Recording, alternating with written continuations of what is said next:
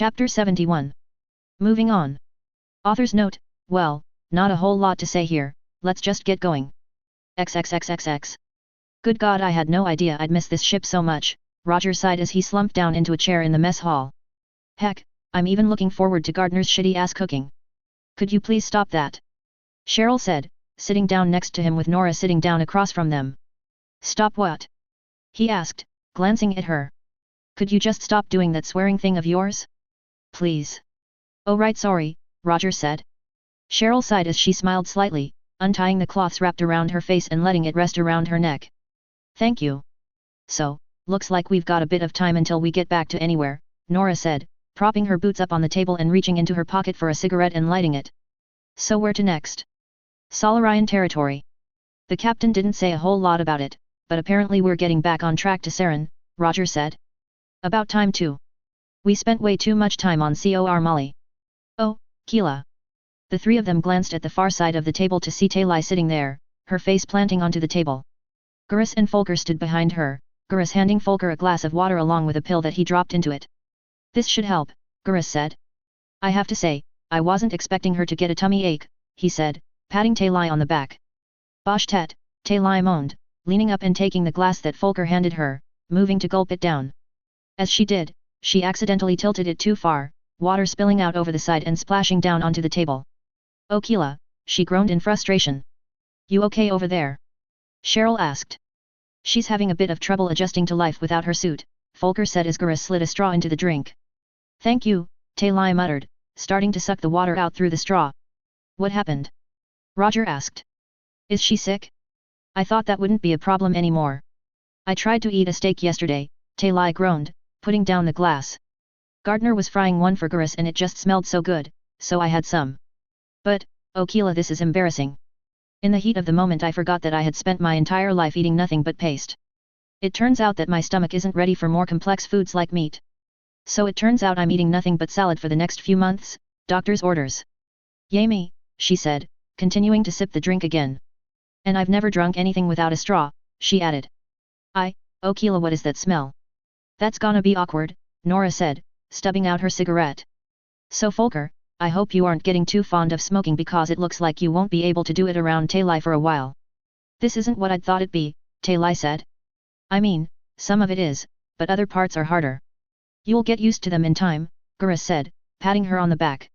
Sorry about this, I was saving that steak for a special occasion, thought that you being able to take your suit off would qualify. It's okay, Talai said. I should have known the transition wouldn't have been seamless. Shakwas is starting to write up some physical therapy for me to help me adjust. She says that it's going to take months, maybe even a year or two, until I can act normally without my suit. Like you. I'm sorry, Folker said. Don't be, Talai said. If we had tried to adjust to living without our suits before we got this cure, it would have taken 60 years if we got the home world back, 600 years, if we hadn't. Compared to that, 1 year seems pretty trivial, she said, sucking on the straw again. Folker smiled. As they talked, footsteps echoed from the hallway, and a few heads turned to see Jane walking towards them. Captain, Roger said, getting some grub. No actually. Norman, I need to talk to you, she said, stopping in front of his seat. This is a rather personal matter. Maybe it would be for the best if we talked in private. Nora froze slightly, looking up at Jane. What about? She asked hesitantly. Roger and Cheryl looked at Jane, both of them wondering the same thing. Had she found out? It's about the next mission, regarding our target. The brass wants us to capture someone who was an accomplice to the Enclave, Jane replied. Nora relaxed slightly into her chair. It hadn't been what she had thought. Oh, well if that's all it is, go ahead. Norman, I think that you may want to be alone where you hear the news, this is a very serious matter relating to you. It's very personal, Jane said. I can take it, Nora said. Jane sighed. Very well, the coalition wants us to arrest your father. The smile on Nora's face disappeared. What? She asked. He was helping the Enclave. She stiffened in her chair. What did he do?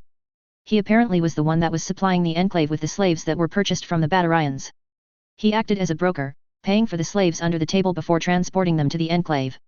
He's set to attend the same party as the informant that we are being sent to track down. We're supposed to take him in. Nora didn't say anything, merely looking at Jane. I can understand if you would want to stay on the sidelines for this mission, and if you want to I can make the arrangements. What's the sentence going to be once they convict him? Nora asked, no emotion in her voice. I imagine they'll go for life in prison, Jane said. He's a fairly well-known political figure. Executing him would kick up a backdraft, people would panic.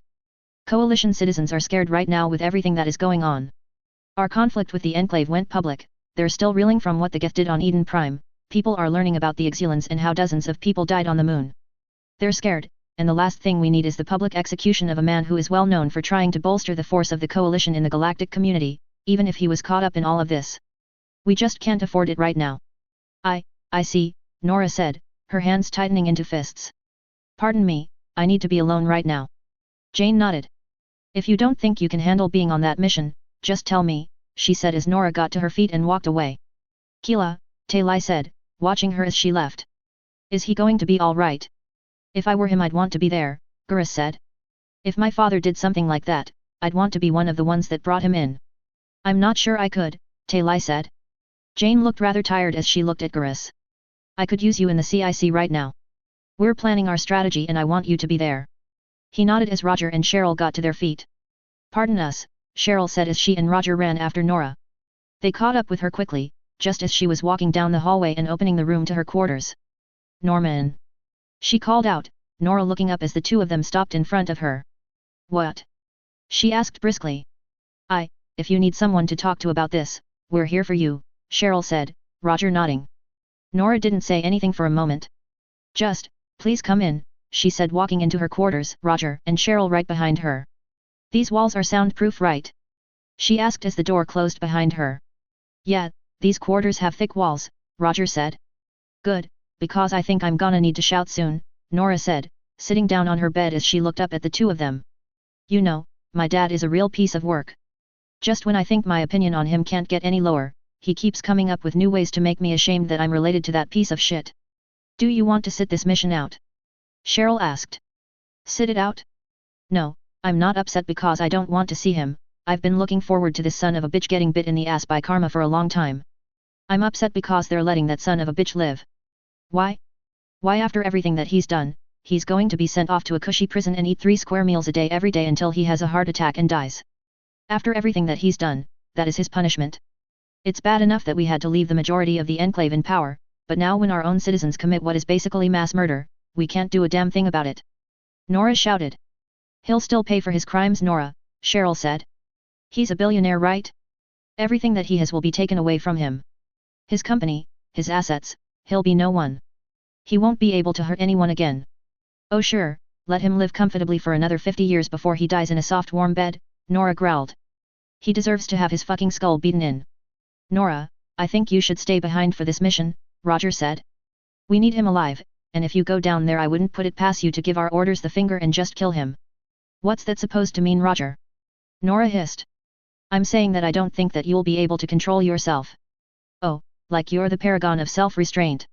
You know, ever since you were honest with me in the cave I've been dancing around an issue I have with you, Roger growled. You are completely fucked in the head. I haven't forgotten what you did to that man back on Cor Molly. A bullet to the crotch? It's sadistic and unreliable, you were just supposed to intimidate him to make his tongue slippery, but you charged in like a trigger-happy maniac and blew his brains out. Roger, you're not helping. Cheryl said. No, let him talk, Nora said, one of her hands tightening into fists, a purple aura around them. I want to hear what pearls of wisdom he thinks he has for me. How about the fact that I checked and you can be legally defined as a psychopath? Roger said. Lack of empathy towards killing and torturing people when it was completely unnecessary definitely makes you qualify. Oh really? And how many people have you killed? How many Enclave soldiers did you kill? Nora demanded. That's different. Roger said. There's a difference between fighting people that are capable of fighting back, and executing someone tied to a chair after you neutered him with a fucking heavy pistol. The Coalition is in a bad place right now, and we don't need it to get worse because you had one of your episodes. Both of you shut up. Cheryl shouted. How is this making anything better? She pointed at Roger. You're being about as sensitive and understanding as a rampaging rhino, she pointed at Nora, and you're not thinking straight right now and just looking for a fight. A heavy silence filled the room as Cheryl looked back and forth between Roger and Nora, as if waiting for them to challenge her. I'm going on that mission, Nora said, a tone of finality in her voice. If it makes you feel any better, I don't plan on killing him, If you want to stop me, or you don't believe me, shoot me. I don't want to shoot you. Roger said in protest. Nora, I'm scared of what you might do down there if you lose control. What you do to people that you think have it coming, it's messed up. We're soldiers, we have to kill, I get that, but there's a difference between killing because you have to, and torturing them to death because you get a kick out of it. A small nagging bit of doubt flitted into the back of Nora's mind, but she pushed it away. I'm sorry Roger, she said, her voice sincere. But I need to do this. I wish I could explain it to you but, I just don't think I could live with myself if I didn't look him in the eye when I got the chance. I'm sorry. No one said anything else. XXXXX. I refuse to accept a single term if any Enclave or Geth warships are allowed anywhere near Rennoc. Han Gerel said angrily. A single coordinated attack on the homeworld while we're recolonizing it would whip us all out. He and Rail were standing in a conference room on Cor Mali, along with Woods, Gallows, Moore, Marcus, Legion, and dozens of Enclave, Coalition and Quarian guards. Holographic projections of the other 3 Quarian admirals were also present. Geth have hundreds of space stations orbiting Rennoc that are significant parts of our infrastructure, Legion said. We will be willing to move them if it makes creators more comfortable, but re-establishing the core components elsewhere will take significant time. Until then, they must be guarded. Just let you have warships orbiting Rennoc so you can bomb us with mass accelerator rounds whenever you feel like it. Gerel said angrily. You expect us to accept that? Gerel, enough accusations. Corey said. The Geth have made it very clear that they want peace with us. They helped rescue Rail and Ron, they dedicated their military forces to help us from a possible invasion. With the size of their military, they don't have any reason to fool us, if they wanted us dead they would have just attacked us. Creator Corys is correct, Legion said. If Geth wished to eliminate all the creators, we would require no more than 6 months to recover from the damage we would sustain, even if the worst possible projection occurred. Remind me how that's supposed to make me feel more comfortable about you hanging over our heads. Wood sighed slightly as she reached into her pocket and took out her case of cigars. Want one? She asked, offering the case to Moore. No thanks, she said, taking a sip of water from a bottle in her hand. I'd rather not replace one bad habit with another. She glanced at Woods. No offense. None taken, she said, lighting the cigar and sliding it between her lips, taking a deep drag before exhaling. I kind of feel like we're only here as a formality. It's not like we have much say in what the Quarians, Geth or Coalition do. We still need to help the Coalition distribute the cure, Moore reminded. We still have some sway as to what happens here.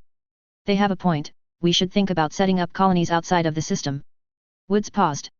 You have a point there. I've had plans for that drawn up for a while. Crawford did a lot of surveying of the surrounding systems, checking them for any Geth forces. There's more than a few garden worlds that are good for colonization. I should probably start organizing plans for colony ships there, maybe a government grant if you sign up for the mission along with your family. We have 4 billion people living on this planet, Moore said, I imagine some of them would like a change of scenery. So I take it this means you are going to be cutting down on government regulations when it comes to space travel. Certainly am, Woods said before stepping forward. Just a moment. I think we should discuss where the border should be drawn between Enclave, Geth and Quarian territory. We have considered this. Geth do not require planets, barren moons and space stations will be enough for us, Legion said. We do have one star system that we wish to keep for ourselves however, as well as outposts that we must maintain for mining, reconnaissance, communications and recovering Geth programs that have had their platforms destroyed. I was hoping that we could set up colonies beyond the Veil, Woods said. We have reports on several planets that would be ideal for human colonies. Oxygen atmospheres, levo-acid-based life, stable temperatures. There are a few other planets we would also like to set up terraforming generators on. I think that we could make an arrangement, Rail said. So long as they limit their military forces on our side of the Veil, Gerel said gruffly.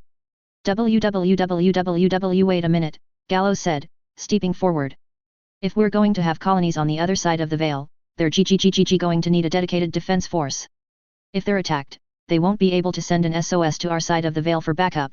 A ship www would have to travel to this side of the Veil to report on an attack, and the time it would take for a ship to do that in addition to us mobilizing and sending ships out would take too long.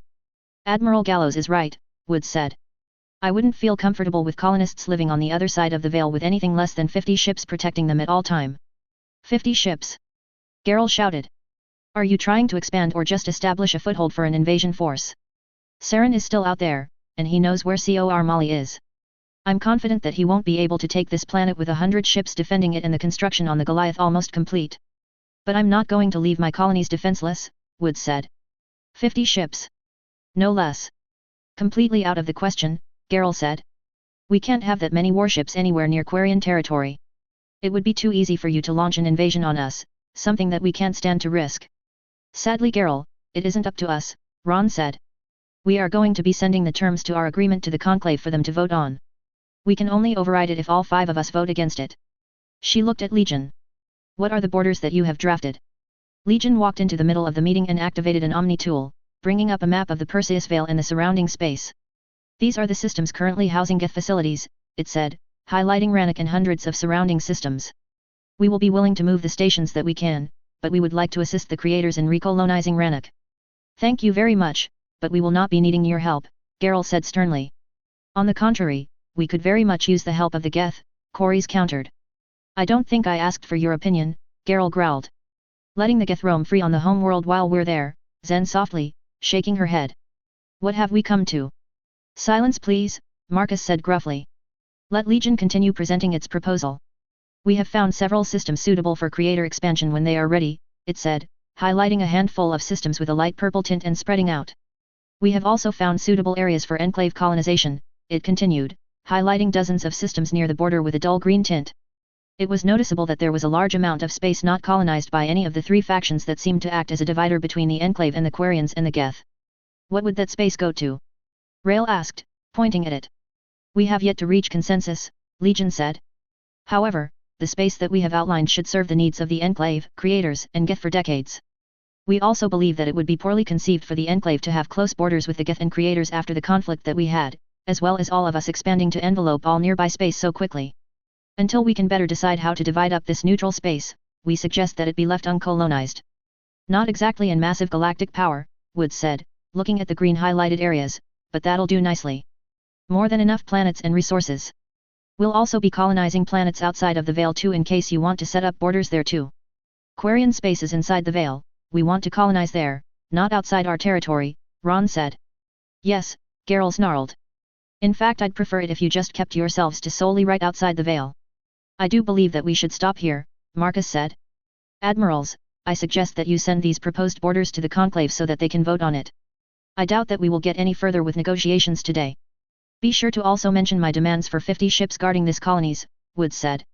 I will be sure to convince as many captains as I can to vote against this for just that reason, Geralt growled.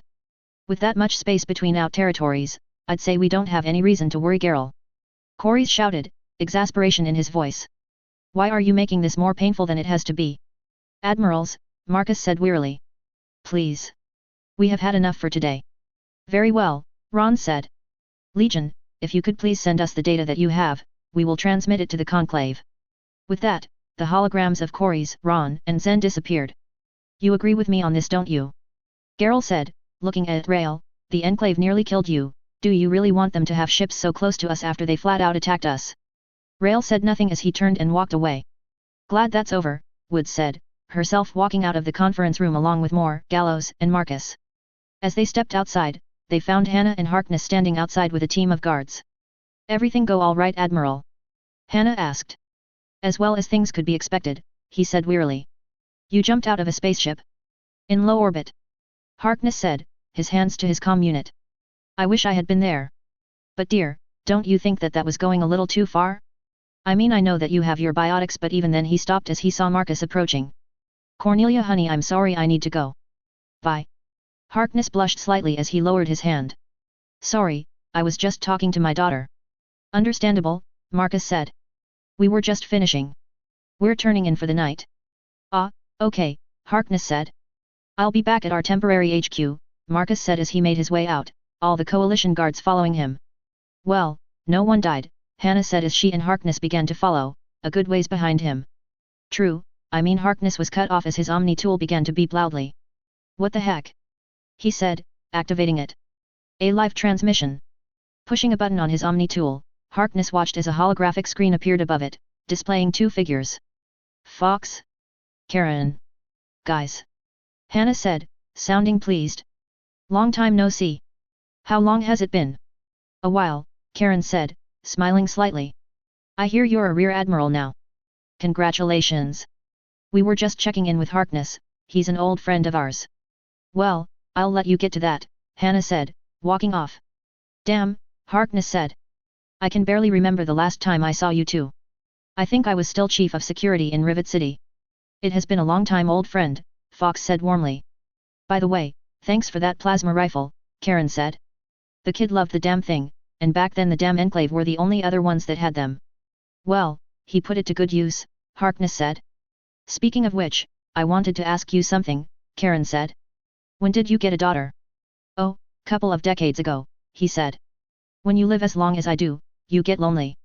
So I adopted. Karen smiled. Never saw you as a dad. But then again, some of us need to have families. And I guess you can't have kids of your own unless the Commonwealth gave you working testicles. He laughed. And I doubt they did. Wouldn't talk if I were you, Harkness said. Fox let out a roar of laughter. Friend, we should meet when this is over, Fox said. I'd like that, Harkness said. 3 old soldiers reminiscing about the not-so-good old days.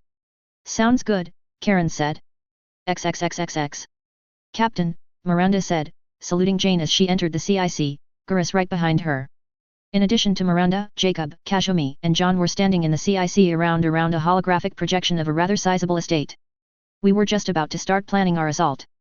Very well, she said, she and Gurus stopping in front of the projection. What do we have so far? Ms. Goto here apparently infiltrated the estate Donovan Hawk, the host of this party, some time ago, and she claims to quite clearly remember the details of the security system, Miranda said. At the time I was there anyway, Kazumi said. He kinda noticed that what I stole from him went missing and probably tripled the security. Still, odds are he built them off of what he already had, and even then it still shouldn't be too much of a problem. Heck, we managed to find a couple of blind spots that EDI should be able to create by overriding the local security with junk data, she said, pointing to several glowing green circles that surrounded the hologram of the estate. That is where we are going to be placing our backup teams, Miranda said. If we are able to accomplish our objectives without starting a firefight, they will not be needed. However, a backup plan should always be in place, and with the positions that we have picked out for them, our teams will be able to assist the main force. Speaking of which, how are we going to get inside? John said. It wasn't easy to arrange that, Miranda said. Hawk is a very powerful man that prefers the company of people that are just as powerful as he is, Miranda said. His estate is on a private planet owned by him on the border of the Terminus systems. It's heavily guarded by mercenaries, our latest reports pointing towards the mercenaries belonging to the Blood Pack. What did you do? Jane asked. We were able to forge you a new identify, Miranda said, taking a spare Omni tool out of one of her pockets and handing it to Jane. Allison Gunn. You command an upstart mercenary group that makes up for what they lack in numbers and skill and state-of-the-art equipment. You have an impressive track record of jobs completed and funds obtained. All we need to do is have you learn the part. Speaking of which, this is from the elusive man, Jacob said, holding up a bundle of cloth wrapped in plastic. Proper dress wear, he said, handing it to Jane. Jane looked down at the clothes to realize that she was holding a tuxedo in her hands. So, I take it I'm going in alone? She asked. And unarmed. It is possible that you might be able to convince Hawk to let you take a couple of your mercenaries in with you, Miranda said. Things are becoming more and more violent in the Terminus systems with the mercenary groups at war. Hawk himself will have tighter security than usual, and I imagine there is a possibility that he may allow his guests to keep some of their guard for their own safety. Failing that, I imagine you'll be able to slip a pistol in. We managed to secure 3 uniforms, Miranda said. All of them human. You will have to select who you want to go inside with you and who you want outside on standby, Miranda said. I'll work on that in a bit. What else is there? She asked. There's the matter of arresting Hawkins without making a scene. Hawk has a rather high opinion of the people on his guest list, and I doubt that he will be very pleased when he sees that one of them is being arrested by the coalition. It's been agreed that it would be for the best if we could avoid drawing unwanted attention. We are working on a plan to lure him into a secluded area, somewhere near the parking lot for the air cars, where we can subdue him and take him into custody, hopefully without anyone ever realizing that he left, Miranda said. That's proving to be rather tricky though, she continued, and there's a possibility that we may have to come up with a plan on the fly. No matter how well you plan, sometimes there are simply variables that you can't account for and have to deal with in the heat of the moment. Fortunately, we have the better part of 2 weeks to go over our plans and finalize them. I take it we're going straight from Cor Mali to this party? John asked. No detours. Nothing but a short stop at a hub station to restock on fuel and supplies, Jane said. We're on a tight schedule. She's right, Miranda said. Hawk throws these parties of his very sparingly, and when he does he plans them out months in advance. We have a rare opportunity here, and we may not get another one. Both Hawkins and the broker agent are hard to track down, we may never get a chance like this again. Speaking of which, exactly how are we supposed to nab Hawkins and talk to this agent at the same time? Gurus asked. It sounds like it's easier said than done. It is, that's why we're not going to make any moves towards Hawkins until we have secured the deal with the informant, Miranda said. The agents of the shadow broker that are as high up as he is don't get there without learning how to keep their comm under fire. I doubt us ending up to making a mess would cause him to break his deal with us once it's been established. I'd rather avoid putting that to the test. I'd rather just get Hawkins quietly, Jane said. This is just messed up, John said. This guy bought and sold thousands of people as slaves, and we can't even go in and take him into custody. We have to launch a stealth mission to take him in. He's a very powerful person, John, Jane said. Him and Hawk. If we put out an active warrant for his arrest, there would be a fight. There'll be less bloodshed this way. Agreed. You may want to take some time to think about the teams that you want to deploy as your backup and the team that you yourself will be taking into the party, Miranda said. Our cruiser will stop at the hub station on the way there, but we will take a squad of men to act as one of the backup teams. Jane nodded. I'll have John head one and Gurus head another one of the teams. Also Kashumi, I want you joining me and the main force in infiltrating the party, your cloak will be useful. Maybe I could get something nice this time, Kashumi said. I'll be up in my quarters while I think this out, Jane said. Don't hesitate to contact me about anything. Very well, Captain, Miranda said, she and Jacob saluting her as Jane walked out of the room, heading towards the elevator. Would you say that you were troubled by the events that you saw occur on COR Molly? Nah. Maybe a little tired, but that's it. Stuff like that happened on Touch Anka all the time, I couldn't afford to get weepy every time I saw it. Jane turned as she saw EDI and Rex standing near the entrance to the CIC, talking to each other. What are you two talking about? She asked out of curiosity. Pretty much what she wants to, Rex said. She's just been hitting me with question after question. Please forgive me, EDI said. I've been trying to inform myself on the opinions of the passengers on this ship. What opinions are you asking about? Jane asked. It'd be easier to say which ones she aren't, Rex grumbled. She's asked me about everything from my father, to the genophage, to the coalition, to the enclave, and to my opinion on killing people. It's getting kinda annoying, he said, looking at EDI. One last question. Do you believe that your people deserve to be inflicted with the genophage? I mean no offense, she added quickly.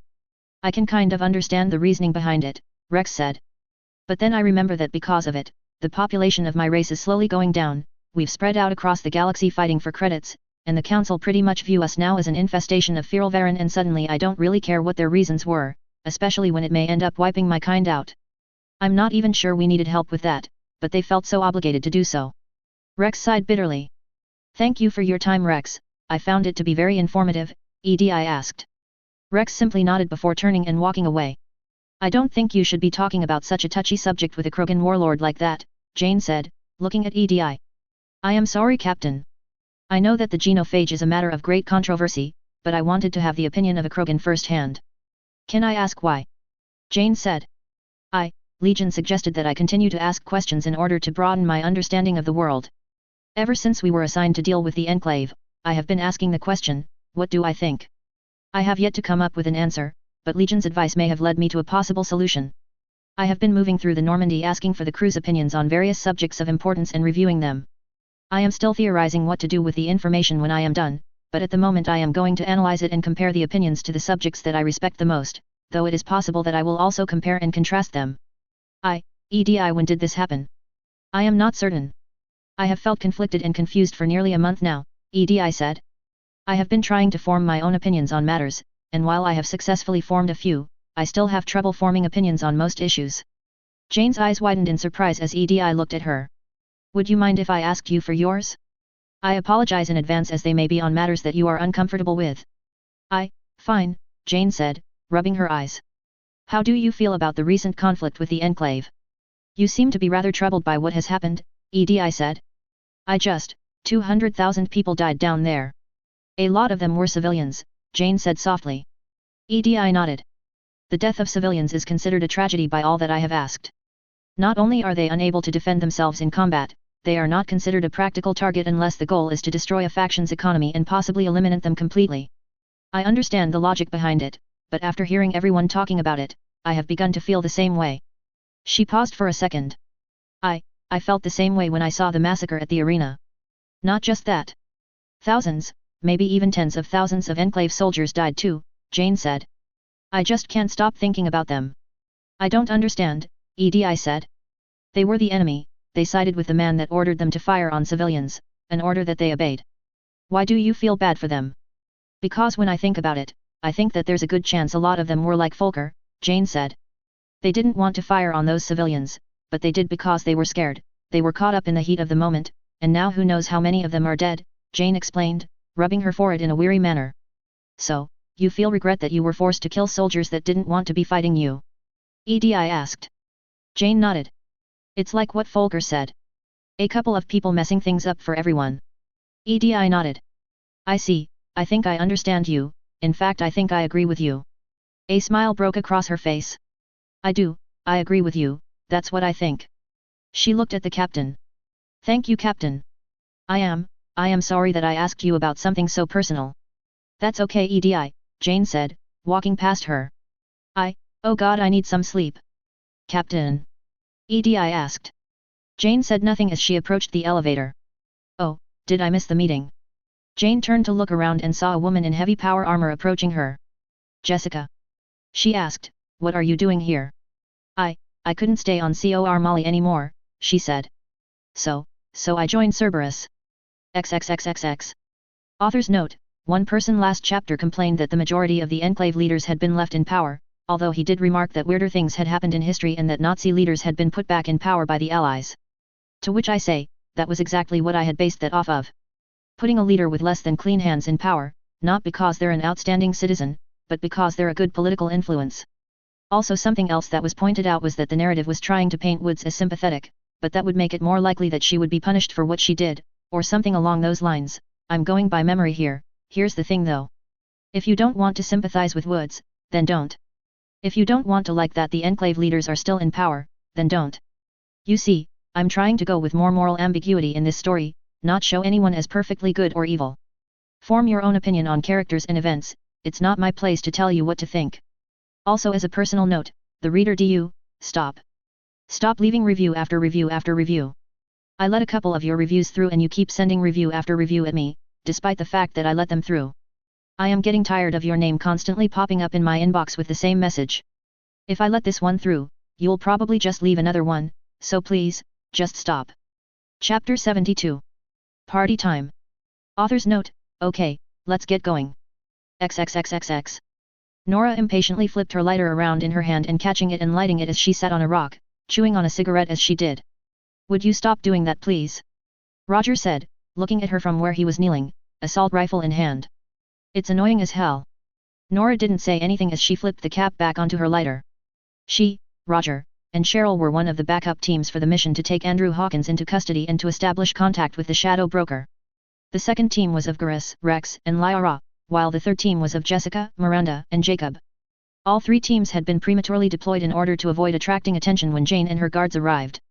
The three of them were at the top of a hill overlooking Donovan Hawk's estate, waiting for the signal that they were needed. Until then, they had orders to sit tight. You don't want to be up here, do you? Roger asked, looking at Nora.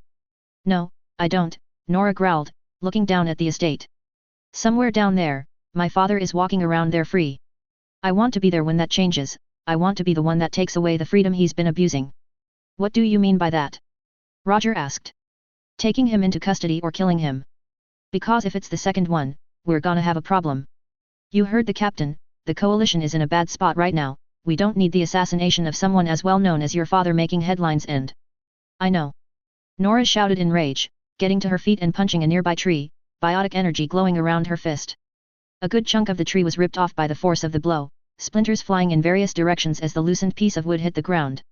It's the smart thing to do, but the smart thing to do is letting a murderer walk away with a slap on the wrist. Look Nora, I know that you're upset, Roger said, I get it, I'd be worried if you weren't, but you seriously need to calm down. As much as I hate to say it, the captain probably put you up here away from your father for a reason. You're unstable. There's a chance you might lose it and blow his brains out, and as much as he may deserve it, we can't afford that right now. I know that, Nora hissed, taking her cigarette out of her mouth and crushing it underfoot before taking out a new one and lighting it. Doesn't mean that I have to like it. Roger sighed as he sat down next to Cheryl, who was sitting under a tree with a wood carving in hand, gently slicing away at it. You think that she'll be okay? He asked. It feels like she's about to explode. I don't know, Cheryl said. I just hope that everything goes smoothly down there and we take him in without a fuss. After that we can throw him in the Normandy's brig and Nora can tell him exactly what she thinks of him. And her mother too. I hear that we're supposed to take her into custody for being an accomplice. Good, Nora said from where she sat. Guess that's a bright side. Anyway, what are you working on? A death claw for Jenkins, Cheryl said, biting her lip as she peeled away another slice of wood. Damn it, this looks awful, she said, grumbling as she threw the carving to the side. What's wrong with it? Roger asked, picking up the wooden death claw and looking at it. This looks fine. Hell, this looks great. It's too rough around the edges, the legs are too thin, the head is too big, the claws are too long, it's a mess, Cheryl said, taking out a block of wood and starting to slice into it. That's carving for you. You spend all that time taking it nice and slow and sometimes you just mess up and have to start all over again. Sounds like a pain in the ass, Roger said. It can be, she said. But when you get it right it's all worth it. Cheryl had accidentally pushed the knife too hard, causing the blade to nick her left pinky finger. Damn it! She swore, dropping the blade and her block as she sucked on her finger. Got any Medigel? She asked, glancing at Roger, taking her finger out of her mouth. Yup, he said, taking out a tube of the medical substance and gently applying it to her finger. You know, you'd think someone who's been doing this as long as you had would be able to do it without cutting yourself by axe. Roger trailed off as he applied the Medigel. A series of small white scars dotted Cheryl's hands, mostly on her fingers but there were a couple on her palm too. The heck happened to your hand? I cut it, a lot, Cheryl said. Jesus, how many times? She shrugged. I don't know, she said bitterly. I lost track. Isn't there some kind of proper method to handling it that stops things like this from happening? Roger said. Didn't anyone ever teach you that when you were first learning to do this? No. They didn't, Cheryl said. Oh right, Roger said. I'm sorry. Don't be, Cheryl said, picking up the wood and her knife again. That part of my life is behind me, and to be perfectly honest I'd like to keep it that way. Roger paused for a minute before answering. Is that why you left Alaska? Joined the coalition? You hated life there that much? Yeah, I did. Cheryl sighed as she put down her knife and block again, pulling the bandages around her face down right after. What would you say about my skin? That it makes you look pretty damn weird, but not much else, Roger said. Well, that's pretty damn tame treatment compared to what everyone else in my village said, she said bitterly. They thought that I was some kind of freak of nature. All of them hated me, didn't want anything to do with me if they could, and if they didn't need every last man I probably would have been left for the wolves while I was still a baby. Who were your parents? Roger asked. Don't know, they abandoned me when I was born, maybe it's because they didn't want Kent responsibility for fucking each other even though they were brother and sister, she said bitterly. I just turned up in a basket full of blankets outside the village elder's hut. Probably from another nearby village. They gave me the bare minimal treatment. Enough food so that I wouldn't starve, enough water so that I wasn't thirsty, and enough blankets so that I wouldn't freeze. I had to sleep in the corner of other villagers' huts. They actually had a lottery and the loser had the dishonor of having the freak of nature sleeping at their house. Then when I was old enough, they threw a crossbow in my hands, sent me out to hunt and then I was practically on my own for food, water, and shelter. Where did you go after that? Roger asked. Managed to build my own little hut. Pretty damn pathetic thing, but it kept me warm enough to survive, Cheryl replied. A couple of the younger kids in the village didn't mind my skin so much and gave me a hand. They had to do it when their parents weren't watching otherwise. Well, I think it's obvious that the people in that village weren't the best parents. So yeah, when the coalition came in and started offering spots in the military as scouts and snipers for us I couldn't get out of there fast enough. You kept the crossbow though, Roger said, gesturing to the weapon slung over her back. It's a damn useful little thing, slides right through kinetic barriers once you adjust it properly, Cheryl said. Not so good against armor though. Also has that limited ammo that became a non-issue with a lot of modern guns. So, would you say that life is better out here? Roger asked. For the most part, there are still people who treat me like a freak though. Some people think that because I'm from Alaska I'm a barbaric cannibal. When I fought during the Blitz, I saved a woman from the slavers. I had to kill 4 of them by myself, one of them with my knife, and when I tried to help her she ran off screaming like I was going to tear her throat out. Oh, you think that's bad? Try being a Morian shock troop, Roger said. Everywhere you go people ask if you've cut anyone's fingers off lately, or pulled any teeth out with rusty pliers, or smashed someone's kneecaps with a sledgehammer. No matter where you look there are gonna be a couple of assholes out there. You can't let them get to you. I mean for a while I let them get to me and look what that did to me. Cheryl smiled. You have a point there. And If it means anything to you, I'm really glad you decided to leave Alaska, Roger said. So am I, Cheryl said. All teams, we are making our descent now, Jane's voice said over the comm lines. No sooner had she done so than a shuttle appeared in the sky, making its way to a landing pad just in front of the estate. You are to maintain a safe distance until ordered otherwise. Do not fire until fired upon or until you are given an order. Direct confrontation is to be avoided if possible. All snipers, I want you scoping out the estate and giving me any information that you can. Security, layout, Hawkins location, anything. Shepard out. Well, that's my cue, Cheryl said, bending down into a prone position and taking her sniper rifle off of her back, setting it up in front of herself and looking down the scope. So, we're just going to be playing the waiting game a little while longer. Nora said in frustration as she took a drag on her cigarette before taking it out of her mouth and then exhaling it. God damn it. Just take it easy, Nora, Roger said. This will all be over before too long. Your parents will get what's coming to them. No. No, they'll get a fraction of what's coming to them, barely even that, she growled. But I don't have a say in the matter, do I? She sighed as she took another drag on her cigarette. Let's just get this over with, she said, taking her heavy rifle off of her back and crouching down in a prone position next to Cheryl, aiming the weapon at the estate. Might as well be ready just in case things head south. Remember, we're not supposed to fire until she tells us to, Roger said, taking his own rifle and assuming the same position as the two women. I'm not stupid, Roger, I heard her, Nora said sternly. Just making sure, Roger said. Cheryl, you see anything? Looks like the shuttle has just landed, she said, adjusting the position on her rifle slightly. The captain and her team are getting off and heading for the main entrance to the estate. The entire team minus the captain all have their weapons out in the open. She stopped for a second as she watched the events play out through the scope on her rifle.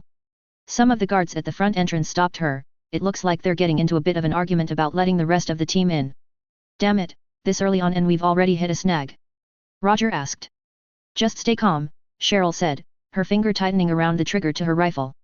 But be ready to open fire. XXXXX. Saren paced angrily back and forth across the control room in the base that he had captured in the center of the galactic core, having taken to calling the creatures that he had found in it collectors, Rana typing nervously into a terminal not that far away from him. Haven't you found anything yet? He growled, looking at her. I am trying, she said nervously, but the Shadow Broker is very good at covering his tracks. We have the most advanced technology in the galaxy right here. Saren roared, causing Rana to flinch. And you're telling me that doing something as simple as tracing a transmission is beyond you? It's been 3 weeks. 3 weeks. And you still haven't found anything yet? It's more complicated than that, Saren, Rana said weakly. We managed to track the transmission that the infiltrator sent out within 2 days, but by then the agent had disappeared. All of his records had been destroyed, and it's just as possible he could have taken the data and just dropped it off for someone else to pick up. We've been doing everything that we can to trace it, but Rana was cut off as Saren's hand shot forward, closing around her throat. I'm hearing excuses, not results, he growled, lifting her off of her feet and into the air where she writhed, her hands pulling futilely at Saren's cybernetic hand, gasping for breath. I give you a job, such a simple job, and you can't even do that? Remind me why I keep you around here. Saren, please, Rana gasped. You've just been such a disappointment, Saren said. Before he could say anything else, his Omni tool beeped. Throwing Rana dismissively to the side, he activated his Omni tool. What is it? It's Reeve, a gruff voice said, sounding annoyed. Not Reeve, the Krogan chief that you made an agreement with and then didn't contact for a couple of months. What do you think that you're doing? Saren shouted. Contacting me like this? Are you out of your mind? The coalition could trace this. Your damn robots spent the few weeks putting together some damn machine that they said would be able to send out a secure transmission, Reeve said, sounding frustrated. Now then, I think that we had a deal, but you haven't exactly been holding up your end of the bargain. I've been making promises to the other clan leaders, winning the hands of the ones that I could and beating the others into submission, but if you don't give me what I need, they're going to think I lied to them and attack not. Do you really think I care? Saren snapped. Tell them to be patient. It isn't ready yet. You'd better make it ready fast, Reeve said angrily, because word's getting around. Apparently the coalition used their FEV to cure the Quarians' immune systems. It's only a matter of time before some of the clans try and fight for the coalition instead of you. No. Saren roared. I don't care if you have to march into their camps and massacre every last man, woman and child, you do not allow any Krogan tribes to side with the coalition. I have to say, the concept seems a little appealing to me too, Reeve said. They are damn stubborn about not giving up that FEV of theirs, but if they give it to the Quarians, there's always a chance for us. Especially considering that you don't seem to be upholding your end of the bargain. I bring the tribes of Tuchanka under one banner, I even get the support of the blood pack, and what do I have to show for it? Tell them to be patient. I'm working as fast as I can on the cure, but something this advanced can't be done overnight. There's a reason it hasn't been done in the hundreds of years since the Krogan rebellions, but I wouldn't be surprised if you didn't understand that. The way I see it, you need me, not the other way around, Reeve said. You wouldn't be so willing to give the Krogan people this cure otherwise. Rana slowly got to her feet, massaging her throat as she gingerly sat down in her chair. Slowly, she began to type into her terminal. As she did, her eyes widened. Saren. What? He snapped, looking at her. I found a security system on an isolated Solarian colony. There's a recording of the contact the infiltrator sent the data to. He's meeting with a human and giving him a copy of the data. What? Who are they? Saren demanded. The contact is a Turian, he doesn't have any name on record, it seems like he changes it every year. The human looks like he goes by the name Fist though, Rana said, continuing to type. He appears to be attending a party hosted by Donovan Hawk today though. He could be look for potential buyers. Hawk? My contacts in the blood pack tell me that they were hired to guard that party of his, Reeve said. They say he pays good money. Reeve, get in touch with every last person you know in the blood pack. Saren said. Tell them I want Fist. Alive if you can get him, but I'll settle for him dead in his Omni tool. Not sure that they'll do that. Like I said, we haven't been getting any results from you, Reeve said. Now then, if you could show me where you developed this cure of yours, I could see that you are telling the truth and give them some motivation, Reeve said. Don't play games with me, Krogan. Saren shouted. Well then, I guess you don't want Fist that badly. Gah. Saren shouted in anger. Vermeer. We're developing it on Vermeer. I'll show it to you myself, but get Fist. Everything will be for nothing if you don't get Fist. Take him in. We need the information that he has, we need to find the shadow broker. I'll see what I can do, Reeve said as the line was disconnected. You found that? He asked, looking at Rana. She nodded weakly as she got to her feet. Saren took a step forward, reaching out towards her. Rana recoiled, but as she did, Saren pulled her into a hug. I'm sorry, he whispered. I'm under a lot of stress right now. With the shadow broker onto us and our plan to acquire the Geth failed, you understand right? Rana nodded weakly. Saren smiled as best he could with the reconstructions his face had received. You are brilliant, he said. Thank you, she said weakly. Come with me, he said, walking outside of the control room of the base. In the massive open room in front of them, collectors were flying through, carrying pieces of equipment, Geth walking on the ground below them, many of them having replaced their regular weapons with collector particle beams. This is what we have spent so long creating, Saren said, gesturing to the countless forces before them. This is an army. When I first found Sovereign, I had nothing. I was on my own with nothing but the ship, my gun, and the armor that I had on. Over the years though, I built my way up, I recruited people like you, people I knew that I could trust, and after all these years, we're so close. He lowered his head. But recently, we've been encountering obstacle after obstacle. I almost had the Rachni under my control before the coalition turned them loose. I would have had 20 times as many Geth as I have right now if that damn human hadn't discovered my plan and sabotaged it, and now the coalition and the Enclave are at peace, and the Quarians and the Geth are making amends too. He sighed. We're in a dangerous position now, Rena, Saren said. We have so much, but I wanted to have so much more. The coalition is dangerous, they unleashed the Rachni onto the galaxy without any way to control them, and now they're making friends with the Geth. I wanted every last asset I could get to deal with them, and now I only have half of what I thought I would. I'm under a lot of stress, you understand why I act the way I do. Yes, Rana said weakly, looking around. Do you think that we can actually do this? That we can beat the coalition? I've been checking up regularly on the repairs to the Reapers. We're making good progress. All of them should be fully functional before too long. But there's something that I need you to do in order to make sure that we can keep up with the coalition. What? Saren looked at her. The spikes that create husks, the dragon's teeth, I need you to gather as many as you can, see if there are ways to make more. We're going to need them on the Reapers when we deploy. Saren, are you saying that you are going to be using husks to fight the coalition? Rana asked, her eyes widening. With the holes in my ranks that the Rachni and Geth were supposed to fill, we need another supply of foot soldiers, Saren said. Husks are a good source. They're obedient, effective, and easy to create. I just need bodies. When we launch our attacks, we'll secure the area and then send out Geth with the teeth to make more husks and then use them on the front lines in our next assault. Use them as cannon fodder for the forces that I can't replace. But Saren, you saw those things on the Reaper orbiting the brown dwarf, you saw what happened to our men, Rana said. You were terrified of them, they nearly killed you. Why would you use those things? Because I don't have a choice. Saren snapped, glaring at Rana. Don't you get that? We don't have a choice with any of these things. Do you think I would be using these if I could help it? Do you think I would be using the husks if I still had the Geth? If I had the Rachni? Do you even think that I would be using the Reapers if there was an alternative? You and I both know what was done to made them, do you want me to just throw them away and let the coalition do whatever we please? No, I just mean that, Rana said timidly, but Saren interrupted her before she could get any further. And what about the collectors?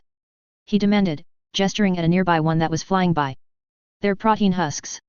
Do you not want me to use them because they make you feel uncomfortable? Is that it? Drawing his assault rifle off of his back, he aimed at the nearby collector, pulling the trigger. The collector had not had his barriers active in the safety of its base, and the bullets tore through it, causing it to crumple to the ground, dead. Is this what you want? Saren demanded, grabbing Rana by the arm and pulling her forcefully over to the dead collector, throwing her on the ground next to it. Do you feel better now? I'm not going to use this one. No Saren, I didn't, Rana said pathetically. What? He roared. Not convinced that it's dead? Fine. Aiming his rifle at the head of the corpse, he pulled the trigger and fired a fully automatic blast into the collector's face. The bullets tore away at its face, splattering the ground with a sickly yellow fluid and small pieces of organs, the upper half of the collector's head completely obliterated. There, now everything is better, Saren hissed, glaring at Rana. Should I do that to every other collector that I have? Maybe I should kill all of the Geth too. Saren, I didn't say that, Rana said.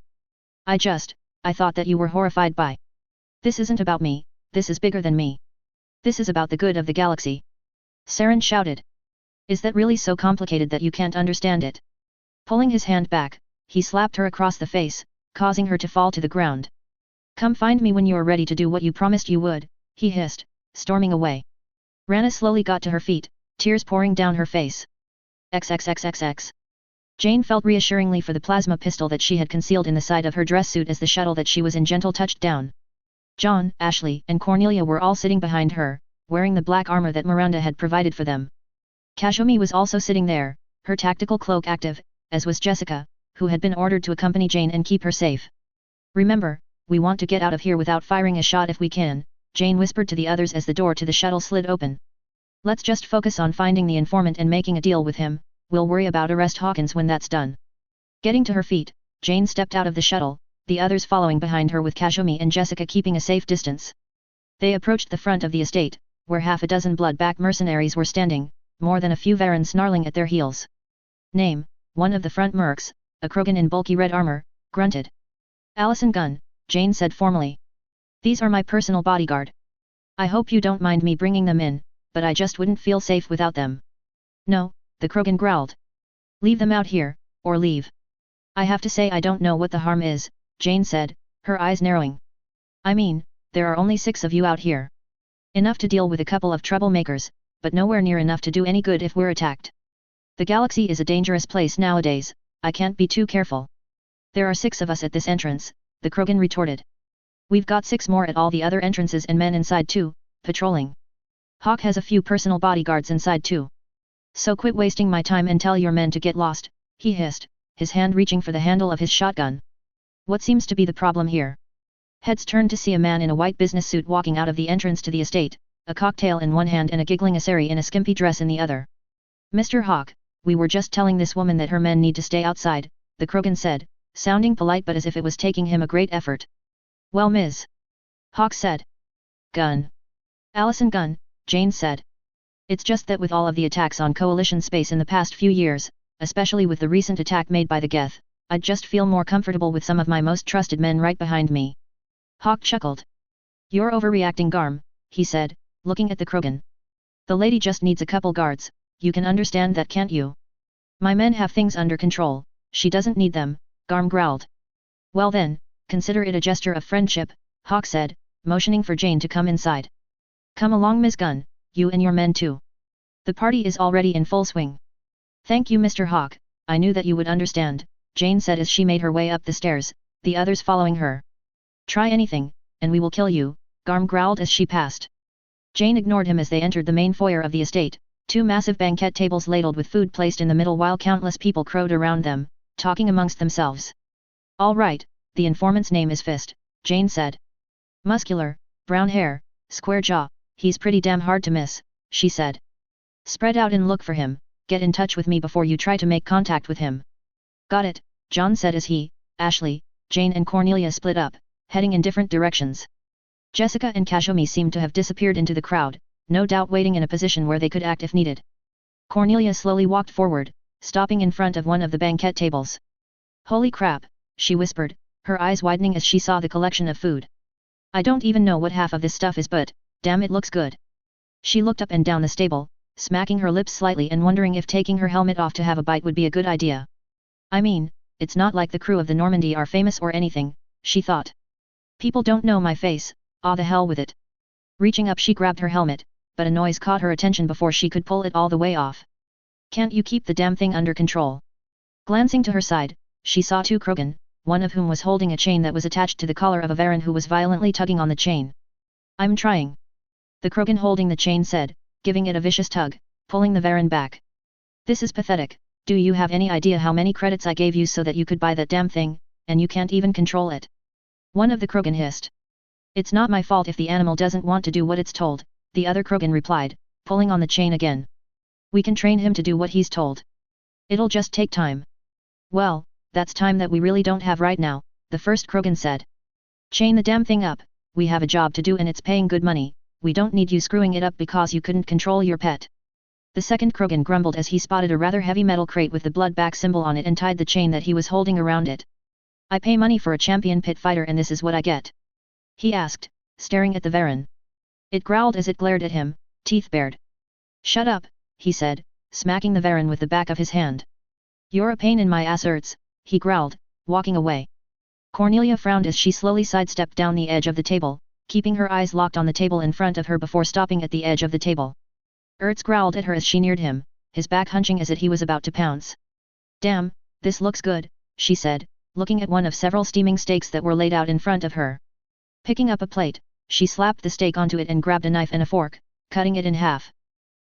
She said, lifting her helmet off and smelling the steak, picking up the plate and beginning to walk in Ertz's general direction. Whoops, she said, her hand brushing one of the halves off where it splat on the ground in front of the Varan. Darn, it's all dirty now. Well, you might as well eat it. Ertz looked down at the steak and then up at Cornelia, as if he didn't believe what was happening. Cornelia's eyes darted back and forth to see if any of the blood-pack mercenaries were looking at her. Hurry! She whispered. Not needing any further prompting, Ertz grabbed the steak between his teeth and tore it to shreds, swallowing all of it in a matter of seconds. You seem like a good boy, Cornelia said, gently patting the Varan's head. Sorry that your master is a jerk. She smiled as she leaned forward. Hey, I'll do you a favor. I'll kick his ass for you, not right now, but I'll do it if I get the chance. Okay, buddy. The Varan nudged forward. What is it? She asked, looking down at Ertz. As she did, she noticed that he was looking directly at the other half of the steak on her plate. Seriously? Oh come on, you just ate. You don't need more. Ertz continued to look at the steak, letting out a low noise that sounded a lot like a whine. You're really greedy, you know that. She said, taking the rest of the steak and tossing it at Ertz, who caught it with his teeth and began to tear it apart again. Stay safe, she said, putting the plate down on the table and patting the Varan before walking off.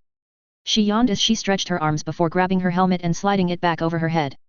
As she walked, she spotted Jane talking with someone in what appeared to be a suit that looked a little rugged and torn, an assari on each arm. He let out a laugh. Look babe, I'm a little busy at the moment, but give me your name and I'll get in contact with you again. Would your name happen to be Fist? Jane asked sternly. Damn, looks like all the ladies know who I am, Fist said. I'm not here for pleasure, I'm here for business, Jane said. I hear that you may be in possession of something that I want. I have the money right now and I'm willing to make the exchange whenever it's convenient for you. Whoa babe, Fist said. I don't know what you're talking about. I'm here to relax, not sell anything. Quit wasting my time.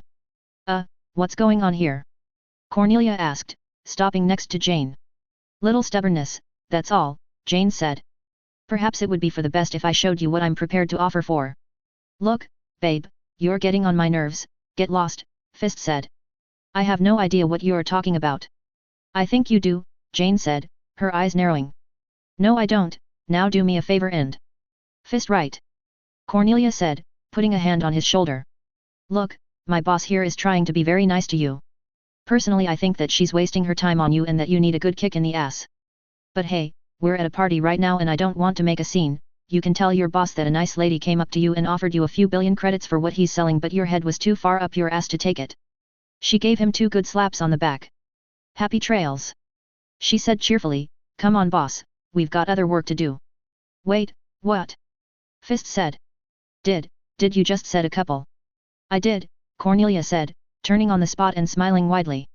So, do we have your attention now? Get out of here, he said, pushing the women on his arms off. They glared at him before angrily storming off. Done playing ignorant? Jane asked, folding her arms. I doubt the shadow broker would be happy if you let a deal like this pass up. Yeah, whatever, Fist said. You have the money. His words came out quickly and his eyes were wide as he stared at the two of them. We have it, Jane said, activating her Omni tool and typing into it. I'm sending you the information on my bank account now. Fist activated his own Omni tool and read it. Oh, God, he said as he saw the amount of money that he was being offered. You want the information on Saren? We do, Jane said, and I'd prefer it if we could get things done as soon as possible. All right, Fist said hastily. Just give me the time to make some arrangements. Wait until after the party, meet me at the landing pad in an hour and we'll see how we're going to do this then. He really doesn't want this going wrong, so it'll take a while. Good, by the way you may want to keep your head down, Jane said. We're here to make an arrest too. You're taking me in? Fist asked, panicking. No, someone else, Jane said. As she did, she pointed to Hawk, who was standing with a man in a business suit, the two of them holding drinks and laughing as a woman in a dress held onto the second man's arm. Several armed bodyguards seemed to be right behind the two of them. We've here to take him in. Andrew Hawkins, Fist said. Why do you want to? Never mind, I don't want to know. Good decision, Jane said. As she spoke, she spotted several blood pack mercenaries walking inside, talking to a few of their comrades that were already inside. All we just need to do is get down. The blood pack mercenaries had drawn their weapons and aimed them at them. Cornelia extended her hands as a biotic barrier appeared in front of them, absorbing the oncoming hail of bullets as Jane grabbed Fist and pulled him behind a table, overturning it to act as cover. All Normandy forces. We're being fired upon, move in now. She shouted, looking over the table to see Hawk running, Hawkins not far behind him. We have Fist but not Hawkins. Take him alive. Chapter 73. Tears of Rage. Author's note, I have to say, this is one of those I've been working towards this for a long time moments. Hope I can pull it off. Enjoy. XXXXX. He's making a run for it. Cornelia shouted, ducking behind the same table as Jane with Fist, raising her SMG and gunning down a nearby Vorsha as she did. I see him. Jane said, drawing her plasma pistol and firing off a handful of shots at a Krogan who had been leveling his shotgun at her, managing to kill him.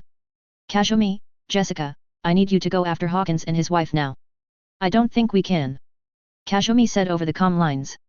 Jessica got hit by a stray bullet and it made her cloak drop. We're pinned down in the far corner of the mansion. We'll be fine but we're gonna be stuck here for a while. Understood. I want you to let Jessica do the heavy lifting, her armor and shields are both stronger than yours, Jane said. Understood, Kazumi said. Also Captain, do me a favor. Her voice grew darker. If you see Hawk, smash his face in.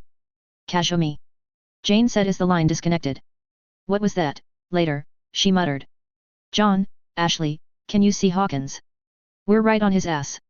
Ashley said over the comm lines, but we're meeting a lot of resistance from blood pack mercs and men in suits. Looks like Hawk let Hawkins take his own bodyguards into the party as well. We could use some backup. Backup teams are on the way, but it'll take a little bit of time for them to get here, Jane said. I can keep Fist safe, Cornelia said, looking at Jane. You go after Hawkins, it sounds like they need all the help they can get. She smiled widely. If anyone comes near him, I'll kick their ass. Jane nodded. That may be for the best. Stay safe. You don't need to tell me, ma'am, I like living, Cornelia said. It's a drug and I'm addicted. Jane chuckled grimly. Your timing is really lousy, she said as she got up and ran across the room, firing off a few more shots at a nearby Vorsha as she did. Continuing to run, she headed down a hallway until she ran into Ashley and John, both of whom were taking cover behind a statue, trading fire with some blood pack mercenaries. Oh God, don't let them kill me. Fist screamed as Cornelia spun and fired her SMG at 3 approaching Vorsha. Stay down, she said as she managed to gun down 2 of them before her gun overheated. Gritting her teeth, she swung her sword arm and sent a ball of biotic energy flying at the last Vorsha, blowing a hole in his torso. Cornelia, do you have Fist? Kashumi's voice said over the comm line. He's here, Cornelia said, ducking behind cover with Fist as a stream of bullets flew overhead, leaning up over the table and firing her SMG at 2 approaching Krogan. We're getting swarmed with blood pack mercs though. Jessica and I are heading towards your location, but there's a couple dozen of them between us and you. Looks like they were heading in your direction, so it looks like most of their force won't be getting to you. Awesome, Cornelia shouted. You're the best, Kashumi. As she spoke, she jumped up from behind cover, her sword arm coated in biotic energy. The Krogan had been slowly advancing on her position and only a few feet away. Charging forward, Cornelia jammed her finger down on the trigger to her SMG and blasted one of the Krogan in the face. Bullets tore through his shields and into his skull as Cornelia swung at the other Krogan with her sword, the blade tearing through his throat. Cornelia allowed herself a slight smile as the 2 Krogan fell to the ground, but no sooner had she done so than a loud bang filled the room. She felt her right arm jerk wildly as pellets impacted on her shields, even the highly advanced model barely holding up under the strain. She saw the pellets rip through her SMG and dropped it to the ground, spinning around to face her attacker. A massive Krogan in bulky blood-red armor was approaching her, shotgun in hand. Panicking, she gathered biotic energy around her sword and swung it with both hands, aiming it at the shotgun. She felt a brief sense of relief as the blade tore through the weapon, ripping it in half. Her relief did not last long, the Krogan roared in anger and slammed into her. Stars popped in front of Cornelia's eyes as she was sent flying back, pain tearing through her chest. I didn't want to let you in, but Hawk made me, Garm growled as Cornelia scrambled to her feet, holding her sword out in front of her. Wish I'd gotten the call that I wasn't working for him any more sooner. Reeves' timing couldn't be worse. Growling, Garm reached down to his back and pulled out a massive, ancient-looking 2-handed sword. Krogan rebellion, he said, belonged to some fancy warlord. Been waiting for a chance to try it out. Cornelia's eyes darted up and down the room, looking for a gun lying near one of the dead mercenaries. Before she could spot one, Garm had let out a roar and charged at her. Hastily, she took her sword in both hands and swung it up to intercept his. Her arms felt jarred as the blades met, barely managing to hold her ground. Whoa! She shouted as Garm pulled back his blade and swung horizontally, aiming to behead her. She ducked down, the blade barely passing over her head before charging forward, thrusting her sword forward.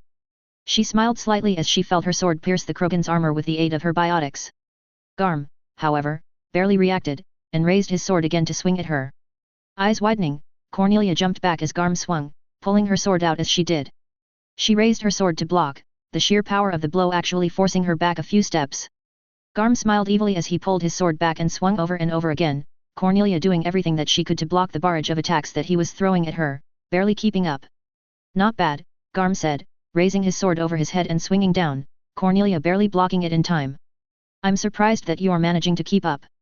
Swinging his sword diagonally, Cornelia blocked it, the force of the blow forcing her back against a wall.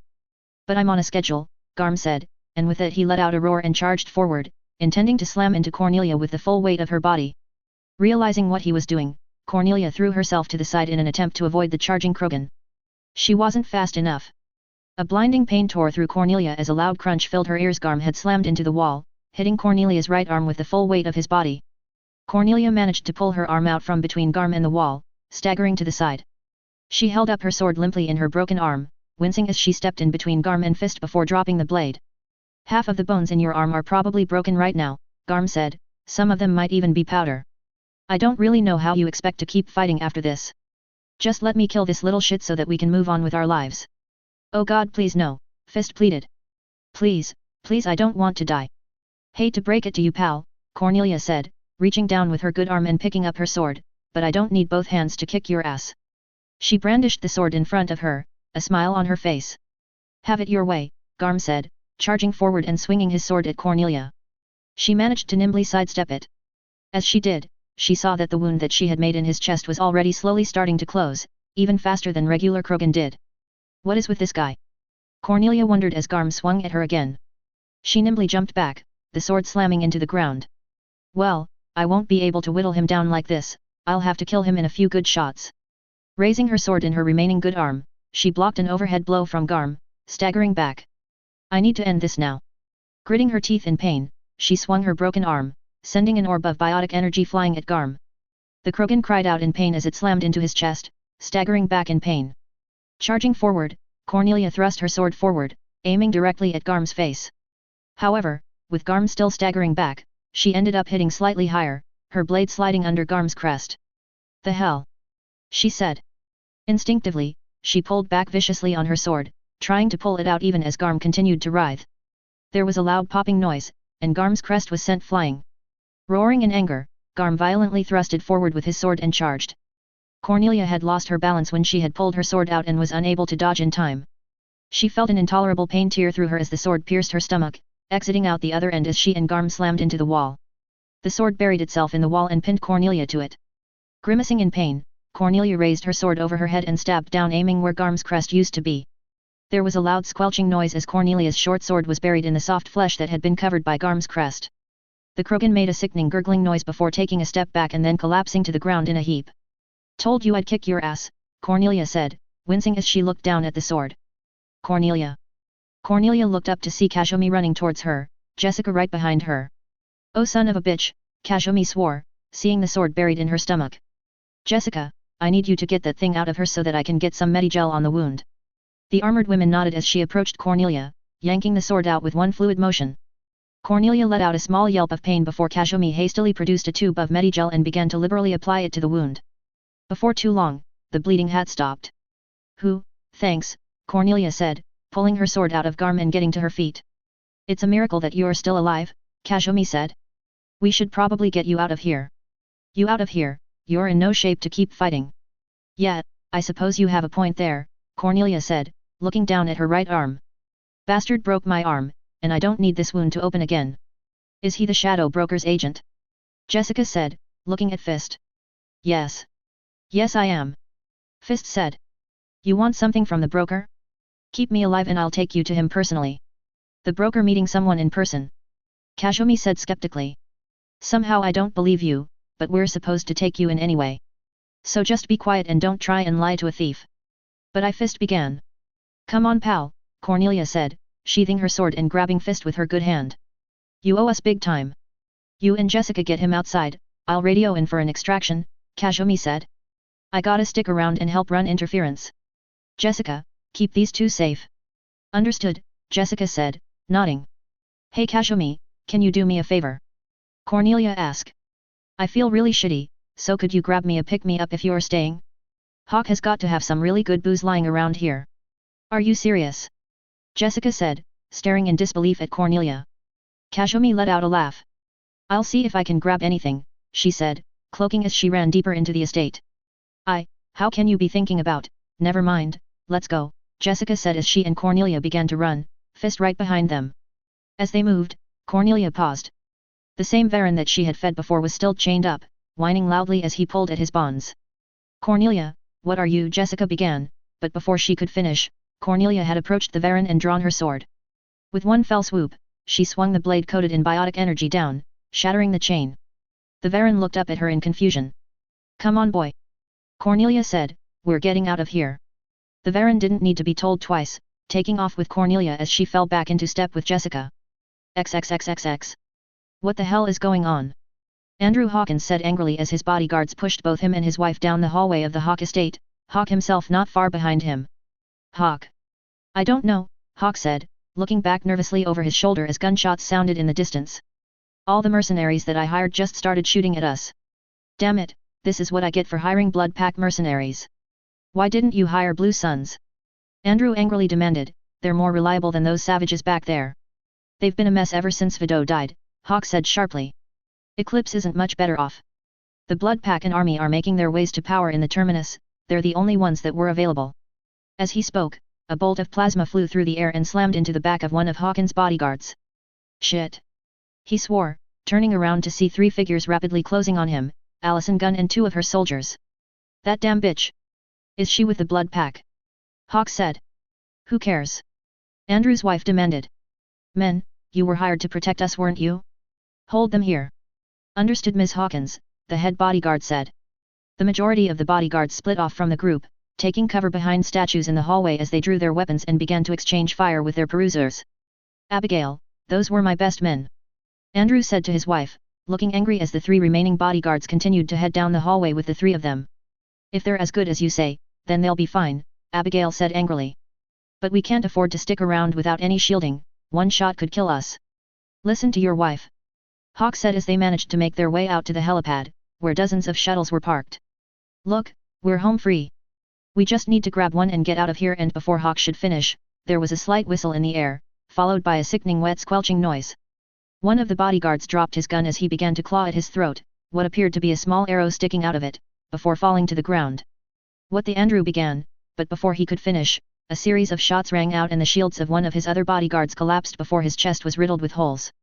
Reeling around, he saw that 3 figures had jumped over the gate that separated the helipad from the lawn.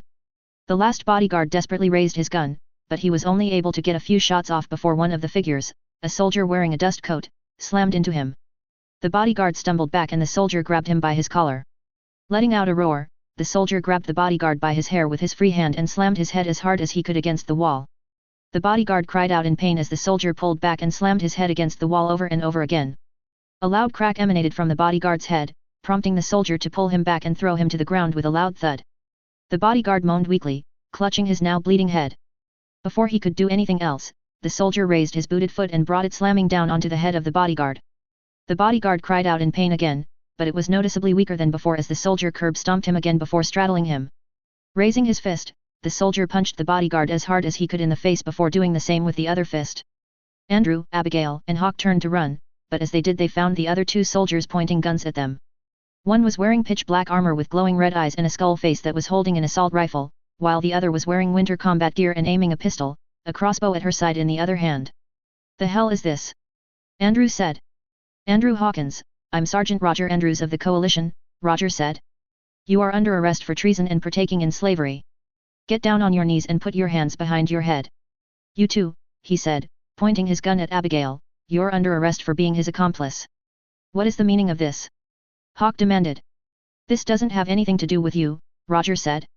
Cheryl, keep an eye on him.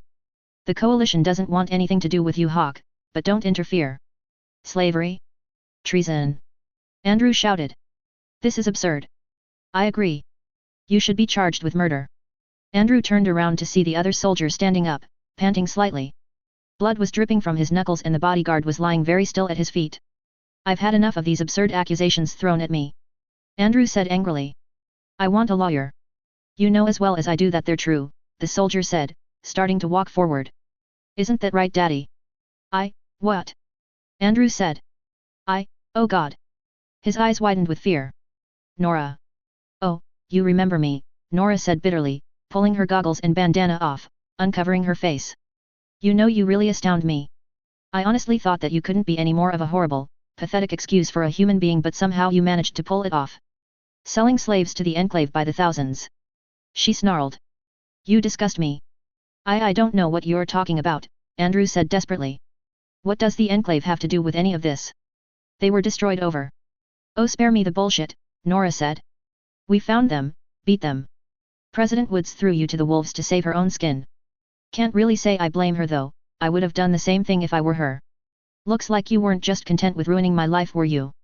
Nora baby, please listen to me, Andrew said, starting to shake where he stood. I never meant to kill Junior, it was an accident. I know that you never liked the way I treated you, but it was for your own good. Please, I just wanted what was best for you. You just wanted what was best for me. Nora said, her voice icily cold. You hire thugs to kidnap me, beat me within an inch of my life and nearly kill me, because you wanted what was best for me. All this time and you're nothing more than a spoiled brat, Abigail said coldly. You never appreciated anything that we in a flash. Nora spun on the spot, biotic energy gathering around her, and slammed her fist into her mother's stomach. Abigail's mouth opened wide as the air was forced out of her lungs, falling to the ground in pain. I wasn't fucking talking to you. Nora screeched. Nora, calm down, Roger said, stepping forward and pulling his helmet off, a concerned look on his face. We need both of them alive, you know that. Why? She asked, glaring at Roger. Why, after everything that he's done, does he of all people get to live? She pointed at the dead bodyguard on the floor. I just smashed his fucking skull in, but no one cares. The media won't give a damn, you don't give a damn, I don't give a damn. But did he do anything to deserve it? I don't know. I don't even know what his name is. So how come it's okay for someone just doing his job to die, but this asshole who gave thousands of people to goeth to torture and mutilate gets to live? She stared directly into Roger's eyes. Every single soldier that the three of us killed on Cor Mali probably deserved mercy a lot more than this son of a bitch did, but no one gave it to them. How does that make sense in any way, Roger? How is that fair? How? Roger bit his lip. There's no way around it. It isn't fair, it really isn't. He deserves to die more than most no matter how you slice it. But people are terrified right now. If someone as well known as him gets killed by the people who are supposed to protect coalition civilians, it'll cause a panic. Oh, well that makes it all better then. Nora said, her voice livid. Hear that, Daddy? She looked at her father. You're going to get away with some of the most horrible things people can do with a slap on the wrist because you're rich and famous, just like you always fucking do. Nora, listen to me, Roger said. Fuck you, Andrews. Nora shouted. Without any warning, Nora grabbed Andrew by the throat and slammed him against a wall. This bastard ruined my entire life, and you want me to just let him walk away to spend the rest of his life staying in a luxury cell? With her free hand she reached down and drew one of her pistols, pressing it against her father's head. Nora, don't. Roger said, sounding panicked as he took a step forward. Back off, Andrews, Nora said, her voice a hiss. Nora, please don't do this. Andrew begged, sounding as if he was on the verge of tears. I'll do anything, anything you want, just name it. Anything I want? Nora asked. I want my fucking brother back. She shrieked, her voice starting to tear. So go ahead, snap your fingers and make everything better. Bring him back to life. I can't. Nora, please, don't. Andrew begged. Big fucking shock, Nora said. Nora, stop this, Cheryl said, stepping forward. Cheryl, you and Roger both just get. Nora was cut off as she felt something shoved into her neck. Looking to her side, she saw that Cheryl had her crossbow pressed against her. For a moment, neither of them said anything. The fuck do you think that you're doing? Nora, put your gun down and drop him, Cheryl said, we need him alive. A good man is dead because of him, Cheryl. Nora shouted, her voice starting to crack. He's been walking free for years with blood on his hands. And now it turns out he's being selling people like cattle to a megalomaniac who chopped bits of their bodies off, mutated them into monsters for fun. Everything he's ever done to me, it's just the tip of the fucking iceberg with him. He deserves to fucking die. Nora, please stop, Cheryl said, her hands shaking slightly. I don't want to do this. My crossbow is designed so that the bolts are slow enough to bypass barriers. I don't want to do this to you, but I don't know what else to do. Oh Christ, Roger whispered, looking back and forth between the two women, a terrified expression on her face. God damn it, Cheryl, I need this. Nora said, her eyes starting to shimmer. All these years I've been feeling hollow inside because of what he's taken away from me. Because I knew all the horrible things that he had done and I couldn't do a thing about it.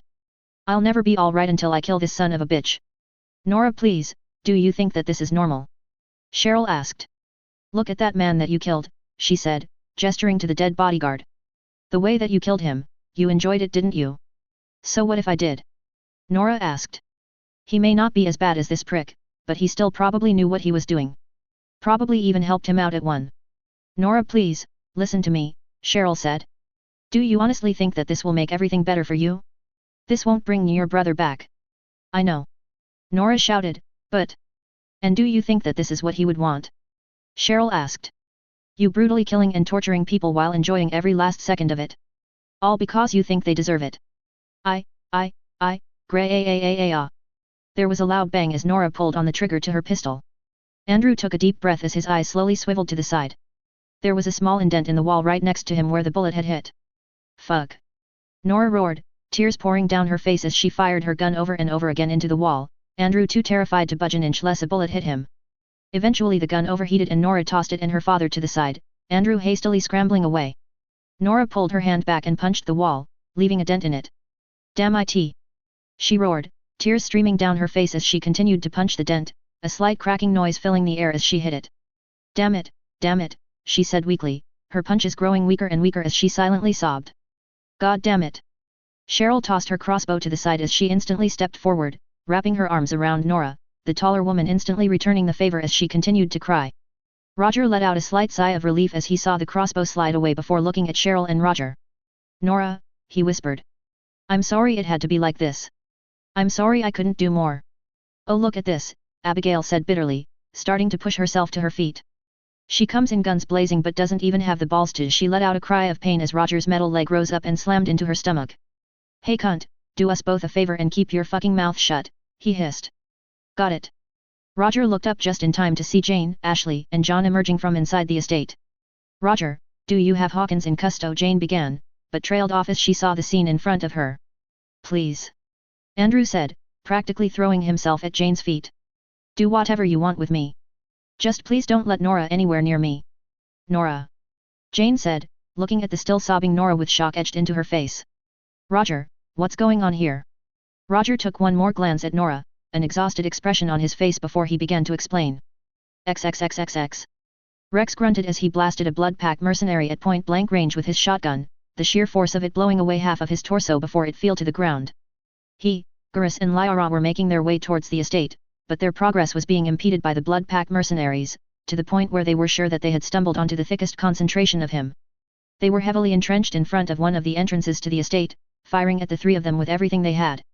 Lyra, aim for the heads.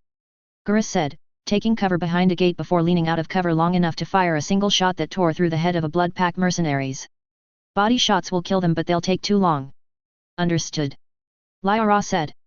She gathered biotic energy around one hand and tossed it at the fortified mercenaries. It exploded in the middle of the air and formed a large purple orb that sucked up three nearby Krogan, leaving them floating helplessly in the air. Ha! Nice singularity.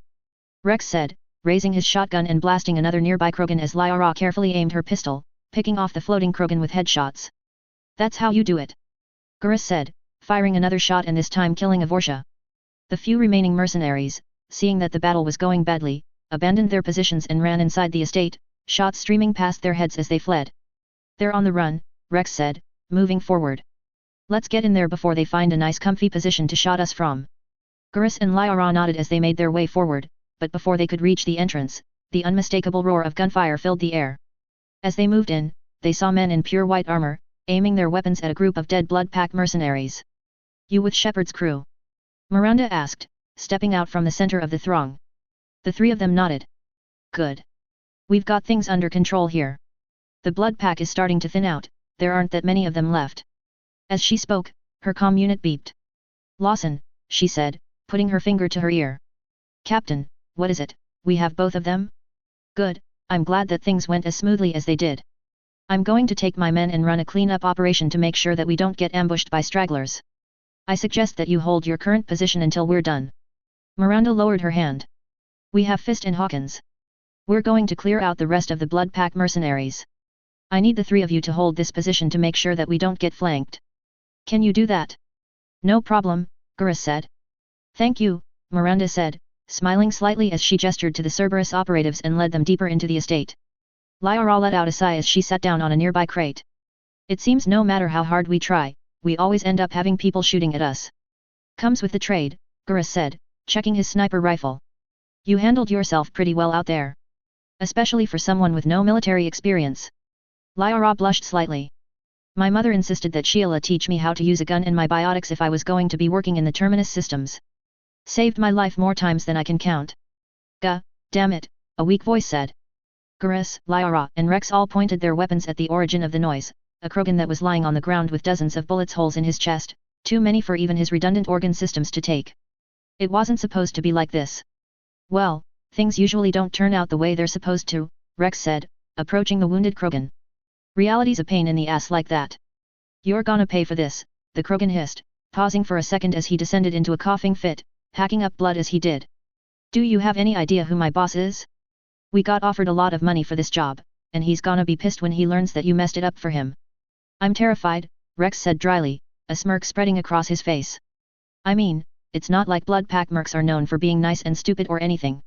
Laugh it up while you can, the Krogan hissed. I take my orders from Erd not Reeve. The smirk slid off of Rex's face. What did you say? Oh, you know that name don't you? The Krogan said, smiling widely. The blood packs made an alliance with Clan Erd not. He's on the move, he's starting to take over Tuchanka. He's crushing every clan that gets in his way. Before too long no one is going to have the guts or the firepower to stand up to him. Do you think I'm stupid? Rex growled. Reeve? Taking over all of Tuchanka? Even with he blood pack Erd not is nowhere near strong enough to do anything like that. He leveled his shotgun at the Krogan's face. Oh, he's been getting help, the Krogan said. He's been getting a lot of supplies and high-tech equipment.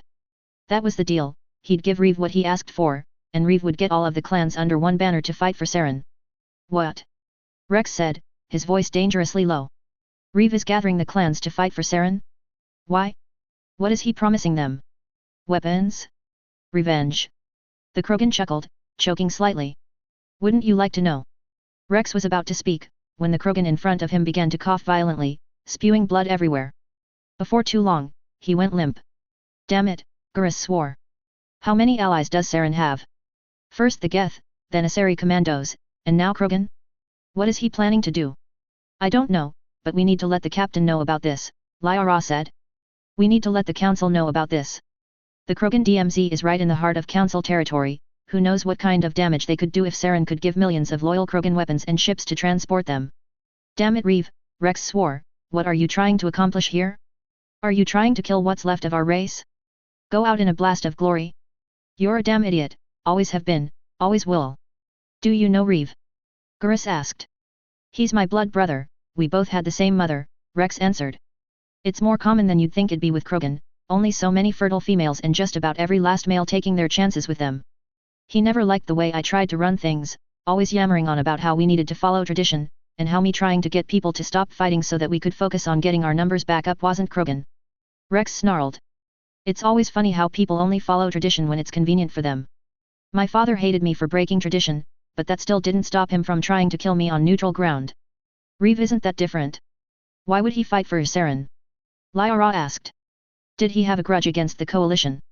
No, I had no idea what he was that stupid that he'd try and pick a fight with them, Rex said. After all, what else would he be doing with Saren? Damn idiot. If he gets the coalition to attack Tuchanka, and if the council think that another Krogan rebellion is happening, he just might end up getting our entire race wiped out. The entire Krogan population isn't on Tuchanka, is it? Lyra asked. No, but it's pretty much the only place in the galaxy where Krogan even bother trying to reproduce, Rex said.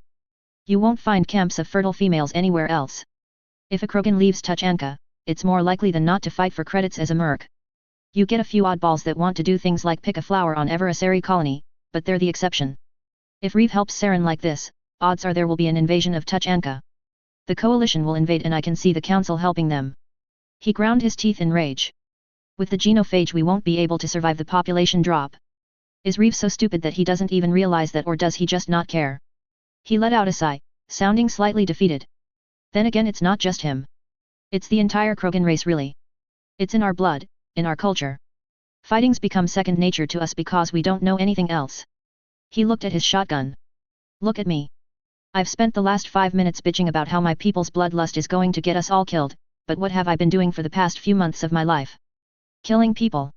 If it makes any difference, Gurus said, taking a step forward, you're nothing like any Krogan I've ever met. Rex gave a small smirk.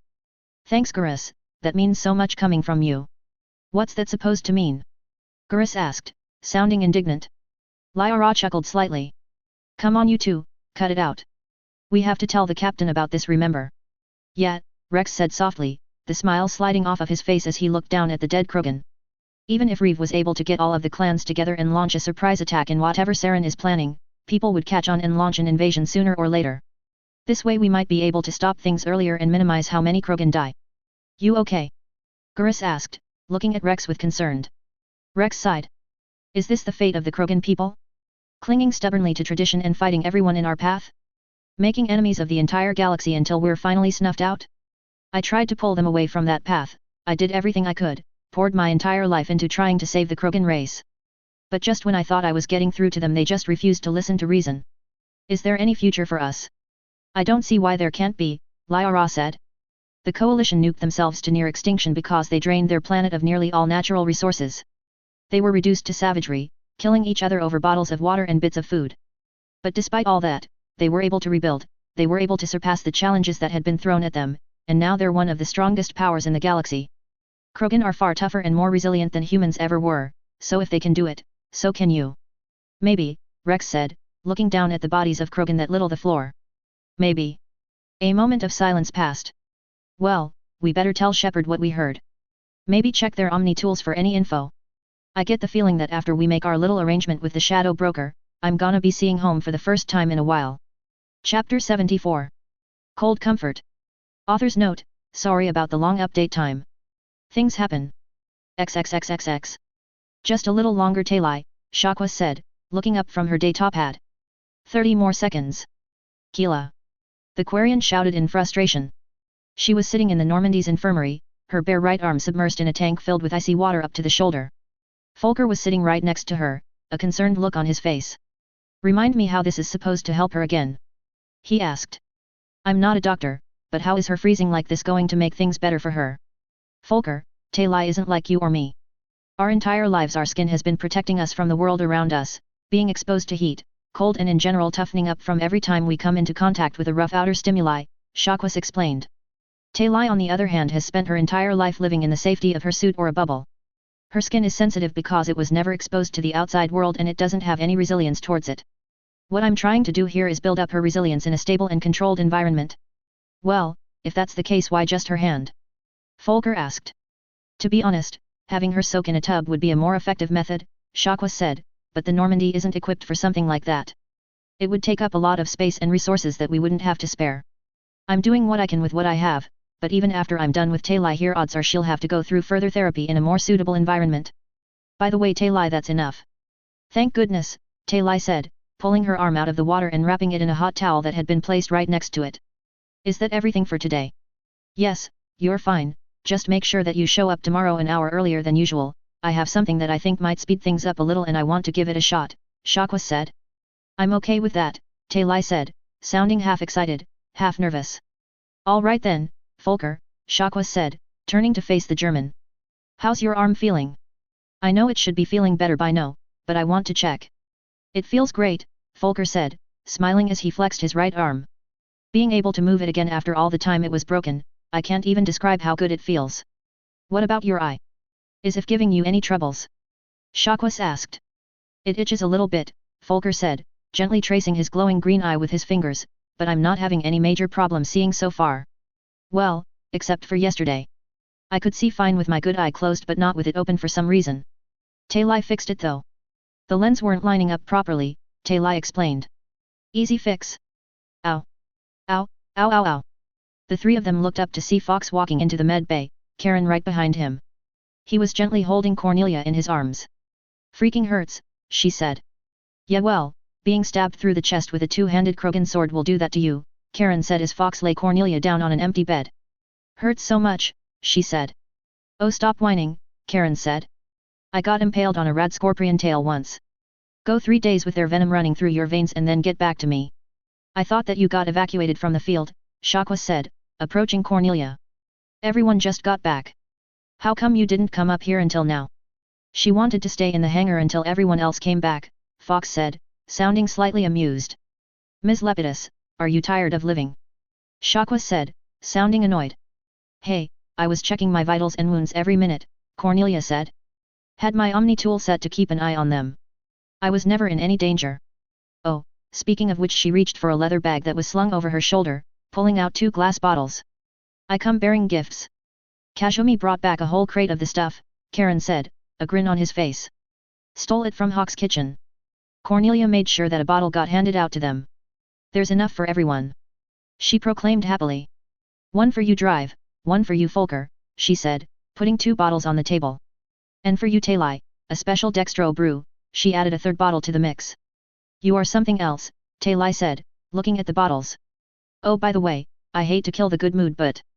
Karen said, biting his lip. I was in the hangar when the others came up.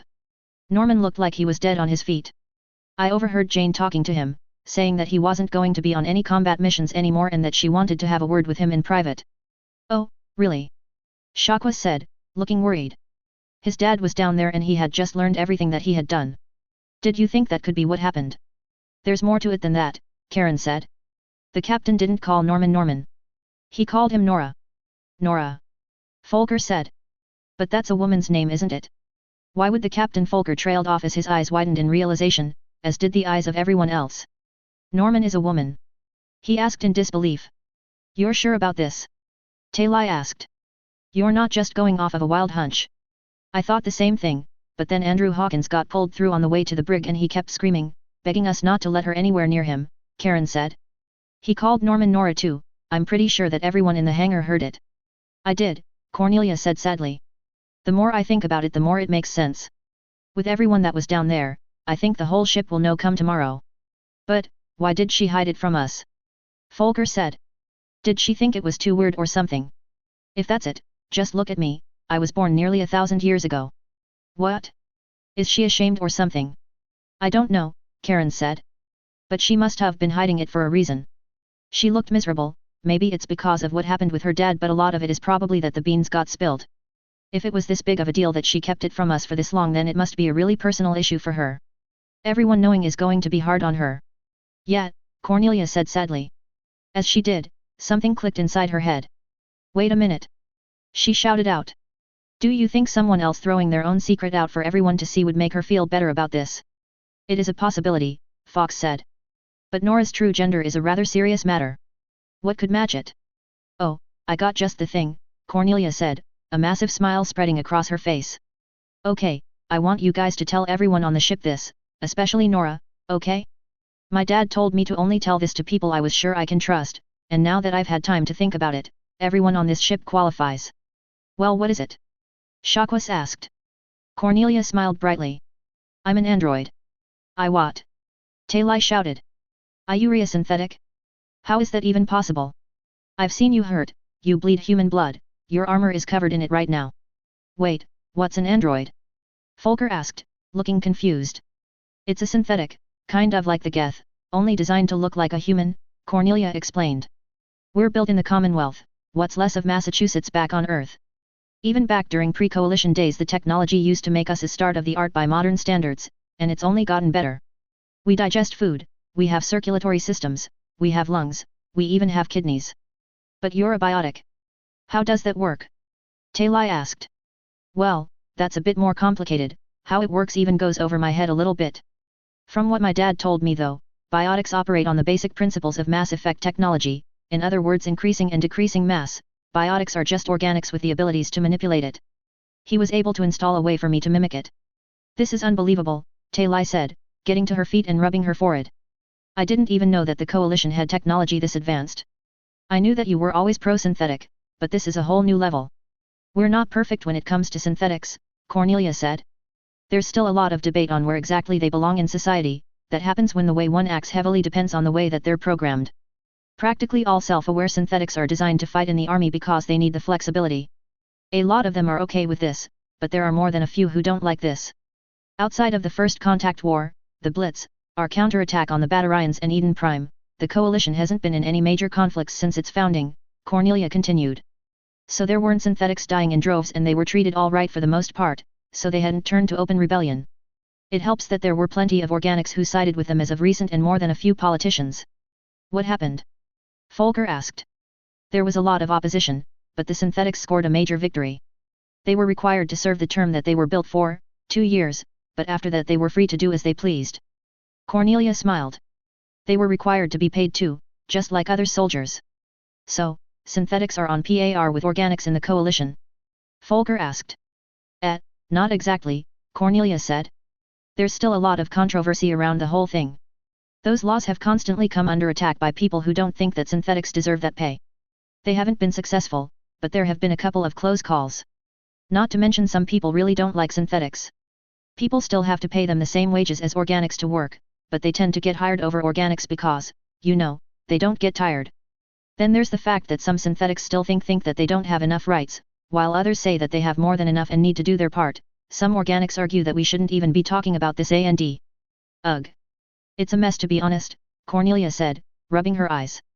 Still, I've seen a lot of synthetics that have found their place. Like Rig, that Mr. Gutsy that was with that nomad. We're struggling but, I think we're on the right path. She smiled as she looked at Taylai. To be honest I think your people are the same way. Oh. Thank you, Taylai said. So can you do me a favor and spread the word?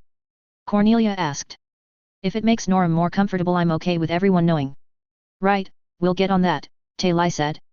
I'm going to need some time to take all of this in though. And some time to get the feeling back in my hands. I'm going to get some sleep. She got to her feet, heading towards the door. Hey Taylai, you don't hate me do you? Cornelia asked. What? The Quarian asked, turning around to face her. Oh no. Keela, no. I can't even hate the Geth anymore, I couldn't bring myself to hate you. Cornelia smiled. Thank you, she said as Talai returned the smile, walking out of the medical bay. Well, I'm going to turn in too, Volker said. Standing up, she picked up the 2 bottles meant for him and Talai and headed out the door too. Son of a bitch, Karen said, sitting down in a chair. When I heard that Harkness was your dad I thought that you might be an android, but when he and you both said that you were adopted I thought that maybe he just got lonely after all the centuries and decided to raise a human kid. Well, he did tell me that he did get lonely and wanted to be a dad, Cornelia said. He made me himself. Gives a whole new definition to the term single father, Karen said. So tell me, how old are you really? I'll be 87 in a few months, she said. I'm pretty old. 87? Old. Karen said, snorting slightly. We have lived for hundreds of years, Fox said, the slightest bit of amusement in his voice. You are still a child compared to us. I guess, she said. So, you guys met my dad when he worked as chief of security for Rivet City, right? Yeah, we did, Karen said. Also, I forget to tell him when we last talked, tell him thanks for the plasma rifle. Damn thing was even stronger than what the Enclave was fielding at the time. He was a good person back then, right? Cornelia asked. Well, he was a pretty lousy doorman, but he did pretty good by the people he was supposed to be protecting, Karen said. He was a good guy overall. And from what I've seen of him recently he's gotten even better. That happens sometimes, people get better as time goes by. You would know better than most, friend, Fox said, putting his hand on Karen's shoulder. Karen smiled. Guess I would. Hey, you know one benefit about being an android. Cornelia said, picking up a bottle of whiskey and popping the cork off. Hyper-advanced metabolism. With that, she lifted the bottle to her lips and completely turned it upside down as she began to drink it. Wow, Karen said simply, watching as Cornelia chugged the whiskey. I thought she was crazy when she brought Averin on board. He looked at Fox. You think it's okay in her quarters? We gave it food and water, it'll be fine, Fox said. Though it might tear up her bed. Karen laughed. XXXXX. Are you certain that this information is inaccurate? Jane nodded her head grimly. She was standing in front of holograms of the 3 counselors and Admiral Anderson in the CIC of the Normandy, John, Ashley, Lyra, Garis, and Rex with her. Agent Vakarian, can you confirm this? Tavos asked. I can, ma'am, Garis said. I was there when the Blood Pack mercenary told us so. Saren has the support of the clans of Tuchanka and the Blood Pack. Are we certain that we can trust a lone mercenary? Spiritus asked. For all we know he could have simply been trying to get the better of you, making it look like he had more assets than he really did. It makes sense when you think about it, Jane said. The Blood Pack mercs tried to kill Fist even though they were supposed to be guards for Hawk. It sounds pretty obvious to me that Saren managed to find a way to get in contact with them and hire them to kill him. Then perhaps he does have control of the Blood Pack, fair enough, Spiritus said. They are mercenaries, and with all the advanced technology he has been coming into I imagine Saren would come up with a way to compromise him. The tribes of Tuchanka on the other hand are a very different matter. They are a deeply divided people, even after centuries with the very survival of their species hanging in the balance they have never united under one banner. What could Saren provide in order to do that? I don't know, Jane admitted. The merc said that Reeve was uniting more than a few of them by force, Rex said, but he'd need support from more than a few of the other heavy-hitter clans in order to pull that off, even if Saren was suppling him and the Blood Pack was backing him up. It's possible that Saren has been promising the tribes access to Geth technology in exchange for their support, Anderson said. Not the most unreasonable of suggestions, Tavos said. The Geth have no doubt made countless technological advances in the past 3 centuries. It would be a very alluring prize. Still, we can't simply launch an invasion of Tuchanka, Spiritus said. There are more than a few political activists who have constantly been campaigning against the Council for our treatment of the Krogan. If we turn out to be misinformed, the political backlash will be massive, and I have little doubt that we'll be forced to remove Commander Shepard's Spectre status. That would prove to be most inconvenient for both of us. Losing our ability to look for Saren in your territory. John said. Yeah, that would be a problem. The Normandy could scout out the system, Jane offered. See if we can find anything. That would be the safest course of action, Valerne said. If this proves to be true, you could relay information back to friendly forces and help them coordinate an invasion. If it proves to be faulty information, we could always just pull the Normandy out of the system and pretend that it never happened. Though if we were to launch an attack even after it has been proven justified, we would need a sizable ground force. The Krogan DMZ isn't that far from coalition territory, Anderson said. I'd be able to get around 50 ships to spare for an invasion. Maybe a few more considering some of our ships are coming back from Enclave space in a week. General Vita's fleet returned to habited space around the same time as the Normandy and is currently heading back to Turian space, Sparatus said. I'm more than certain he would be willing to volunteer his forces for this considering how eager he was to fight the Enclave, especially considering that he never got the chance to. Should we set a course for Tuchanka now? Jane asked. No, for now I want you to chart a course for the coalition colony of Remus, Anderson said. The Normandy's stealth drive may have served you well on Cor Mali, but I'd rather not have you run the risk of being detected more times than you have to. Besides, if you scanned the planet several days before the invasion, the information would have lost its value by the time we were ready. Understood. I assume that Remus will be the rally point for the invasion. Jane asked. It will be, Anderson asked. The system has a larger than average defense fleet. They'll be able to spare more than a few ships. I'll contact Vitas as soon as I get a chance and tell him to send his fleet there, Sparatus said. And I'll let them know that he's coming, Anderson said before looking at Jane. Also, have you managed to get the information out of Fist that we were looking for? He says that he was only a salesman, that he needs to get in contact with the shadow broker to get the information, Jane said. And in order to do that he needs to bounce a message off of multiple people until it reaches the top of the chain of command. He said it'll probably take days to get it. Well, I have a feeling that the information that he has might very well connect to the Krogan, Anderson said, so contact me as soon as you get it. In the meantime I imagine that your crew is going stir crazy from all the time they've been crammed into the ship heading to Cor Mali, staying there and heading back. So, once you get to Remus I want them to all be granted shore leave until the fleet is ready for the invasion. They'll need the rest. I agree sir, I was considering doing the same thing, Jane said. Also, coalition officials will be meeting you there to take Andrew Hawkins into custody, Anderson said. I'm not exactly an advocate of the death penalty, but I do think that there are a few people who deserve it. Considering he destroyed the lives of tens of thousands of people, I think that he deserves it than most, and odds are he'll get it. What about his wife? Jane asked. She's not as certain. It's not clear how involved she was in her husband's schemes, although her being aware of them paints her as a likely accomplice. I'd say 15 years is a bare minimum, maybe more. I have a request from one of my crewmates, she wants to charge her with an additional charge, Jane said. What would that be? Anderson asked. The third-degree murder of Andrew Hawkins Jr., Jane said. We do have records of Andrew having a son, but he was filed as missing. What evidence do you have to support this claim? Anderson asked. She was his sister. She saw it happen, Jane said. Sister? I have a Norman Hawkins on your crew log but nothing about a Admiral, I'll explain later, Jane said. Just please see if you can dig up any evidence to help make this charge stick. A small light lit up behind Anderson's eyes. All right, I'll see what I can do. But I'm expecting a full report on the meaning of this within the next 24 hours. Understood sir, Jane said. Is that all? It is. I'll have fresh provisions waiting for you at Remus, Anderson said. Also I thought you might want to know that the Exulan ambassador met with the council earlier today, and things went rather well. We are debating whether uplifting the Exulans would be a wise move or not, Tavos said. We have agreed to cooperate with the coalition on this matter, sending teams to their home world to analyze the current situation. It appears that its ecosystem has recovered from the destruction that their nuclear war caused and there appears to be peace in some regions of the planet, although minor wars have been known to break out in other sections of the planet. I'll be sure to let Epiphex know that, he'll be happy to hear it, Jane said. The coalition has considered taking on the Exulans as a client species considering that their home world is practically on our doorstep, Anderson said. It's amazing what you can miss in the vastness of space. But there are some people that oppose the idea, many of them in the coalition and the council. But I'll spare you the details for a later time. Good luck Captain. And with that, the holograms disappeared. Be a shame if the council went around and neutered the Exulans once they weren't useful anymore, Rex grunted. Never thought I'd be going home with a couple 100,000 soldiers intending to take the planet by force. Rex, if you feel morally conflicted by this, I'd understand if you want to, Jane began. Forget it. My brother needs a good kick in the ass and I'm more than happy to be the one that delivers it, Rex said. But with the genophage this will most likely cripple the Krogan species one way or another. Even if we don't attack right now Reeve will get too many people killed.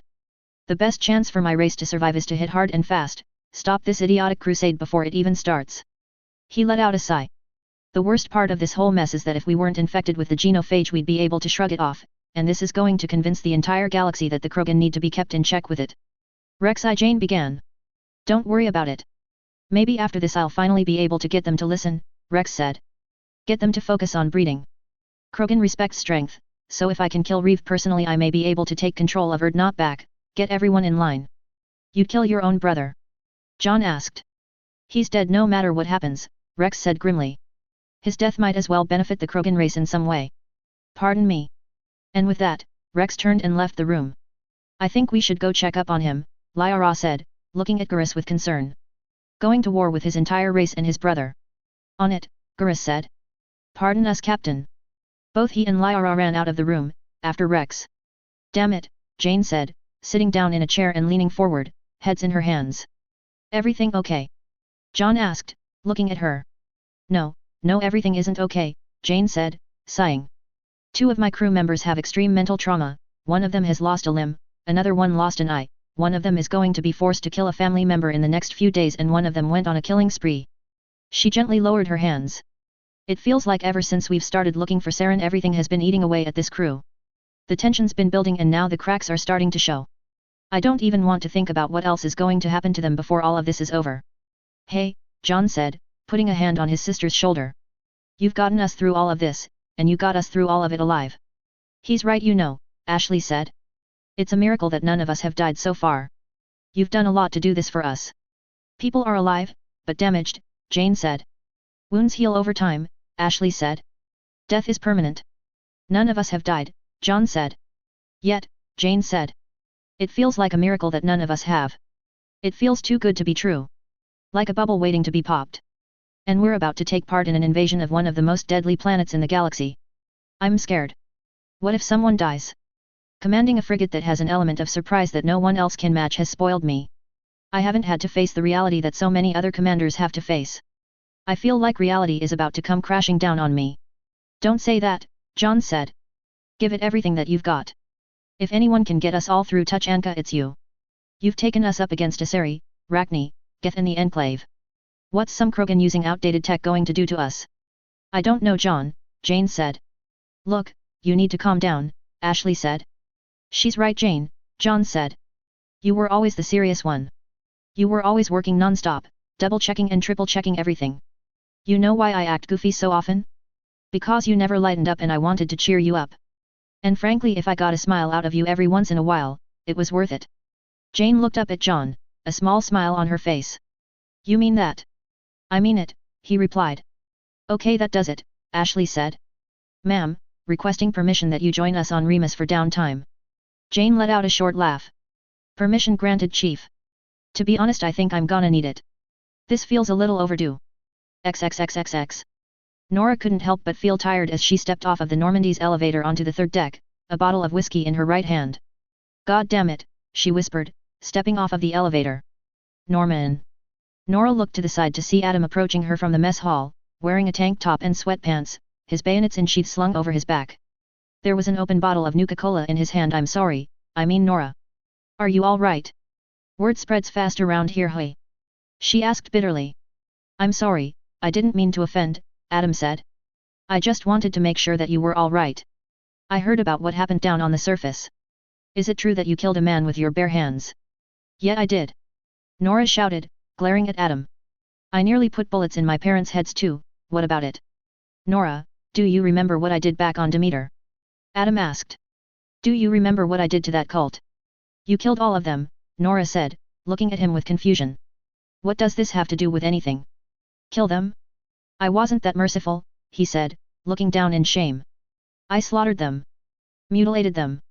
I wanted them to feel pain. I was just so angry, I just wanted to keep hurting them, doing every last depraved thing that my mind could think of until my body collapsed from exhaustion. He looked up at Nora. Is that what you wanted to do to your father? Nora paused for a second before answering. More or less. Why didn't you? I don't know, Nora said. It's just, I feel tired. Right now I feel more tired than I ever remember. Cheryl just said something to me that got me thinking. Adam, would you say that you feel guilty about what you did to that cult? Yes, he said.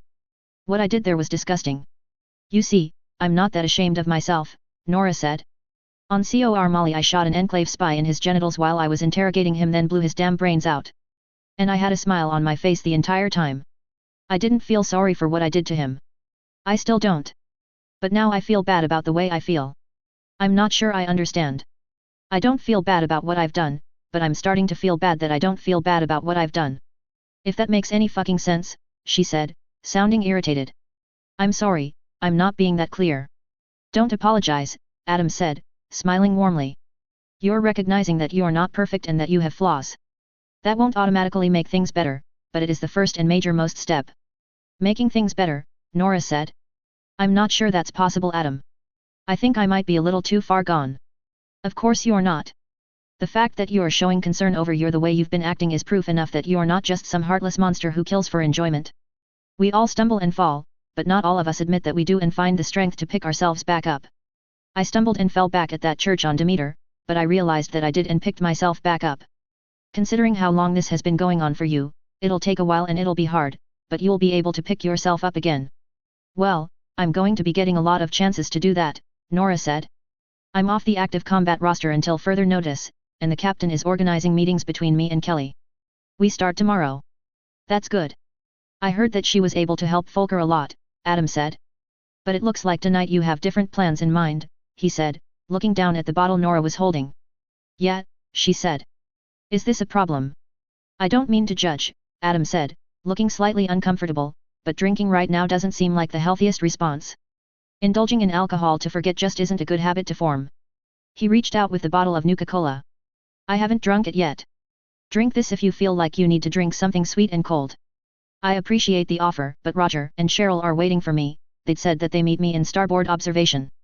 I don't want to drink to get rid of bad memories. I want to drink to make good ones with them. So thanks, but keep the cola. All right, just be responsible with that stuff, Adam said. You're kind of a prude, you know that. Adam chuckled. Side effect of being a priest. Also, thanks for not taking the cola, it's my last one. He took a sip. Need to get a couple more crates the next time we're in port. Well, I just got done exercising, I need to lie down. Take care of yourself, Nora. You too, she said as Adam walked off. Nora took a deep breath as the door to the starboard observation deck slid open. Both Roger and Cheryl were sitting on the sofa present and looking out into space, but turned around as she walked in. You all right? Roger asked. I think so, Nora whispered. Oh, by the way, Cornelia gave me this, she said, holding up the bottle of whiskey, sitting down between the two of them before placing it on the table. She told me to only drink it if was sharing it with the two of you. And frankly, I need to drink something cold right now.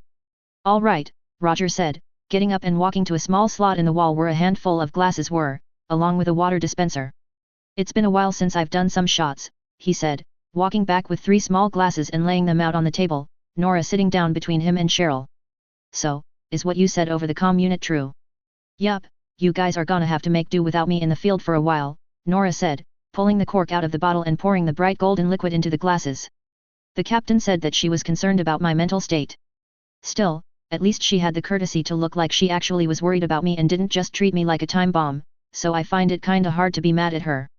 She grabbed one of the glasses and tilted her head back, downing the shot in one go. It's probably for the best really, Cheryl said, pulling down the wrappings around her face as she picked up a shot glass. She gave it a small sniff. What is this stuff? I think it's a sherry brew, Roger said, sipping from his own shot glass. Not bad, he said, polishing it off. Yeah, maybe it is, Nora said bitterly. Don't need to go nuts and blast some VIP in the head because I had an episode. Don't talk about yourself like that. Cheryl said, driving her elbow into Nora's stomach and actually causing the taller woman to double over slightly. The hell, Cheryl? Nora demanded. That hurt. You're not some damn psychopath inches away from murdering someone at every second. You're Nora Hawkins and you're a good person, and if I have to beat that fact into your head I'll damn well do it. Looking down at her shot glass, she lifted it up and drained it. You know, Cheryl, your bedside manner could use some work, Roger said, picking up the bottle of whiskey and pouring a fresh round for the 3 of them. But she is right, Nora, you really are a good person. Sure, there's a bit of wear and tear to you, but I'm glad you've got my back out there. Nora sighed as she downed another shot before slumping back into the couch, her hand diving into her pocket. Can I tell you guys something? What? Cheryl asked, emptying her glass again before pouring herself a refill. Having you guys here helps more than you could imagine, Nora said. Just having someone that I can talk to about this stuff really feels like it's taking a weight off of my shoulders. I feel better than I have done in a long time. She pulled out her lighter and lit a cigarette, taking a puff. I still don't feel that great after what happened down there, but right now? I feel more relaxed than I have in a long time. Glad to be a help, Roger said, draining his glass. Hey, mind if I have one of those? Help yourself, Nora said, offering Roger the open box of cigarettes. Don't get too used to mooching off me though, these things are expensive. They're the genetically engineered ones, she said as Roger took one, holding it out towards Nora's lighter. Those ones are twice as expensive as the regular ones, right? He asked as Nora held up the lighter, igniting the cigarette. They are, but considering that lung cancer would be pretty counterproductive in my career as a soldier, I'm glad that I've got something to smoke that is designed to not give me that, Nora said as Roger took a puff. Now then, if I talk more about how I am in the head, are you going to elbow me again, Cheryl? Only if you blow it out of proportion, the Alaskan said, draining another shot. Her cheeks were becoming noticeably flushed. I'm not all right in the head, I realize that now, Nora said. I still can't bring myself to feel sorry for the people that I've killed. I'm still glad that they're gone. But I just don't want to be like this anymore. I don't know, want to go back to the way things were before all this shit happened to me. While my brother was still alive. She looked at Cheryl, who was in the middle of taking another drink. You're right, Cheryl, he wouldn't want me like this. Damn straight, Cheryl said, giving a slight hiccup, her voice slurred. And you should be damned proud of yourself for realizing and admitting that. I'm not going to stop being a soldier, Nora said. There are still more people out there that need a good bullet in the head than I can care to count, but I don't want to do it because I get a sick kick out of it anymore. I want to do it because it's a dirty job, but it's a dirty job that needs to be done. I can respect that, Roger said, gently patting Nora on the shoulder as she took a drag on her cigarette. I'm glad that you think so, Nora said.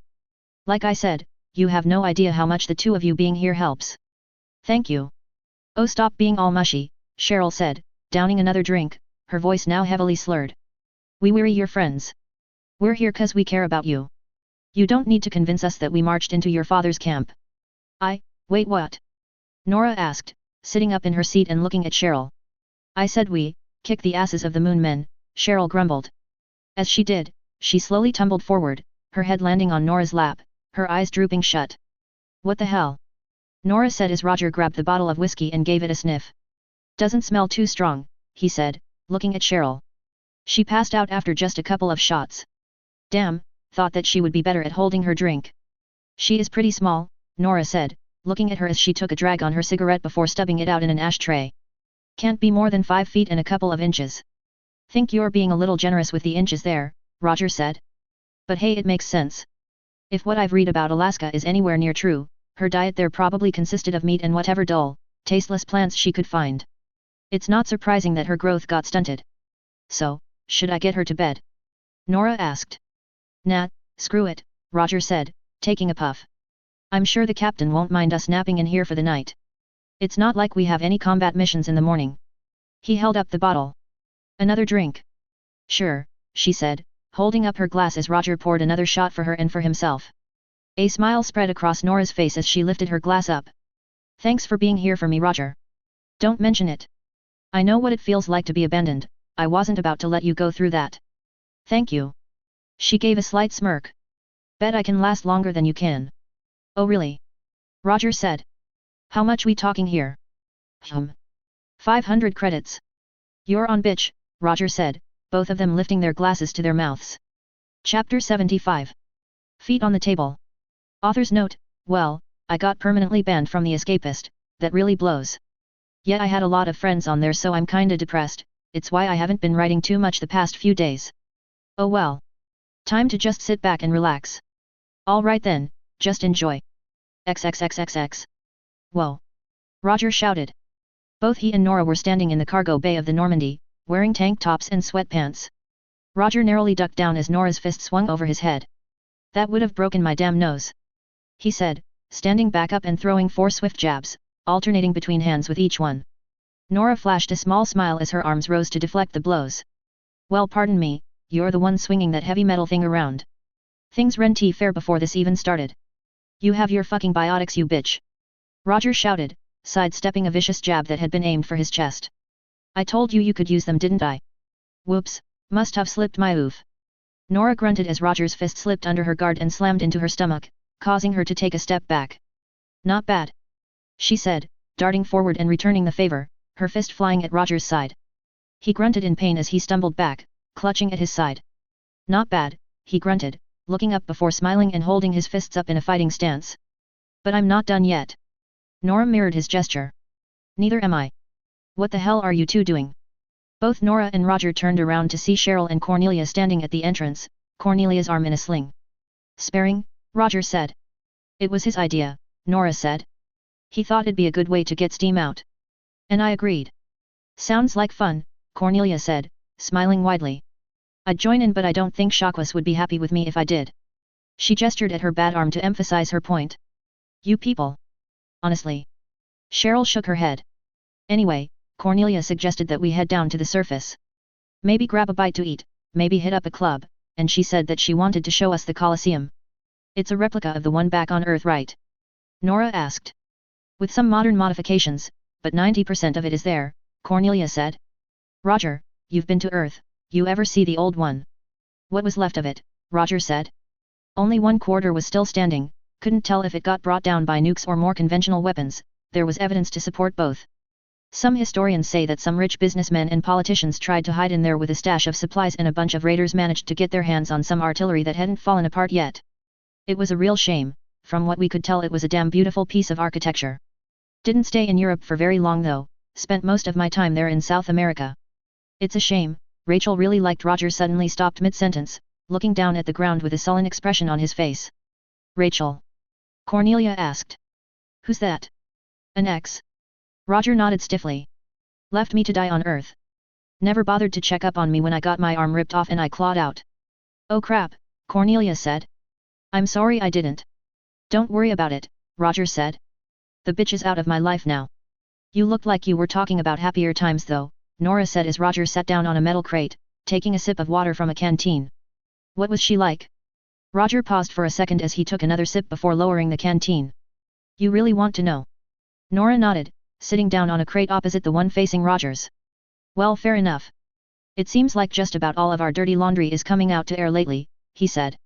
You know how you always got on my ass for being a Morian shock trooper? Saying that more likely than not I tortured people and did other stuff like that. Nora blushed slightly as she rubbed the back of her neck. Any chance we could put that behind us?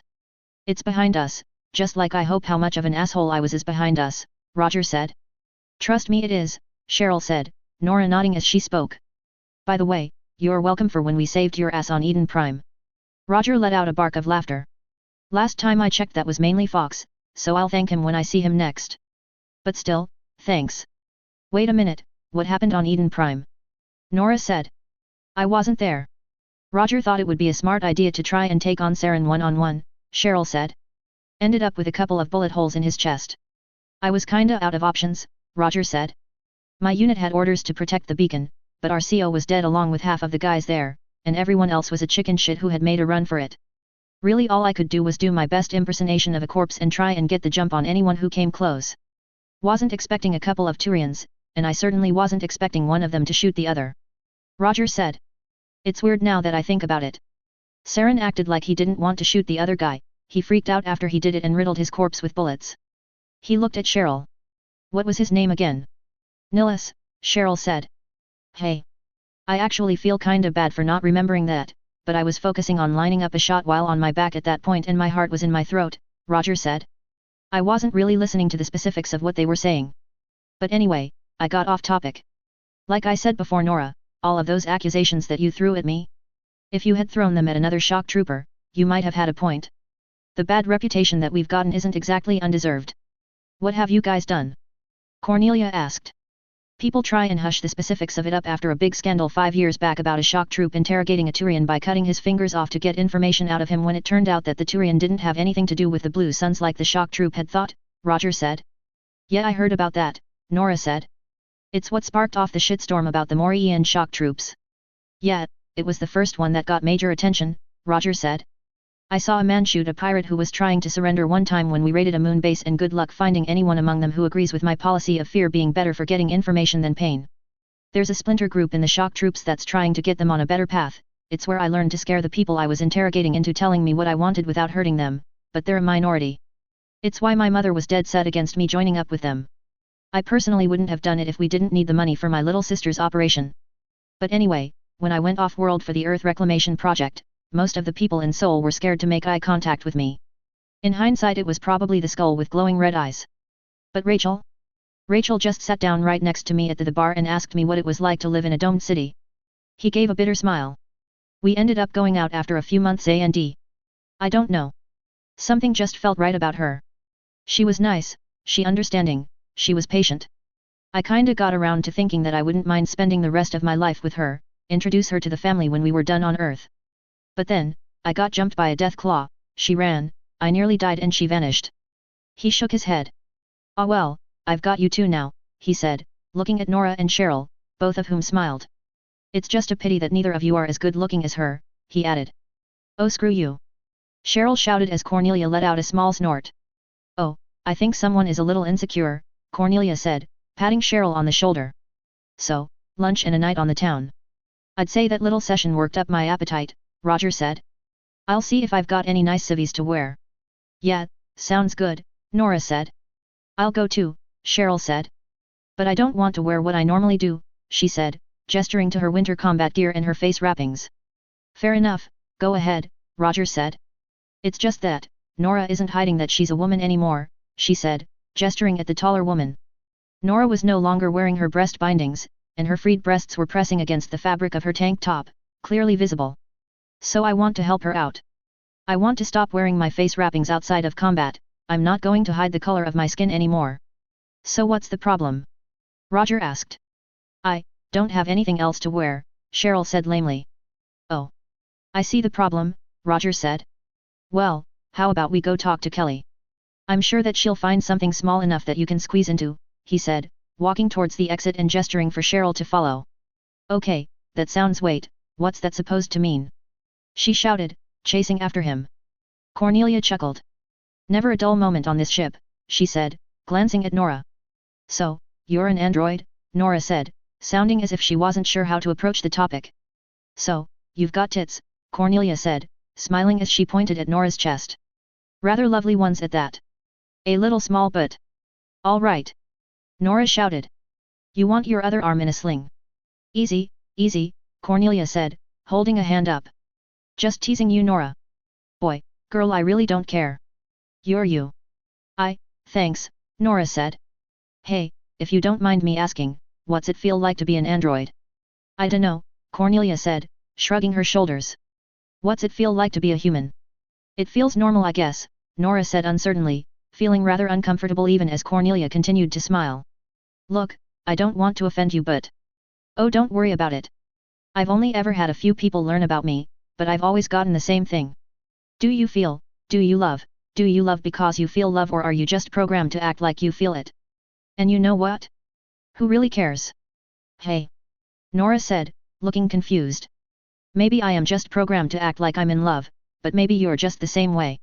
You act the way you do because electronic signals and hormones tell you to, a predetermined response decided by your biology.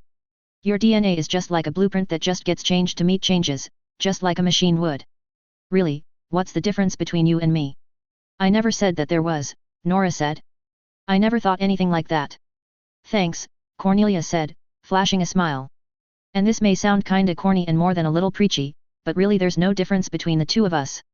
She grinned. More so than I thought. Just because you're expensive doesn't mean that I won't break you, Nora said, the threat ruined by the smile spreading across her face. Crap, and my warranty just expired, Cornelia said. Nora chuckled. Okay, that was a pretty good one, I'll give you that. So, you've been through a lot of stress in the past few days, haven't you? Cornelia asked. Nora nodded. Some soldiers came by the other day and took my parents into federal custody. The trial is going to start as soon as possible. I ever heard one person say that the coalition may try and stick my father with the death penalty if they think their evidence is good enough. My mother will probably get 20 years at the very least. Are you going to be at his execution if they do kill him? Cornelia asked. I don't know, to be perfectly honest, Nora answered. Part of me wants to go and see it happen, but part of me really doesn't think I should be feeding this habit of mine. She sighed. I really don't want to think about this right now. Well then, let's go get something to eat, Cornelia said, slapping Nora on the back with her good arm. I like the sound of that. XXXXX. This day has been a long time coming, General Moore said, chewing on a toothpick as she looked at the desk that Woods was sitting at. She was working her way through a massive stack of papers, quickly scanning them before scribbling out signatures and moving on to the next one. What are those for? Some are for the reconstruction efforts, some of them have to do with the new laws that I'm passing, some are confirmation orders to allow for public protests, the firing of corrupt officers and other stuff like that, Woods answered. Fucking paperwork. You'd think that this kind of thing would have died out a long time ago, but people keep insisting on it being kept. So many politicians paranoid about digital paperwork being too easily fabricated. Any chance you could phase it out? Moore asked. It'd take a long time, too many legislative decisions are still being made with it, she said, shuffling through the papers. Oh, forget it, she said, getting to her feet and reaching for her cigar case. It's almost time anyway, she said, reaching for one of the cigars. Shouldn't you wait until after the ceremony is over before you start smoking one of those things? Moore asked, smirking slightly. You know, just because you stopped drinking doesn't give you the right to judge me for smoking, Woods grumbled, reluctantly putting the cigar away before sliding the case inside her pocket. Speaking of which, do you have it? Yup, Moore said, holding up a green bottle of wine. I got this thing a long time ago.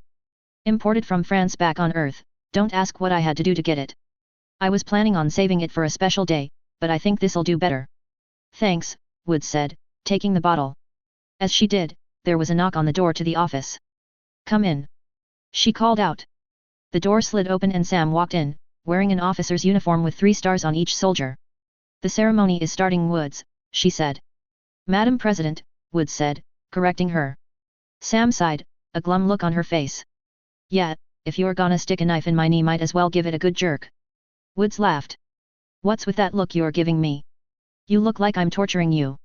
This uniform is damn tight, Sam said, slipping her index finger into her collar and giving it a tug. I think it was made for someone with a smaller cup size than me too. Couldn't I just wear my power armor? It's more comfortable, believe it or not, and I'd be more helpful in a fight. Sorry, it was short notice, Moore said. But Woods wanted you present for this and she wanted you wearing a uniform, not armor. She just called you Woods. Sam shouted, looking at the president. She just called you Woods, Madam President, Woods said. Also, she was referring to me in the third person, not directly addressing me.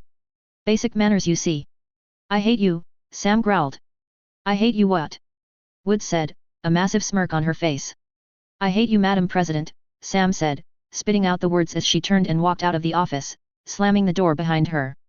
You enjoyed that way too much, Moore said, looking as if she was fighting back the urge to laugh. So what was that? Hazing. Hazing is a disgusting act that I plan to outlaw in the military as soon as I can. It's driven some people to suicide, Woods said. No, this was just some good old-fashioned teasing. Hey, I've been meaning to ask you something for a while now, Moore said. I went and looked up the original Bill of Rights when you started talking about putting it back into effect. Some parts of it seem good, but others seem a bit out of state. For example, I don't think soldiers staying in civilian homes is something that really warrants a law. I mean, has that even happened ever on COR Molly? Woods laughed. Oh right, the Third Amendment. Yeah, that one was a product of its time. Yeah, that wasn't a major part that I was focusing on. Also something else that I'm actually kind of concerned about, Moore said. The right to bear arms. Are you sure that civilians with firearms is a good idea? To be perfectly honest, this is a issue I'm rather conflicted over, Woods said. I looked over studies of pre-war countries. Countries like America had higher murder rates than countries that prohibited guns, but those countries had higher rates of other violent crimes other than murder than America did. And from recent reports, there is a healthy underbelly of crime that's only slightly curbed by curfew and military police's actions. I think the problem with that is that those measures were taken to protect the government rather than the people. Corruption in the police force probably didn't help either. I guess the fear that the owner of the house that you're breaking into might have a gun is a pretty good deterrent.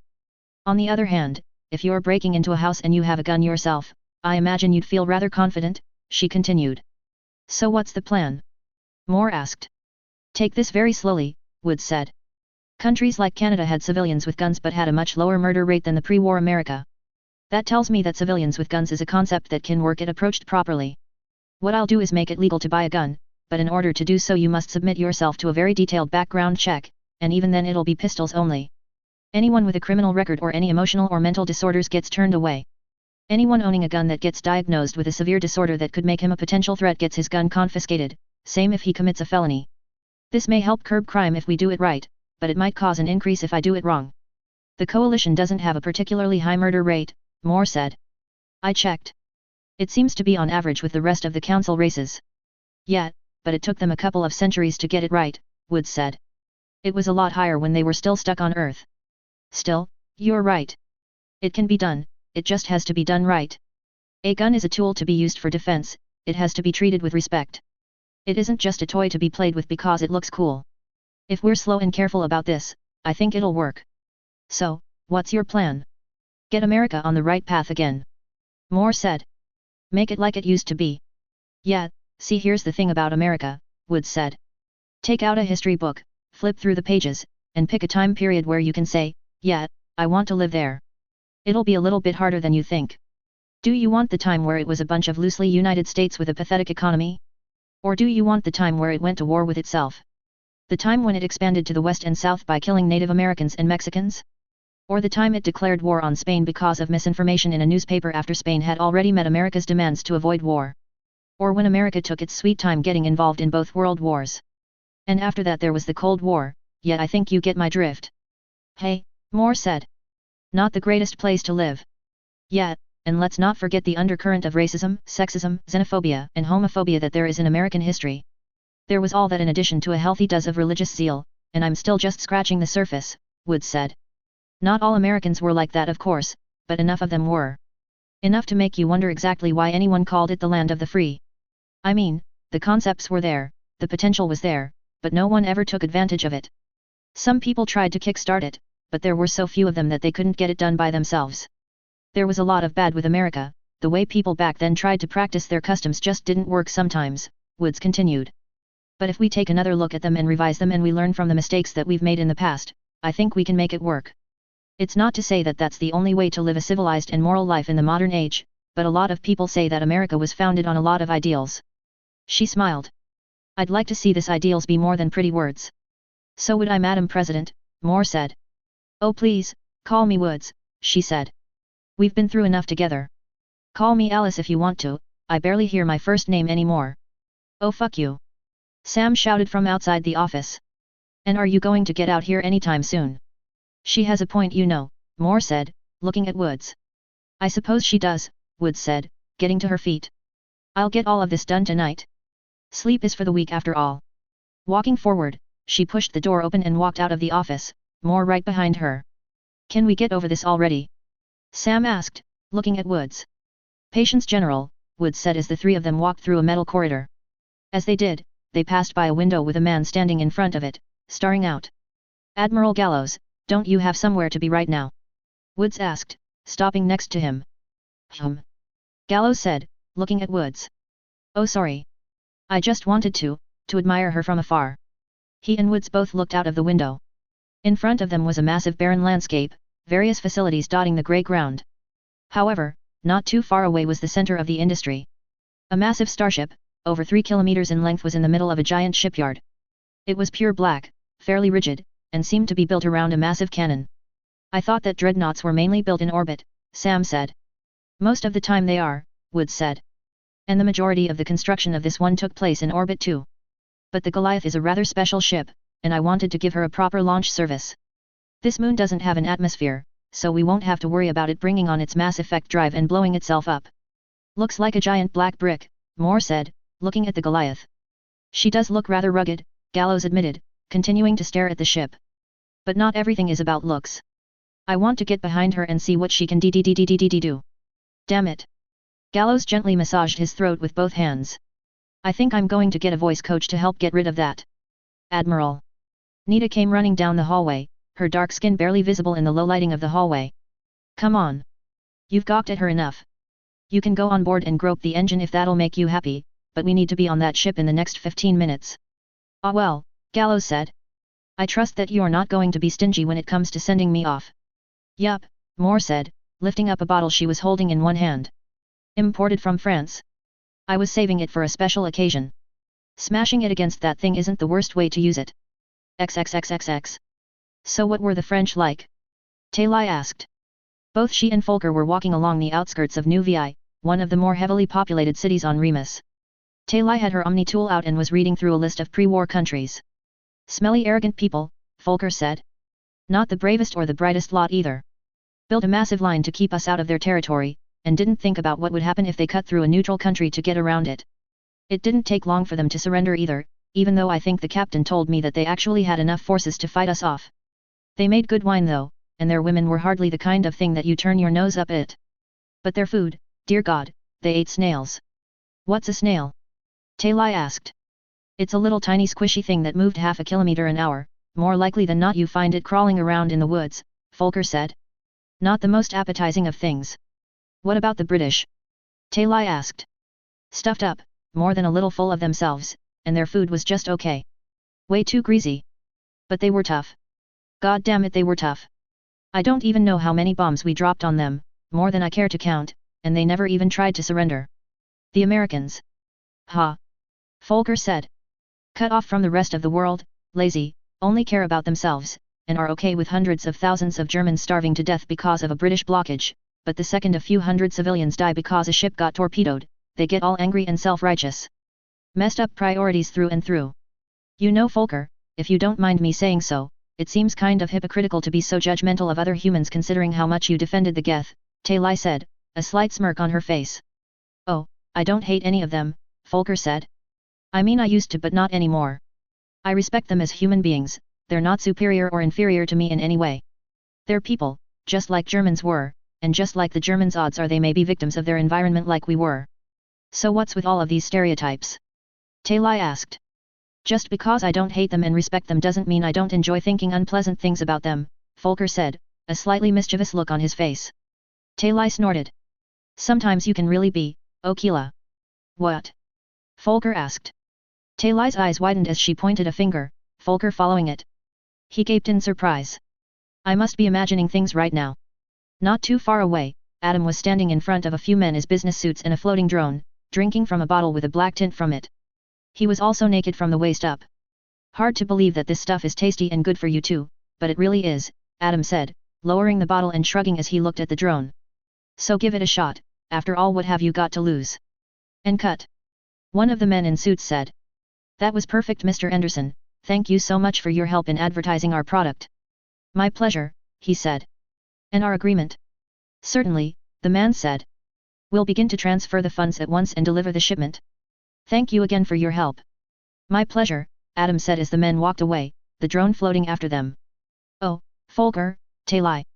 He said, spotting the two of them and waving. Lovely day, isn't it?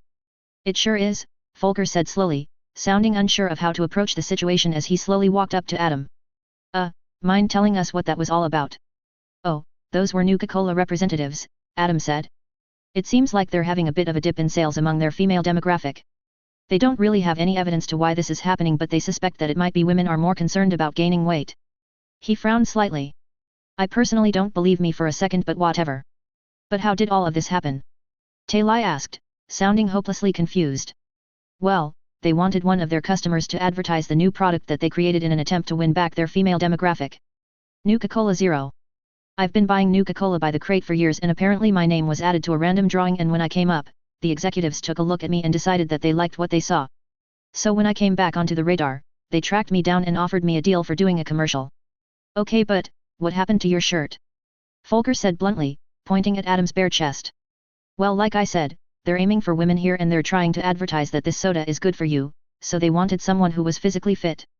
They said that they wanted me to show off that I was a soldier and stayed in top physical shape, Adam said. He wasn't exaggerating either, the muscles in his chest and arms weren't exactly bulging, but they were still easily noticeable and quite well defined. Sounds like they were going for sex appeal a little, Talai said bluntly, looking at him up and down. Adam laughed. Maybe they were a little. I'd like to think that I'm attractive for my age, and I've asked a few women what they find makes men attractive, and while more than a few seem to like muscles, they like reasonable muscles. Again, I'd like to think that I qualify. I thought that you were a priest. Folker practically shouted. I am, that doesn't mean I have abandoned such simple pleasures as being good looking, Adam said. Not so much specifically by the opposite gender though. Funny thing about the human sex drive. If you don't feed it for the better part of a century, it pretty much dies.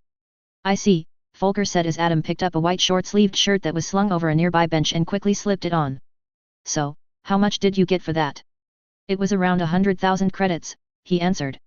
They said that they would pay me more if there was a noticeable spike in sales after the commercial aired. I told them to just take the money and donate it to the followers of the apocalypse though. So wait, you didn't get anything for that? Talai asked. A mischievous smirk slid over his face. Not quite. I also managed to get a little side agreement. A year's supply of Nuka-Cola. The shipments should be arriving on the ship soon. He let out a laugh. Hope that the captain isn't too upset about that. Oh dear, Taylai said, shaking her head slightly. I mean, a whole year's worth of flavored sugar water? No offense you two, but sometimes I really don't understand humans. To be honest, I don't really understand it either, Volker said. Sounds like something the Yankees would do. You really are too fond of that word, Taylai said. And? He asked. Never mind, she said, sighing but smiling at the same time. Well, the sun is still high in the sky, Adam said, looking up at the bright orange star that Remus was orbiting, which was indeed right above him. We have a full day ahead of us. Do you two have any plans? Not really, we were just walking around seeing if we could find anything interesting to do, Volker replied. Why? Well, on the way out here I spotted a theater that isn't too far away from here.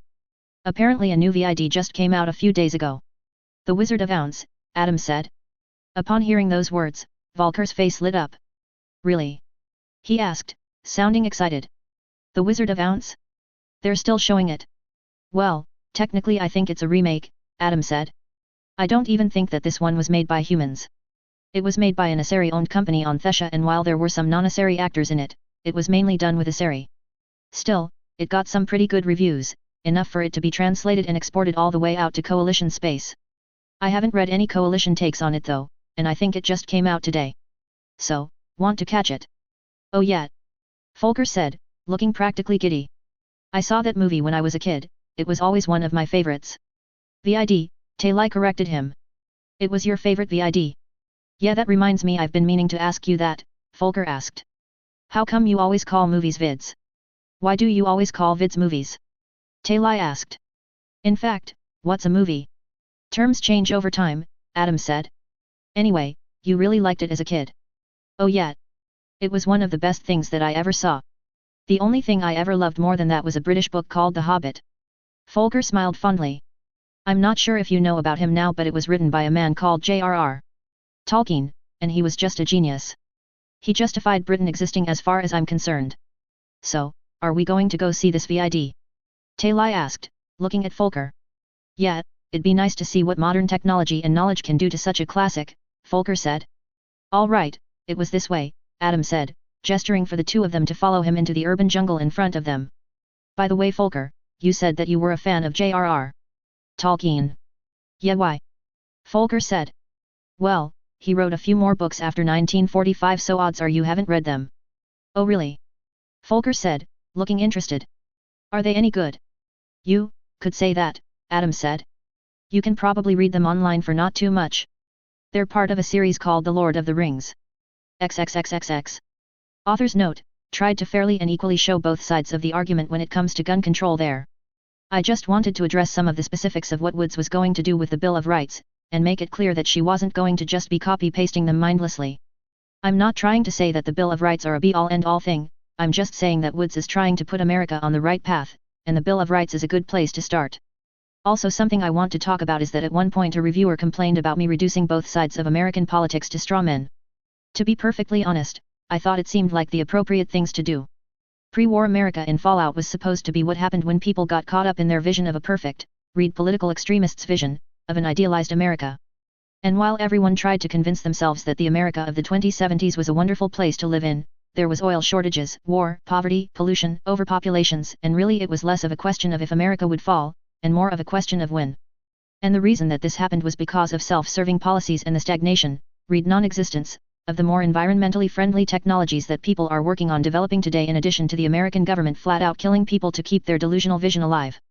And really the in-game enclave is supposed to be the survivors of the American government in this world, and they really reflect that. Their plan? Kill everything that isn't pure human, everyone except them and a couple thousand vault dwellers, and then continue the damn war with China. So, considering that the pre-war America and their descendants in the enclave were basically political stereotypes, so I thought it would be appropriate to make the politicians in this enclave the same thing because, honestly, I thought it would be keeping with the themes. In hindsight I could have done a better job, but I'm not too displeased with it. So some final notes. My depression is actually getting a lot better, I just haven't been updating as much because I'm pretty sure I suffer from AD. The Fallout timeline split off from ours at the end of World War II, but the changes were only subtle ones at first, so I'd like to think lot R still could have been written, and sorry about the short lengths. Hope you're feeling well and still enjoying the story. David Lawrence MacDonald 3. Chapter 76. Alterations. Author's note, it looks like I may be in a little trouble review-wise. I'll address that in the note below. In the meantime, let's wrap up the relaxation time. Also sorry about the long update time, I just can't focus on writing nowadays. I blame PC gaming, I can only play Mac games and I still have a massive backlog. XXXXX. Well, so far so good, Taylai gently whispered. She and Folker were both sitting in a dimly lit movie theater, Adam sitting in the row of seats directly behind them. Apparently the VID had been out for a while, or it was a slow day because there were only a few other people in the theater. Looking at the massive holographically projected screen on the far end of the room, the VID playing out in crystal clear definition. Yeah, it really is impressive how gorgeous this looks, Folker said, staring wide-eyed at the hologram. I mean, when I first watched the movie I couldn't get over the fact that it actually had color. Although some things are kinda weird. Like what? Taylai asked. Well, Folker said, looking at the massive white building and the Asari standing in front of it. You see, in the original Dorothy was a farmer, kind of like me. We didn't have the most glamorous lifestyle and had to make do with the bare essentials. In here she's the daughter of, what was it called again? An Asari matriarch, Taylai said. The leaders of the Asari. Yeah, see, that's a bit of a leap from the source material, Folker said. Also she wanted to run away because she didn't want her dog to get killed, not because she wanted to marry someone her parents didn't approve of. Also, what's a pure blood? This Dorothy's parents kept raving at her that she would give them one for a granddaughter. It's slang for an Asari that had both Asari for parents, Taylai said. It's got a lot of prejudice with it, a lot of Asari see it as a genetic dead end. Lyra was one, remember? Oh right, I remember that, Folker said. So they changed things around to deal with themes of racism? That's actually kind of clever. It's been a while since I read the book, the tornado should be coming up soon, right? Adam said. Well, not yet, Folker said. She hasn't met Professor Marvel yet. It's not until that Volker's voice trailed off as the angle of the VID changed to show a massive brown tornado approaching Dorothy. Okay, that's different. They really should have shown Professor Marvel because he glanced at Taylai. Never mind, I don't want to give anything away. He turned back to the screen just in time to see Dorothy running into the house. At least Folker thought that it was a house, it looked more like one of the massive buildings he had seen a couple of times in this time period, skyscrapers Taylai had called them. He watched as the tornado tore off the chunk of the building that Dorothy had been in and tore it through the air for a solid 30 seconds before it landed on the ground. Well, that was weird, he said. What was? Taylai said. There was supposed to be a scene where she was in her bedroom and saw the old woman on the bike turn into a witch flying a broomstick. Here she just tumbled around for a little then landed. He shook his head. I'm expecting this movie to just be the old one, except it looks prettier. Maybe they're trying to have their own personal take on it. I should stop complaining every time something is different. Maybe, Taylai said as Dorothy stepped out of the house. No sooner had she done so, a brightly shining Asari in robes appeared before her, thanking her for defeating the wicked witch. Wait, how come they needed her to do that? Taylai said. I mean, if you could just kill the witch by dropping something heavy on her, how come they couldn't just defeat her themselves? I don't know, Folker answered. But what did the witch do? Dorothy asked, looking at the witch with puppy dog eyes that the camera zoomed in to focus on for some reason. Apparently the director wanted to remind the viewer that Dorothy was supposed to be innocent. She was a terrible woman born of an unholy union, the good witch said. She was an Ardat Yakshi. She attacked the harmless munchkins to satisfy her evil whims. Such a shame, her power could have been used to lead them and help them. Wait, what? Taylai said. An Ardat Yakshi. She glanced at Folker. Were the Wicked Witch's parents ever brought up before in the original? No, they weren't, Folker said. Why? What's an Ardat Yakshi? An Asari with a rare genetic defect that causes her to kill whenever she joins minds with someone else, Taylai said, the way Asari normally breed. It also feels wonderful to them and they more often than not turn into serial killers. Luckily most of them are found before they accidentally kill for the first time and they're taken to live in comfortable isolation. It's rather hard to be an Ardat Yakshi and live in exile from what I heard, but there's a stigma surrounding it in Asari culture. It doesn't help that only an Asari with both Asari for parents are Ardat Yakshi. But why would they put that in there? Adam asked, leaning forward from his back seat. I don't know, Folker said. It's like the people who made this film. He trailed off. The eyes of all three of them widened at the same time. They people who made this, they. I think they are, Taylai said. Oh God help me, Folker whispered. Before too long, a parade started with countless Valas stepping out of the houses. Midway through, 3 Valas in particular stepped forward and stopped in front of Dorothy. We represent gasp the Lollipop Guild, gasp the Lollipop Guild, gasp the Lollipop Guild. Folker began to snicker. Do they always talk like that? They, Molas. Valas, Taylai corrected, smiling herself. And yes they do. That must get awkward from time to time, Folker said. But that is kind of funny. After that, the Wicked Witch of the West appeared, threatening Dorothy and the Good Witch before she was chased off by her powers not working. She's just like her sister, the Good Witch said with disgust. She could lead these people like I do and bring them into a new age of peace and prosperity. Instead she has become that foul demon that you just saw before you.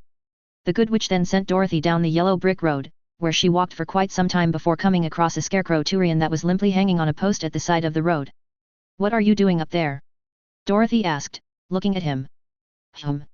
I'm not quite sure, the scarecrow said. I think I was heading to the city to see the wizard. Were you going to do that?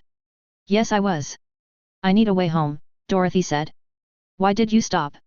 Well, you see there's a fork in the road right here, the scarecrow said, looking at the road which did indeed split in half right in front of them. I stopped to try and think about which way to go and I just couldn't get around to figuring it out. He looked at Dorothy. You look pretty smart, maybe you know which way to go. I was hoping to find the wizard so that he could give me a brain. Okay, Dorothy said, looking at the road. She bit her lip as she looked back and forth. I think we should go this way, she said, pointing to the right. All right then, the scarecrow said, jumping down from his post. Let's go.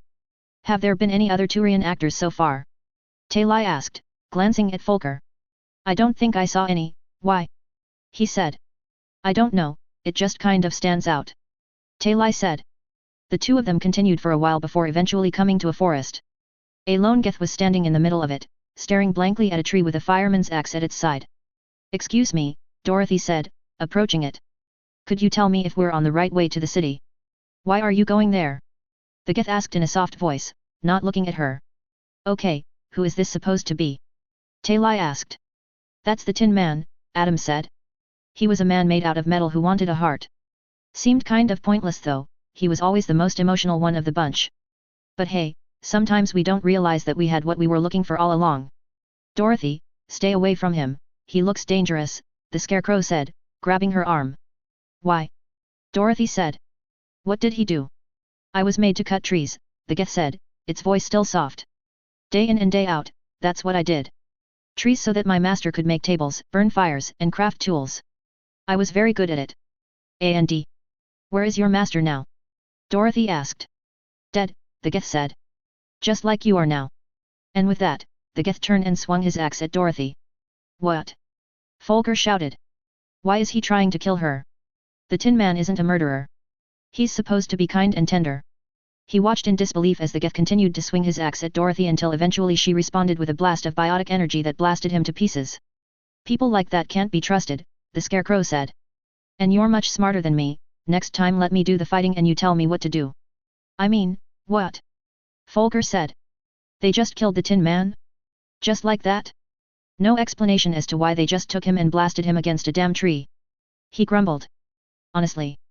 Not long after that they continued deeper into the forest, until they came to an overturned cart that was directly in the middle of the path. Who put this here? Dorothy asked. I did. Dorothy and the scarecrow both looked up to see a Krogan sitting on top of the carriage, sharpening a knife. You want to get past here, you're going to have to pay a toll.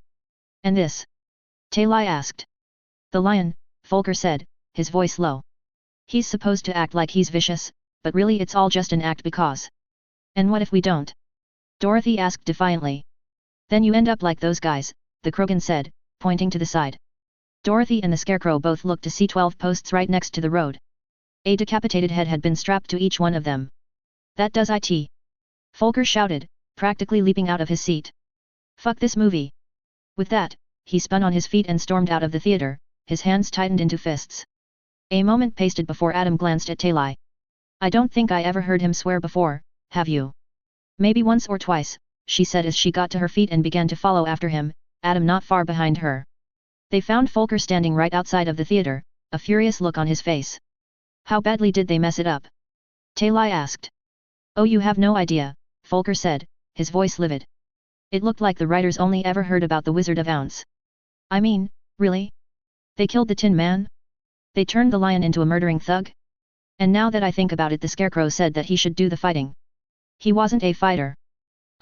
This may be a bad time to mention this, Adam said, who had activated his Omni tool and was now typing into it. But apparently I made a mistake. The Asari review system is the opposite of what I'm used to apparently. Lower numbers mean it's good while higher numbers mean that it's bad.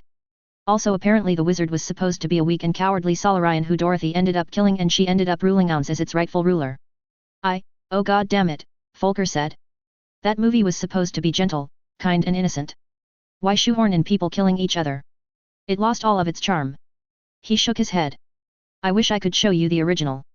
Well, odds are we can find it on the extranet, Taylai said. We can watch it in on the ship like we did with Fleet and Flotilla. You up for that? Your room. Folker said. Yeah, I'd really like it to be there, Taylai said. Suddenly, her cheeks flushed. I mean, not because of anything weird, it's just we always watched vids there, she blabbered. I mean, we even watched Blasto 6 there and we had Cheryl there. I didn't want to imply that. I'm going to stop talking now.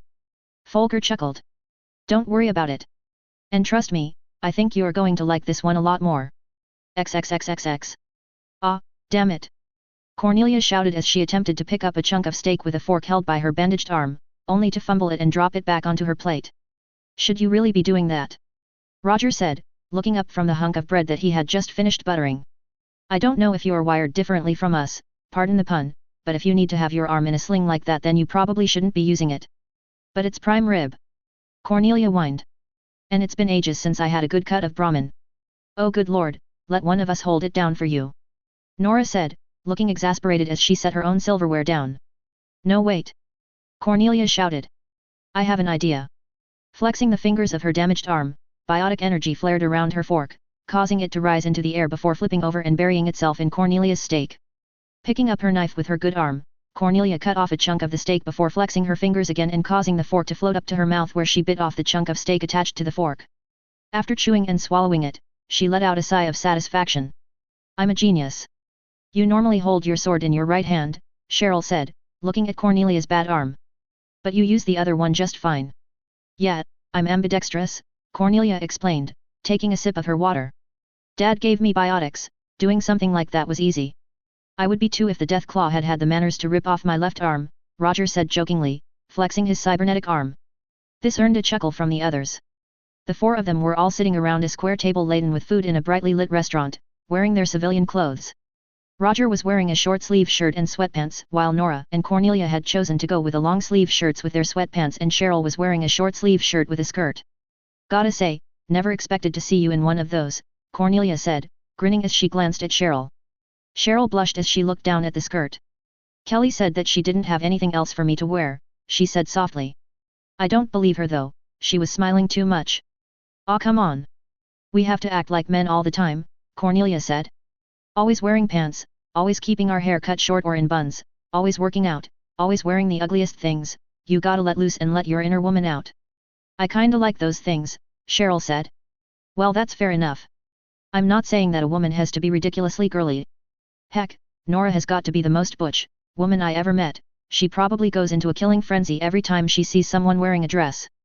Cornelia smiled as she looked at Nora. Isn't that right? Fuck you, Nora said, but she was smiling as she turned her attention to the steak in front of her, cutting a piece off and eating it. She frowned as she did. She glanced at Roger and gestured to him. But frankly, have you ever gotten a chance to try acting like a girl? Cornelia asked, looking at Cheryl. I mean, I doubt that Alaska was a very practical place for skirts, especially considering it's still a wasteland up there. I never did get around to it, Cheryl said. But... Her pale arm slid down and wrapped around her legs. I just feel uncomfortable showing so much of my skin. I feel naked. It was hard enough going out in public without my face wrappings, I don't know if I'm ready for this. Well that's a fair point, Cornelia said, scratching her chin. We should probably try and get you out of your shell a little bit more before we try anything too dramatic. Still, this is something that you may want to try. You may end up hating it, you may end up liking it. You won't really know until you give it a crack. Cheryl smiled shyly. Okay, maybe one day I'll give it a shot. You taste it? Nora asked on the other side of the table. Yeah, Roger said, pulling his fork out of his mouth and chewing and swallowing a chunk of steak. Tastes kind of overcooked. Little bland too, Nora said. Then again, I always like to marinate my steaks. What with? Roger asked. Oh, nothing too fancy, just some salad dressing, she said. Gives it a nice tangy taste. I personally like a little bit of spice on mine, Roger said. A good punch really does it for me. You too cook? Cornelia asked, looking at Roger and Nora. Well, I do, Roger said. My parents, bless their hearts, really tried to cook for me and my little sis. Every day, 3 times a day, they did their very best to put hot meals on the table.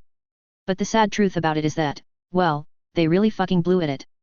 I just started cooking for myself just so that I wouldn't have to eat their food, and when they got a taste of it I ended up cooking meals for the whole family. Oh dear God, he said, his eyes widening in horror. Who's been cooking while I've been away? Ha, Nora chuckled. Yeah, I know a few tricks in the kitchen too. Mainly because I've been on my own for a while and I got tired of eating stuff that came in a packet. It's a nice skill to learn, and it just feels nice to sit down and eat food that actually feels real. Hey, Cheryl said. Maybe I should try cooking something one day, I mean something more complicated than roasting a dead animal over a fire. You two could try it. No. Both Nora and Roger shouted, almost in perfect unison. I what? Cheryl said in surprise. Hey, what's the big idea? Cornelia said, glaring at the two of them. She just wants to do something nice for you guys. Cheryl, do you remember what happened when the 3 of us were alone on Cor Molly? Roger asked. I shot some weird animal and we ate it. She said. And what happened after that? Nora asked. We were rescued. Cheryl said, looking hopelessly confused as to what point Roger and Nora were trying to make. Before that, Roger said. Oh. Cheryl said, realization striking her. I ate a raidroach. A raw raidroach. You ate a raw raidroach whole, Nora said. No offense Cheryl, but I'm not letting you anywhere near a kitchen ever. You could make the most horrible thing known to mankind and you wouldn't even know it. Yeah, plus I'm kinda worried that what you'd make would end up eating a hole in the floor, Roger added. A raw raidroach. Cornelia said in surprise. She glanced at Cheryl. Sorry honey, I wouldn't trust you with a spoon. Screw all of you, Cheryl said, folding her arms and pouting slightly. Nora smiled as she leaned back into her chair, sipping from her glass of water. Pardon me, a soft voice said. Glancing behind her, she saw Miranda and Jacob standing behind her chair. Could I have a word with you? Miranda asked. It's rather important. Nora glanced at the others, who were all looking at her. Do you want us to come with you? Cheryl asked. No, I'll be fine, Nora said. Getting to her feet, Nora followed Miranda and Jacob to the corner of the restaurant, one that was more deserted than the rest of it. If this is really classified information, then maybe we should go somewhere else, Nora said. It isn't. It's about your father, and his arrest can hardly be considered classified anymore, Miranda said. To emphasize her point, she pointed at the opposite end of the restaurant. A screen attached to the wall was displaying the news, Andrew Hawkins' face taking up the center of the screen. I just wanted to tell you something personally and I didn't want anyone you know to hear about it if you weren't ready. Oh. Well thanks, Nora said. So what is it? I trust that you might have heard a few people say that your father might get the death penalty. Miranda asked. Nora nodded. I just want to set something clear right here and now. He's not going to get it. Too many people are scared of what will happen if he is killed, and they're pulling all the strings that they can to make sure that he just goes to prison. He may get life, but he's going to be alive. Nora stared at Miranda for a second before letting out a weak sigh and turning to look at the wall. She didn't say anything for a minute as she started at the wall, her hands hanging loosely at her sides. I kinda knew that was going to happen, Nora said. It seemed a little too good to be true. There are some people like you who think he deserves to die, Miranda said. But that would cause more problems than it would solve. Yeah. I guess, Nora said. Part of me really wanted to see him hang, or fry, or bleed, or whatever method of execution I could come up with. He made my life hell for so long, and now the punishment he's going to get just doesn't feel like it does it justice. I know what it feels like, Miranda said. To have a father that's a monster and not being able to do anything about it. Really? Nora said, looking at her. Miranda nodded. My father was a control freak. I could have any last thing that I wanted, so long as I just did everything that he told me to do. Keep up with every last bit of physical and mental training that he had for me. She smiled grimly. He called it training. Most other people call it child abuse. Then again, I don't think he wanted a daughter, he wanted a legacy. He had my DNA altered before I was born, altering me in ways to better fulfill his vision of perfection. I ran away when I was 19, I took my little sister with me, and I managed to find Cerberus. Can't they do anything about this? Nora asked. I mean, nobody knows about half of the stuff you people get up to, I don't think it'd be too hard. I talked to the elusive man about it, Miranda said sadly. Unlike your father, we don't have any solid evidence against him. My father was very careful when it came to covering his tracks, he has a lot of money and he uses it to hire people that are very good at making evidence disappear. We can't make an arrest like that, and making an assassination is out of the question for my father for the same reason it was for yours. Nora sighed. Life has a tendency to flip us off, doesn't it? It does, Miranda said. There's no such thing as a utopia. There's always going to be something wrong with the world. We just have to do what we can to limit it and make the best of what we have. Nora didn't say anything as she looked across the restaurant. As she did, she spotted a woman standing in front of a reception desk manned by a necro-human. The woman seemed to be leaning unnaturally on the desk and the necro-human looked like he was scarred to death. Nora put two and two together in her mind. An irrational rage flowed her. She wanted to do nothing more than storm across the restaurant and grab the woman by the head. She wanted to smash her into the desk over and over again until she heard a nice loud crack, and after that she wanted to keep going. She wanted that bitch to die. Nora grit her teeth in anger, but as she did she realized exactly what she was doing. Almost at once, she stumbled slightly, grabbing a nearby table as she gasped heavily, swallowing deep gulps of air. Are you okay? Miranda asked, stepping forward and looking worried. Calm down, Nora thought to herself. You're not thinking straight. Taking another deep breath, she pushed herself off of the table. Yeah, I am. She looked back at the woman on the other side of the building, the necro-human looking even more uncomfortable. Pardon me, I need to take care of something. Nora began to head to the other side of the restaurant, a power stride in her step as she reached down to her side where one of her pistols was in a holster, her hand closing around it. Look pal, just empty out your bank account right now and this will be over, the woman hissed now that Nora was close enough to hear. So stop. Put it down, Nora said, pressing her gun to the back of the woman's head. She froze, her body noticeably stiffening. Now, she said, pushing her pistol forward to emphasize her point. Slowly, the woman gently lowered the knife that she had been holding onto the counter, Nora hastily grabbing it with her free hand. Who are you supposed to be? The woman hissed, venom in her voice. Lieutenant Nora Hawkins, Nora said. I'm with the Roughnecks. The woman laughed. Little out of your jurisdiction, aren't you? What do you think you're doing? Oh, I think I can have a talk with local law enforcement and get you locked up. Armed robbery? I'd say a year or two will straighten you out. If you're not a repeat offender, that is, Nora said. A robber. Nora glanced over her shoulder to see Roger, Cornelia, and Cheryl approaching her. Well, that won't do, Cornelia said.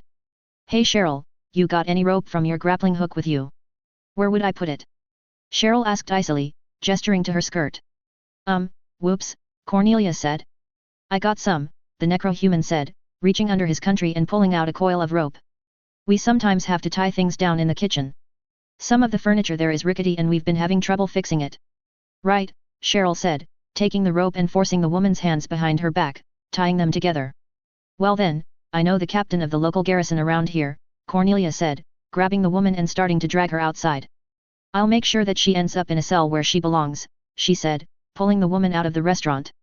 I gotta say you handled that pretty well, Roger said, looking at Nora. Barely, she said sadly, holstering her pistol.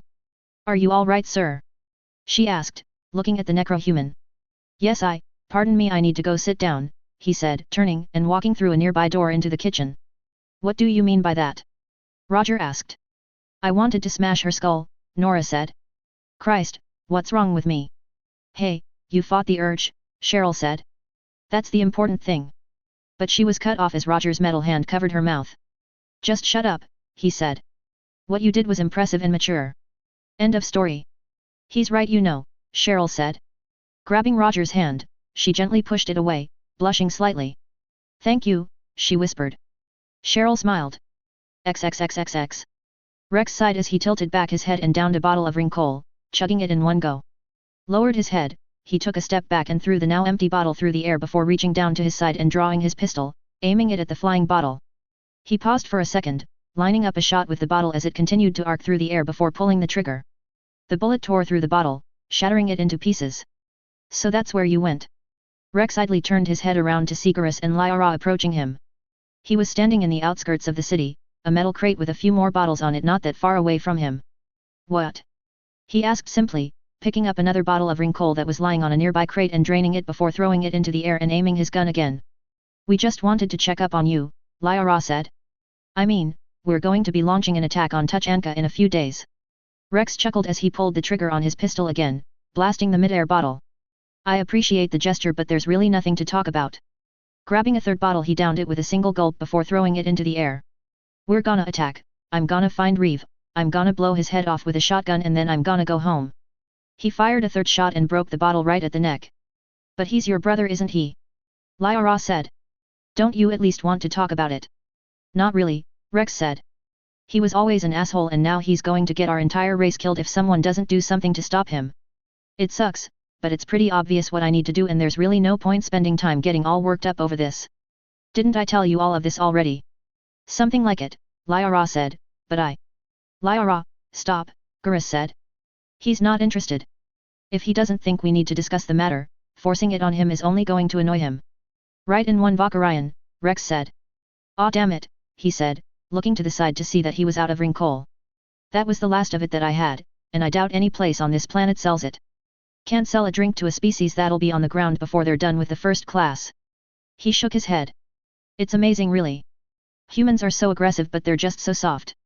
Turians have those plates of theirs, us Krogan have our redundant organ system, and even Asari have biotics to make up for the fact that I can get to the spine without too much effort. Lyra frowned. Sorry T-Sony but I've fought Asari before and that skin of yours is pretty soft. But human skin is even softer and they don't have the species-wide biotics that you do. He chuckled. Maybe that's why they have such a militaristic society and are constantly mutating themselves, building synthetics and have those death claw things. They're compensating for something. Well, not all of us have 4 testicles, Gurus said dryly. Rex chuckled. Well, since I'm out of ring coal, it looks like this little game is over. Funny, last time I checked you didn't seem to be that big on pistols, Gurus said. You seem to prefer assault rifles and shotguns. That's true, Rex said, holstering his pistol before reaching around to his back and pulling off the shotgun that he had there. He held it out flat in his arms, a fond look on his face. AM-300 Claymore. You can tell that it was built by my people because if either of you tried to use it, you'd break your arms. Wait, from the mission report on what happened on Cor Molly, Cornelia used Grace Kane's shotgun against her, Gurus. And she didn't have a broken arm after that mission. Yeah well, she did just tell us all that she's put together less with flesh and blood and more scrap metal and wires, Rex said. I am fairly certain that those aren't the materials that were used to make her, Lyra said. In fact I'm sure that she isn't that kind of android. Rex shrugged. She's put together more fancily than the Geth, I really don't care. She's all right, fell out of a shuttle during the coalition's counterattack on the Batarians and acted like it was fun. But like I was saying, this thing was built by Krogans, for Krogans. One good blast from this and it'll send a fully shielded soldier flying across the room with most of his torso decorating the wall. Yeah but doesn't it overheat after one shot? Gurus asked. This one can make 2, Rex said. You have no idea how many credits I had to pour into making this a possibility but I managed to do it. Personally I think that it was worth it.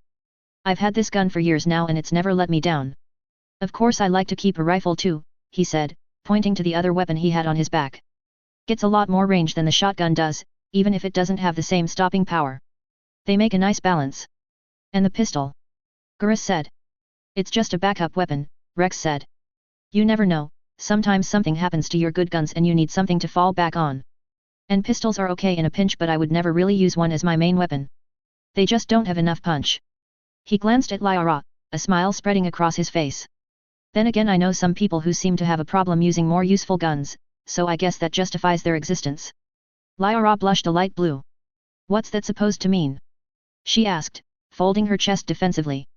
Well, that pistol that you have there is nice, he said, pointing at the sidearm that was hanging off of Lyra's hip. But the thing is everyone has a good pistol on the Normandy and just about all of them have a couple more weapons that they use, and they tend to be, what's the word? Oh right. Better. I have my biotics, Lyra said, holding up a hand that was glowing with a bright purple aura. So do I, Rex said, doing the same. Doesn't stop me. He smiled. Come on T-Sony, you're not going to tell me that big guns scare you or anything are you? No. Lyra shouted, her face darkening even further. I just think that my pistol is all that I need. Rex let out a throaty laugh. That's okay then, just stay behind me and let me do all of the heavy lifting. He glanced at Gurus. You feel free to stay a couple of miles away from the actual fighting too, I won't mind. Very funny, Gurus said, reaching behind him and gently touching the sniper rifle that was on his back. Sorry but not all of us can survive a shotgun blast to the stomach. I'm sorry that our inferior biology is holding you back so much. Apology accepted, Rex said, holstering his shotgun. Well, this colony is a nice enough place I guess. Could be better but it's all right. Anything in particular that you want to do? Lyra asked, unfolding her arms and letting them fall to her side, her face slowly returning to its normal color. We could check out that Coliseum that I've heard so much about. Apparently there's going to be an electrostaff combat tournament today. That could be interesting. Nah, Rex said. It'd probably be boring. He started to walk towards the city. I'm gonna catch the next shuttle back up to the Normandy and get something to eat. Maybe get a few more bottles to shoot. This colony is nice, but I'm gonna lie, it couldn't be any more boring if it tried. Well, we'll come with you then, Lyra said. Rex stopped and turned around. He said. Yeah, we'll stick with you, Gurus said. Have to make sure that you don't eat the entire ship's supply of food, Wexy. Rex let out a bark of laughter. Is that how it's going to work? Well then I won't stop you. It's your funeral. He continued walking, Gurus and Lyra not far behind him. XXXXX. Author's note, oh boy, kinda looks like I'm in a tight spot right now. Some people told me that they wanted the story to slow down and relax, others told me that they want the plot to pick up again and for things to get going. The problem is that I agree with the people who say that the plot needs to slow down a bit. We had 20 plus chapters of the Enclave arc, and after that around one chapter of breathing space before jumping into the mess with Nora's father. The thing about Mass Effect is that, really, you spend around 10% of the game doing the main storyline. The rest of the time you spend on the Citadel shopping, talking with your crew on the Normandy, or doing side quests. And you really can't just cut all of that out, you'd lose too much important stuff. That's how the universe gets fleshed out and it's how you learn about the characters. Not to mention really people just need time to breathe, readers and characters alike. However, I do respect people who think that things need to pick up, and that's why when the relaxation is going to end after the next chapter. After that, we're heading straight to Tuchenka, and we're gonna be hitting the ground at full throttle. Chapter 77. Marks. Author's note, gonna end the relaxation on this chapter. I'm also going to throw in a little more drama with this one. I just got a really good idea in my head and I just can't get it out. Also sorry about the long update time, but I just bought System Shock 2, so, yeah, LLLL, look at you, hacker. XXXXX. Ah, Jessica sighed happily as she stood in a shower on a Cerberus ship, hot water pouring over her. Damn, that feels good, she whispered. It wasn't that she hadn't bathed regularly in the Enclave, but for the first time in a long while she truly appreciated it. All right, that should do, she said, grabbing the faucet and twisting it off, the flow of water slowly coming to a stop. Pulling the curtain to the side, Jessica slowly stepped out and grabbed the towel that was hanging on a nearby rack. Private showers, Jessica said out loud as she looked around the room. Weird, they never had something like this in the Enclave. We had to use public showers, even if Omega got their own we had to share. As she finished drying herself, she placed the towel on the ground before spotting and grabbing a nearby folded pile of clothes that had been laid out for her. She grabbed them and began to change. She had unfolded and slid into her underwear when something caught her eye. Directly across from here was a sink with a rather large mirror above it that was reflecting her image right back at her. She stared at it, drinking it all in. The shirt and pants that she had been holding slipped out of her hands and gently hit the ground. Gulping, she took a few steps forward and stopped right in front of the mirror. She looked at her body, or to be more specific, the 4 artificial limbs that had replaced the arms and legs that she had been born with. She could see where the flesh and the metal fused together, strips of cybernetics stretching over her shoulders and fading into her body, looking like veins. What really caught her attention though was her eyes. They were blue, they had always been blue, but now they were different. Her prosthetics that had been installed in her had a built-in HUD, and even though it was currently deactivated she could still see the bright lights in her eyes that they created. They looked cold, calculating, and above all lifeless. Slowly, she leaned forward and pressed her forehead against the glass. She could feel the smooth and flawless surface of the glass, as well as the thin layer of water that had been formed by condensation. Slowly, she lifted up her right hand and pressed it against the mirror as well. She again felt the smooth surface and the hot water, but something was different. The sensations weren't as sharp, it felt like a key part of what made the feeling in her forehead unique was missing. It was an imperfect sensation. Jessica felt the back of her eyes sting. Why? She whispered, looking at the 3 sets of dog tags that were hanging around her in the reflection. Why did this have to happen to us? What did we do to deserve this? We never hurt anyone. Desperately, she blinked furiously in an attempt to fight back the tears, but she only ended up forcing them out. Staggering back, she ended up sliding to the ground, tears still streaming down her face. She lost track of time as she sat there, tears slowly sliding down her face and dropping onto the floor, but sooner or later, she got back to her feet. She took a deep breath in and out, repeating it over and over again until the tears eventually stopped. Taking another deep breath, she picked up her towel and held it under the sink as she turned the cold faucet. A jet of water shot out and soaked the towel before Jessica picked it up and pressed it against her face, gently dabbing away at the tears and cooling her face down. Taking one last breath, she put the towel down before changing into the sweatpants and tank top that had been given to her before stepping out of the bathroom. You holding up all right? Jessica fought back the urge to jump as she turned to the side to face the person that had spoken. Jacob was standing to the right of her, wearing what appeared to be a coalition's officer's uniform but with a Cerberus logo right over his heart. I don't know what you, she began. I heard you crying in there, Jacob said, gesturing at the bathroom. I would have come in but I didn't, well, you know. Yeah, Jessica said. An uncomfortable silence filled the air between them. If you don't mind me asking, how come you joined Cerberus? Jacob asked. I couldn't stand to stay in the enclave, Jessica said. I lost Grace and Rose to that place, Edward too. He was the only person in that damn hole that cared about the three of us. And now he's dead, but Woods is still in power. She shook her head. I couldn't stand to stay another second on that planet with that woman still in power. I'd do something that I regret. Last time I checked, it was Crawford that had ordered Colonel White to protect the beacon that was attempting to take over the Geth. Wouldn't it be more his fault? Along with Dr. Goeth. Maybe, Jessica said. Despite her face still being red and puffy, her hands tightened into fists. Maybe he was more responsible than she was, but she had no problem using us to take care of her problems for her. Rose wasn't even killed because of Crawford, she killed herself because she couldn't take it anymore.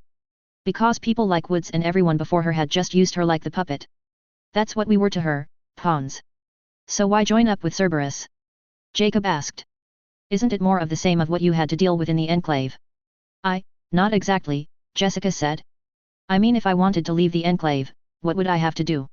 Sign a whole bunch of non-disclosure agreements, Jacob said. And I've seen someone violate them before, you wouldn't believe the shitstorm that the elusive man can bring down on someone. But I can leave.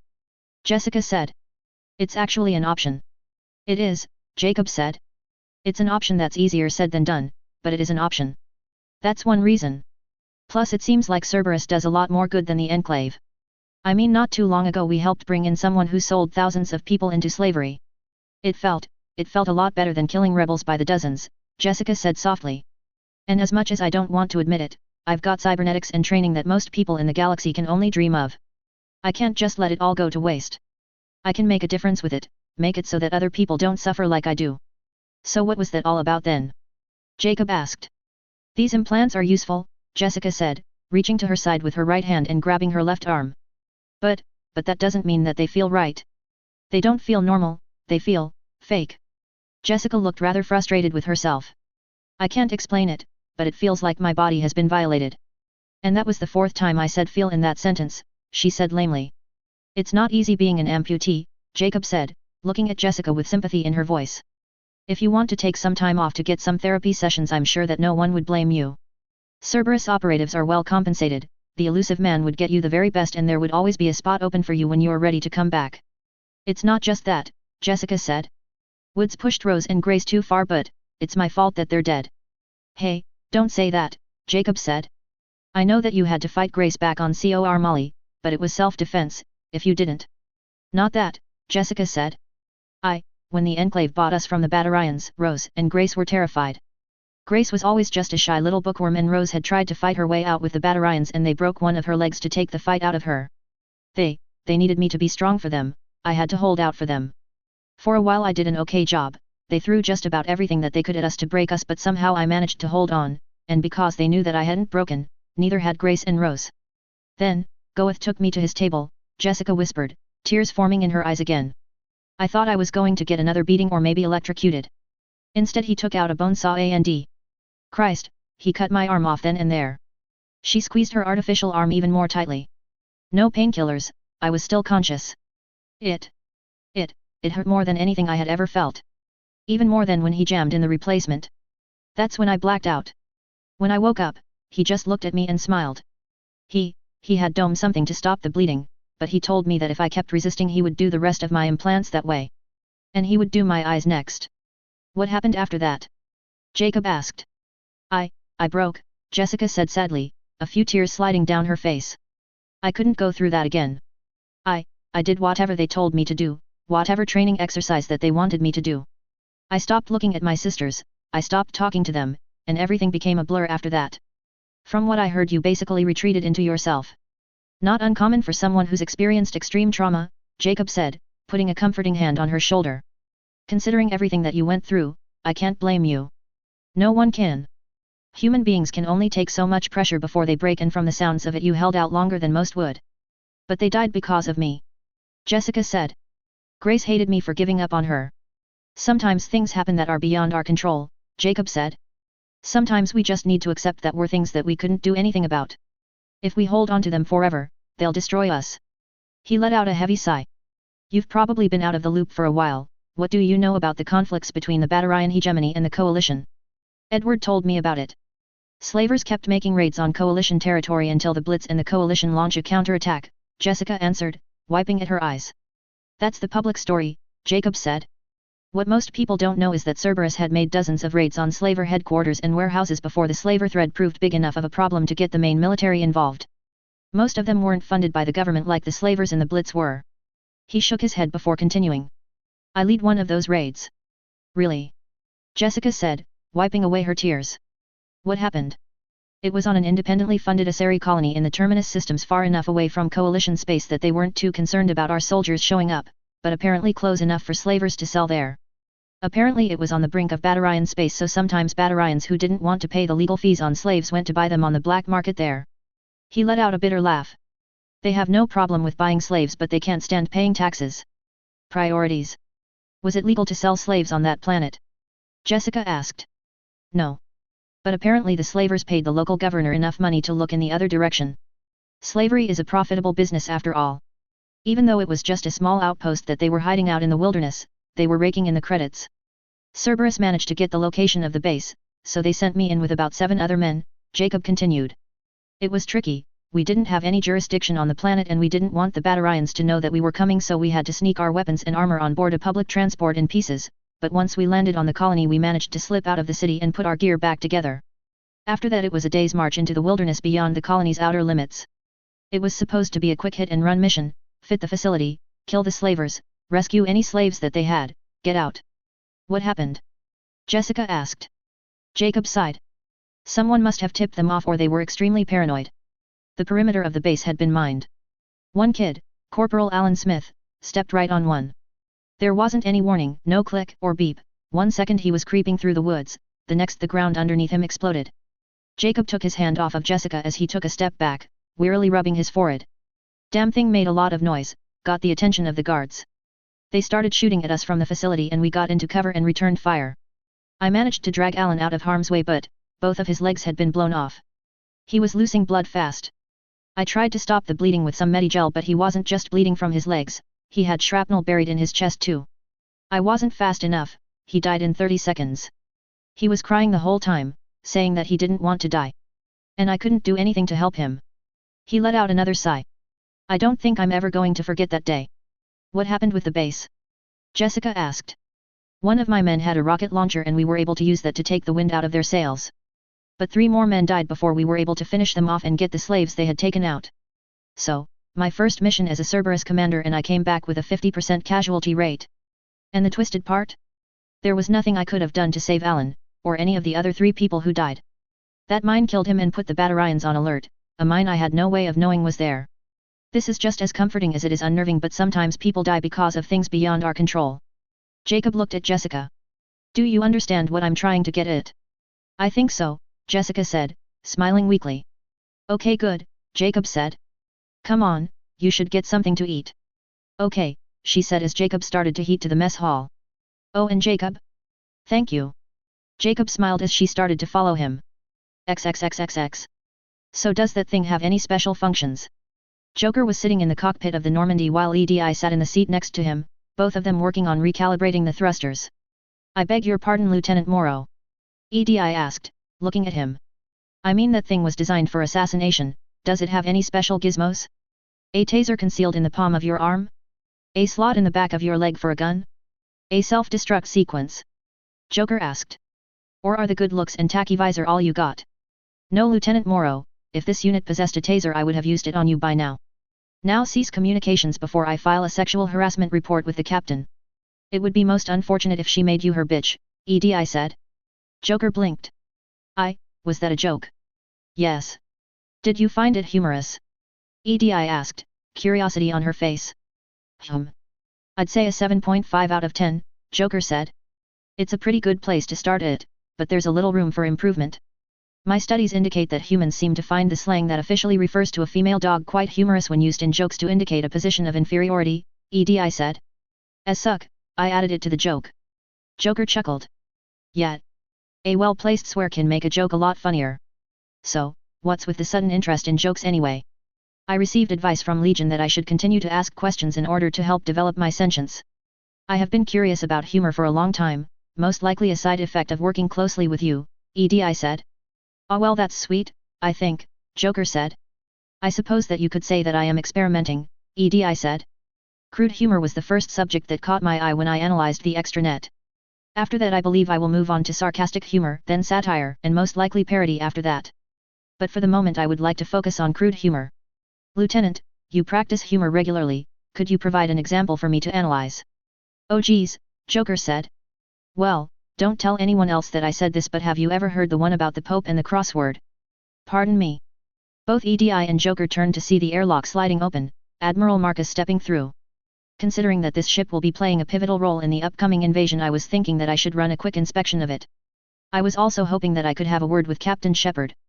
I would prefer to speak to her before I start my inspection. Oh, Admiral Marcus, Joker said. Just give me a second, I'll raise the captain now. His hands flew across the interface in front of him, hastily typing in commands. Okay, she's not answering her comm, but she seems to be in the CIC, do you need directions?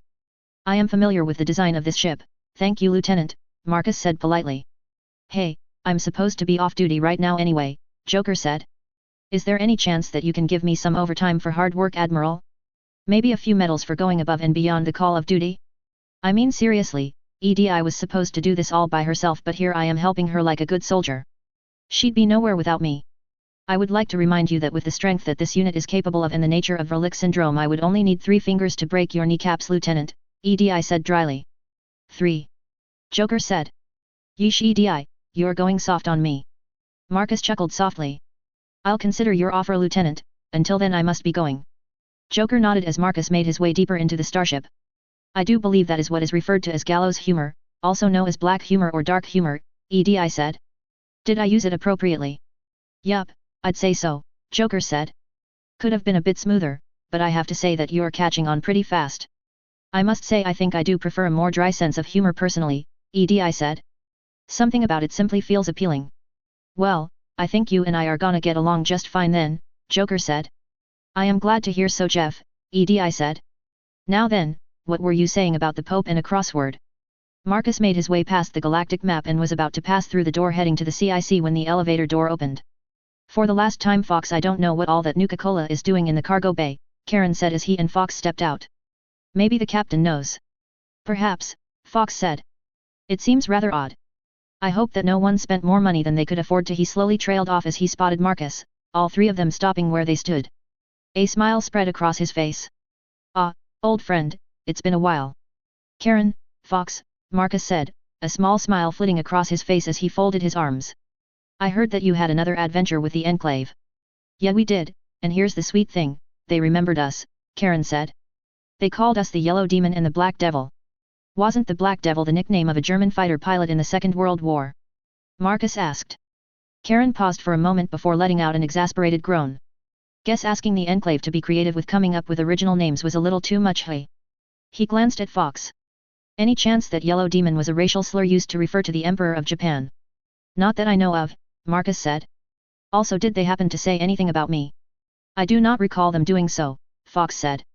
Yeah, but they remembered us because Fox the Kid and I took part in the charge on Project Purity and brought that orbital strike down on their base, Karen said. Their memory is pretty selective, they don't remember any of the Lion's Pride, though then again maybe that's because it's hard to tell people apart in power armor. Yes, but I would like to point out that the Enclave only ever went to the east coast of America because the oil rig that they were using as a base on the west coast was destroyed, Marcus said. So they were only there because they were running as fast as they could from me and the Chosen One. They say anything about us? No, I don't think that they did, Karen said. Well, that figures, Marcus said. We had one of the first intelligent death claws with us and they never even mentioned us. And we fought them back when power armor was something to be feared, before they started using that watered-down mass production model that they used on the East Coast. He shook his head. MK2. They honestly have the guts to call that thing a MK2? I've seen MK2 models, and those things on the east coast were not them. Well, I don't know about that, Karen said. I wore a salvaged suit of the stuff for a while and it held up all right. Maybe. If anything, at least they created the Hellfire model. That's worth something at least, Marcus said. I'm just glad I was on the west coast for most of the pre-space travel years. DC may have all the monuments that you could ever look at, but for some reason the people there just felt flat. Well, I gotta say I still prefer D.C, Karen said. But hey, if you enjoyed wandering around a desert for most of your life, that's fine by me. Marcus chuckled. I really did miss the talks that we used to have. Indeed, friend, Fox said. As he spoke, a small frown spread over Fox's face. What will the invasion plan be? Well, the rest of the ships that I ordered for the attack should be here in a couple of days, Marcus said. We'll be able to start the invasion then. We're going to have to play the specifics as we go through. What we do exactly will depend on the intelligence that this ship sends back to us. Who knows, maybe this will be all turned out to be a massive fluke and we'll abort the mission. Somehow, I doubt that will happen, Fox said sadly. Marcus sighed. I would be lying if I said I disagreed with you. After everything we've been through, after everything the entire galaxy has been through, sometimes we keep managing to find ourselves in this situation. Makes me wonder if we'll ever learn. We can't just let the Krogan support Saren though, Karen said. This is something that we have to do if they're mobilizing against us. I never denied that, Karen, Marcus said. I just find it sad that even after the Great War we managed to find ourselves on the brink of another battle. You think that the Coalition would be sick of war? You think that the Krogan would be sick of war? You think that the Council would be sick of war? Apparently not. Hate's a powerful motivator, Karen said. Yes, it is, Fox said sadly. Well, no point in mopping over what I can never hope to change, I suppose, Marcus said. I knew what I was getting myself into when I was given this position. I plan on seeing it through. I'll make the best of this. There we go, Frankenstein, Karen said, elbowing Marcus in the stomach, the highest place he could reach comfortably. What do you say when all of this is over I buy the both of you a drink or two? I could use a drink or two, Fox said. Don't worry, I'll get you a couple of kegs, Karen said. That should get you partially buzzed at least. Well, aren't you the most understanding friend that a mutant could ask for, Marcus said. He opened the door in front of him again. Now then, I really must speak to your captain. It's been wonderful talking to you again. Whatever happens over the next few days, take care of yourselves. He walked through the door and into the hallway beyond it as the door slid shut. Time's been nice to him, Karen said. Admiral, I'd never even dream about being that high up on the food chain. He always did seem like a natural leader, Fox said. First with Broken Hills and then with Jacobstown and then with the Mutant Equality Movement. You'd almost forget that he used to be one of the Master's most loyal followers, Karen said. Some people just love to surprise you. We're proof of that, Fox said, smiling as he looked at Karen. Karen gave a small chuckle. Never really thought about it that way. Though when I think about it, you're not exactly wrong. XXXXX. Mind telling me what the hell is taking so long? Ashley said. She was leaning against the table in the Normandy CIC with her assault rifle at her side. I'm working on it. Fist said. He was kneeling on the ground with a portable terminal folded out in front of him, typing into it. You have no idea how many hoops you need to jump through to talk to the shadow broker. I had to contact someone, then he had to contact someone, then he had to contact someone, and eventually it worked its way up the food chain till it reached him, then he had to analyze the situation to make sure it wasn't a trap, and even now that all of that is done, we have to wait a while for a secure connection to be established so that the communication can't be traced. Just get the shadow broker on the line, Jane said. Both she and John were standing over Fist while Ashley watched from the side. Whatever information he has we need. It could be imperative now that Saren has the Krogan in his pocket. Yeah, correct me if I'm wrong, but what good is an information broker that takes a couple of days to get the information we want from his boss? Ashley asked. Oh, I'm sorry, did you want me to carry my merchandise with me? Fist said, glaring at Ashley. Do you like gun merchants to carry their weapons out in the open where anyone can get to them? Because it's the same damn policy. Quit being mouthy and just get that damn connection up, Ashley said. Look, I've done everything that I can already, Fist said with a frustrated tone, gesturing at the terminal. It's going to take a while. The shadow broker's really paranoid about his signal being traced and I don't blame him. He got to his feet. Now if you don't mind, I need to take a piss. Ashley, Jane said, glancing at the gunnery chief. Don't let him out of your sight for a second. Got it, Ashley said, following Fist out of the door. Well, we're waiting on a call from the shadow broker, John said, looking down at the terminal. I can easily say that that's a sentence I never expected to say honestly. Tell me about it, Jane said. You know, ever since that day on Elysium, my entire life has been turned upside down. So many curveballs have been pitched at us that frankly I'm surprised that anything shocks us anymore. Yet we have been thrown for a few loops, John said. First a Batarian invasion, then a Geth invasion, then a run-in with the Rachni, a cult, and after that we have the Enclave, a civil war and a CEO traitor. He paused. Hey. When I say it out loud the list is kind of short. Thought it was a little longer. Well, it is a big galaxy out there, and even though we've been spending the past few months jumping from place to place, we haven't even seen a single % of habited space, Jane said. Ironically that's more than most people have seen, John said. That's the scary thing, Jane said. We've seen so little of the galaxy but most people have seen even less than us. She rubbed her head. It really does have a way of making you feel small and insignificant. Yeah, it really does, John said. Hey, do you think what we do makes an impact? Hey. Jane said. Do you think what we do really makes an impact on the galaxy? John asked. We as in life as a whole or we as in you and me? Jane said.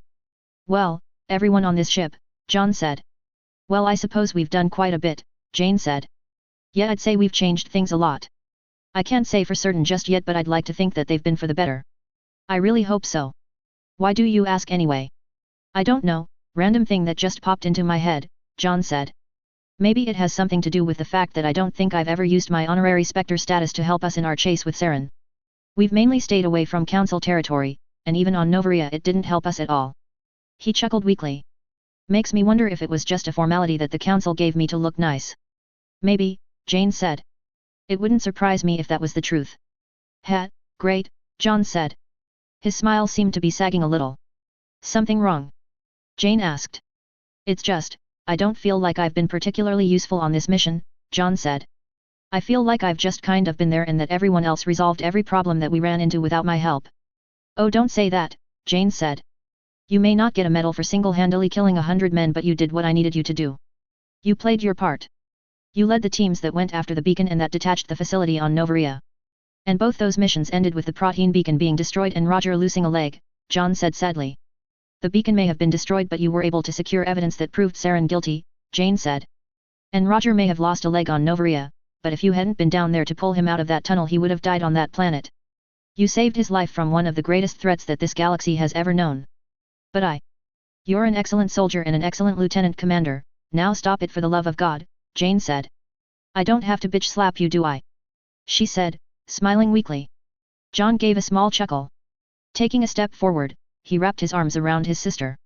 Thanks sis. Sometimes I need a good talking to. Smiling warmly Jane returned the hug. What are families for? I hope I am not interrupting. Jane and John both broke away to see Marcus entering the room. Greetings Captain, I was hoping that I could have a word with you. About the upcoming operation? Jane asked. I don't have much else on my agenda, Marcus said. Reaching down, he activated his Omni tool before lifting it up to his face. If my reports are accurate the Normandy received first priority when it came to refueling and rearming. Your stores should be full, as should your armory and fuel. Is that correct? It is, Jane said. And I've been told that the ship took minor damage above COR Mali that has also been repaired. Marcus said. We're up at 100%, Jane said. Good, there's just one more thing I want to discuss, Marcus said. I see that you've taken Nora Hawkins off of the active combat roster. Jane nodded. Yes sir. After the incident where she nearly killed her father I thought it would be for the best if she were to take some time off of the front lines. She's due to start sessions with our yeoman soon, but I decided it would be for the best if she was allowed to enjoy her shore leave with the rest of the crew first. I've been asking a few of her friends and it seems like she's doing quite well. I see, Marcus said. I'm glad to hear that and your decision seems to be the right one. That's why I wish I didn't have to tell you to do this. I want you to put her back on the active combat roster. What? Jane said, her eyes widening in surprise. Admiral, I think that doing that would be a mistake. Nora is a valuable soldier but I can't have her on the battlefield right now. She's suffering from some form of psychopathy and quite possibly other mental and emotional disorders.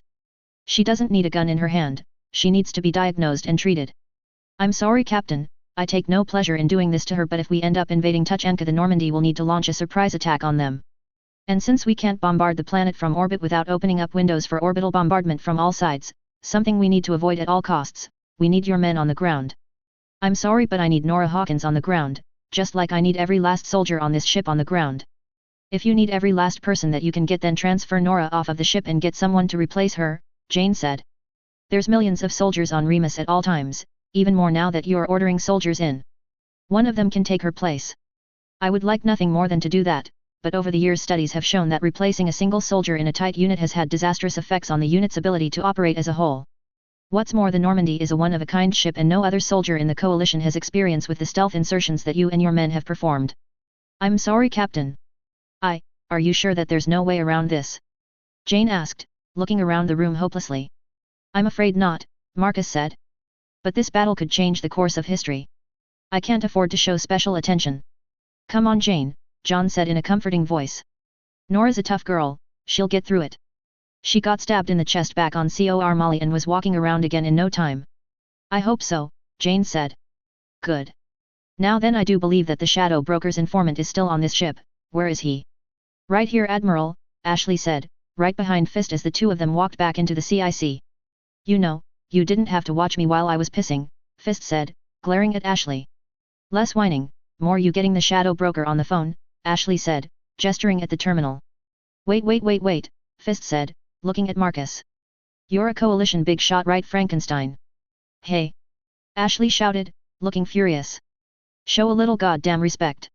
It is quite all right, Marcus said, despite a small twitch in his jaw. Yes, I am a coalition admiral, I have been a part of the coalition for centuries now. Great, I was thinking that we could talk rewards for what I'm doing here, Fist said. I mean, I'm putting my ass out on the line for you people.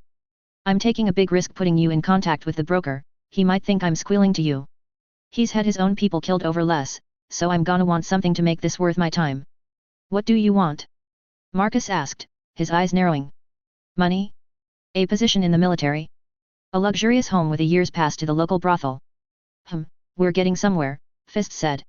It can't be a permanent home though, I don't want the broker to think I'm retiring. You don't do that without his permission. How about my name in Coalition and Council space cleared? I can talk to the Fleet Admiral about Coalition space, but Council space is beyond my control, Marcus said. Well then, get in contact with them and tell them that if they want the broker's information, they better. Fist was cut off as the terminal began to beep. Ashley immediately walked towards it. Hey, get away from! Back off!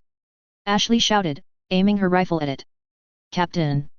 Jane nodded as she crouched down in front of the terminal. It's a message, it looks like.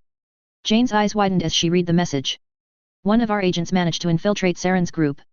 He went past the Omega-4 relay and came out in an alien base in the galactic core. Unsure as to how he was able to survive the trip. Suspect that his advanced ship is responsible.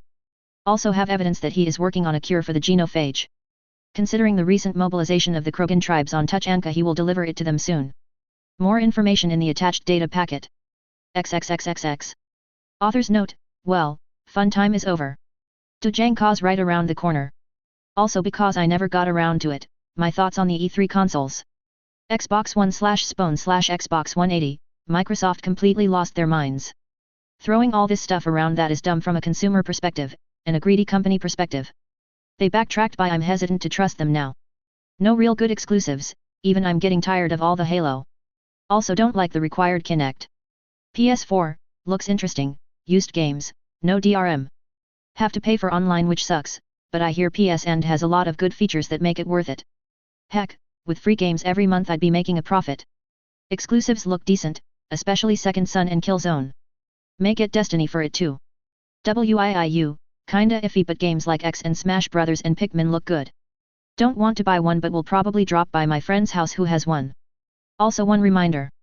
I welcome constructive criticism, but I will delete flames and trolling without hesitation. Chapter 78. Heading out. Author's note, sorry that this one is kinda short. I just plain ran out of things to write about. That happens sometimes. XXXXX. So, last day of shore leave, hey? Roger asked. He, Nora, Cheryl and Cornelia were all sitting in a brightly lit dance club, purple and blue lights dancing across the room as dozens of patrons danced, a few of them even alien.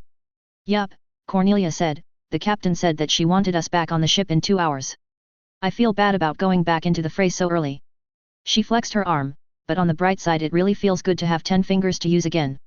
I swear, if you haven't gone through it yourself, you have no idea how good it feels to move a broken limb after it being broken. You have it nowhere near as bad as people used to have it though, Nora said. Hundreds of years ago broken arms took 6 weeks to heal. You were out of that cast in around a week with modern medical technology. Yup, accelerated healing, Cornelia said happily, swinging her arm around. I freaking love it. My metabolism is higher than a regular human's, so that helps too. You'd think that they would include, I don't know, built-in missile launchers or something with you, Cheryl said. I mean, you do seem advanced in some ways but not so much in others. Probably because I wasn't designed with combat in mind, Cornelia explained. Heck, I only joined the military a few years ago. Fair enough, Cheryl said. How did your father take it? Pretty well. After all, I had actually moved out a while ago and was living here on Remus. It's a pretty big, safe, and wealthy planet, so I don't think he thought I was going to get into too much trouble. Cornelia let out a laugh. Oh boy, I don't think he saw half of this stuff coming. He practically had a heart attack when he heard that I was taking part in the attack on the Batarians, and now I'm helping with these more current missions? He made peace with that not too long ago, which is the best for his emotional health. Hey, I gotta say the strobe lights are starting to get on my tits, Roger said, looking up at the lights. I personally have had enough of this place. Really, I'd just like to go back to the ship and get some rest. Roger, please stop that, Cheryl groaned. You know I don't like it. Oh come on. Roger said. I throw the C word around all the time, but tits is the one word you get on me for saying. And come on Cheryl, I've got to let one out every once in a while. Roger, please, Cheryl said. He let out a groan. Oh all right. The strobe lights are getting on my nerves, any chance we can just head back to the ship? Thank you, Cheryl said, smiling softly. Yeah, I think I've had my fill too, Nora said. I'll call Cortez and tell him to pick us up.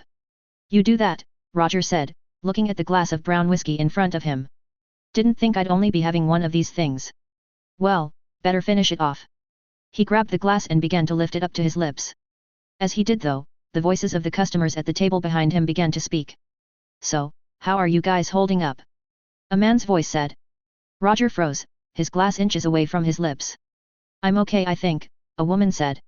Managed to go the last couple months without drinking. I'm still glad I never ended up doing that, another man said. Yeah, what happened really sucked, but it'd just be replacing one problem with another. Bill, shut up, the first man said. It hit the three of us hard, just because you never did anything stupid doesn't mean the three of us never did. Look, I just want to get out of here, a second woman said. Can we please just do that? Sure thing Rachel, the first man said. Come on everyone, let's go. Roger didn't move as he heard the scrapping of chairs and the clatter of feet as the customers behind him made their way out of the club. He stared into the glass of whiskey, his reflection barely visible in it. He saw his eye, glowing brightly as always. Slowly, his teeth began to grit as his grip tightened around the glass, causing it to shake. It began making a fair bit of noise as it rattled in his hand. Roger? Cheryl asked, glancing at him. Are you okay? Roger didn't answer as he continued to stare into the glass, his grip tightening. He knew those voices. Roger, is something the matter? Nora said, glancing at the four customers as they walked outside. Did they say something that bothered you? Roger still didn't say anything as he realized something. He was holding the glass in his cybernetic arm. Roger. Something inside Roger snapped. The glass shattered as his hand closed like a vice grip around it, the table below him showered with whiskey and broken glass. Roger, what the hell? Nora shouted. Pay for the glass I broke, Roger snarled, getting to his feet. I'll pay you back. Without another word, he turned and stormed out of the club, throwing the doors wide open. As he did, he spotted the four customers slowly walking away. Now that he had a clear look at them, he saw that they were wearing armor of various colors. One of them was a woman in blue armor with blonde hair. Hey! Assholes! Roger shouted. The four of them stopped and wearily looked around. The second man hesitantly stepped forward. Hey, look pal, we don't want any trouble. Whatever it is, we did it. Oh God! Roger, is that he was cut off as Roger reached where he stood, his fist flying forward and burying itself in his stomach. Oh Bill, you remember me? Roger shouted as the man staggered back, the other man and the woman grabbed him before he overbalanced. Oh, that is so fucking sweet. He glared at the other three soldiers. You remember my last name too, right? Or do I have to remind you fucking cunts? Roger. The first man said. Look man, I know you must be mad about what we did to you, but we... Mad? Mad? Roger shouted. Oh, why the fuck would I ever be mad? You just left me to die out in the fucking wasteland, but hey, at least you left my severed arm with me so I could fuck myself with it. He roared. Very fucking considerate of you. Roger, look, we're sorry. The first woman said. We messed up back there, okay? We didn't. Roger let out a laugh not dissimilar to that of a hyena's. You're sorry? Oh well, that's okay then, you said the magic word. Now my arm and I will magically grow back. Oh wait, that's not how it fucking works, Margaret. Roger, please. The first man said, we're really sorry about what happened. We didn't mean. Oh Louis, oh you people are fucking rich, Roger said. Do you have any idea, do you have any fucking idea of what kind of shit I've been through? Because of you. He thrust his cybernetic arm out in front him. Newsflash, DIP's hits, they don't just slap this shit on and send you on your merry way. I have not been right in the head for fucking years because of what you did, you me. He glared at the blonde-haired woman in blue armor, who was staring at the ground, not saying anything. And what? This cunt hasn't got anything to say. He growled. Hey bitch. I'm talking to you. The woman didn't say anything. Fuming with rage, Roger pulled his face back and slammed it into her stomach. The woman tried out in pain as she staggered back, hitting the wall of the club. I said I'm fucking talking to you. What do you want me to say? She said softly, looking up with tears in her eyes. Her face seemed sunken and lifeless, as if she had not seen sunlight for a long time. I was scared, I panicked, we all did. We had never seen a feral death claw before. Not a single day goes by where I don't regret what I did. Roger stuttered, you honestly expect me to believe that horseshit? You disappeared. You fucking disappeared. All of you. He shouted, glancing around at the other three, who were rooted to the spot, looking a mixture of scarred and ashamed. None of you gave a fuck about what had happened to me. You all ran to a different fucking star cluster. Tell me something, did you even know that I was still alive? How could I have? Rachel said softly. It's fucking simple. Roger screeched, his voice starting to crack. You walk into the room and say, hey Roger, how's it going? That silly arm you're missing isn't bother you too much, right? It's not fucking rocket science. No, Rachel said, shaking her head. How was I supposed to look you in the eye again after that? I couldn't. None of us could have. Yes you fucking could have. Roger shouted, his voice now fluctuating heavily. You know why? Because if you had shown up, I would have fucking forgiven you. A tear leaked out of his organic eye as he screamed. All four of the soldiers stiffened. You would have. Rachel whispered. Of course I fucking would have. Roger shouted, another tear sliding down his face. You were special to me. All of you were. You honestly thought that I wouldn't fucking understand? But you never fucking showed up. Twice, that was fucking twice you abandoned me, and it was when I stopped letting the first one slide. I'm sorry, Rachel whispered. Shut the fuck up. Roger roared. His fist flew through the air, slamming into the wall just next to Rachel's head, leaving a dent there. Don't you fucking get it? He shouted, tears pouring freely down his face as he looked Rachel directly in the eye. I don't want your miserable fucking apology, I want all of those years that I fucking lost because of you people. You took it from me. You fucking cocksuckers took my life from me. Roger pulled his fist back and slammed it into the wall again, deepening the dent.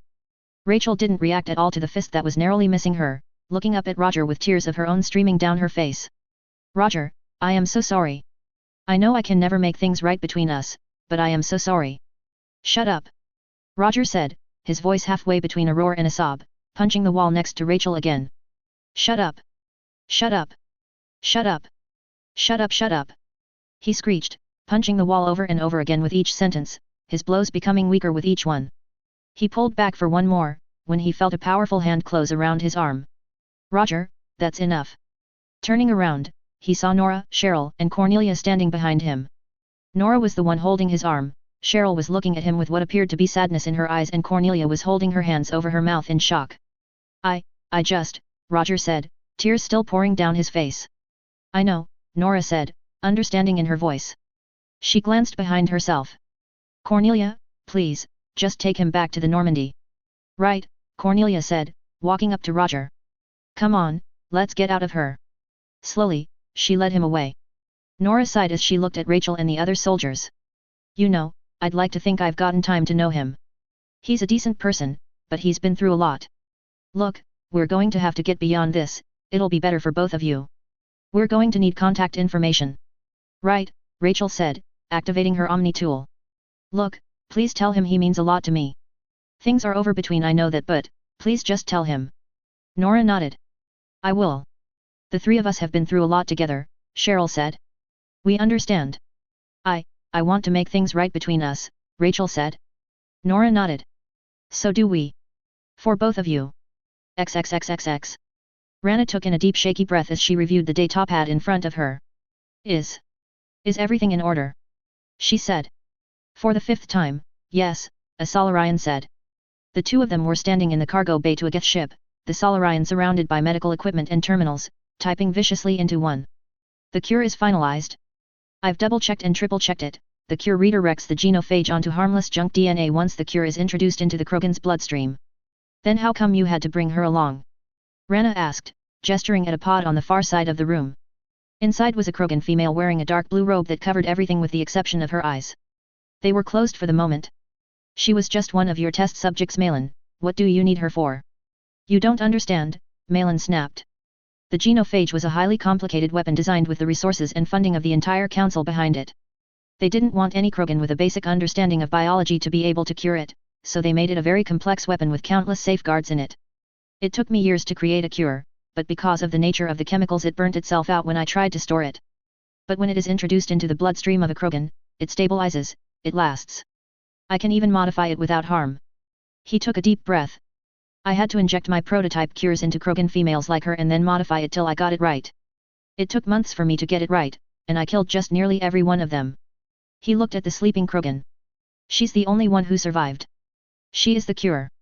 We need to keep her alive and healthy so I can incubate the cure in her blood, and when we get to Tuchenka, I can use the Solarian terraforming equipment on the planet to inject it into the atmosphere. He shook his head. Incubator. I'm talking about her like she's a piece of lab equipment.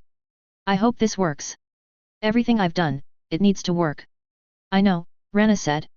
We need support from the Krogan if we want to defeat the coalition. The coalition, Malin said, a sour note in his voice. I don't care about the coalition or Saren's grudge with them. It's not why I'm here. I'm here because the Krogan deserve to be cured. You can't be serious. Rana said. Saren only wants to cure the genophage because of how serious the situation is. The Krogan would run loose and rampant without the genophage, it's in their nature. Did it ever occur to you that the Krogan act like animals because we treat them like animals? Malin asked, glaring at Rana. We uplifted them and sent them to attack Rachni like glorified attack Varen, but the second we didn't have any more use for them we stripped them of their titles and used the genophage on them. You seem to be forgetting the Krogan rebellions, Rana countered. The Krogan dropped asteroids on 3 Turian planets, they killed everyone living there. Hundreds of millions of people dead. The Krogan were more than happy to commit genocide when they had the upper hand, but now that they're not the ones with the biggest army anymore, they're more than happy to play the victim. The Krogan rebellions happened over 1,000 years ago. Malin said angrily. Everyone who had a hand in them is dead now. And even after that the Krogan are still inflicted with the genophage. Because of that, instead of developing, their culture is stagnating. They've been reduced to fighting over patches of barren land and fertile females. And the rest of the galaxy is willing to just stand by and watch as they hunt themselves into extinction. And what were we supposed to do? Cure the genophage and let the Krogan spread without check again? Even if by some miracle they didn't declare war on the rest of the galaxy right away, they would spread and breed without check. Eventually they'd attack other planets just for more space and food, Rana said. We don't know that. Malin said. A few years ago, Krogan birth rates were on the rise. They were naturally overcoming the genophage, and what did the council do? They sent in a STG team to administer a fresh dose of the genophage to put the Krogan right back where they started. The council is letting fear and paranoia dictate how they treat the Krogan. They might as well nuke Tuchenka at this point, at least that way they'd be honest. If you're so concerned about genocide, how come you're helping Saren take care of the coalition? Rana demanded. Because Saren doesn't want to wipe out the coalition, just limit their military power, Malin said. And he's the only one I could find that would help me cure the genophage. The blood of billions has already been spilt. I don't know if I'll be able to live with myself after this, but if I can stop an entire species from going extinct, I'll do it. Slowly, as if all the energy had been sucked out of him, Malin slowly walked away. I've been up for the last 3 days straight. I need to rest for a couple of hours. Rana sighed as she looked at the Krogan in the tube. She began to make her way across the cargo bay, stopping right in front of her. So, there's a cure to the genophage in your blood, hey? She said. History right in front of me. Though it could be for one of the biggest mistakes we've ever made. She shook her head. Saren has the Reapers, he made allies out of the Geth. If he can take care of them, he can take care of the Krogan. As she spoke, she looked down at her Omni-tool, looking slightly nervous. Should I really? She whispered. He's probably busy, and we're going to arrive at Tuchenka soon. She took a deep breath. I'll make it quick, she said, hastily typing into her Omni-tool. Within seconds, A holographic projection of Saren appeared, floating above her wrist. Rana, what is it? He asked briskly. I'm in the middle of something. I just wanted to let you know that everything is going according to plan. The cure is ready and we should be arriving at Tuchanka soon, she said nervously. Good, he said. Is there anything else? I was just wondering what our plan for the Krogan will be once we've dealt with the coalition, Rana said. After all, we don't need another Krogan rebellion on our hands. A valid point, Saren said. I've been considering it for a while. My first plan was to establish the power of the Reapers during the war on the coalition and then use it to keep the Krogan in line. Show them what happens if they try to take power by force again. Should that not prove to be viable, should the Krogan be foolish enough to keep fighting, we could always use another strain of the genophage to beat them back into submission. Malin should be able to do it without too much trouble. I'm not sure that Malin will do that, Rana said. He seems more concerned with curing the Krogan than defeating the coalition. You may want to come up with a new plan. What did you say? Saren said. All of a sudden his voice dropped down to a cold and vicious whisper. I think my plan is a very good one. Are you saying that you have a better idea? No, Rana stuttered. I think it's a good plan. I just don't think that Malin will cooperate. I'll find a way to make him cooperate, Saren hissed. You stop wasting my time with stupid concerns. I made a breakthrough recently and I don't need any distractions. What breakthrough? Rana asked. A ghost of a smile spread across Saren's mutilated face. I know where the shadow broker is. Rana's eyes widened in surprise. How? I managed to track down the informant who gave the data package to Fist. I got the information I needed out of him, I worked my way up the shadow broker's chain of command and now I know where he is. I'm going to take the fight to him now, make sure he realizes the price of standing in my way. He glared at Rana. I'll be off the radar for the next few days. Don't bother trying to contact me. And Rana, we've already suffered too many setbacks. Don't fail me here. Yes sir, Rana said as the hologram disappeared. Slowly, Rana took a step back and rested against the tank that the Krogan was in, letting out a deep sigh. You're just a tool to him, you know that right? Rana jumped as she spun around, looking at the tank. The eyes of the Krogan inside were wide open, staring directly at her. He'll use you as long as it's convenient for him. And when he has no further use for you, he will discard you. Shut up! Rana shouted. You don't know the first thing about him, you damn Krogan. Don't I? The Krogan said. I lived on Tuchanka for centuries. I've seen bands of mighty warlords rise and fall, all of them doing whatever they could just to get a little bit of power. You'd be surprised how many of them Saren reminds me of. Saren isn't anything like a Krogan warlord. Rana shouted. He's fight for a cause. For a greater good. So were they, the Krogan said. And half of them were more convincing that he was too. You're wrong. Rana said. I've been working with him since the start. I know what kind of man that he is. What he's doing is tearing him apart, but he keeps on doing it because no one else has what it takes. The Krogan shook her head, making what sounded like a tutting noise. A poor naive little child. Following a leader and being blind to all of his wrongs. You of all people should know that he is far from a good man. What are you talking about? Rana demanded. There are claw marks on your arm, the Krogan said, staring directly at Rana's arm. Rana looked down. She was wearing a short-sleeve jumpsuit that she had put on in anticipation of the arid climate of Tuchanka. 3 red pinpricks were visible on her right arm. 3 of them. That's just as many talons as Turians have, the Krogan said. That's interesting. I wonder if there's a connection. You have no idea what he's been through. Rana said. He's taking the fate of the entire galaxy onto his shoulders. So what if he lashed out at me? Anyone would. Especially the kind generous man that you think that he is, the Krogan said. In my time as a shaman I've met some fools, but none of them come even close to you. This conversation is over, Rana said, turning and starting to walk away. Wait, the Krogan said. Do you know how I became a shaman? What do I care? Rana snapped, turning to face the Krogan. I was locked in a cave with enough food to last week, the Krogan said. I had 2 options, claw my way out or starve. I went the wrong way. But I found this. Reaching into her cloak, she pulled out a small white rock. I used this crystal as a chisel to dig my way out. She put it back in her cloak. Even in the darkest hour, there is always a way out. Remember that. Keep your advice to yourself, Rana hissed. You're just a tool Saren is using to take care of the coalition, nothing more. I have to say I appreciate his sense of irony, a code name like Eve suits you perfectly. Without another word, Rana turned and walked away. Eve simply looked on as she left, sighing softly. Young and stupid. XXXXX. So is he all right? Jane asked, walking through the hallways of the Normandy. Yeah, he's fine, Cornelia dropped him off with Kelly and she's having a word with him. Cheryl sighed, walking alongside her.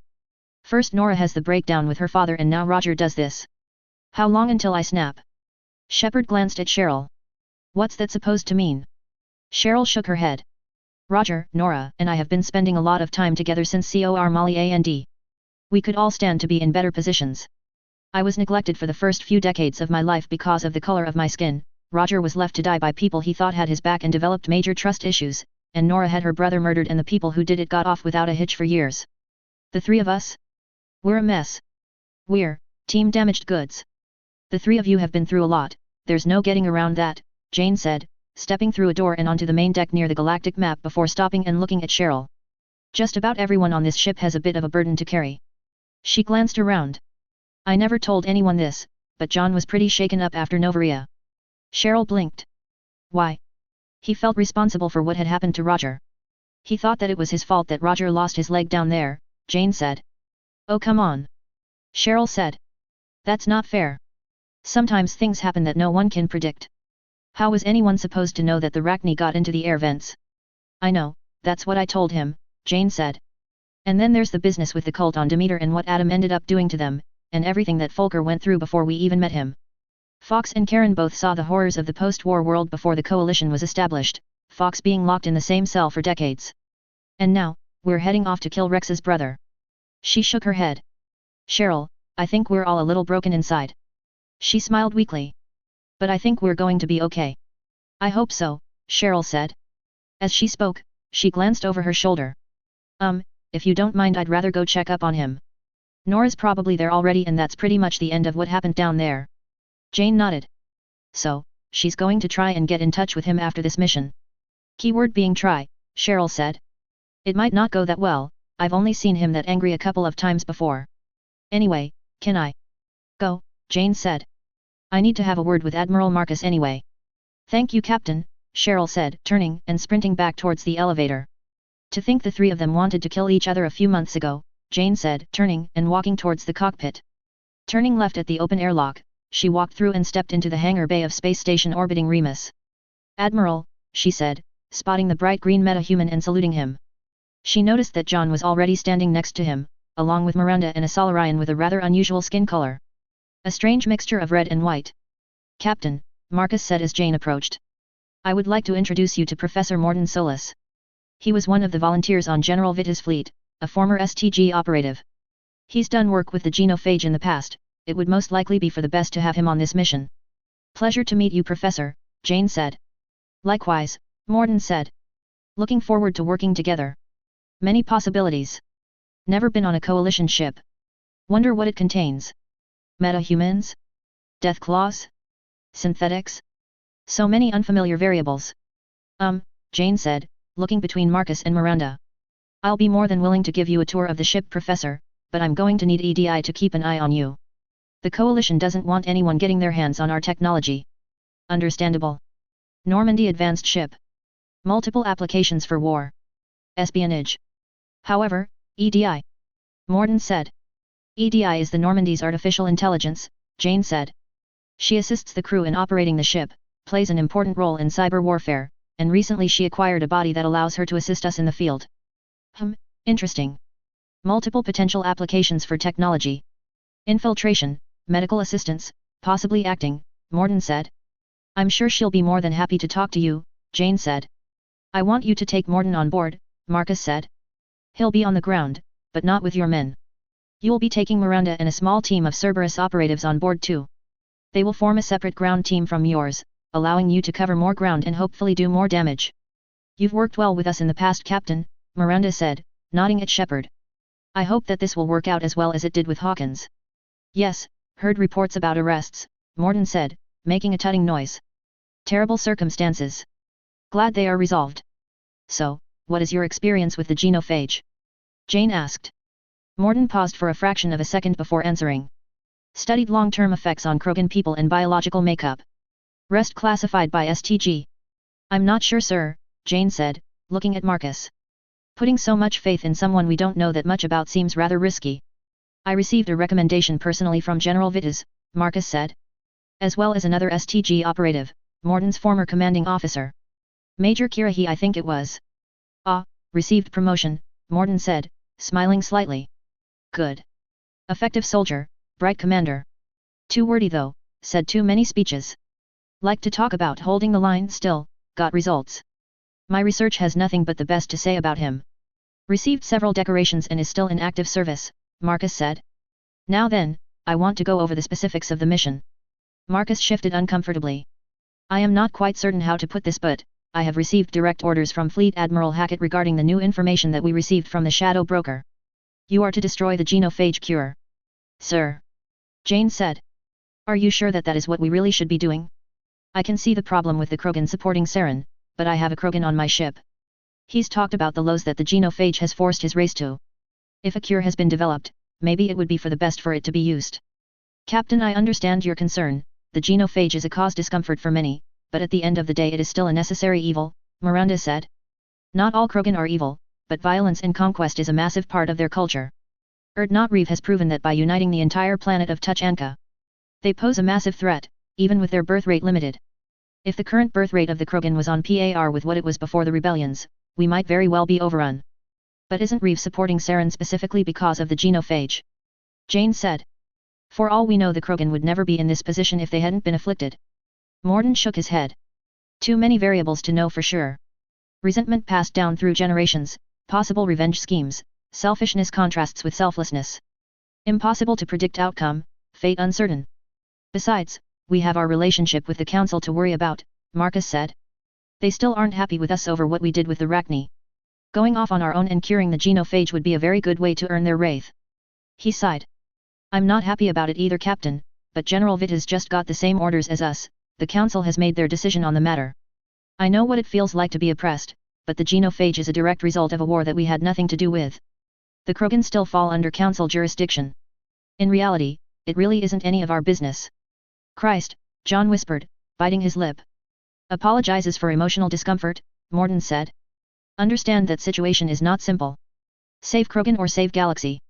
Neither decision attractive, but must pick one. One saves more lives than other. Yes, Marcus said gruffly. Now then, preventing the cure from being used is your top priority. I would prefer if you could sabotage it in one fell swoop, but on the off chance that you can't, I want you to do as much damage as possible once you've completed your scans of the planet from orbit. Find out what it is, how they're planning to distribute it, and do whatever you can to stop it in the time that you have. Not long after you make your strike, the fleet will jump in and start the invasion. We'll be waiting right outside the star system, we won't be long. Understood, Admiral, Jane said. Well, we are leaving right around now. My operatives are just equipping themselves with a few last-minute touches, they should be here in a few minutes, Miranda said. All right, Jane said, putting her hand to her comm unit joker, warm up the engines. We're gonna be out of here in 20 minutes. She took a deep breath. Chart a course to Tuchanka. XXXXX. Author's note, you ever get the feeling like you really screwed up in the past but you can't exactly put your finger on it? I'm kind of having that mood right now. This probably really isn't a really healthy mood to have, but if I get 100 good reviews and one bad one, the bad one is the one I'm going to remember the most clearly. I don't know, looking back on this FIC I feel like I fucked up in a lot of places. So I'm just going to get this out of the way. I'm sorry that Enclave arc took too long, I'm sorry that I more often than not neglect the canon characters in favor of my own, I'm sorry if you think I was ham-fisted with some of the politics with the Council and the Enclave, especially the Enclave. I swear to God I thought the point of the Enclave was to show the flaws with America, and I thought it would be a good idea if I showed the path we should be going down as contrast. I didn't mean for me to preach from my soapbox. I'm sorry that my grammar can be absolutely fucking atrocious at times, I'm sorry that my prose is bland beyond words, I'm sorry that I can't describe how things look to save my life, I'm sorry, I'm just sorry. Christ, I think I want you people to like me a little too much. I feel like a frigging doormat. That and my emotional stability is freaking appalling. Chapter 79. Tuchanka. Author's note, well, here we are. Hope I don't fuck it up. XXXXX. You holding up all right? Nora asked. Both she and Roger were in the cargo bay of the Normandy, Roger sitting down with his back to a crate, while Nora was leaning against another one, a cigarette wedged in between her fingers. Fucking peachy, Roger spat. Nora glared down at him. Look, you're angry, I can appreciate that. I know that it must have been hard to see Rachel again after all this time, but for the love of Christ Roger, I'm on your side. He let out a sigh. Sorry, he said honestly. It's just, I'm pretty sure I'm going through what you did when you saw your dad again after all those years. Yet, Nora said, taking a drag on her cigarette before exhaling. I can see the similarities. I really hope you weren't thinking of putting a bullet in her head though, because that's what I almost did when I saw dear old dad again. No, I didn't want to kill her, Roger said. Just, I dunno, break her nose and maybe a kneecap. Get a few good punches to the stomach in. His cybernetic hand tightened into a fist. I'd be lying if I said I never spent some days fantasizing about beating the shit out of her. He let out a bitter laugh. Funny. We spent so much time clawing at each other's throats and it turns out we're both fucked up in pretty much the same way. Yet, funny, Nora said, glowering down at the ground. I'll admit it, sometimes I thought that the universe had it in for me. What? Like God had a grudge? Roger said. No, not like that, Nora said. Agnostic. Still, it always did feel like I was playing a game of cards where the deck was loaded. She took another puff. Things have been getting better though, my sperm donor is finally behind bars where he belongs, and hopefully he'll stay there for a good long time. And I got Rachel's contact information, you'll be able to get in touch with her after this. Talk to her. Roger said, looking up at Nora. Are you serious? Look, one way or another you're going to have to reach some closure with her, Nora said.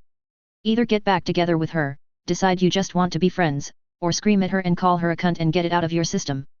I saw how much you blew up when you saw her, you can't just let that stew inside you forever. Maybe. I don't know, Roger said, shaking his head. Can we not talk about this now? In around half an hour we're going to be invading the home world of the most violent race in the galaxy, can we not talk about this stuff right now? Sure, no problem, Nora said, smiling slightly. Hey you two. The two of them looked up to see Cheryl entering the cargo bay, her face wrappings around her neck. What's going on? She said, sliding into a sitting position on a crate between the other two. You're awfully calm, Roger said. Comes with being a sniper, she said. Seriously though, you're all right. Yeah, I'm fine, Roger answered honestly. To be perfectly honest, I really don't want to think about that bitch right now. Maybe it's for the best, Cheryl said. Though, not to pry, but did you ever end up with someone else? I'm sorry if that's personal, I'm just curious. I mean, was she the only one that you were ever with? Pretty much, Roger said. Never even bothered trying to go out on a date, didn't even bother trying to find some woman who'd be okay with a one-night quickie, just wasn't in the mood. At least you actually had a serious relationship with someone, Nora said, taking another puff on her cigarette. I never really found anyone when I was younger. After that, it was kind of hard to find someone that would spend the night with me when they thought I had something dangling in between my legs. And no one in my village even wanted to look at me, Cheryl said. Besides, it was cold as hell up there. How can something be as cold as hell? Roger said, a small smirk playing around the edge of his lips. Isn't that an oxymoron? Roger, shut up, Cheryl said, groaning slightly. Roger chuckled. Well, let me give you a little bit of advice to you newcomers about the game of love. First of all, there's a 90% chance that your first relationship won't work out, I'm living testimony of that. There's some people that can make it work, but they're the exception rather than the rule. The main problem is that first-timers are inexperienced and they don't have anything to go on, so they could think their relationship is really good when in reality it's actually pretty crap on average. Another problem is that first-timers sometimes can't tell the difference between true love and I wanna fuck that person. We're not teenagers, Roger, Nora said. You don't need to give us the ABCs of sex ed, we all learned it back in high school. It's good to remember the basics, Roger said. So here's what you need to know. If you want a relationship to work, to really work, make sure you really know the person. And I mean really know the person, not oh, I've known him for years now, no, fundamentally know who that person is. Yeah, I think I know what you're getting at, Nora said. Someone that you know that you can trust, even when things get really bad, you know they won't run away. That you can tell your deepest, darkest, secrets to, and they'll accept you for who you are. Ha, Cheryl said. The more you talk about it, the more it kinda sounds like. Cheryl's voice slowly trailed off as she started to look back and forth between Nora and Roger. At the same time, the two of them also began to look at the others, their eyes widening. Pardon me. All three of them jumped to their feet as Jane walked into the cargo bay, Cornelia right behind her. I'm sorry to have to tell you this, but I need the three of you in engineering now. We're going to be coming out of FTL in orbit of Tuchanka in a few minutes. Cornelia is going to execute the same insertion technique that we used on COR Molly once we've identified an appropriate strike point, and will be using the teleporter again to get down to the surface. She looked at the three of them. They all seemed to be holding themselves at rather awkward angles. Is something wrong? No, Captain, Nora said softly, deliberately not making contact with the other two, staring directly at the floor. We'll be going now. Hastily, the three of them scurried out of the cargo bay, the door sliding shut behind them. What the hell was that all about? Cornelia asked in confusion as she watched them go. I wish I knew, Jane said, a hint of sadness in her voice. Captain. Cornelia said, looking at her. Jane shook her head. Nothing. As she spoke, she looked down at the armor that Cornelia was wearing. It seemed to be rather thicker, with the silver and red both much darker shades of their respective colors. A new model of your armor that you picked up on Remus? She asked. Yeah, latest up-to-date version, she said. As she did, she held up a helmet that she had tucked under her arm. This one not only has thicker plating, but it's also been designed to act like a hard suit. She slid the helmet over her head, locking it into place. It was mostly silver with a much darker tint of the color making up the face of the mask, but as it locked into place, the front was illuminated by two short vertical blue lights that stretched outward in opposite directions. Well then, you won't need most of the re-entry gear then, Jane said, walking towards a crate and pulling the lid off. Just the parachute and the hard box should be enough. There should be a universal clamp for both on the back of every set of coalition armor and combat vest, so they should slap on just fine. Well, that's good, Cornelia said as Jane pulled both the hard box and the parachute out of the crate. But I can't really reach my back, could you? Certainly, Jane said, walking around to behind Cornelia. So, how is Ertz behaving? Pretty well, Cornelia said. He mostly just eats and sleeps a lot. I don't think he likes cramped quarters like spaceships that much. He probably grew up in the wildlife of Tuchanka, Jane said, managing to clamp the parachute into Cornelia's armor before moving on to the hard box. Or in a Krogan breeding kennel. Either way, he's probably used to a lot more room than this. Yeah, Cornelia said, biting her lip. I probably should have left him on Remus. Taking him this far out, right into the middle of a war zone, God, what the hell was I thinking? He'll be fine, Jane reassured. The Normandy's stealth capabilities have never failed us before, and even if they did, this is still a top-of-the-line warship in every other way. It'll be fine, and so will he. Speaking of top-of-the-line, do the kinetic shields in this armor meet the same standards as the armor we got when this whole mess started? Not at first, but you remember the spare parts that came with them. Cornelia said. Epifex was able to work them into it. Don't worry, the shields on this new armor are as good as they always were, 1.2% better according to Epifex in fact. Well, that's good to hear, Jane said, locking the hard box into place. All right, she said, opening the box and inserting the teleporter receiver node before closing it. You're all set to go. EDI will calculate your trajectory as you fall and give you step-by-step instructions just like last time, got it? Captain, relax, Cornelia said. I pulled this off without a hitch last time, it'll be a walk in the park. I hope so, Jane said. Captain, we will be exiting FTL in 5 seconds, EDI announced over her comm unit, as well as Cornelia's. 4, 3, 2, 1, exiting. There was a slight shudder as the ship dropped down to sublight speeds, jolting the two women. EDI, what do you see out there? Jane asked, what's the situation? EDI paused for a second before answering. Scanners are detecting an estimated 150, possibly more, ships in orbit of Tuchanka in a defensive position. The majority of these vessels are Geth in design, but a significant fraction of them are blood pack. Fuck, Jane swore. This is really all the proof that we need, isn't it? Tuchanka supporting Saren is an undeniable fact now. What's the situation on the surface, EDI? I am detecting a heavy concentration of communication centering in on a structure located not far from the main camp of Clan Erdnot, EDI answered. My databases indicate that it is the Shroud, one of the few remaining towers designed by the Solarians after the Rachni Wars in an attempt to terraform Tuchanka.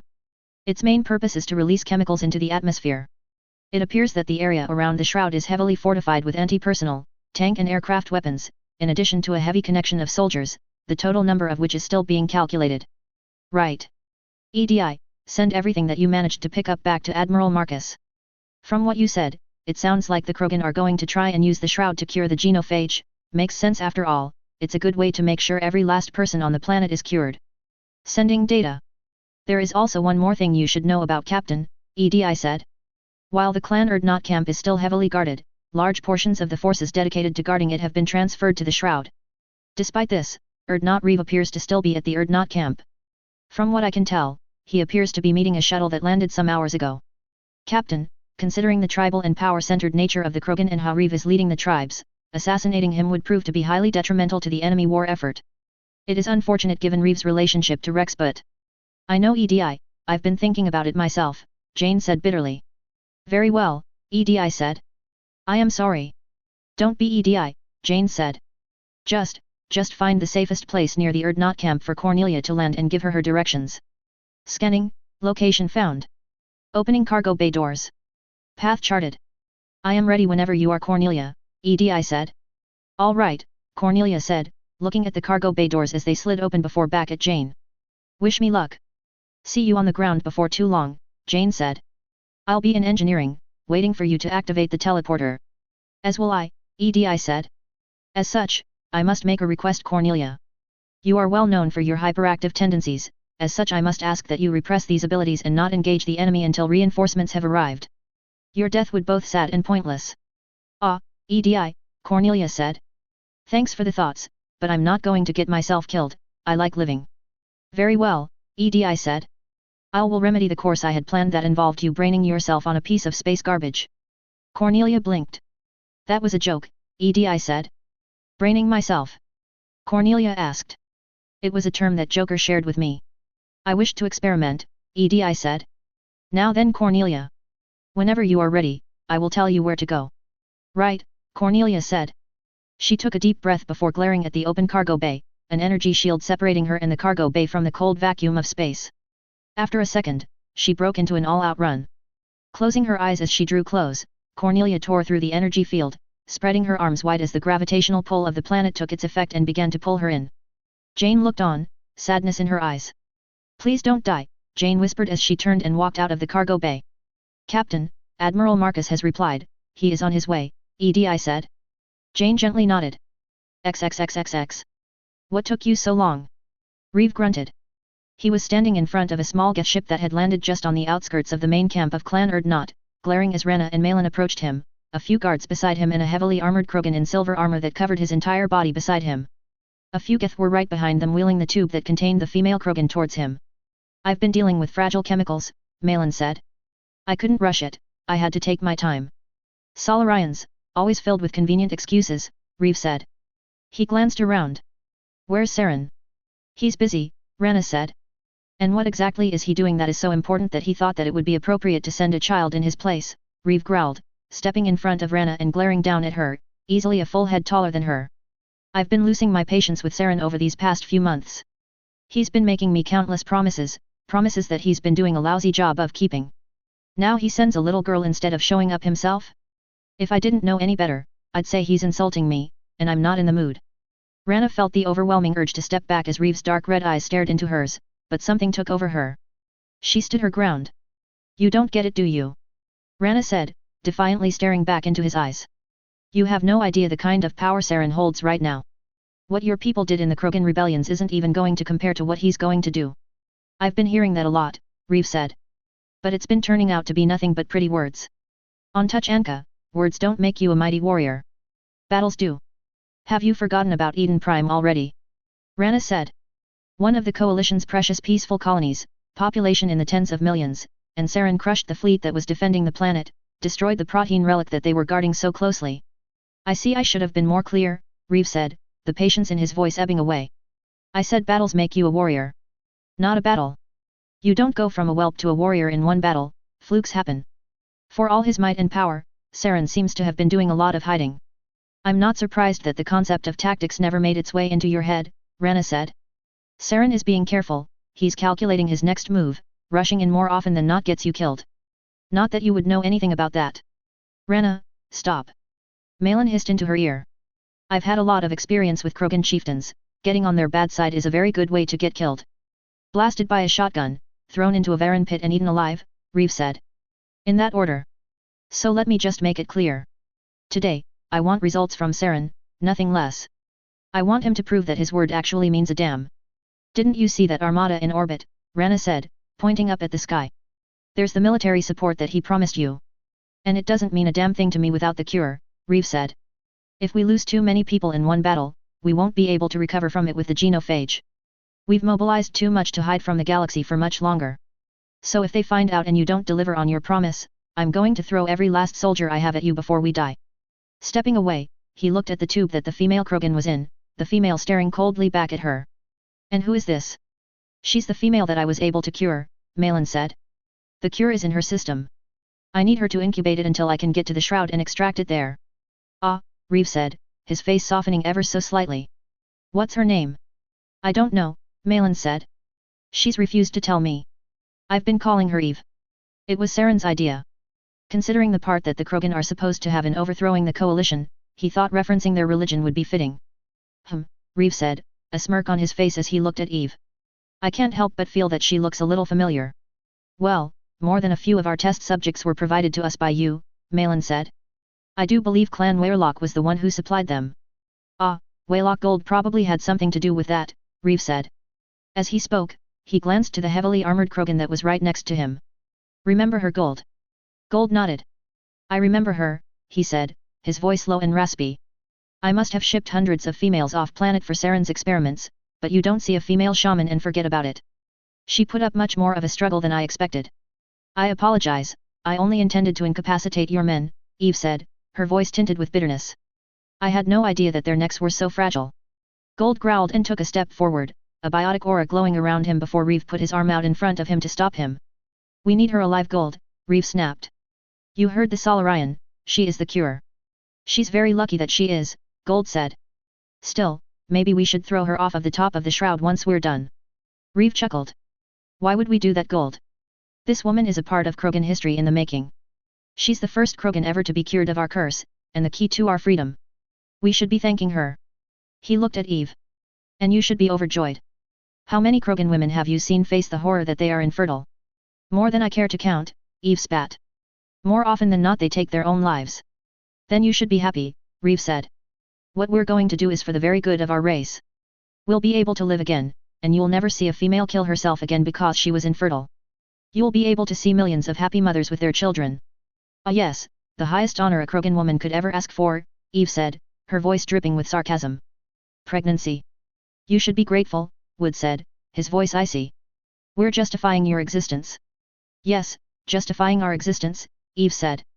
I'd explain why that prospect doesn't exactly make me happy, but it would involve subtle and complex matters that I'm sure would just confuse you. Watch your tongue, Wood said.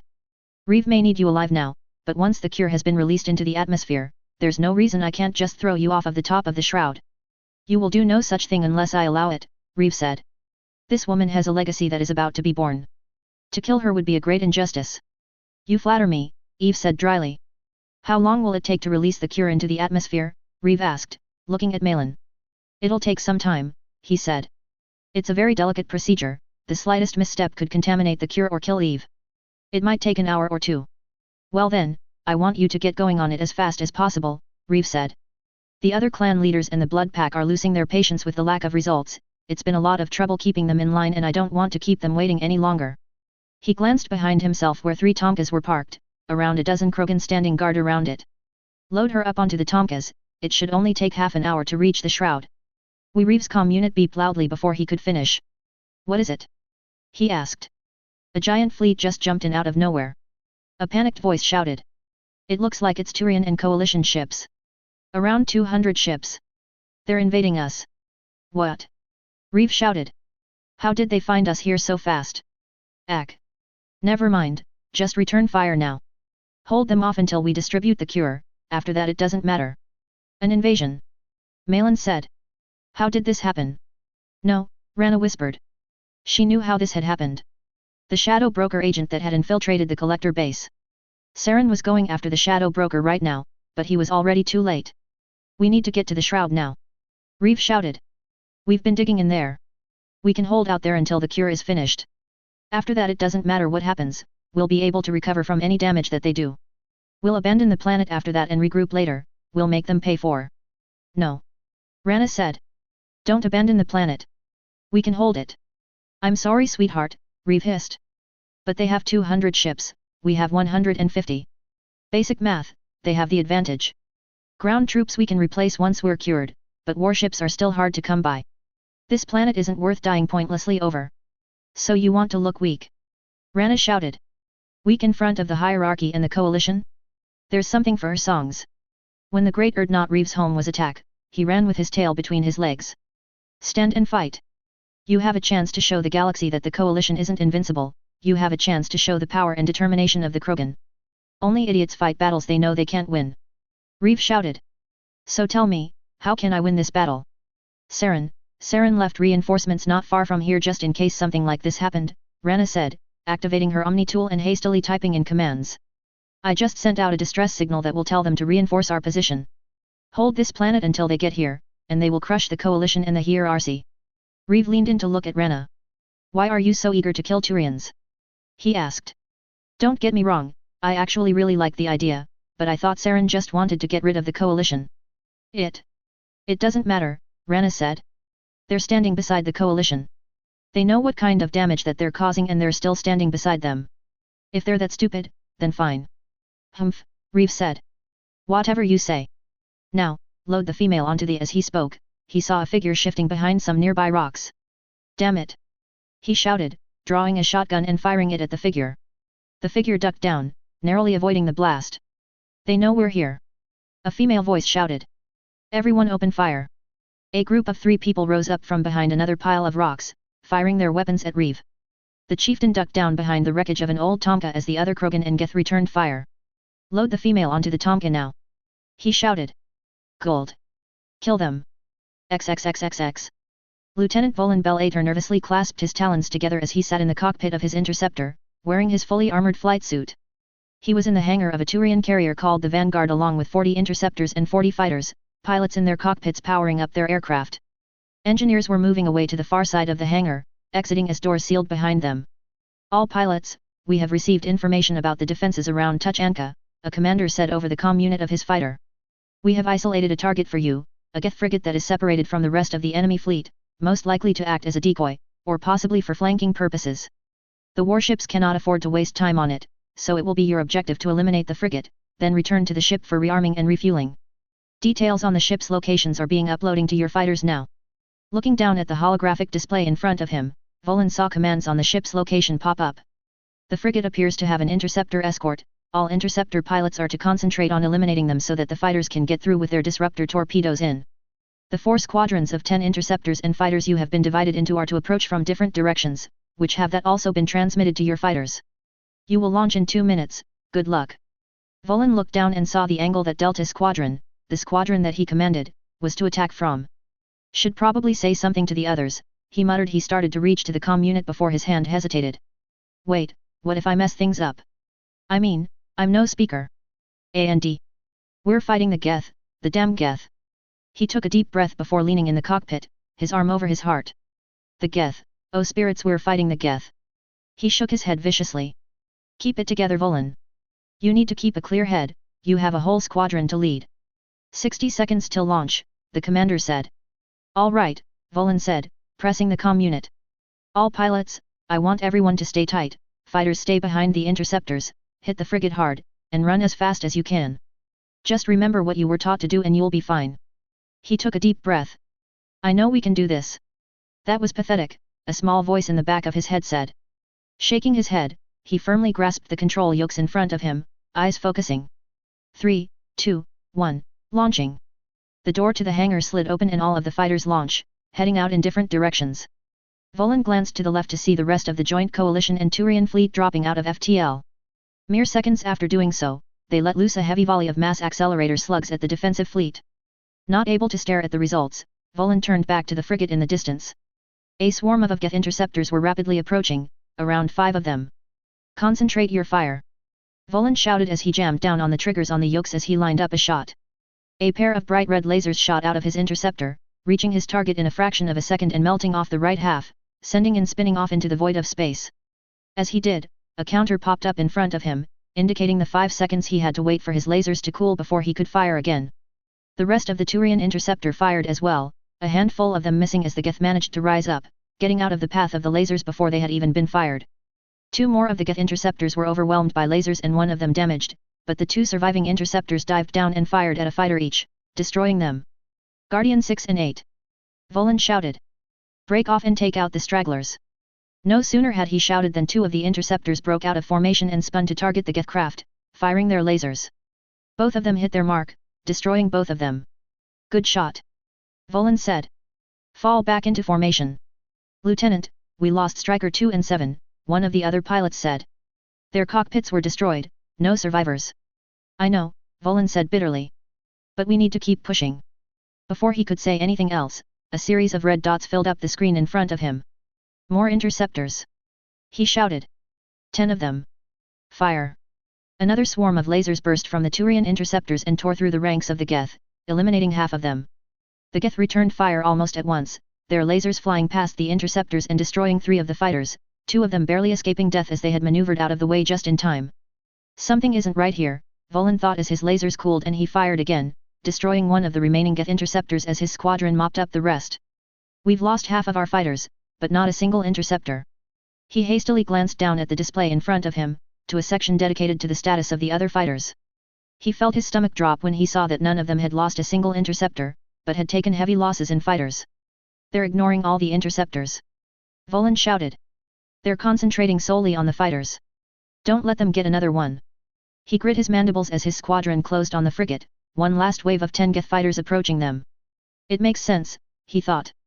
Fighters are probably meaningless to the Geth compared to their warships, they can afford to lose them. But we need our fighters to take out that frigate. He pulled the triggers on the yokes and fired another set of lasers. This time however, the Geth interceptor maneuvered out of the way before his fingers had reached the trigger, causing the lasers to fly past and hit the Geth frigate, doing no noticeable damage to it. Volin swore as the rest of his squadron opened fire, wearing away at the Geth interceptors but failing to kill 4 of them, among them the one he had just shot at. A shot flew from one of them and eliminated another Turian fighter. Volin bit his lip as he saw the Geth interceptor maneuvering into place, lining up a shot with one of the few remaining fighters. His lasers wouldn't cool down in time for him to shoot it down. But then without warning, Volin slammed his yokes forward, propelling his ship forward out of formation, aiming directly at the Geth interceptor. He slammed into it so hard that the forward nose of his fighter crumpled and the cockpit cracked as both interceptors spiraled in the direction of Tuchanka. Panicking, Volin hastily reached for the controls to the emergency thrusters, pulling on them. Small jets flared all around his interceptor and causing it to stop spinning out of control, although not stopping it from falling towards Tuchanka. Looking back, he saw the flares of lasers as the interceptors duked it out, and a small yellow glow as all 4 squadrons approached the frigate and fired their disruptor torpedoes. The frigate fired lasers at the oncoming torpedoes, trying to shoot them down, but half of them managed to get through an impact on the ship's hull. It buckled and bent under the force, and before long a massive explosion consumed the ship. It expanded outward in a sphere before disappearing, leaving only a lifeless husk behind. Volin felt a brief moment of joy as he realized that their mission had been successful, but the feeling was quickly whipped away as he continued to fall towards Tuchanka, caught in the gravitational pull of the planet. Come on! He hissed, pulling on the controls as he tried to pull up. As he started to enter the planet's atmosphere, the outer hull of his ship glowing from the heat, the words "heavy damage to main engine" flashed in front of him. Damn it! Volin swore as his fighter continued to dive, before too long breaking through the atmosphere and the ground becoming closer and closer. As the ground rose up to meet him, Volin slammed his fist down on a dark blue button at the side of his cockpit. Instantly, the cockpit was blown open and Volin's seat shot out, propelled into the air as the interceptor continued to dive below him. A parachute was deployed from the back of the chair as Volin continued to fall to the ground, his fall thoroughly slowed. Spirits, he whimpered as every bone in his body felt like it had been shaken as the seat hit the ground, a loud cracking noise from the ground filling his ears. Shaking, Volin slowly unbuckled himself as he got to his feet, having a hard time standing. Lieutenant. A voice called over the comm lines. Are you okay? I'm fine, Volin rasped weakly, taking a few steps forward before stumbling and reaching out with both hands to catch himself on a boulder. Where am I? Glancing around, he saw that he was in the middle of a ruined Krogan city. Your comm unit looks like it's transmitting from uninhabited Krogan territory, the voice said. There's too much flak for us to send a rescue team, but dropships are already getting through the enemy fleet and landing, establishing positions on the ground. The nearest one is 5 kilometers away from where you are right now. Volin pushed himself out of the rock as he reached to his side and drew the pistol that he had placed there, flipping the safety off. It looks like I don't have much of a choice, do I? He said, glancing around.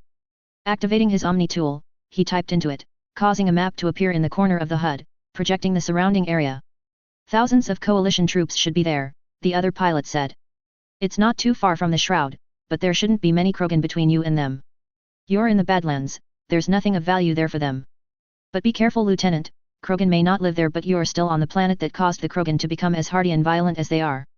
I just finished refueling, I have another mission now. Good luck. And to you too, Volan swore, deactivating his comm unit. Looking at the direction that the map was pointing in, he saw that the road seemed to stretch on for miles. He noticed that there was a skeleton of a Krogan lying nearby, an ancient gun that was probably 1,000 years old lying next to him. Volan let out a gasp and sat down on a rock, placing his pistol down on the ground and clasping his head in his hands. Spirits, I'm going to die on this planet, he whispered. He shook his head again. Don't talk like that. He shouted. You can do this, you can do this. All right. Taking deep breath, he reached down and picked up his pistol before getting to his feet. Turning, he faced the direction that the map was pointing him in. Without a second thought, he started running as fast as I could. I can make it, I can make it, I can make it, he said, his voice low and raspy. I just have to keep moving. Don't stop, don't stop. Even as he continued to run, a noise made itself heard over the sound of his voice. It was the sound of growling. Chapter 80. Bleeding. Author's note, well, time for the action to really pick up. XXXXX. Shit. Roger growled, aiming his rifle over the top of an ancient, ruined Tomka and firing a sustained burst at the nearest Krogan, who ducked down into cover just in time. Cornelia had landed on Tuchanka not long ago and had made her way closer to where Reeve was. After that, she had used the teleporter to let the rest of the ground operatives through. Jane had ordered them to sneak around the area and surround Reeve before ambushing him, but he had spotted one of them, giving away their intent. At least we managed to get on 3 sides. Nora shouted, crouching down near the side of the Tomka and firing 5 shots from her rifle and managing to kill the same Krogan that Roger had made duck down. Oh, damn it! Cornelia shouted from the other side of the Tomka, spraying shots from her SMG at a Krogan who had popped his head up, forcing him down. There's more of them. Sure enough, around 8 Krogan were pouring out of each of the 3 parked Tomkas, taking up cover and returning fire at the attacking forces. We're going to need some heavier firepower. Adam shouted from the other side of the firefight where he was crouched by John and Ashley. Fox. Jane shouted, taking a shot from behind a set of rocks along with Folker and Talai. Fox roared, stepping out of cover and opening fire on the defending Krogan, mowing down 3 of them that had happened to pop out of cover at just the wrong time. Get the female out of here. Reeve shouted, popping up out of cover and opening fire at Fox. Gold. On his order, the heavily armored Krogan rose up next to Reeve, throwing a biotic warp at the meta-human. It hit him directly in the chest, draining his shields and causing him to fall back into cover as around half a dozen other Krogan started to concentrate their fire on him. You too. Reeve shouted, pointing at 2 Krogan that were nearby. Get her on the Tomka. Gold, we need a barrier.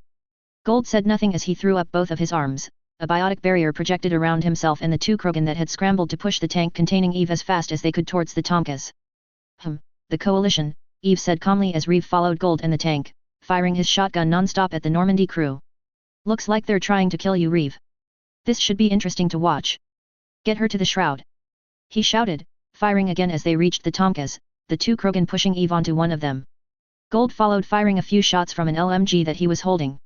Don't let him get away. Jane shouted.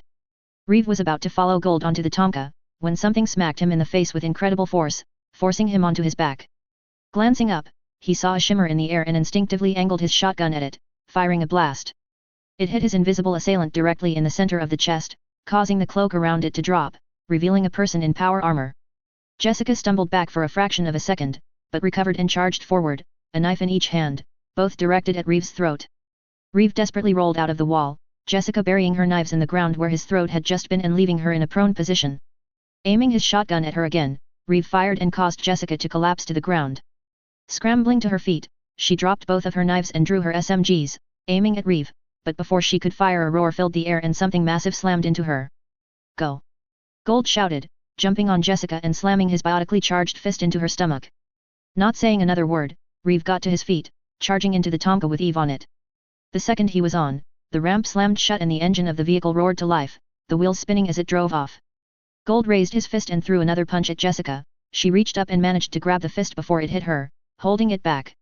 After a few seconds of straining, Jessica pulled both of her legs back and kicked Gold with both of them, forcing him off of her. Rolling to the side, she got to her feet as Gold recovered from the blow. She narrowly sidestepped as he threw a ball of biotic energy at her, the ball flying off and smashing into a rock face. Charing forward, she slammed her shoulder into Gold's face, a loud cracking noise emanating from behind his faceplate. Gold either didn't feel the pain or ignored it though, as he extended the palm of his hand and sent a blast of biotic energy at her at point-blank range. The force of the blast sent her flying 20 feet, landing on her back with a thud. Run! Gold shouted, clambering onto the nearest Tomka, the rest of the Krogan abandoning their positions as they did. Damn it! Gurus shouted from behind one of the rock formations, firing a shot from his sniper rifle and managing to get a headshot on one of the retreating Krogan. We've lost this fight already, Rex said grimly as he blasted a retreating Krogan with his claymore. Reeve got away. You too. Hurry! Gold shouted as the last few Krogan reached the Tomkas. Malin and Rena, who had been taking cover the entire battle, got up and began to run as fast as they could towards the Tomkas. However, they were halfway there when someone tackled Rena from behind, causing her to fall to the ground as they pinned her. Rena! Malin shouted, stopping and turning to face her. However, before he could do anything, a Krogan grabbed him as he ran by, wrapping his arm around his waist. Leave her! Gold shouted, the Krogan holding Malin jumping onto the Tomka, the ramp closing behind him and both of them roaring to life as they sped off. Cowards! Fox screamed, tearing out of cover and firing his Gatling laser at the retreating vehicles. With the massive distance they had reached, they were too far away to do any major damage. Hey, Karen said, approaching him from behind. We did everything I could. That does not help me, Fox growled, glaring at the now distant figures of the Tomkas. Fuck, Roger sighed, climbing out of cover along with Nora. Damn it, Jane said, she and the rest of the Normandy and Cerberus ground forces stepping out from behind cover. She put her finger to her comm unit. Admiral Marcus, I hate to tell this but we were unsuccessful in killing Reeve. He escaped and is heading for the shroud. Understood, Marcus said, we were prepared to fight the Krogan at their full strength anyway. The moment it is convenient for you, meet up with the main coalition and Turian ground assault and assist them in their attack on the shroud. Anything else? We managed to take a prisoner, Jane said, glancing at Rena, who was being pinned to the ground by Cornelia. She's an Asari, not a Krogan. She might be one of Saren's agents. Very well. See if you can get any more information about the immediate situation out of her. Marcus out. Let me go you coalition bitch. Rana shouted, struggling as Cornelia continued to pin her to the ground, a biotic aura around her hands. That's not going to happen, Cornelia said, looking down at Rena. What the hell were you doing with Reeve? You're just a kid. Who was that Solarian? The Krogan in the tube. Fuck you. Rana shouted. Look, I don't know who you are or what you're doing here, Jane said, lowering her hand as she approached Rena, stopping in front of her and crouching down to eye level. But somehow I don't think you're a tourist. What's going on here? Why should I tell you anything? Rana shouted. So you can just hunt down Saren and kill him like a wild animal? He's the only person in the galaxy that's still standing up to monsters like you. Jane ground her teeth in frustration, but before she could say anything else, her comm unit beeped.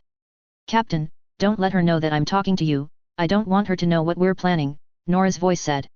Jane's eyes slightly glanced up to see Nora behind Rena, her finger to her ear. Roger and I have been discussing interrogation techniques and I think we can get her to tell the truth fast. It's not waterboarding, we are going to get rough with her. Tilt your head to the right if you want us to do it. Jane paused for a second. Torture was a very ugly thing, and while it got results once in a blue moon, that didn't change the inherent barbaric nature of it. Then again, killing is barbaric thing, and we've been killing countless people over the last few months, Jane thought. And lives are depending on us, and they just said that they were going to get rough with her, not mutilate her. Her stomach still felt heavy. Please let this be the right choice, she thought, tilting her head to the right. Roger and Nora nodded as they started towards Rena. Cornelia, we've got this one, Roger said as they neared her. Cornelia glanced up at Roger in confusion before looking at Jane.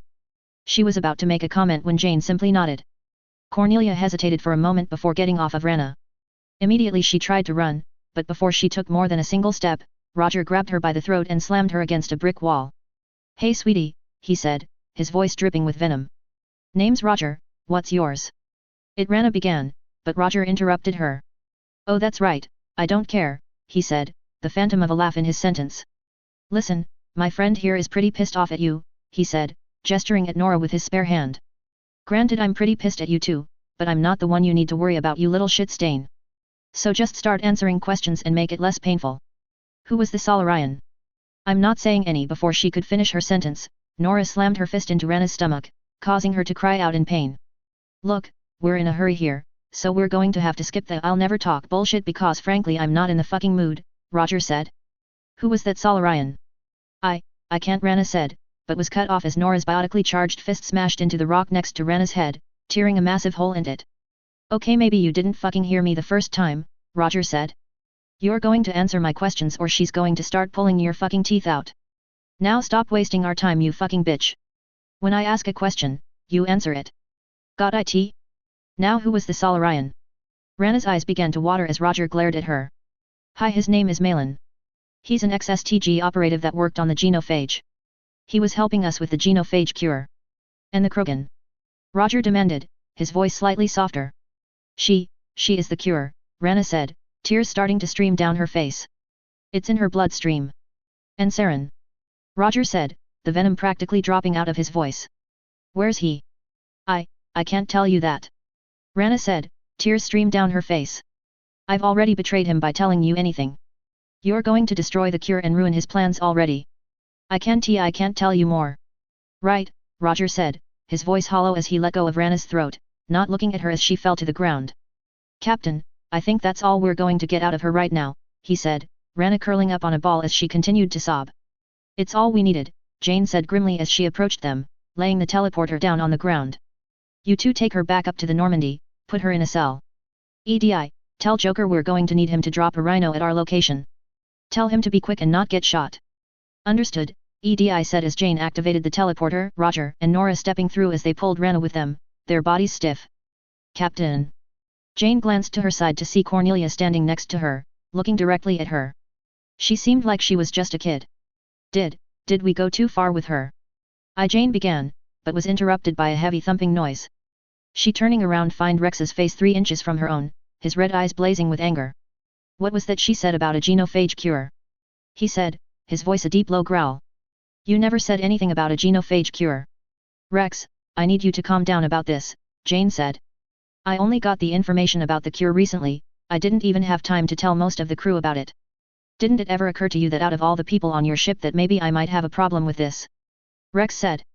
I'm already here to kill my brother for you, did you think you could trust me with that but not this? Did you think that the Krogan wouldn't have any problem with killing his own brother, and that's why you had no problem telling me that? Rex, it wasn't like that. Jane said. This whole situation happened so fast, we didn't. You didn't what? Rex demanded. Didn't think that I'd have a problem with you destroying a cure for the genophage? Well, I do. At this point just about everyone else was eyeing Rex wearily, some of them glancing down at their weapons. Rex, listen, we can talk about this, Jane tried to say, but Rex cut her off. There's nothing to talk about. Saren made a genophage cure, you're trying to destroy it. Maybe I'm fighting on the wrong side here. Maybe I should head to the Shroud and ask Reeve if he needs an extra set of hands. Rex, you know it isn't that simple. Jane said. Saren hates the Coalition because he thinks we're too vicious and unregulated. Do you honestly believe he'd harbor such a deep hatred for us like that and then just turn around and cure the genophage out of the goodness of his heart? He'll probably have the glass touch Anka the second he doesn't need you anymore. He's using you, Rex. And you're not. Rex shouted. You're not exactly taking the cure from him so that you can give it to us on better terms, you just want to destroy it. My people have been suffering from the effects of the genophage for thousands of years, and you want to keep it going. I know what's happening to the Krogan, Jane said. I argued with Admiral Marcus against this, but he just views it as too big of a risk. Krogan have a history of violent expansion, and with someone like Reeve at the head of the species, he has a good right to be worried. So that's it, is it? Rex said. You don't like the Krogan leader, so the entire race has to suffer. Rex, if there was another way I would take it, Jane said. Can you think of any other way? Rex said, before pausing. There may be one way. What is it? Jane asked. Reeve is keeping some of the clans in line by force, right? Rex asked. Jane nodded. Then most likely he's keeping himself in power through force. A universal symbol to the Krogan. Reeve has pledged his loyalty and the loyalty of the Krogan people to Saren, but there's one way to end that. Dethrone him and put someone trustworthy in his place. Who? Jane asked. Me, Rex said. Everyone seemed to stiffen slightly. It didn't go unnoticed by Jane. Are you sure that could work? Jane said.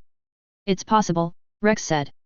If the Coalition and Turians manage to crush Reeve at the Shroud like they were planning to, and if I kill Reeve myself. Crush him and take power by force. I used to be head of Clan not before I was driven off of the planet, I managed to earn the respect of other clans too. I doubt that they've forgotten my name already.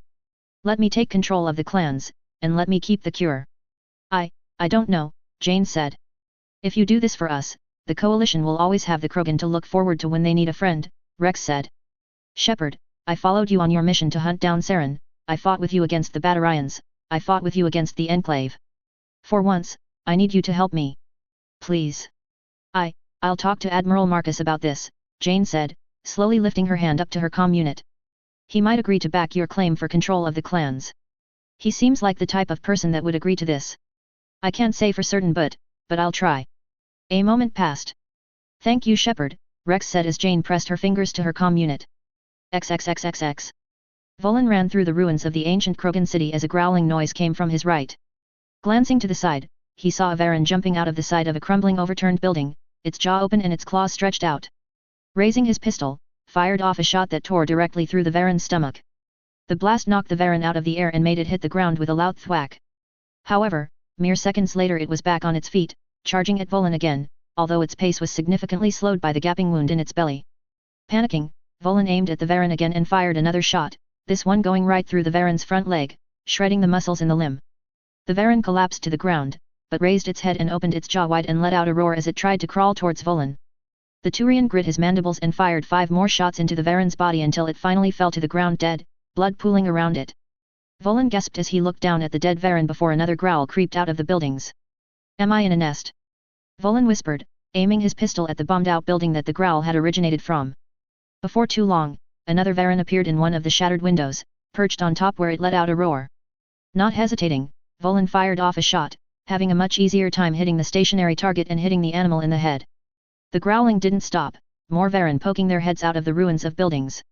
Volan fired a wild shot at one of them but didn't stop to see if he had hit his mark. He ran as fast as he could through the ruins, hastily scrambling over the overturned remains of one of the buildings, the pitter-patter of the paws of the predators that were chasing him right behind him. Glancing behind him, he saw that 3 more of the beasts were rapidly closing in on him. Not stopping, he craned his neck and angled his pistol at the nearest one and fired off a shot. The bullet narrowly missed its head and hit the ground, a cloud of dust exploding upward as it hit. His heart pounding in his chest, Volan fired off another shot as the Varan drew closer. This time he was able to hit the front animal in the head, its momentum not stopping even as it died, causing it to fall to the ground midbound and flip over. Hastily, he brought his pistol to bear on the second Varan, squeezing off 3 shots in his rush to kill it. 2 of the bullets streaked past the creature, missing it completely. The third one managed to hit in the leg, causing it to fall behind. He aimed his pistol at the last Varan, but before he could pull the trigger, it leapt forward, its jaw opened wide. A blinding pain tore through Volan as the Varan's jaw closed around his leg, stumbling and falling to the ground. Pushing himself onto his back in a fit of panic, Volan saw the Varan pull back, only to bite down again on the massive gash in his leg, purple blood spilling everywhere. Crying out in pain, Volan aimed his pistol at the Varan and shot it directly in the head. Hello? Can anyone hear me? Volan cried out, putting his finger to his comm unit as he struggled to get to his feet. This is Volan Bellator, my fighter crashed and I'm in the middle of the wastelands. Please, I need help. Whoa, slow down, a female voice with a strange accent said. I'm Sergeant Laura Harris, I'm tracking your location. You're not that far from us, can you walk? Gah. Volan cried out as he tried to put weight on his wounded leg. I think I'll only be able to limp at the very most. All right, we're heading in your location, we're sending one of our own in advance to keep you cover, he'll keep you safe until the rest of us can get to you. How badly are you hurt? Varan got my leg, Volan hissed. Got it. Hold on mate, we're only a few minutes away, Laura said. Hurry. Volan shouted. As he did, another Varan jumped over a pile of rubber, heading straight for him. Leaning against a wall, Volan awkwardly aimed his pistol at the charging animal, squeezing off shots. A couple of them managed to hit the torso, causing the Varan to stumble and fall, giving him a chance to hit it in the head with another bullet. He looked around, aiming his pistol at the nearby ruins, keeping an eye out for more Varan. To his surprise, he didn't see any.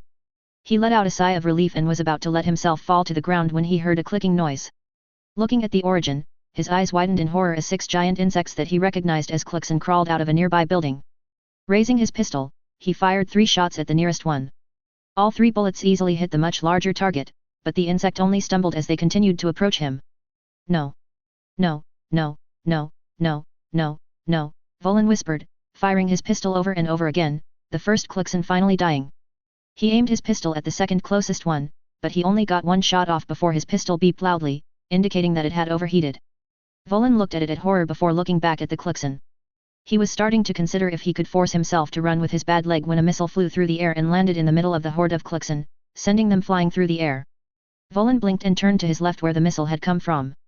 An 8-foot-tall metal robot with wheels on the back of its legs rolled forward, stopping just in front of Volin. It looked down at him, 3 red eyes behind metal plating. Lieutenant Volin. Bellator. It asked, its voice deep and seemingly having an echo to it. Why yes, that's me, Volin stuttered. Who are you? Gunner, the robot said. Yes, I can see that, Volin said, noticing the weapons that were mounted on the robot's wrists, as well as the missile launchers on its shoulders. But, do you have a name? The robot tilted its head slightly. My name is Gunner. Oh, well that's an odd name, Volin said. I picked it, I liked it, Gunner said. It's mine, it feels like it belongs to me. Gunner glanced down at Volin's leg. You don't appear to be in danger of bleeding out. Coalition heavy infantry troopers are not far away. Gunner turned around so that his back was facing Volin and knelt down. Climb on. Blinking, Volin wrapped his arms around Gunner's neck, Gunner standing back up as he did. Before they could do anything else, there was a loud roar. What was that? Volin craned his neck around and felt his stomach drop. A massive creature was flying through the air, screeching in rage as it headed in their direction. It is a harvester, Gunner said, the wheels on the back of his legs spinning to life as he accelerated forward, the harvester right behind him. I suspect that we just killed its infants. How did we kill that thing? Volin shouted, the harvester bearing down on them quickly. It is heavily armored, but fortunately I am equipped with anti-tank weaponry, Gunner said, spinning around on the spot as his wheels began to spin in the opposite direction. He fired a pair of missiles at the harvester, both of them hitting it directly in the chest. The harvester roared in pain as blood dripped down from its stomach, but it kept coming. Holy shit! Laura said over both Volin and Gunner's comm units. Is that thing chasing you too? It is, Gunner said calmly, raising both hands and firing his minigun and Gatling laser at the harvester, shot after shot hitting it in the stomach even as he continued to travel backwards. I am having difficulty, I request assistance. Bring it out way, we'll have something waiting for it. Hey, give me the Laura said as the harvester screamed again, drowning out her words. Closing in on them, the harvester swung one of its claws at Gunner, forcing the synthetic to swerve to avoid the blow. Where are your friends? Volin asked in a panicked voice as Gunner continued to fire. They are right around this corner, Gunner said, taking a sharp left at an intersection, turning onto a ruined street where 6 coalition heavy troopers were taking up position. That's them. Laura shouted, heaving a massive weapon over her shoulder. The harvester rounded the corner, screaming in rage as it attempted to follow Gunner. Laura spotted it and pulled the trigger on her weapon, sending a projectile flying through the air and into the gut off the harvester. There was a massive, blinding explosion that Volin had to shield his eyes from as the projectile hit. When the blast had passed, the harvester was lying lifeless on the ground. Gunner ground to a halt, bending down as 2 heavy troopers gently helped Volin off. Is it dead? Volin asked, looking at the harvester. Laura paused as she looked at the harvester before loading another mini-nuke into her Fatman. Can't hurt to make sure, she said, firing another shot. Volin covered his eyes just in time to protect them from the flash of the blast. That should do it, Laura said. Christ, forget about Africa, if you want to hunt big game you need to come to Tuchenka. She let out a laugh as she walked towards Volin. You all right mate? Yeah, I'm fine. I'm just going to need some Medigel on my thank you, he said as he was laid on the ground, one of the heavy troopers applying liberal amounts of Medigel. That should hold me together. He said, looking up at Laura nervously. I don't mean to sound rude, but that's a very weird accent you have there. Where are you from? The Australian city-states, Laura said. Just got transferred away 2 years ago, so I still have the accent. City-states? That isn't one of Earth's post-war nations, is it? Volin asked. I mean, I'm a Turian so maybe I'm not the best. Nah, it's fine, Laura said. We tend to get looked over when compared to the other post-war nations because we were a lot slower to join the coalition, didn't do it till they made it to Mars. That and we never had a big war we won to brag about but enough about that. We're setting up base not that far away from here. We're surrounding the shroud on all sides, half of our forces are going to attack it, the rest of us are going to form a perimeter to make sure we don't get hit from behind. We're part of the defensive group, they're calling it Operation Shield. You can stay with us till we can get you somewhere safe. Thank you, Volin gasped. Thank you. XXXXX. Saren glanced at the collector that was standing next to him as he stood in the hangar bay of Sovereign. The collectors really were an interesting creature, he had been looking at the records he had found in their base and had found substantial evidence that had proved that the original proteins were not insectoids like they collectors were. The Reapers had changed their structure that much. I wonder why. He thought out loud. I suppose the added wings were a useful asset, but that isn't something unique to insects. Maybe they weren't thinking about being practical. He took a step forward and looked directly into the eyes of the collector. It didn't respond at all, merely staring straight ahead like it had been before. I think I finally figured out why the Reapers kept you around, Saren said. As forces to use on the battlefield of course, but also why they did what they did to you. You were a trophy to them. The Protean Empire expanded across the entire galaxy, a proud and mighty race, and the Reapers slaughtered you all. And to add a final insult, they took you and turned you into mindless drones and workers, your only purpose to serve a higher being. He chuckled darkly. That's certainly an interesting thing to think about. Maybe it was to send a message to the next cycle. Oh, that sounds like fun. Maybe you should try doing that to some humans when you're done with them. A voice said. Upon hearing the voice, Saren spun around, aiming his rifle in the direction that he had thought he had heard it. There was no one there. Who's there? He shouted. Show yourself. There was no response. I'm not letting another infiltrator get the better of me. He hissed, activating his Omni tool and accessing the interface he had placed in Sovereign that gave him control of the Geth and collectors. Scan the ship. Find any and all intruders. He said. Scanning. A gruff male voice said. No abnormal life signs detected. All life signs register as Geth, collector, and a single Turian. Double check. Saren said. Scanning. The voice said again. Results have not changed. No abnormal life signs detected. Good, Saren said, sighing slightly. It must just be my imagination getting the better of me. Most other people would be nervous in this situation too. He holstered his rifle, his muscles relaxing. How long until we reach the Shadow Broker's base? We will drop out of FTL in 10 minutes, the voice said again. Collector and Geth boarding parties are on standby, ready to attack on your order. Good, he said. Do not fire on the ship. Only do so if it attempts to flee, and even then only target propulsion. I want to take this ship intact. Understood, relaying information to Geth and collectors manning the bridge, the voice said. Very well, Saren said, deactivating his Omni tool. He couldn't help but feel exciting as he lowered his arm. Everything is coming together, he said. I have Geth, I have the collectors, soon I'll have the Krogan under my power, and I'm about to take the Shadow Broker's base with my own 2 hands. A smile spread across his face. A crooked, toothy smile. I wonder how many of the Coalition's dark, dirty little secrets he has, he whispered. How many hidden bases that would cripple their ability to wage war if I were to destroy them? Hidden bases? Boring. Why blow up hidden bases when you know you want to hit major population areas and cripple them as a species? And if you're going to go after hidden bases, go after ones with fun toys like biological weapons that you could turn against them, the voice said again. Who are you?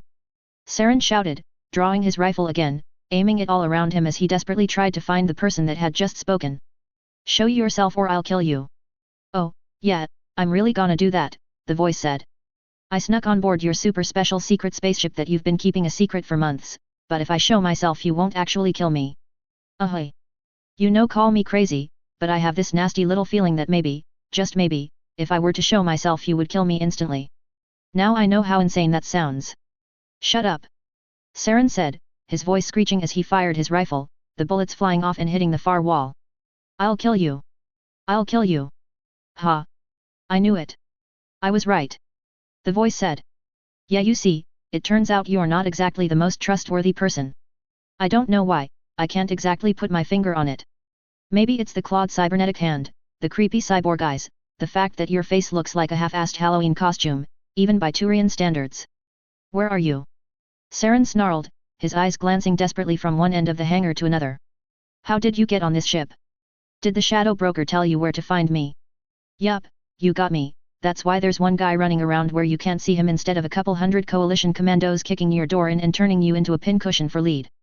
Seriously, I get that you're under a wee bit of stress, but your wild accusations are starting to get a little bit sad. And hilarious. The voice said, sounding like he was about to start laughing. You're laughing now, but the second I find you I'm impaling you on one of the dragon's teeth. Saren said, his voice a hiss. You won't be so confident when Reaper nanites are traveling through your bloodstream, turning you into a mindless husk. Sounds kinky, the voice said. Okay, just for the record my safe word is apple. Saren hissed as he rounded and looked at the collector. Are you talking through it? He said, raising his rifle and shooting the collector in the head at point-blank range. The bullets tore through, the lifeless body of the collector fell to the ground. No. The voice screamed in an overly dramatic fashion. He had a wife and 2 kids and a little puppy named Spot who would always bring him his slippers. He sang Christmas carols to the orphanage for the mentally ill. He bumped into me once at the line at the coffee shop and paid for a refill for me when I spilled my drink. How could you? You heartless. Oh wait, no, I got the wrong guy. The guy I want is on the far side of the hangar. You can keep that guy, he was a jerk. Where are you? Saren screeched. Hi, the smallest ghost of a whisper said form behind him. Spinning around, Saren let out a roar as he jammed his finger down on the trigger to his rifle, a fully automatic blast tearing through the person who had suddenly appeared behind him. After 10 seconds, the gun overheated and Saren watched as the person began to stumble back. As he did, Saren realized that he was a human male in a lab coat. No. You got me, the man whispered, clutching at his chest. It was supposed to end like this, he, yeah I'm just messing with you man, the man said, taking his hand away from his chest to reveal that he was unharmed. Might want to try to the head next time. Smaller, but instantly fatal. Plus it's always fun to see bits of grey matter going everywhere. The man smiled toothily. As he did, there was a glint that flashed on his teeth. He had a gold tooth. No, Saren growled. He recognized the man. I read the reports I intercepted. You died on Cor Mali, the coalition killed you. Did they? Dr. Goeth asked. Ah. That was sweet of them. I just hope that napalm was involved. That's on my bucket list, you know, death must involve napalm. Bullets are nice, don't get me wrong, but you can only blow away so many fist-sized chunks of bodies before things start to get a little dull. But the way people thrash and scream when they're set on fire is just so. Goeth was cut off as Saren's rifle finished cooling and Saren fired a shot directly at Goeth's head. Goeth recoiled slightly, but showed no signs of being harmed. Yeesh, you gotta be careful with that thing, Goeth said, feeling the space between his eyes. You could poke someone's eye out with that thing. Or their frontal lobe. And no offense, I kinda need both right now. What are you? Saren demanded, aiming his gun at Goeth. Dr. Goeth, as you know, civilian-level scientist in the employ of the Enclave, creator of the Enclave Special Forces and my personal pet project the Horde, I. No. Saren said. How are you here? Ah, well that's not really important, Goeth said. Anyway, there was something I wanted to talk to you about, it's the main reason why I'm here. A smile spread across Goeth's face. Have you taken my advice yet? Saren's eyes widened. He took still for a second before replying. No, I haven't, he said, his voice a growl. You were wrong about me. I'm nothing like that. I do everything that I do because it has to be done. Oh yeah, Goeth said, gesturing to the dead collector. And let me guess, the family man down there was a deep cover coalition spy that was going to leak all of your secrets to your enemies. Face it, Saren, you killed it because you wanted to kill it. That's why you want to destroy the coalition. Your primal side wants to get out and tear them apart. I wanted to do it because I thought it was fun, you want to do it because you hate them.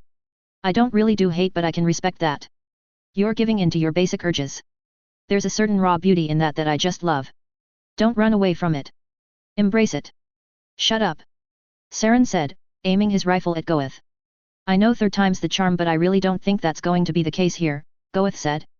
I don't even know why you're so angry at me. The body count that you caused is already in the tens of thousands from Eden Prime alone.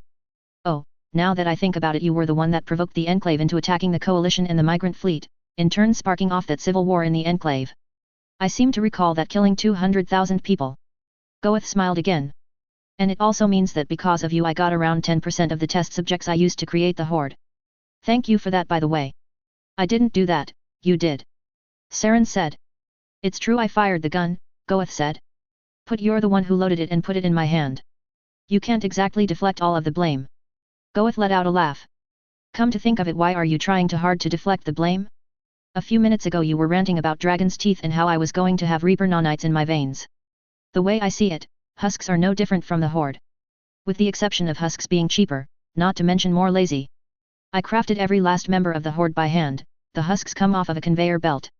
He tutted as he shook his head. Some people just have no standards nowadays. Anyway, do yourself a favor, stop pretending that you hold yourself up to a moral code or whatever it is you call your justification for doing things that are horrible except for when you did it. Destination reached, the male voice said. Saren turned away, heading to the nearest Geth dropship. Everyone, prepare to deploy. He didn't look back as he walked away from Goeth. XXXXX. Codex updated. Entries added. Australian city-states, during the conflicts that tore most of the pre-war world apart, Australia did its best to remain neutral. However, America had proved before that neutrality was not a position it respected, and landed in Australia during its invasion of China with the intention of using it as a launch pad and refueling station. However, before it was put to use, the Great War occurred. Surprisingly enough, the majority of Australia was untouched by nuclear warfare, the majority of nukes targeting American targets instead of Australian ones, although the Australian Parliament building was destroyed. The majority of Australian military and local government personnel survived, allowing the transition from pre-war society to post-war society to be much smoother for the Australians than it was for most. Despite this, life in Australia changed drastically. Fuel shortages had already been a massive problem before the Great War, but after it became critical. Eventually the remaining fuel was rationed only to the military vehicles protecting the cities and the patrol boats guarding the coast. Civilians were forced to rely on much slower methods of transportation, such as bicycles and beasts of burden. This slow method of transportation is what caused Australia to dissolve into a group of independent but allied city-states. The city-states enjoyed relative peace for centuries, having only to deal with the occasional raider or mutant attack that they were well prepared for. Not wanting to waste resources on off-continent expeditions, the city-states developed a very isolationist mindset, even centuries later when they came into contact with the other post-war nations. They were hesitant at first to ally themselves with them and chose to remain isolationists, but after the success of Project Exodus and the discovery of the protein cache on Mars, the Australian city-states gladly joined the coalition. Modern-day Australia is very popular with tourists that are curious about pre-war Earth, as many buildings and relics were untouched by the war and very well preserved. It is highly recommended that all tourists remain within the cities if unescorted, as travelling into the Australian outback is a very dangerous thing to do, one that results with hundreds dead each year. XXXXX. Author's note, it just kind of hit me that my characters aren't very good at assassinations. Go figure. Kind of why didn't they just fly the eagles to Mordor thing? Sometimes you just can't end things prematurely. Also, just to make something very clear, I do not condone torture. Well, got a lot done in that chapter. Setting up the plan for the Normandy crew, introducing Laura and Gunnar, showing that Saren is going more and more nuts and bringing back everyone's favorite nutball. Let me tell you, I forgot how much fun it was to write for Goeth. Oh, and another codex entry. It's been a while since we had one of those. Well, this chapter was beefier than usual, I hope you enjoy it. Chapter 81. Risk. Author's note, not much to say here, let's get to it. XXXXX. Captain, I'm certain that you have good intentions, but I can't help but question if this is the wisest course of action, Marcus said. 2 rhinos had been dropped off by the Normandy and currently the entirety of the ground team was crammed into them, heading for the area where Coalition and Turian ground forces had landed. Jane was sitting in the back of one of them, her hand to her ear. Admiral, I know that you have orders from Admiral Hackett on this, but I think you are making a mistake, she said. Rex has been with me for months, I know him, I trust him. I don't doubt that you trust him, but it is very possible he overestimates his own abilities, General Vittes said, his own comm line on the same frequency as Jane and Marcus. I do admit to having mixed feelings about the genophage, but in a way it is a necessary evil. The Krogan want blood, that is something that we know for a fact, and letting them reproduce at a hyper-accelerated rate simply doesn't seem like a wise move. The Krogan are out for blood because of the genophage. Jane said. They're fighting for a cure. Why should they care about the expansion of the coalition? It doesn't affect them at all.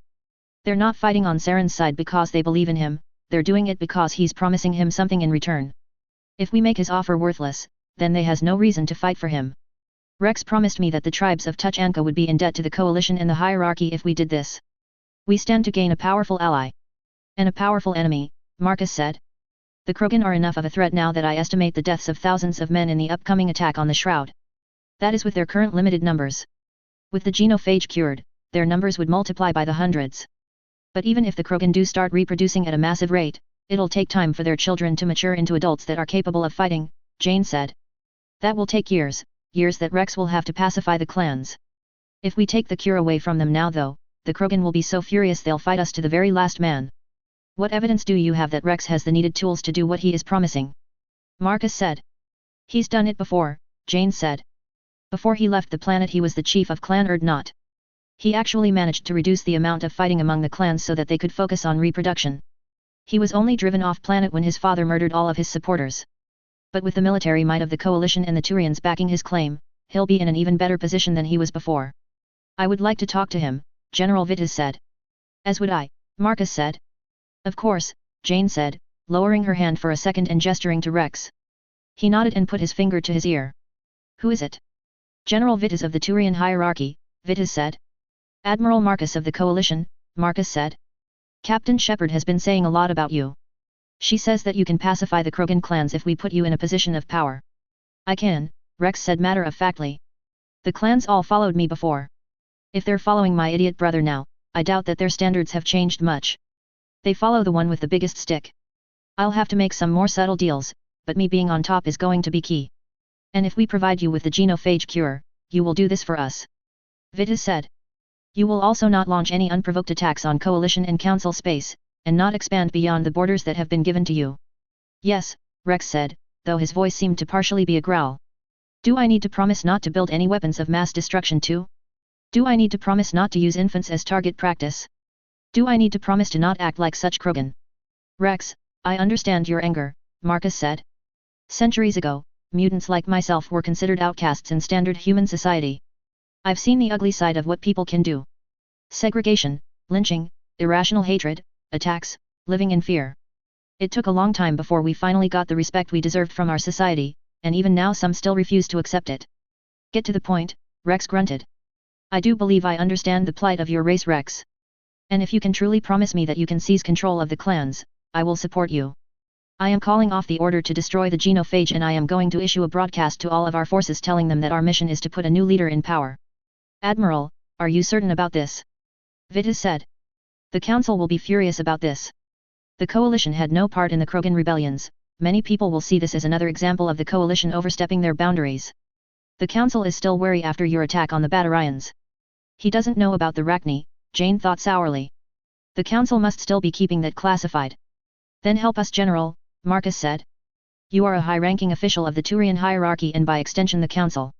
If you support this movement along with me, then it will be seen as a joint operation by both the Coalition and the Council and not the rogue actions of one. I believe that this will make matters better for all involved. I'm not certain, Vitas said. He sighed, very well. I was never very good at following orders that the higher-ups gave me anyway. I'll send the same transmission to all Turians on the planet's surface, that we are not to destroy the genophage cure and that we have a new plan. We are staking a lot on you, Rex, Marcus said. Don't let us down. If your attempt to take power falters, we will have no choice but to fall back on destroying the genophage, Vitas said. Don't get too excited, Rex said, lowering his hands. We're taking a big gamble on you, Rex, Jane said, lowering her own hand and looking at him. I know that, he said, his voice low. We're coming up on a friendly outpost. Karen said from where he was driving. After a minute the Rhino slid to a halt, the back door sliding open and the team piling out.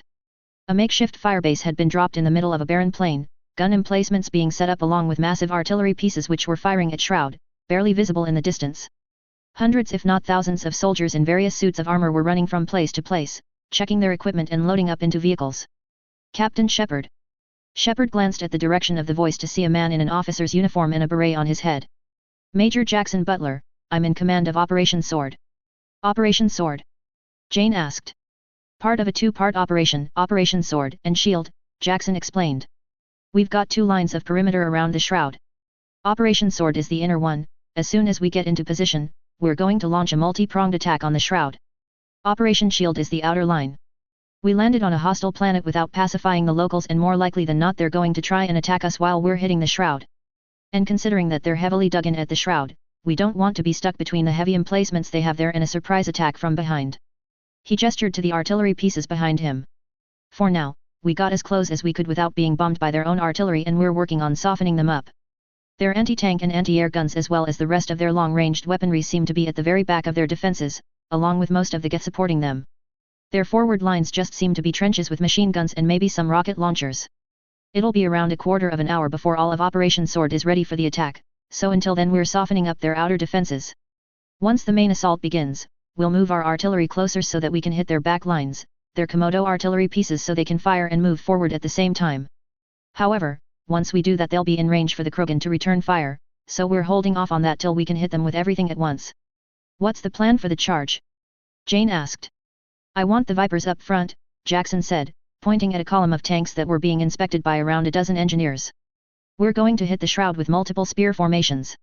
I want them to make up the tip and a good chunk of the head of the spear, along with some sentry bots from the mechanized infantry. I plan on slipping in a few rhinos with them just in case we need to deploy infantry to deal with hidden Krogan with rocket launchers, but I want the hardened Vipers and sentry bots to pierce the enemy lines. The majority of the rear formation will be made up of rhinos carrying infantry. They'll flood in through the gaps in the formation that the forward forces make and rain hell on the Krogan. Is that everything? Jane asked. For the main formation, yes. I also have smaller units dedicating to harassing the Krogan defenses, Jackson said. It's always harder to concentrate on a big enemy when you've got smaller ones taking shots at you. I've got sniper units in position all along the perimeter.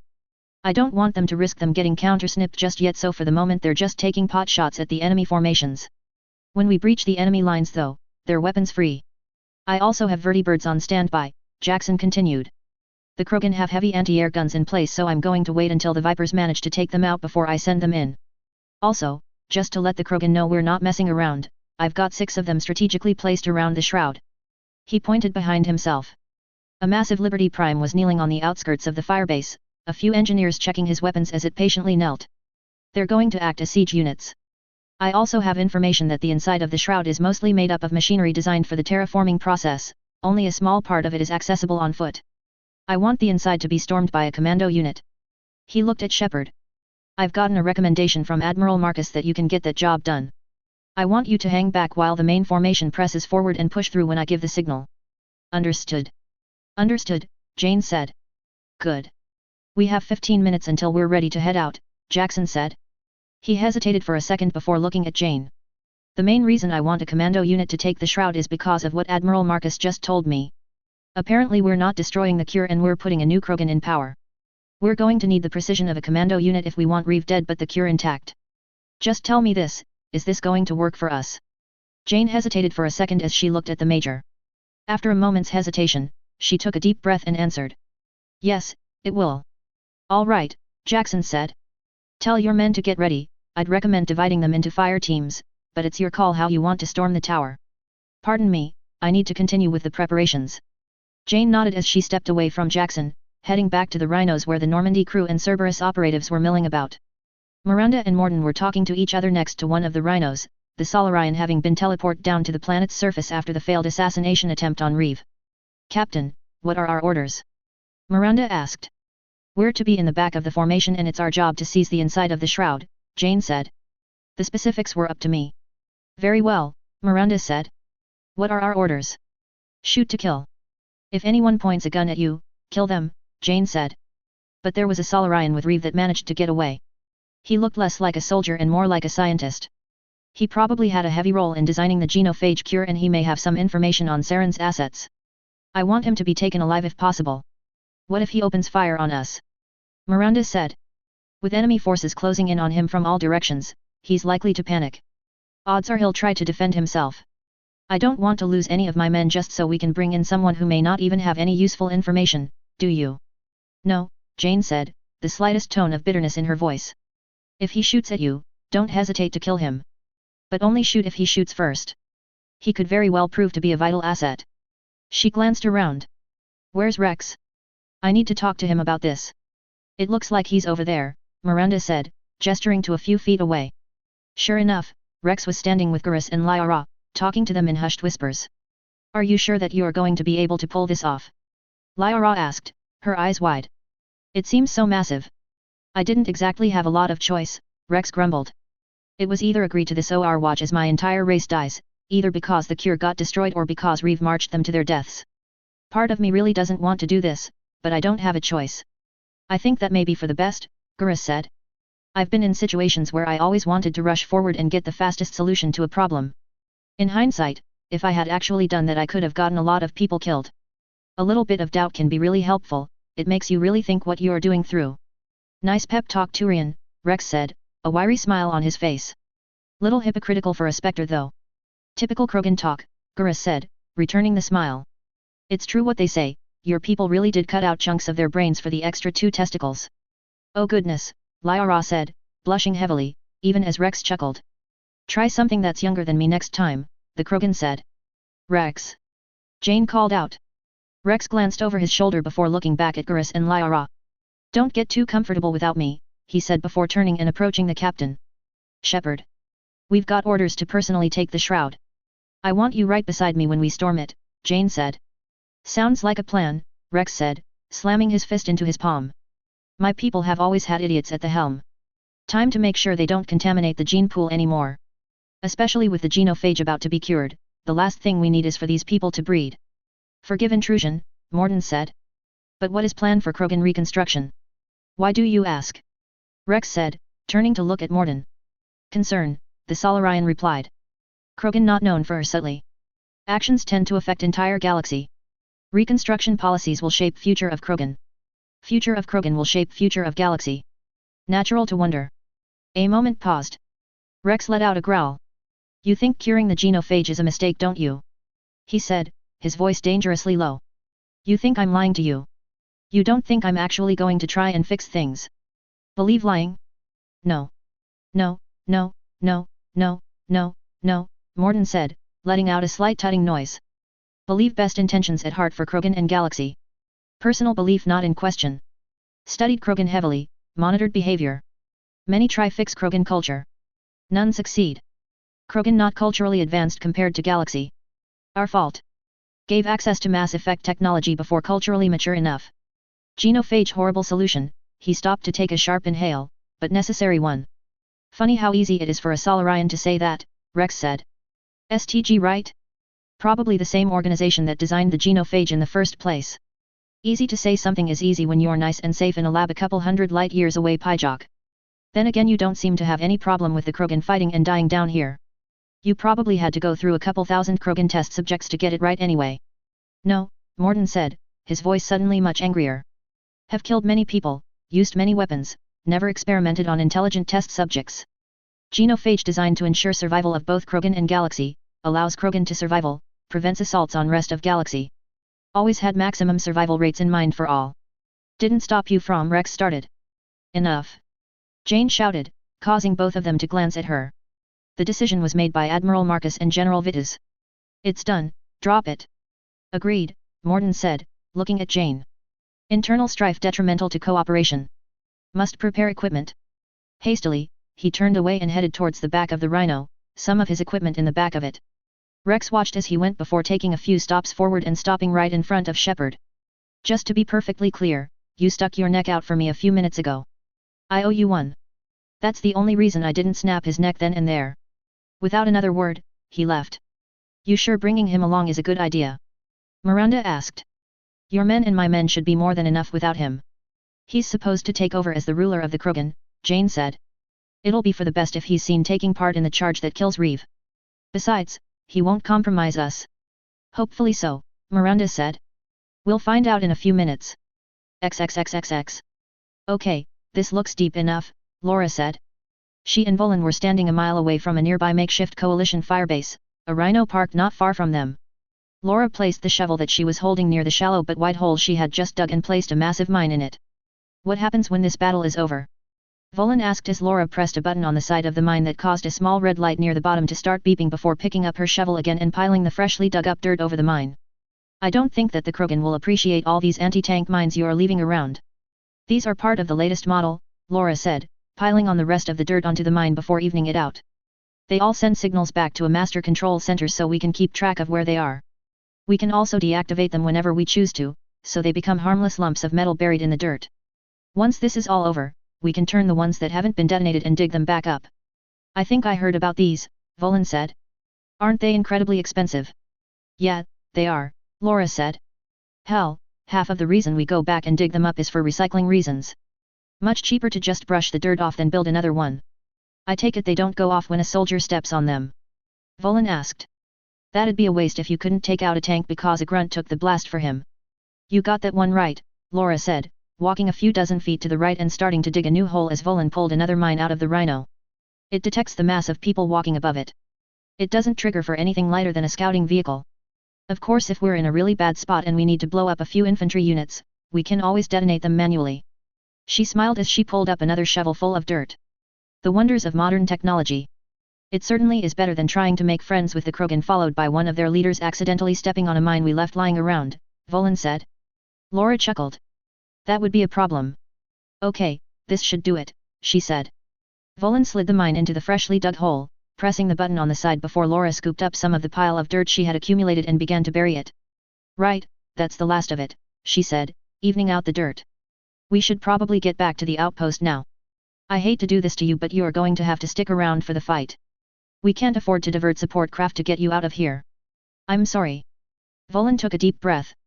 It's okay, he said. I'd rather be in a coalition outpost than stuck out there in the wilderness anyway. I might actually be in the safest place there is. Even if the coalition tries to attack this place, they're going to have to really try to take it. That's the spirit. Laura said, patting him on the back. We've got some spare rifles back at the base. You can take one of them and help us defend the place. All Turians have firearm training, right? Yes, it's part of the basic training we go through when we're conscripted, Volan said. But, I barely got any actual firefight experience. The second I graduated from basic I started studying to be a pilot. I'm a pretty good pilot too. But I'm not so much good with a rifle. I mean, I know how to use one, but it's been a while. Shit, Laura said. Well, you could always man one of the machine guns, she said, her voice light. Or one of the rocket launchers. Those things are easy, anyone can use them. You point it at something you don't like and pull the trigger. You'll be effective no matter how inexperienced you are. I think that may be for the best, Volan said. I won't be hurting anyone else by doing that, will I? Of course not, Laura said. Stop worrying so much, we've got rockets to spare. Laura, Gunner's voice said over the comm unit. There is an unidentified vehicle closing in on your position. What? She shouted, glancing in the opposite direction of the outpost. Sure enough, a massive cloud of dust was being kicked up as something tore across the earth, heading directly towards their position. Aw crap, it looks like a Tomka. She shouted. Volan, get on the machine gun now. Volan scrambled into the back of the Rhino as the door slammed shut behind him, climbing into the gunner's position as Laura jumped into the driver's seat. Hold on. She shouted, flooring the accelerator as the Rhino roared to life, speeding back towards the outpost. No sooner had the vehicle moved than a pair of shells slammed into the ground where it had been parked mere moments ago. Gunner. We're heading back towards the base with the bogey right on our ass. Give us some help with this wanker. We will do what we can, Gunner said. Lure him closer to the outpost, within weapon range. Why aren't the mines taking it out? Volan shouted, jamming his finger down on the trigger to the Rhino's machine gun. The muzzle of the weapon flashed as he opened fire on the Tomka that was rapidly closing distance with them. As he did, it tired another pair of shells from its cannon. This time, both of them smashed into the Rhino's thick armor, causing a sizable dent in it and causing it to start smoking slightly. Ah, shit! Laura said, starting to swerve randomly in an attempt to throw off the Tomka's aim. The mines won't detonate until they've all been activated at the master control unit. They must not have activated it yet because we're still out here. You're going to have to take it down yourself. I don't know if I can. Volan said, still firing at the Tomka. Sparks filled the air as bullets pinged off of the front of the scouting vehicle's armor, but while it was starting to show signs of wear and tear, the Tomka was still going strong. It seems pretty durable. Then just keep it busy until we can get back to base. Laura said, swerving violently to the left just in time to avoid another double blast from the Tomka's cannon. Wait a minute! Volan shouted. Aiming the machine gun away from the front of the Tomka, he instead aimed it at the front right tire of the vehicle and instead began to fire on it. The bullets shredded through the tire, and while it was clearly tougher than the average truck tire, several seconds of sustained heavy machine gun fire was more than enough to reduce the tire to shreds. With one of its tires gone, the overall speed of the Tomka fell noticeably, allowing the Rhino to put some distance between itself and its pursuer. The next shot from the Tomka even fell short, hitting the ground between the two vehicles.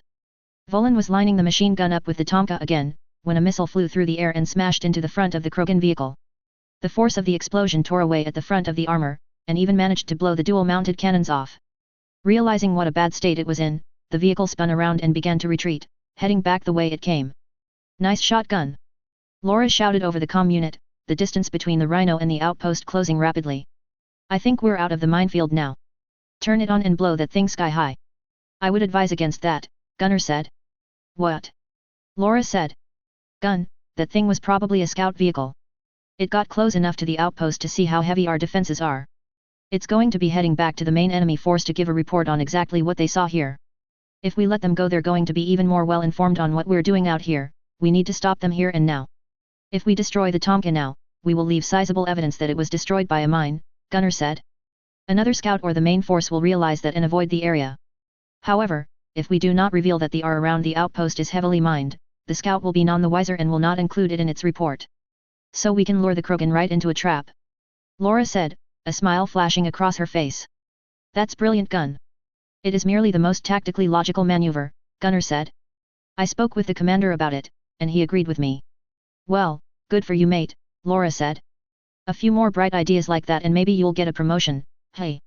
Simply suggesting a maneuver that my superior officer happened to agree was a good is unlikely to lead to an increase in my authority along the military chain of command, Gunnar said emotionlessly. Seriously, you need to work that stick out of your ass, Laura said. Hold on, and we're home. The rhino slowed to a halt in front of the outpost, Laura swinging the door to the driver's seat open and stepping out. Volin shakily climbed out of the gunner's seat and jumped off of the rhino, landing next to Laura. Old gal looks like she took a bit of a beating, she said, looking at the APC. That's okay though, rhinos are built though, she'll just need a little bit of patchwork and she'll be up and fighting in no time. I hope so, Volin said nervously, wringing his hands as he looked off into the distance, the smoking Tomka barely visible now. If that really was a scout, then that means that we're going to be attacked soon, right? It's a possibility, Laura said, looking at Volin.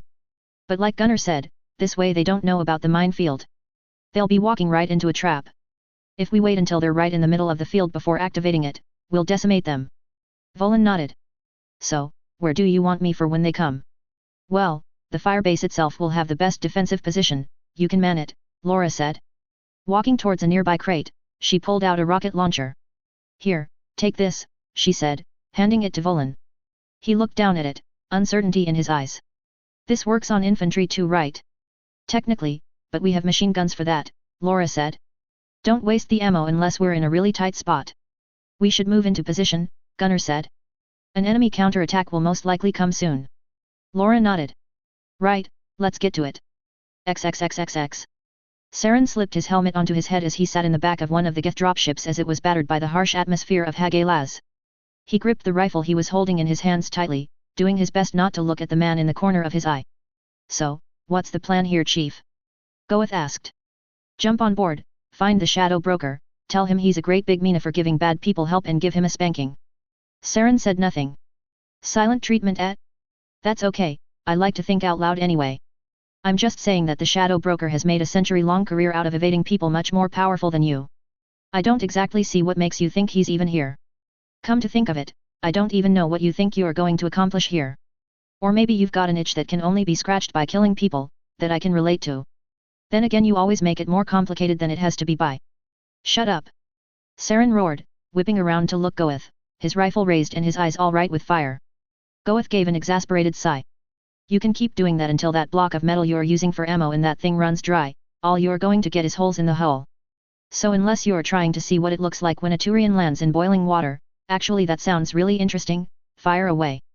Or are we on the frozen side of the planet? Shut up. Just shut up. Saren roared, getting up and advancing on Goeth, to the point where there were only a few inches between their faces. What do you want from me? I know, Goeth said, shrugging and not at all fazed by Saren's movements. So, now that I have your attention, what's your plan for the shadow broker? Never liked that name. Might as well have called himself Dark Dealer. Some people just don't try anymore. I am going to take everything from him, Saren said. He stole from me, he's compromised everything that I've worked towards, and I am going to make him pay. His entire empire, I'm going to destroy it, no, I'm going to capture it. No one knows what the shadow broker looks like or even who he is. Once I kill him, I'll take his place, take control of his assets. He will rue the day he crossed me. Goeth gave a toothy smile, rubbing his hands together. All right, you're finally starting to make sense here. You're going to hurt him because he hurt you. He took from him, so you're going to take everything from him. I like this. It's nice and primal, there's a beauty to the purity. No more of this, oh I'm doing the right thing by doing the wrong thing because doing the wrong thing is really the right thing, he said, his voice turning mocking. No, Saren said, his voice dropping down to a low growl. I am doing the right thing. Goeth sighed. God damn it. And here I thought that we were actually having a breakthrough here. This conversation is over, Saren said, turning back to the front of the dropship. Probably for the best, Goeth said. You can't force people to admit something. You need to let them come out of their denial on their own terms. So, while we're on the subject on killing people, how much longer are you going to plan on staying in the dark? You flat out said that the shadow broker compromised you, so you might want to make a move before the coalition comes knocking on your door with a mass accelerator. That'd complicate things, not to mention it'd be a big disappointment. I saw the reports on what your ship did at Eden Prime, I want to see what 25 of those babies can do. Soon, Saren said. I've been delaying for too long. The genophage is being cured right now. Once I take control of the Shadow Broker's assets, I'll have the Krogan, the Geth, the Reapers, the Collectors, and the information needed to guide them. Saren smiled. I'll have all the pieces. Ah, the Krogan, Goeth said. Good choice. Touch sons of bitches those ones are. Even before I made those modifications to them. Though I doubt you'd be terribly interested in them, they're more for people who don't mind having their soldiers not listening to their orders. He glanced at a nearby Geth. You strike me as a bit of a control freak who prefers mindless drones. They're effective, Saren hissed. They're boring, Goeth said. You ever programmed two mechs to kill each other? I did once, it was the most dull thing I've ever seen in my life. You know, for all your claiming about doing everything for the good of the galaxy, you don't seem to have a lot of people who actually believe in your cause. You seem to be making a lot of decisions for other people. All of your soldiers are drones, minus the ones you're paying, and I've learned from experience that the two are pretty much the same thing. You think wouldn't have recruited allies that hate the coalition as much as I do if I could have? Saren demanded angrily. There is no one else out there. Besides you who's willing to do what needs to be done, blah blah blah, Goeth said. You're starting to sound like you're on repeat. Besides, it looks like one of two things. 1. You want to keep all of the glory to yourself, something I can respect, or 2. You just haven't been trying hard enough on purpose. You're scared to bring in something like the Turian hierarchy to help kill the coalition. Of course I don't want to do that. Saren said. It's safer for the Turian people this way. Do you have any idea how many Turians would have died if I had done that? Goeth threw his head back and let out a roar of laughter. Oh good lord, I think the hypocrisy in that statement speaks for itself. All right, I'm going to call it a day here, I'll catch up with you when you're done with your thing. Saren said nothing as he turned away from Goeth. He stared at the opposite wall for a few seconds, before glancing back. Goeth was gone. I need to get more sleep, Saren murmured. Destination reached, a cool male voice said over his Omni tool. Ordering parties in position. Good, Saren hissed. All teams, new objectives. Your orders are not to destroy the ship, they are now to disable and capture. Kill anyone who does not register as a friendly. Do not damage any data storage terminals or communications equipment, and keep damage to the structure to a minimum. Saren tightened his grip on his rifle as the door on the dropship slid open. He saw a massive ship of an unknown class hovering below him. Massive and grey, with an odd jagged design. A ship this big? Who could have built it? Saren whispered. He shook his head. Doesn't matter, it's mine now. All teams, move out. A dozen Geth jumped off of the dropship, landing neatly on the hull of the ship, weapons at the ready. Saren followed suit, landing at the head of the throng and looking on ahead. Locate the nearest airlock, he said into his Omni tool. Scanning, nearest airlock 102.9 meters directly ahead, the cool male voice said. No wireless connections found, manuals access required. That won't be a problem, Saren said. All teams, begin the breaching process. Slowly, Saren and the Geth with him began to make their way forward along the hull of the Shadow Broker's ship, a massive storm raging all around him, a vicious wind whipping past as lightning bolts tore through the air. I can certainly see the appeal of this planet as a hiding place, he muttered. After a little, he came to an area where the ground slanted downward towards a thick metal door. Saren slowly approached it, examining for a way to open it, but spotting none. It must open mechanically from the inside, he said, stepping back and looking at the two Geth primes that he had brought with him. We don't have much time. Blow it open. The two primes nodded and walked forward, aiming their weapons and firing a pair of rockets at the airlock. The rockets hit and exploded, leaving a massive dent in the still intact airlock. Saren glared at the Geth. Again. Another set of rockets were fired at the airlock, deepening the dent. Again. Saren shouted with impatience. Both Geth fired yet another volley of rockets at the airlock, the metal whining as it buckled under the force of the impact. Saren snarled. Again, and this time make it. He was cut off as a series of loud bangs echoed out and the optic on one of the Geth primes exploded. What? Saren shouted, whipping around. As he did, he spotted a small starship flying over the Shadow Broker's ship before passing it and continuing to fly. However, a lone figure fell from the ship, holding a weapon in his hand and firing it at the Geth. A figure in a trench coat. Him, Saren hissed. Return fire and get that airlock open. XXXXX. Author's note, I'm going to take a wild stab in the dark and say if I was an actual military major and I came up with this plan for an attack, my senior officer would probably yell at me and point out 5 major flaws with my plan that are right under my nose. Frankly, I'm okay with not having 100% realism with my military movements so long as the people giving the orders look like they're being competent, unless they're intentionally supposed to not be competent. Chapter 82. Charge. Author's note, Christ, sorry about the wait. Let's just get to it. XXXXX. Both Roger and Nora sat in the back of one of the Normandy's rhinos, double-checking their gear. The rest of the team was outside of the vehicles, arming up and waiting for the signal that would indicate that the charge on the shroud had begun. You look like you're squirming a little bit over there, Nora said, breaking the silence and looking up at Roger. She slid both of her pistols into their holsters before taking out her cigarettes and lighter. It's just. Roger said, his voice trailing off for a moment. I spent time serving on Moria before transferring to Earth. I've taken part in counter-ops against slavers and pirates. I've been around enough to know certain things. I know what the eyes of a killer look like, reluctant or eager. There's a certain hardness that even Adam and Lyra have. He clutched the side of his head with his metal arm, looking conflicted. That Asari we interrogated back there, she wasn't a killer. She was a damn kid. Nora bit her lip slightly as she lit a cigarette before taking a draft. I know, she said, letting out a puff. I saw it too. If I can admit to something kind of pathetic, I'm actually kind of glad. I still get urges to really hurt or kill people like I did with that NCAF spy back on Cor Molly, but I actually felt sorry for just punching her once. Nora shook her head. The hell is someone like her doing with Saren? Maybe she's like Volker, Roger suggested. He seems like a really nice guy but he's done a lot of shit he isn't proud of. He was scared and angry and he fell in league with the goddamn Nazis. If the kid who spent half of his time with the only Quarian on the ship preaching to her about letting century-long hatreds go and the other half getting lovey-dovey with her can make a fuck up that big, I think it's safe to say just about anyone could do it. Makes you wonder exactly what kind of bullshit Saren's been spoon-feeding her, Nora said. All that talk about betraying him, it was like she worshipped him. Then again it makes sense in a really depressing way. I saw the marks. Marks. Roger said.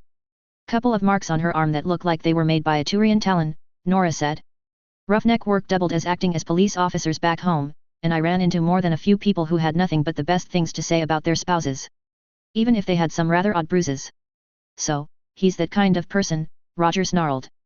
Well, I really don't want you to feed your habit, but I think if we run into him you can let loose on him. Nora smiled darkly, taking another puff on her cigarette. Tempting thought, I'll give you that. Look alive. The two of them turned to see everyone else milling into the rhino and the other one right next to them. John was standing neath the rhino. Jackson just gave the order for the first wave to begin their assault. Be ready, we're going to be heading in after. Stick to the back of the formation, we're going to be storming the shroud personally so we need to make it there. Just stay defensive and shoot anything that gets too close. Roger and Nora nodded as the others filled into seats around them. Cheryl made her way through the crowd, stopping in between them. This is going to be dangerous, isn't it? She asked. Name one thing we do that isn't, Roger said sourly. Roger, could you please stand up? Cheryl asked, squeezing her hands together nervously. Roger hesitated for a second before getting to his feet. Without warning, Cheryl took a step forward and wrapped her arms around Roger's waist, hugging him. Roger looked down at the 5-foot-tall woman in surprise before returning the hug. After a few seconds they broke away, Cheryl turning to look at Nora. She said nervously, wringing her hands. Could you please? Come here, Nora said, standing up and pulling Cheryl into a hug, one that she quickly returned. Not that I'm upset, but where did the affection come from? Roger asked as the two of them broke away. Kinda came out of nowhere. You two are the best friends that I've ever had, Cheryl said, her voice cracking slightly. Please be careful out there. Hey, you know who you're talking to, right? Roger said, lowering his metal arm and clanging it against his artificial leg. It's gonna take more than a couple of angry hunchbacks with 4 balls to kill me. I don't plan on going down easy either, Nora said, taking her cigarette out of her mouth and pressing it against the side of the rhino. Karen, get on the gun. We need to be ready at a moment's notice. Got it, the necro-human rasped, climbing up and grabbing both handles on the machine gun. Looking out towards the shroud. Viper tanks were advancing on it from all directions, their cannons blazing as they fired. The first volley of shells smashed into the defensive perimeter that had been set up around the shroud, hundreds of bodies sent flying through the air. The tanks continued to charge against the perimeter even as anti-tank shells flew their way, more than a few Vipers destroyed by the oncoming fire. What's going on up there? Karen glanced down into the rhino to see Rex looked back up at him. So far so good, he said. The Vipers are unloading both barrels on them. We shouldn't have too much trouble making our way through the cracks in their lines. Don't get too cocky, Rex said. Even if they get through the line they're charging right now, there's still a second one hugging the shroud, that's where all their long-range weapons are. I know, Karen said, looking back at the battlefield. The line that the Vipers were directly charging had returned fire. Blobs of plasma from Geth Colossuses were lobbed at the tanks, while Krogan Tomkas and rocket launchers opened fire. Around a dozen more tanks were consumed by explosions before they returned fire, their tank shells smashing into the organized defenses of the outring around the shroud. The distance between the two was closing rapidly, to the point where the forward machine guns on the Vipers were beginning to blaze as they targeted any infantry out of cover that they could spot. "This is one homecoming I'm never going to forget," Rex said. "For what it's worth, Lyra," he continued, glancing at the Asari sitting right next to him, "I'm glad you're making this trip with me. We haven't talked much but, you're all right." "Thank you, Rex," Lyra said, smiling weakly. "Forgetting someone?" Garrus asked. "Nope," Rex said. "In fact, what are you even doing here? You should probably get off while you still have a chance and go help one of the major sniper teams." "Ha, ha," Garrus said dryly. "Get ready," John said. "The other rhinos are starting to move out. We're going to be the last ones out of the gate, but it shouldn't take more than 15 seconds for the rest of the formation to get rolling." Karen's eyes narrowed as the engines of the rhinos all around him roared to life, speeding off ahead to follow in the trail of the Vipers. His finger tenses on the trigger to the machine gun as he saw Liberty Primes lumbering towards the defenses, firing Tesla blasts from their eyes and missiles from their launchers.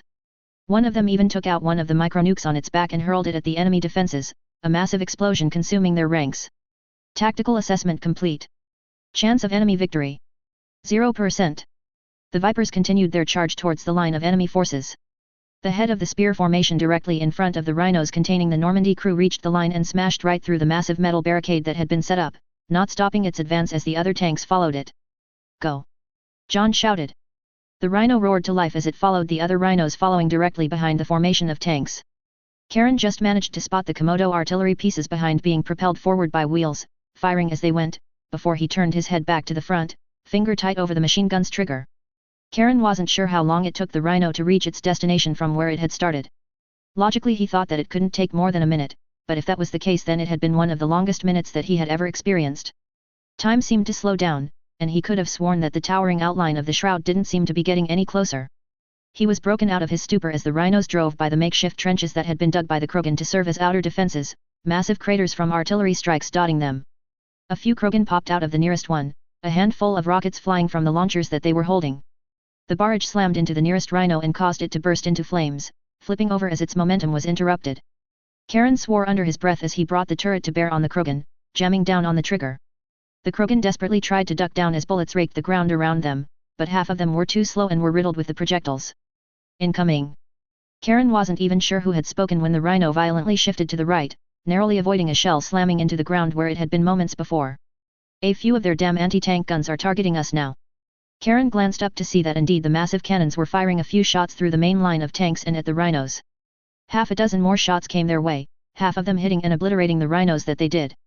"Those Vipers need to take those damn things out," Karen called out, staring ahead at the formation of tanks, which was closing in on the defenses around the shroud, the spearhead having torn a large hole in the forces before that. A volley of tank shells flew at the line of anti-tank and air guns, half of them going up in smoke. The machine guns on the tanks and the handful of rhinos that were in formation blazed to life too, raking through any infantry unfortunate enough to be near it as the tanks reloaded their cannons and fired again, destroying even more of the defensive guns. "Enemy AA guns are down at Point Bravo. I repeat, enemy AA guns are down at Bravo," a voice said over the comm lines. "Roger that," Major Jackson said over the lines.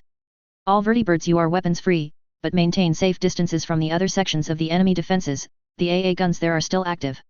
Karen glanced behind him just in time to see around a dozen vertibirds rise up from the rocky ground and begin to fly forward. Within seconds they closed in on the front line that was desperately trying to reform itself, strafing it with Gatling lasers. "That should help a lot," Karen muttered under his breath. "Everyone hold on," a voice shouted. "We're coming up on the gap. Just because there's a hole in their defenses doesn't mean that we're going to get through without a couple of scratches." Karen grit his teeth as he saw that the enemy forces were indeed tightening up, shifting their weapons from facing directly ahead to aim at the approaching rhinos. His finger jammed down in the trigger as the machine gun burst to life again. XXXXX. Saren hissed as the head of one of the nearby Geth exploded, the mysterious stranger ducking back into cover the moment he raised his gun to return fire. "Get the door open!" he bellowed, firing a burst from his rifle that schemed over the jutting piece of metal the stranger was crouching behind. The remaining Geth Prime continued to dutifully fire at the airlock, blasting it with another rocket. The metal continued to groan as the force of the explosions forced it back, the dent deeper than ever. The stranger popped up again, firing a shot from his revolver that took out another one of the Gith troopers before he focused his aim on the Gith Prime, firing on it. 3 shots hit it and a 4th broke its shields. He was about to pull the trigger for the 5th shot when Saren let out a roar of anger and hurled a biotic warp at him. The stranger barely saw it coming in time and crouched behind cover as the ball of biotic energy schemed overhead. Now! Saren screeched, looking at the Prime. The Prime fired one last rocket, a screeching whine filling the air as the airlock finally gave out, a massive hole being torn inside it. Saren didn't hesitate as he scrambled through. Hold him back! He shouted at the remaining Geth, even as another one was shot in the head by the stranger. I don't care if it costs you your miserable lives. The Geth said nothing as they returned fire against the stranger, who had begun to reload his revolver. Saren turned to face the door and saw with a rush of relief that the second airlock door had a glowing panel next to it. Engage hack now! He said, activating his Omni tool and holding it up to the panel. Hacking, please wait, the cool male voice said. Estimated time to finish, 10 seconds. Saren felt a grin sliding its way onto his face when he felt something hit the small of his back. Looking around, he felt his stomach drop as he saw the mysterious stranger walking out of cover and running towards him, his outstretched arm firing his revolver. The few remaining Gith were easily dispatched by a few shots before he reloaded his weapon mid-run and trained it on Saren again.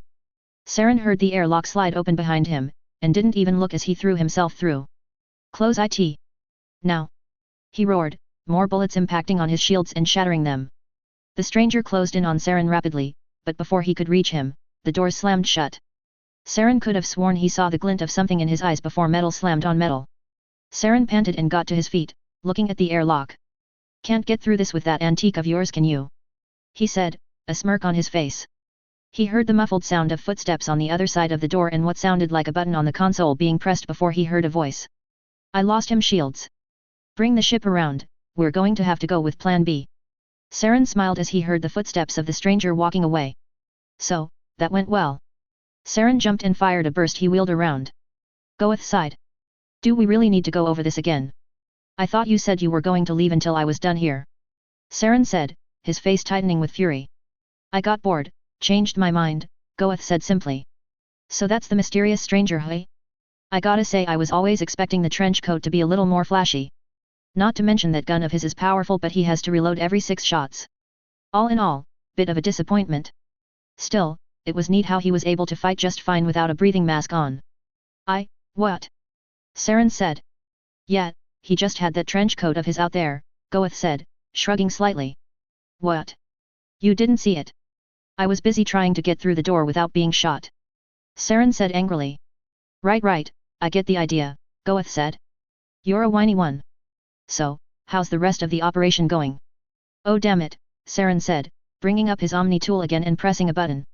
A holographic image of the Shadow Broker's ship appeared over his Omni tool, countless red and blue dots blinking all over the ship. The blue dots were slowly advancing throughout the ship, while the red ones were slowly losing ground. Wow! Goeth said, his eyes wide with excitement. This means that. The excitement slid off his face. I have no idea. What does this mean? The blue dots are my forces, the red ones are enemies my forces can see, Saren said, a feeling of excitement rushing through his gut. We're winning the fight, we're beating them down.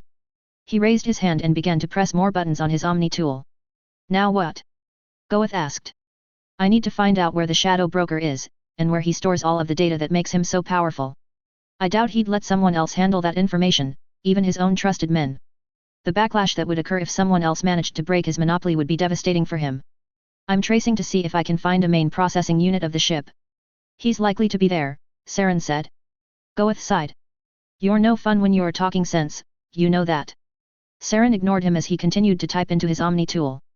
As he did, one of the sections of the ship glowed brightly. There you are, Saren said gleefully, mentally tracing a path from his current location to the glowing part of the ship. I'm coming for you, he said, running down the ship with his rifle in his hand. As he did, a deep voice boomed over the ship's intercom. I'll give you credit, Spectre, I never expected you to find me. I knew that the technology that you found was advanced, but I had no idea that you would be able to trace me back to here with such ease. My encryption and scrambling technology is state of the art. You were arrogant. Saren said, glancing up at the ceiling as he rounded a corner, heading deeper into the ship. You underestimated me, and that mistake is going to get you killed today. Killed? I rather doubt that, the Shadow Broker said. I have been dealing in information for decades, the whispers that I sell have harmed thousands upon thousands of people. All of them have tried to kill me. All of them failed.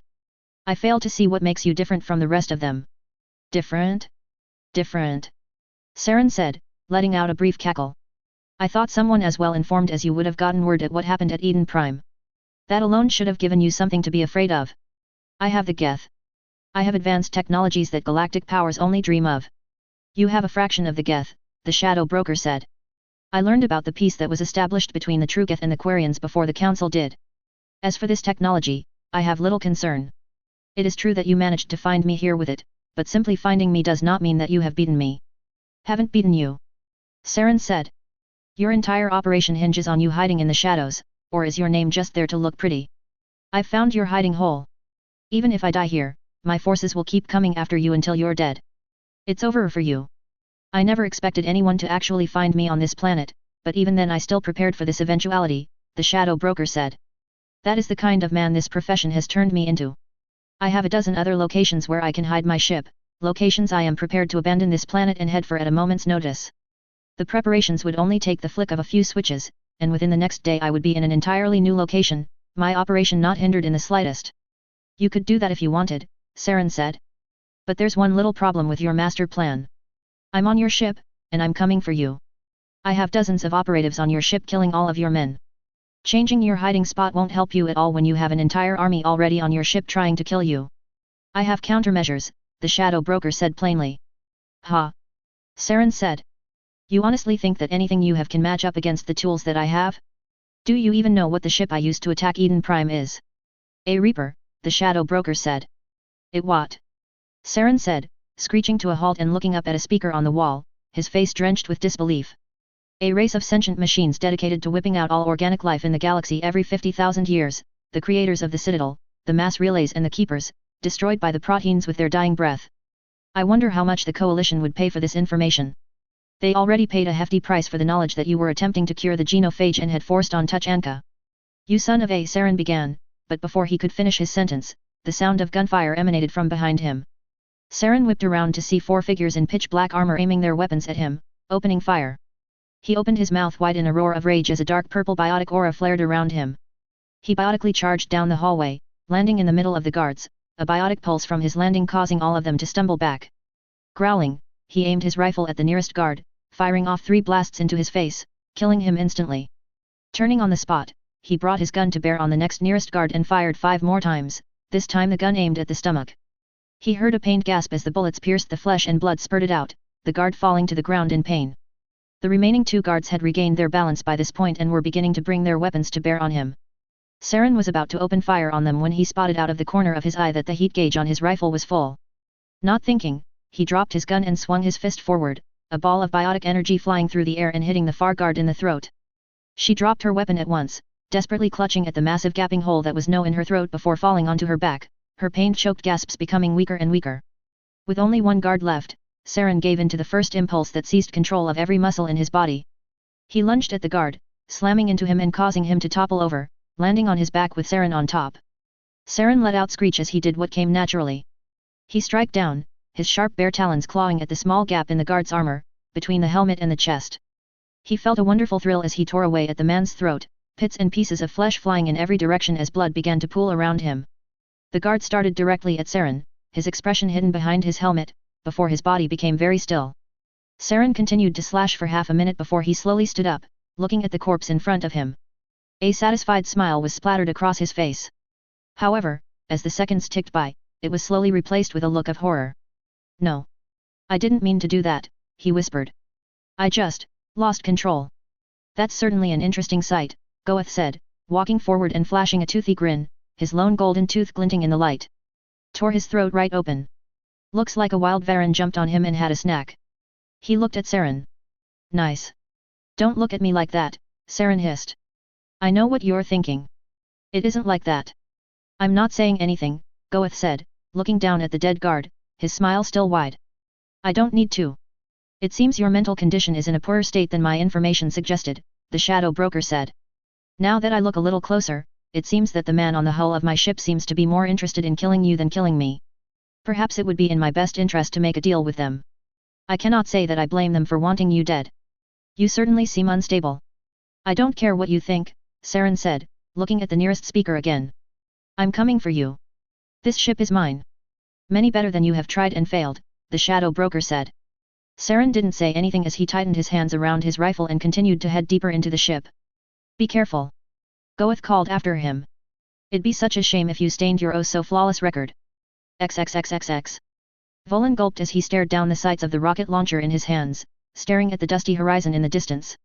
He didn't see any enemy movements in the distance, no Krogan infantry marching towards them, no Geth colossuses lumbering in his direction, no Tomkas stirring up storms of dust as they tore across the dusty surface of Tuchanka. He looked around. Hundreds of coalition soldiers were taking up defensive positions all around the firebase, around half of them taking position on the firebase itself along with Volan, the rest of them setting up metal barricades all around it. A dull boom reached his ears, and Volan turned around. He saw a flash near the distant figure of the shroud, one that quickly disappeared. What was that? He whispered. Most likely case. Laura said, double-checking the heavy machine gun she was holding in her hands, one of the mini-nukes that Liberty Primes carry around. Primes were designed as siege units, so most likely they're keeping their distance and blasting the shroud from there. Conclusion is logical, Gunnar said from where he was standing in front of the firebase, craning his neck slightly to look up at the two of them. It is unknown for other Coalition or Turian weapons to produce a similar effect. So, the attack on the shroud is happening? Volan asked. That is correct. The assault is underway. We have been receiving reports that Operation Sword is beginning to have success with breaching enemy defenses, Gunnar said. The outcome for this invasion looks promising at the moment.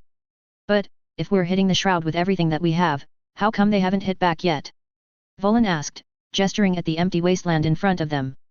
You went to the trouble of setting up all these defenses, and not a single Krogan or Geth has hit them. Cannot form concrete conclusion with present data, Gunnar said. Hypothesis. Krogan and Geth were unprepared for such a sudden and massive attack, especially considering the agility and precision that we were able to insert our forces and secure a perimeter, Gunnar said. It is possible that they simply are not ready for a counterattack. What about the Tomka that came all the way out here to scout us? Volan said. Why would they do that if they aren't planning an assault? It's possible that they just wanted the information ahead of time, Laura suggested. It was a Krogan Tomka, and last time I checked the tribes of Tuchanka weren't exactly very well known for their master strategists. Hell, when was the last time you think any of them saw an engagement with this many soldiers fighting at one time? Aren't they more used to skirmish fighting? I think so, Volan said. Conclusion is logical, Gunnar said. Krogan clans were heavily divided before Reeve united them. When they did not fight amongst each other they kept to themselves. It is reasonable to assume that Krogan are out of their element in this battle. We have the advantage. Against the Krogan maybe, Volan said. The Geth are here too. Makes sense, Laura said. Saren probably would have known that the Krogan wouldn't be much more organized than an angry mob in their current state, that's why he has the Geth here in case of an attack. He's got the muscle of the Krogan, but the minds of the Geth backing them up. Sadly, Gunnar said. You are most likely correct. Geth should be classified as higher threats than Krogan. Not only will their equipment most likely be more well-maintained and advanced, they will be more proficient at using it. Also, while strong and heavily resistant to pain, Krogan are still capable of fearing death. Geth or not, they will willingly sacrifice their lives to end yours. I know, Volan said. I saw. Hey. Laura said, looking at him with a confused expression. What do you mean by that? In orbit, I led an assault on a Geth frigate. The interceptors that were defending it didn't even try to shoot down ours even though we were wiping them out by the dozens. They just focused on the fighters so that they couldn't get their disruptor torpedoes to the frigate. All they cared about was their mission. Oh spirits, they're going to be marching on us soon. Damn it, Gunnar. Laura snapped, glaring at the synthetic. Did you have to freak him out like that? My intention was not to install fear, Gunnar replied. The old saying ignorance is bliss is misleading. The bliss ignorance brings is the bliss of oblivion and death. I am informing the flight lieutenant of the threat that we face so that he may be better equipped to combat it. He adjusted his head to look at Volan. You should be worried, but you should not panic. We hold the advantage in numbers as well as technology. Statistics predict a majority likelihood of a coalition and hierarchy victory. Your death is possible, but it is also preventable. Ignorance may seem comforting, but it is also harmful. Laura let out a sigh. Sorry about that. Gunnar is smart, but it doesn't stop him from being a wanker. I understand, Volan said, his hands still shaking slightly. I don't want to be a liability. I want to help you when we're attacked. Taking a deep breath, he looked at Gunnar. What else should I know? He asked, a slight tone in his voice sounding as if he didn't want the question answered. Geth colossuses are the most powerful Geth units, Gunnar said. When firing on them, do not waste ammunition targeting their body unless you are forced to. It is the most heavily armored portion of their bodies, and destroying them by targeting it allows them more time in which they can function and cause damage. Their limbs and neck are much more lightly armored to allow for flexibility. It is recommended that you target these areas instead. The neck is more recommended as the head is where the Colossus keeps both its main weapon and sense of sight, but destroying a leg will prove to be effective as well. It will cause it to overbalance. Then what? Do I just leave it there or finish it off? Volan asked. The Colossus will most likely still be able to fire its main weapon, but with reduced accuracy, Gunnar said. Considering that the Colossus will be part of a much larger charge, it is recommended that you ignore it for the time being, and focus on other targets that will most likely be closing in on your position. Okay, anything else? Volan asked, nervously fidgeting with his rocket launcher. Aim for direct shots with Krogan. Even if their limbs are blown off, they have been known to survive long enough to take at least one enemy soldier with them. It is better to kill them instantly. That is for the rocket launcher though, if you use a firearm against them, aim for the head. Gunnar paused. That is all the tactical information I can foresee you needing. Anything else would be me citing information that any trained soldier would know. I hope you find my information to be useful. Yes, thank you, Volan said, taking a deep breath before looking out into the barren wasteland again. What is wrong with you? Laura asked. You're fidgety, you're asking Gunnar all of these questions. She glanced down at Volan's leg, the area where he had been bitten still visible, although now coated with medigel. Your leg isn't infected, is it? No, it's not that, Volan said, looking a little frustrated with himself as he glanced at Laura. It's just, I'm scared but I still want to help. And with my fighter gone, this is all I have. He glanced down at his rocket launcher. People are dying all over this planet. Fighting to keep the genophage? Fighting to cure it? After those new orders we got, I don't know what we're fighting for anymore, but I know that people are dying by the thousands for it. I want to play my part but, spirits, no matter how hard I try I'm still scared. Well, of course you're scared, Laura said, smiling slightly under her helmet. You'd have to be mental not to. I mean, it's not like you're a coward or anything, it's not the same as just being scared. You're scared, but you're still here lugging that damn rocket launcher, are you? Volan nodded weakly. Then buck up, mate. Don't be scared. Gunnar and I will keep you safe. Well, I will, can't make any promises on behalf of the Tin Man down there. The survival of personnel defending the firebase would prove to be beneficial to further defense from attacks, and to morale, Gunnar said. It would also prove to be beneficial for me to take part in doing so due to the statistical chance that Laura will cease to be a bitch. Whoa, Gunnar has some teeth, Laura said, a grin spreading across her face. Volan smiled weakly as he looked out into the wasteland again. As he did, he blinked. A small cloud of dust was beginning to form into the distance. They're coming. He heard a soldier not too far away shout. Every last soldier stiffened, hands tightening around triggers as they took their defensive positions behind cover. Fire as soon as they're in range. An officer shouted. Don't let any of them get near the firebase. Don't activate the minefield until their front lines are right in the middle of it. Volan nearly choked on his own gasp as the Krogan and Geth forces continued to advance on their position, them being close enough to make out Tomkas and Colossus among them. Neck or legs, neck or legs, neck or legs, neck or legs, he whispered under his breath as he raised his rocket launcher and aimed it at the advancing army, finger over the trigger. Noise filled the air as shots were fired. Bullets flew through the air, to and from the advancing forces. The bright red lights of lasers stretched across the wasteland and impacted on the front of a Tomka, sending it up in flames. Volan grit his teeth as he pulled the trigger on his launcher. The rocket he fired flew through the air at the enemy, but instead of hitting the Colossus he had been aiming for, it flew slightly to his left, traveling on. Damn! Volan hissed as he aimed again. Incoming! Before Volan could say anything, a shell had slammed into the front of the firebase, exploding violently and sending half a dozen dead soldiers flying through the air. A barrage of the shell peppered their position, one of the barricades even being obliterated. The enemy was approaching even faster. Steady! The officer shouted as they came even closer. A&D. Do it now! Without any warning at all, dozens of explosions raked the field in front of the firebase. Countless Tomkas and Colossus were consumed by force and fire. Volan even saw a Tomka that had been directly on top of a mine flip over before it came crashing down to earth. He gave a smile as a quick cheer rose up from among the defenders, but it didn't last long. Even before the explosions had faded away, more Tomkas and Colossuses made their ways forward, past their dead allies. They were still countless coming. Volan aimed down the sight of his rocket launcher again. Neck or legs? Neck or legs? Neck or legs? Neck or legs? XXXXX. Codex updated. Entries added.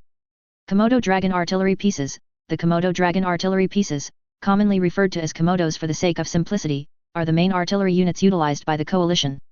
The Komodos have a medium firing range and use fairly power shells, making it above average as far as artillery goes. The Komodo's main strength is its ability to propel itself forward, constantly being able to hit new targets that it was unable to hit while it was farther away. The coalition designed the Komodo for use in massive military movements. The idea behind it was that while devastating, normal artillery units that had to be constantly set up and packed up had limited range.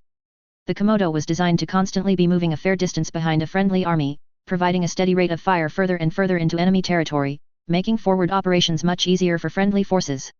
Scorpion anti-tank mines. The mine was a concept that has been around for well over 2,000 years, it being a simple concept that was refined into a masterful weapon of death even before the Great War. As such, coalition weapon researchers decided that trying to reinvent the wheel would be pointless and fruitless, and instead dedicated themselves to making not something to replace the mine, but the most effective mine that they could make. The Scorpion mine was the result. Equipped with state-of-the-art computer technology, Scorpion mines are all controlled from a central unit that can arm them and disarm them within seconds. They can also be traced from the central control unit, an important factor as mines left over after wars were a major problem that caused countless deaths on pre-war Earth, something that can be prevented by disarming Scorpion mines, tracing them, and digging them up.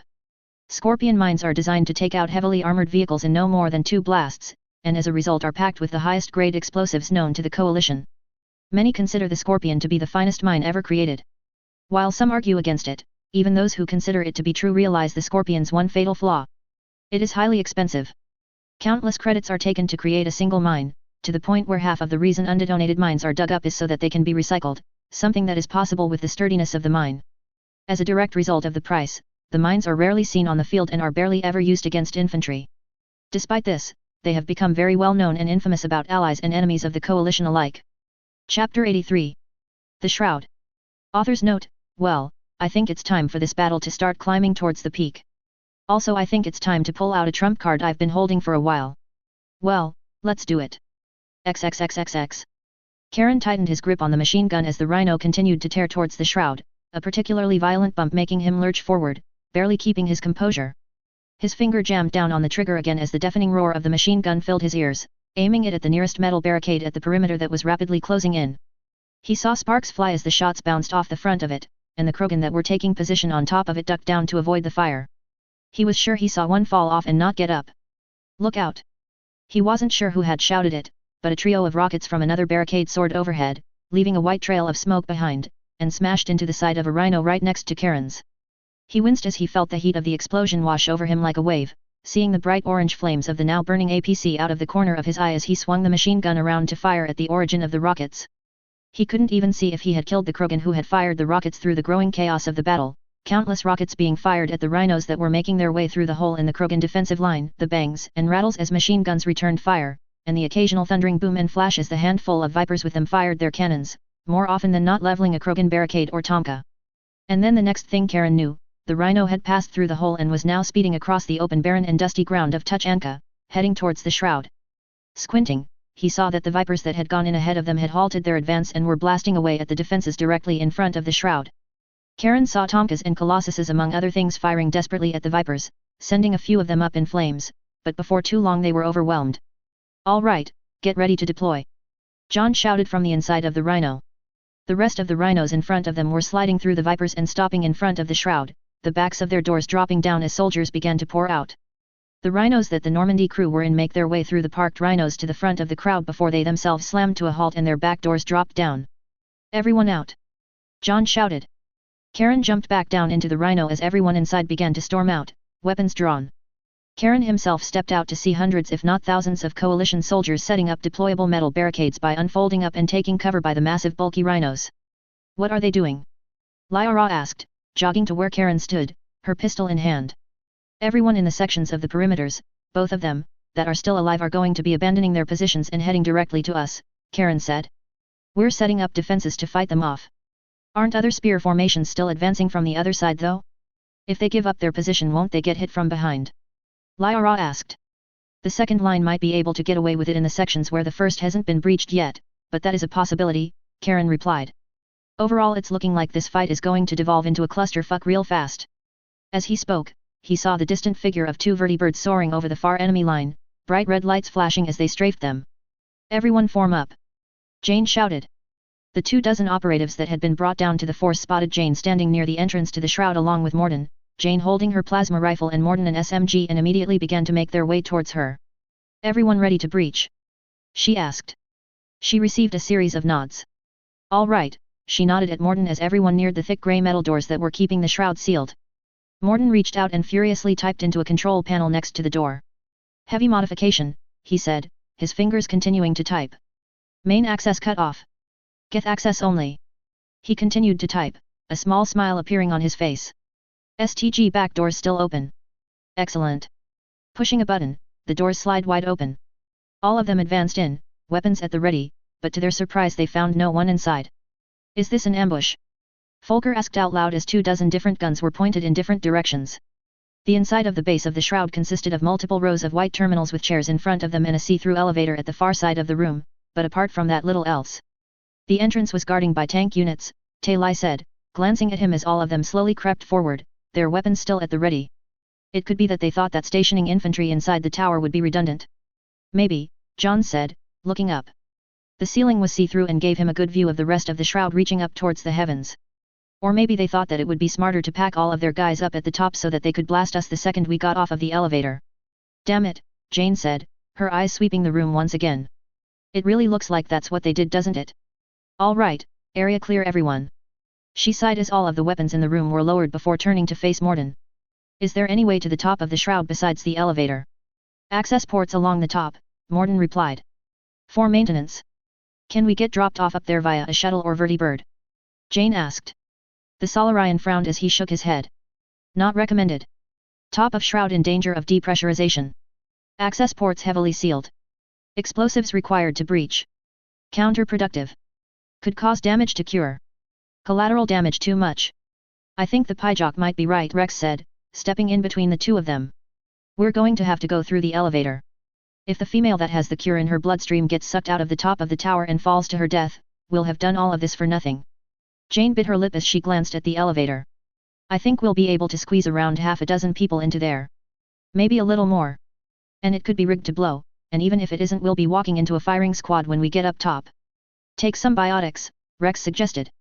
"We get up top and they put up barriers to take whatever Reeve throws at us. It won't last forever but it'll be enough time for us to get to cover and return fire." Morden nodded. "Best approach possible with resources at hand." Rex grunted, his nose scrunching up as if he had just smelled something foul. "Thanks Pyjok, but I didn't need confirmation." "Apologizes, simply offering input," Morden said, his smile wide but a little stiff. Jane looked at the two of them for a second before turning around to face the others. "All right," she said. "There's been a change of plans. We're going to have to take a smaller team to the top of the shroud where the majority of the enemy forces controlling it are. Everyone else will instead take part of defending the entrance from hostile attempts to retake control of the shroud. Lyra, Garis, Cornelia, Adam, the four of you will accompany Rex, Morden, and myself to the top. Everyone else is under John's command." She looked at her brother. "Don't let anyone inside." "Got it," he said, trading in his laser rifle for his pulse rifle as Cornelia, Adam, Garis, and Lyra broke away from the others and made their way towards Jane.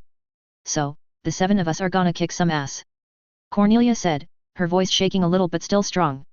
"Sounds good. Just please don't do anything rash," Adam said, looking at Cornelia. "We are going to be outnumbered." Cornelia gave out a nervous chuckle and nodded. "No problem. I'm supposed to be putting up a biotic barrier with Rex, right? Trust me, I'm going to be giving it my all there." "I'm glad to hear that," Jane said. She turned to face Morden. "Professor, is there any way to make sure that the elevator won't explode when we're halfway up?" Morden smiled as he nodded. "Yes. Sabotage great concern. Security measures are in place. Access from panel. Will only take a moment. Over here." He began to make his way towards a control panel next to the elevator, the rest of the 7 following him. Cornelia took a step forward when Adam put a hand on her shoulder. "Cornelia, could I have a word with you?" "Sure," Cornelia said, smiling brightly under her helmet. "What's up?" "You sounded like you were stuttering back there," Adam said. "Are you okay? Are you scared?" "Am I scared?" "Adam, we just broke through 2 enemy lines, being shot at all the way, and now we're charging into a situation where we know Reeve is waiting for us and where we know we have the disadvantage."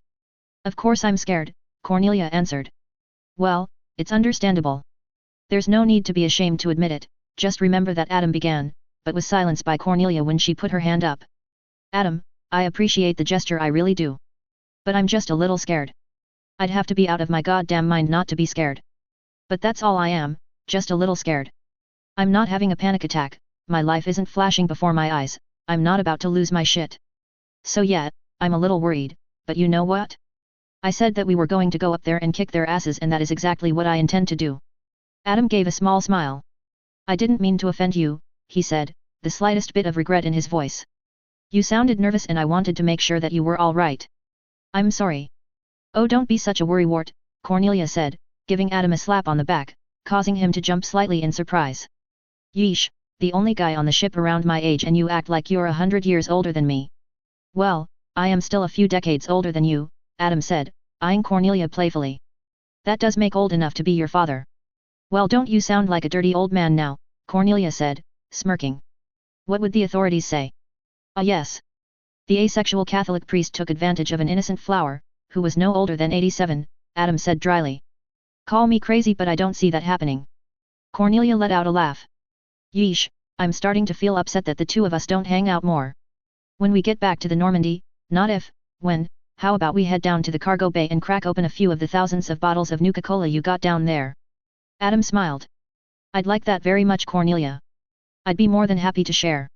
Still, I actually want to try and make them last for a year, so don't go overboard. Elevator is clear, Morton said, stepping away from the panel. Suggest we assault top of shroud as soon as possible. All right, everyone who's coming with us, over here. Everyone else, good luck. She looked at John. Take care. John smiled and nodded as the 7 who were assaulting the top headed towards the elevator. XXXXX. Saren panted as he ran through the shadow broker's ship, the sounds of gunfire emanating from all around him. He even managed to glimpse a firefight here and there out of the corner of his eyes as he ran down hallway after hallway. His eyes narrowed in anger as he glanced from one side to the other, his breathing intensifying. Nothing else to add at the moment. He said to no one in particular, his voice having enough edge to cut. No one replied. Good.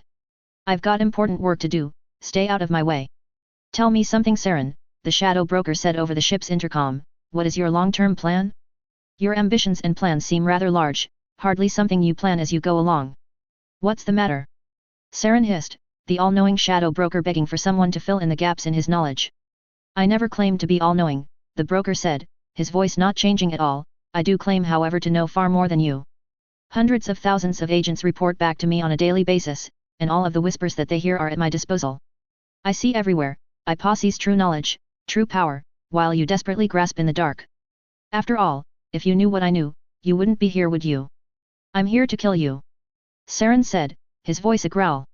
I am not going to let anyone stand in my way. I don't care who powerful they are or what friends they have. I'll crush them. Ah yes, that worked out so well when it came to Matriarch Benezia, the broker said. Remind me, how did that go again? Ah yes, you could only threaten her due to her position, you had to threaten her daughter and sent mercenaries after her.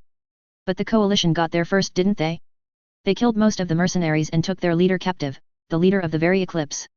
And after that, Matriarch Benezia took great pleasure in slaughtering every last one of the commandos you managed to sway to your side. And your little operation on Novaria was discovered. And really, Saren, Rachni, I consider myself politically neutral, but after that I can't help but wonder if you really have the galaxy's best interest at heart. I'm not like you, I'm not content to sit around making a fortune off of the rest of the galaxy's misery. Saren shouted. No, you seem far more content to simply make the galaxy more miserable all on your own, the broker said. Incidentally, to answer your earlier question, I don't know your long-term plan for a very simple reason. I can't know anything about something if it doesn't exist. If you had a long-term plan, I would have known about it. I don't know about it, so make the jump in logic.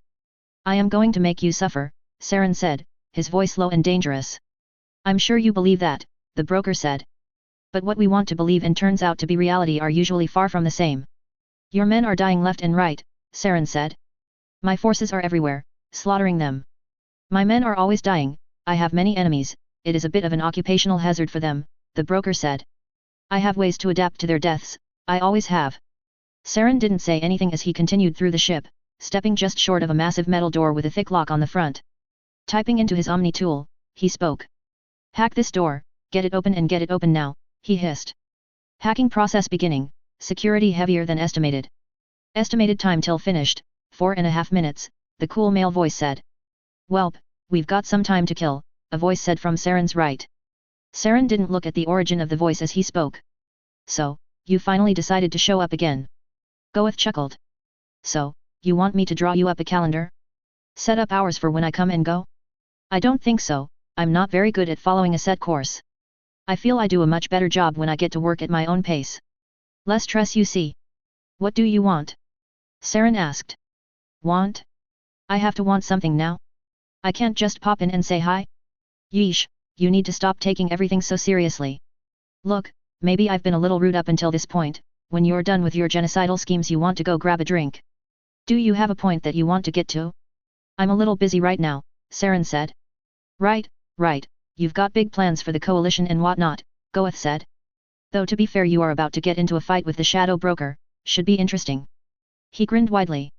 Hey, you wanna take bets on what his race is going to be? Oh. Who says it's even a he? Okay, think, female Solarian, I'm gonna go with female Solarian. Okay, that's my bet, what are you going to say? I don't have time for your stupid games. Saren yelled, his neck snapping to look at Goeth. You're just jealous because you realized that that's the right answer, Goeth said, smiling smugly. Admit it, I beat you to it. Firewalls penetrated, hack complete, the cool male voice said. Saren turned to face the door again, aiming his rifle at it as it slowly slid open, Saren stepping into the room beyond it. The room was poorly lit and circular in shape, countless terminals placed all around the edge, their orange screens glowing softly. In the middle though, Saren spotted a massive creature sitting behind a desk. It was easily 10 feet tall with a red face, a mouth that seemed to stretch in 3 different directions and 8 beady black eyes in total. So, you're the shadow broker? Saren asked coldly, aiming his gun at the creature. It nodded sternly. I am. What? Goeth said, walking forward as he threw his arms over his head, stopping next to the broker. What the hell is this? What is this supposed to be? This is unfair, game was rigged. I want a refund, the bet is off Saren, how was I supposed to figure out that the shadow broker was this thing? Saren ignored Goeth. I found you. Just do yourself a favor and surrender. You're a very resourceful person, you'd be a valuable asset. I do not work for anyone except myself, the shadow broker said, staring directly at Saren. You may have found me here, but you are like a child stumbling along a path in the dark. You may say that you know the way to go, but you are simply guessing, too scared to admit that you are lost. I had plans for this eventuality, plans that are already being put into motion. I have had decades to plan and learn. I find your belief that you have me cornered amusing. There's nothing to laugh about here, Saren hissed. On the contrary, I think that there is, the broker said. You talk about how you want to save the galaxy from the coalition, yet you're willing to cure the genophage to do so, even after the Krogan depopulated 3 entire planets. Planets that belong to your people. You claim to be doing this for the safety of everyone, yet you gave the Enclave dangerous technology that they could use to become even more powerful. Your failsafes were destroyed, and it is only because of the coalition that the Enclave is not invading with an army of Geth at their disposal. You're taking everything out of context. Saren yelled. Perhaps I am, the shadow broker said. But the simple fact that those statements are true speaks volumes about you, but nothing like something else I learned. Something that made everything clear, that taught me why you are doing it. It was rather ironic. You do what you do not out of a sense of justice, but for a desire of revenge. What are you talking about? Saren asked, his face slowly twisting with rage. It's rather simple really. The coalition killed your brother in the First Contact War and refused to play by the Council's rules. That's all really you want, to destroy the coalition because they hurt you but you don't want to admit it. To hide it away, you dressed it up with pretty justifications to hide the truth. You know, he's right, Goeth said, smiling as he started to walk back to Saren. They hurt you, you want to hurt them back. It's a very simple concept, I have no idea why you're trying to act like what you're doing is sanctioned by a higher power or something. Shut up! Saren roared, not sure who he was talking to anymore. You have no idea what you're talking about. On the contrary, I do believe I may know more than you do, the shadow broker said. Do you even know the name of the people that killed your brother? The ones that hurt you so badly you needed your cybernetics. No. You couldn't possibly know. That just isn't possible, Saren said, disbelief heavy in his voice. You're lying. More often than not I've found that intentional lies are the calling cards of those desperate to not face the truth at any cost, the broker said. The one who wounded you was a coalition ranger. He used a plasma grenade while destroying an AA cannon and you were caught in the blast. A metahuman nearly fired on you with his gating laser, and that was what causes your brother to jump into action to defend you from him, and after that he was stabbed through the chest by a long sword wielded by a coalition officer. Amazing. You claim to know so much, but you don't even know how your brother died. Shut up. Shut up. Saren roared. I know what your race is. You're a Yogg, aren't you? A race of barbarians that kill each other over scraps of food that don't even nourish you for a full day. The council abandoned you on your home world like animals. What would you know about this? What would you know about anything? The coalition ranger that did this to you was called Karen, the metahuman that nearly killed you was called Fox, the officer that killed your brother was General Williams. Both Karen and Fox were the companions of a standard human called the Lone Wanderer who lived on Earth before the coalition developed space travel.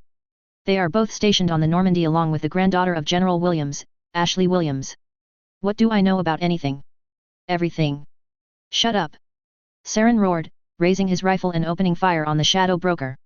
Almost at once, the broker had stood up and grabbed his desk, hurling it at Saren with terrifying strength and accuracy. Saren saw it coming just in the nick of time and was only barely able to duck down as it soared overhead, smashing into a wall. Looking back up, he said that the broker had produced a light machine gun and was now aiming it at him. Saren swore and dove behind a pillar in the middle of the room as the gun roared to life, countless bullets whizzing past him. It is a shame, Saren, the broker said, firing another burst of fire from his weapon. You've made me a very wealthy individual. The information I've stolen from you and sold has accumulated more wealth than I could have dreamed of. For that I must thank you. I am very grateful for that. Sadly though, you have become more of a nuisance than an asset. Just die. Saren roared, popping up as both of them aimed their weapons and opened fire. XXXXX. Incoming. John shouted as a shell soared through the air and slammed into one of the rhinos behind them, engulfing it in flames.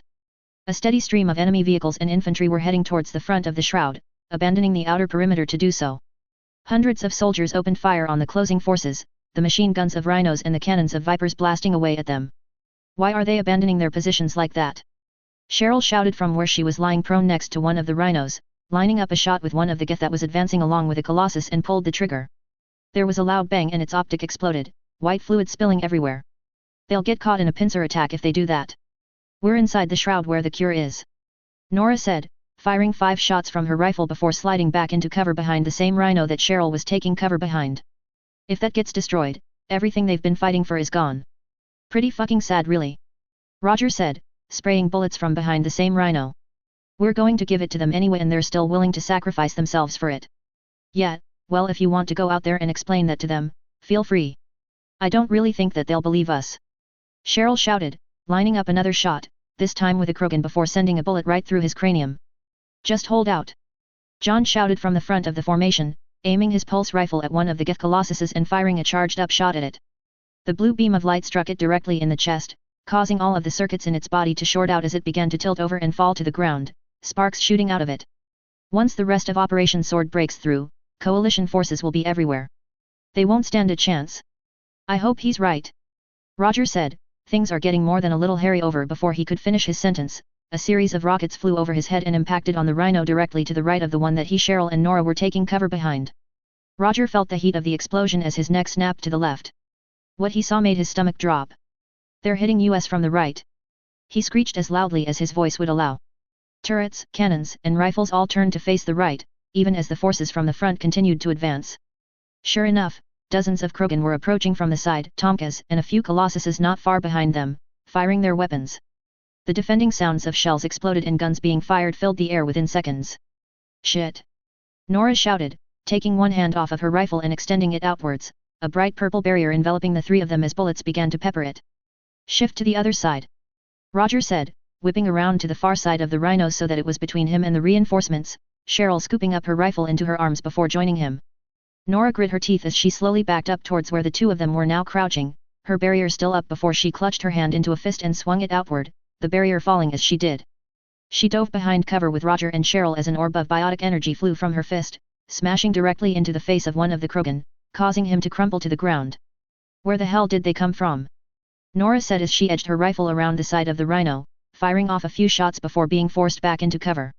They must have been stationed around the other sides of the shroud, Roger hissed, leaning out himself but only getting a few shots off before he snapped back into safety as bullets tore past him. Probably abandoning their position to hit us here. Great, Nora hissed, trying to take another shot, but half a dozen bullets slammed into her shields before she was able to get a single shot off. Just great. Charge! A voice roared, coming from the direction of the advancing column. Designated groups. Shift your focus to the incoming forces. A voice shouted over the comm lines. As it did, turrets of nearly half of the rhinos and the vipers turned to face the charging army, opening fire on them as the favor was returned. Rockets flew back and forth and vehicles on both sides exploded as soldiers dropped to the ground like stringless puppets. How long do we have to hold out like this? Cheryl asked, managing to slide the barrel of her rifle underneath the rhino and firing a shot off. Until the captain takes the top of the tower or they give up. Nora said, firing her rifle around the rhino without looking. Rex'll probably announced Reeves' death, that'll get their attention. It sure feels like they're taking their sweet time. Roger said. Oh fuck, they're here. Sure enough, the tip of the advancing Krogan column had collided with the defensive line of the coalition. The deafening sound of bullets and explosions drowned out any other sounds in the air, the smell of burning fires creeping forward as the burned-out husks of war machines lay destroyed. Shit, at this rate, Nora began, but before she could finish, around a dozen Krogan broke away from the front of the formation and charged a rhino that was not far ahead of them. A squad of coalition soldiers taking cover behind it returned fire at their attackers and managed to bring quite a few of them down, the gunner on the rhino helping greatly. However, before too long 3 of the Krogan in the group fired a rocket each at the rhino, all of them impacting on the front of the hull and proving to be too much for it to handle. The 3 of them had to shield their eyes for a second against the blast, the wave of heat from the explosion washing over them.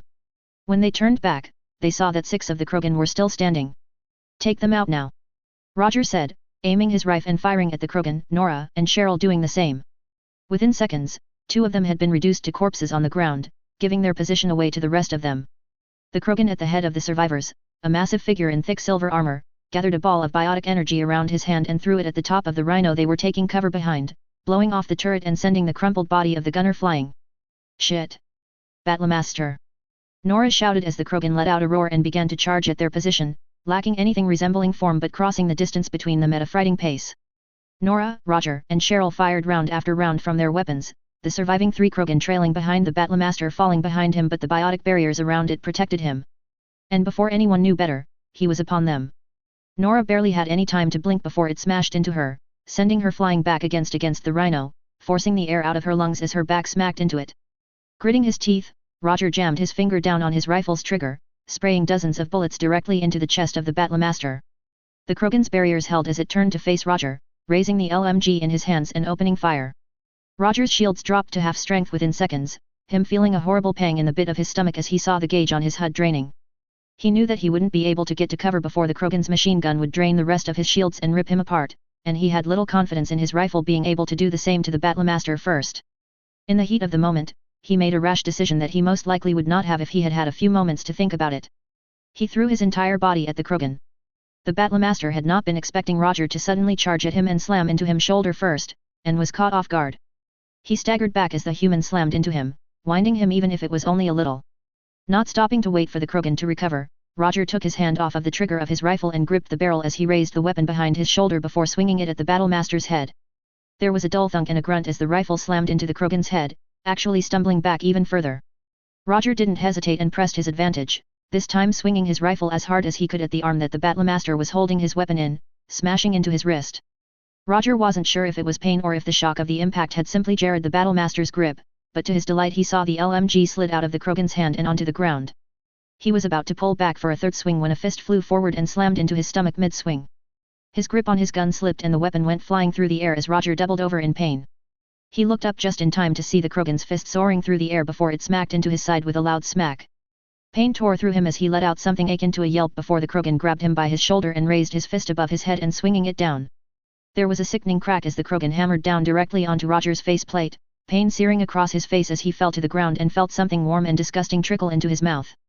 "I've had enough of this," the Battlemaster growled, but before he could do or say anything else, he saw purple out of the edge of his eye before a biotically charged fist struck him across the face. He took a single step back, seething in rage as he turned to see Nora back on her feet pulling another glowing fist back before throwing another punch. The Krogan's hand flew out and to Nora's great surprise, managed to catch the fist in mid-air. "Do you know who I am?" the Krogan hissed, his hand closing around Nora's fist, earning a wet crunching noise as well as a cry of pain from Nora. "I am Warlock Gold, second in command to Not Reeve himself." "Do you think that?" Before he could finish, Nora's spare hand grabbed Gold's arm. With a loud grunt from Nora, she had jumped off of the ground, pulled her legs back and kicked Gold in the face with both of them. Gold was forced off of his feet and onto his back, his grip on Nora's hand failing and causing the human woman to land flat on her back. Gold growled as he craned his neck up to see Nora roll onto her stomach and attempt to get to her feet. However, the second she attempted to put weight on the hand that he had crushed, she gasped and collapsed back onto her stomach. Gold smiled as he began to get up, but before he could get far he heard footsteps and the next thing he knew someone was on top of him. He saw white combat gear and blood-red eyes before a knife flew forward and through the armor and plating around his neck. He felt the knife piece his throat, felt the blood beginning to trickle out. Cheryl panted as she knelt on top of Gold before letting out a small sigh of relief as she saw blood beginning to pool around him. She looked to either side of him and saw Roger and Nora slowly and gingerly getting to their feet, Roger pulling his helmet off as bright crimson blood poured from his now broken nose. "Are you too?" Before she could finish a hand flew forward and closed around her throat, squeezing tightly. Cheryl gasped for breath as Gold got to his feet, roaring as he slammed her into the side of the rhino, her feet dangling a good foot off of the ground. Gold smiled as Cheryl desperately attempted to breath, both of her hands grabbing and hopelessly pulling on the hand choking her. "Krogan don't have jugulars," Gold hissed, grabbing her right arm as he kept her pressed against the rhino against her throat. He began to pull at her right arm, stretching it away from the rest of her body, slowly pulling harder and harder. "I don't know why you thought that would kill me. Then again, humans are so fragile." He smiled as Cheryl continued to desperately gasp for breath and let out tiny cries of pain as he continued to stretch her arm. Then, he tugged as hard as he could. Blinding pain, pain like nothing Cheryl had even felt before consumed her as something that sounded like a cross between a wet popping noise and a wet tearing noise filled her ears. She didn't need to look to her right to see what had happened, she already knew. She couldn't feel her arm anymore. Gold didn't say anything as he squeezed the dismembered arm as hard as he could, crunching it and spraying red blood everywhere. He looked back at Cheryl's face as the edges of her eyesight started to be consumed by darkness. Panicking and feeling the strength leaving her body, Cheryl saw her knife still sticking out of Gold's throat. Without thinking, she grabbed it and pulled it out with her remaining hand before driving it back into his throat as hard as she could, this time in a different location. Gold smiled, but a split second later Cheryl had pulled the knife out and stabbed him in the throat again, this time in a third location, and then again, and then again and again. Gold's eyes widened as the knife dove down again and again and again into his throat, the trickle of blood that had been pouring out intensifying into a stream. It was then that he realized that some of the blood wasn't pouring out, but into his throat. He couldn't breathe. He dropped Cheryl, desperately clutching at his throat as he continued to choke on his own blood before falling to the ground, his body continuing to jerk as he desperately tried to breathe. Cheryl gasped as air poured back into her lungs, a temporary relief as the pain where her arm used to be hit her with full force. Reaching up, she desperately tore off the wrappings around her face before she opened her mouth and emptied the contents of her stomach all over the ground. "Cheryl." She looked up to see Roger kneeling down right in front of her, a terrified look on his face as he fumbled with a canister with of Medigel. "Oh Jesus Cheryl, just hold still, okay? If we don't stop the bleeding." "Roger." Cheryl said weakly, the edges of her vision still going dark. No, stay with me Cheryl. You can't afford to pass out here," Roger said, as he liberally began to apply Medigel to Cheryl's stump, most likely far more than was needed. "Roger, is she okay?" Nora called out, finally managing to get to her feet and sounding terrified. "I don't know, get over here and help me out," he said as he continued to apply Medigel to her arm. "Just hold on Cheryl, okay?" "Jesus," Nora hissed as she knelt down by Cheryl and began to apply Medigel herself, the bleeding slowly stopping. "Cheryl, please don't die. I couldn't let you too." Cheryl started to say, but her words slurred and her head was dropping, and before too long, her eyes had closed. Roger looked at Nora, looking too scared to ask the question he knew both of them were thinking. Nora's hand shot out and pressed against the side of her neck. "She just passed out," Nora whispered. "Good, I think the bleeding stopped. What happened over here?" Roger looked up to see John and Ashley rushing towards their position, Karen and Fox not far behind them. "Cheryl lost an arm," Roger practically shouted.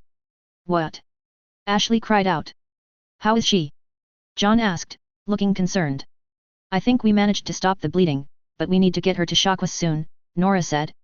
"Jane has the teleporter with her. The second she takes the top of the shroud I'll contact her and tell her the situation," John said. "Until then you should probably get her inside a rhino, it'll be safer there. It could still get blown up." Roger protested. "We don't have a lot of choice," John said grimly. "But she'll be fine. We managed to push back that flanking assault and the assault from the front. We just need to hold out until Jane manages to kill Reeve and put Rex in change, then he'll be able to." "Commander Shepard," Marcus' voice said over the comm line, his voice much higher than usual. "Are you there?" "Admiral, what is it?" John asked, putting his finger to his ear. Something just dropped out of FTL and is heading straight for the planet's surface, heading towards where you are, it'll be there in under a minute. Marcus said. What? Admiral, what is it? John asked, confusion in his voice. I don't know, but I've never seen anything move that fast. All forces, this is Admiral Marcus, General Alert, we have an unknown force approaching the shroud. Respond at once. John was about to reply when he saw something in the air. Looking up, he saw a black figure descending from above rapidly approaching their position. Within seconds it had slammed into the ground between the shroud and the outer Krogan perimeter, creating a deafening cracking noise as the ground crumbled underneath it. Staggering slightly as he felt the force of the impact travel through the ground, John looked up. Whatever had just landed was massive, easily half a kilometer tall. It was mostly black and seemed to be standing on 3 legs as it turned to face the coalition forces in front of the shroud. It was then that John saw that whatever it was that they were looking at had a single glowing red eye. It let out a noise that could only be described as the noise a machine would make if it could roar before a beam of bright red energy was fired from the eye. XXXXX. Author's note, yeah, been waiting to play that trump card for a while. Also pardon me, I kinda need to get on my soapbox for a second. The reaction to the Tropes vs Woman videos, it's gotten out of control. In the last 24 hours I saw no less than 4 different threads screaming about how Anita wasn't a real gamer, and that was after the major storms that happened when her actual videos came out. Now, I'm just gonna say this. You don't have to like Anita's videos, you don't have to think they're well researched, you don't have to think they're well presented, you don't have to think they're informative, and you don't have to think they're good. If you do, I'm with you on that. Personally I think her videos are boring. Frankly I was so bored I didn't even care enough to watch the third one. To be honest I really don't care what she has to say. But, the rest of the internet cares, the rest of the internet cares way too much. Look, if you don't like her, fair enough, but criticize her videos, don't criticize her. Everywhere I look I see constant accusations that she isn't a real gamer, that she's a con artist, a hoax, etc., that she's never actually played a game in her life. And to be honest, you know what it feels like? Fear. Someone who loves games, but sadly falls into the all too common rut where he has gotten so invested into it he can't take any criticism. These people just don't disagree with Anita, they want to do everything in their power to shut her up. Maybe for some because she's a woman, maybe for some because they really do think she's a hoax, maybe for some because they really need to relax about gaming being criticized. I won't pretend to know the reason, but it's a harmful mindset. The fact that some people are so obsessed with shutting Anita up or discrediting frankly disturbs me. It's like they see her as a threat that needs to be destroyed at all costs. People don't even get this mad at Fox News when they say that games turn people into killers for the love of God. I'm just trying to say this overwhelming obsession to shut Anita up just makes gamers look bad. It makes us look like massive man-children who can't talk about serious issues, and it turns Anita into a martyr for her cause. She isn't worth getting angry at. Just look at her videos and criticize them as an intellectual. Besides, if you truly and utterly believe she's a troll, then just don't feed the trolls. Also on a slightly unrelated note, I seriously hope you guys weren't one of the people who freaked out when some people didn't give GTA V 10/10 scores. Seriously. Chapter 84. Reaper. Author's note, let's get going. XXXXX. What the hell is that? Cornelia said, looking through the glass side of the elevator as it rose up to the top of the shroud. She was looking at the massive black and red machine that was standing in the middle of the battlefield, firing on the coalition forces assembled at the bottom of the shroud. It looks like the ship from Eden Prime, Adam said, his hands tightening around his shotgun as he spoke. Saren could have sent it. But Counselor Tavos said that he found the ship from Eden Prime. Where did he get this one? It is possible he reverse-engineered the technology that he found and used it to build this one, Lyra suggested. With the manpower that would be given to him by the Geth, it would hardly be impossible. But how are we supposed to take that thing out? Didn't the ship at Eden Prime get blasted by weapons that go right through shields and not even get scratched? Gurus asked. Jane nodded. That ship was hardened against EMPs and had extraordinary powerful shields. The technology it had was more advanced than anything we've ever seen before. But we can't worry about that right now. John and Major Jackson are in command down there, they'll find a way to take care of it. We need to focus on taking the top of the shroud. She glanced at Morden. Doctor. Top of shroud near. Most likely 30 seconds. Ambush most likely imminent, the Solarian replied. Jane nodded. Rex, Cornelia, I'm going to need barriers the second that door opens, in fact a few before would be nice. Cornelia nodded as she cracked her knuckles. Sounds like a plan, Captain, she said before glancing at Rex. Ready to kick some ass. To be honest, my brother always did need a good punch in the face, Rex said. So yeah, I'm up for it. Approaching top of shroud, Morden said, looking down at his Omni tool. Cornelia and Rex glanced at each other before holding their hands out in front of them. A dark purple aura forming around both of them as a thick barrier appeared, encasing the entire door. No more than a few seconds later, the door to the elevator slid open. There was a roar of gunfire as dozens of shots peppered the barrier almost at once. Both Cornelia and Rex visibly winced under the strain of keeping the barrier up with the newfound strain on it, but managed to stand fast. "Move!" Jane shouted, her voice barely heard over the void of noise created by the countless weapons being fired by them. Everyone not dedicated to holding the barrier up charged out of the elevator, ducking into cover behind various consoles and crates not that far from the elevator door as bullets streaked past them, a few managing to scrape their shields. Just before she ducked down, Jane took careful aim and fired off a lone shot that impacted directly into the head of a Krogan holding an LMG. The force of the blast blew a good portion of his face off and caused the massive alien to crumple to the ground, his gun idly clattered to the side. She glanced back at the elevator to see Cornelia and Rex slowly moving out of it, still keeping the barrier up until they reached the same row of crates. With audible gasps from both of them, they dropped the barrier before scrambling into cover. They should be dead already. Kill them. Reeve stood at the far side of the room aiming his shotgun at the intruders and firing off a blast. Around a dozen Krogan and a couple of Geth were bunkering down among the various terminals and pieces of hardware, taking shots at the now entrenched Normandy team. "Rex, Cornelia, if you've got anything left we could use some singularities," Jane shouted, firing off one bolt of plasma and hitting a Krogan directly in the chest before three different guns forced her back into cover. The Krogan she had hit grunted in pain and clutched at his now charred armor, but stayed standing.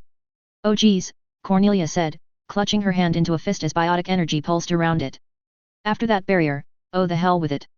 Rising to her feet, she let out a grunt as she raised her hand over her head and threw a ball of purple energy into the middle of the Krogan ranks. It slammed into the ground and exploded, kicking up a whirlwind of force that spun wildly, picking up any loose objects and buffeting the Krogan, causing them to shift slightly. Reeve felt anger spike through him as he saw one of his soldiers get forced out of cover by a stray metal canister striking him in the side, only for Garrus to fire off 5 bursts and quickly take him down. Reeve fired his shotgun at the Turian and managed to get his shields to flicker before he took cover again. He glanced behind himself and saw even the pod behind him, Malin cowering behind it as bullets filled the air. He snarled before turning his head back to the front. Reeve scanned the area in front of him, hastily searching for a new target, when another ball of bright purple energy tore through the air. It landed on the ground not too far from him and he felt himself stumble as a second singularity began, sweeping up anything it could. Reeve attempted to right himself, but before he could he heard a series of loud thumping noises.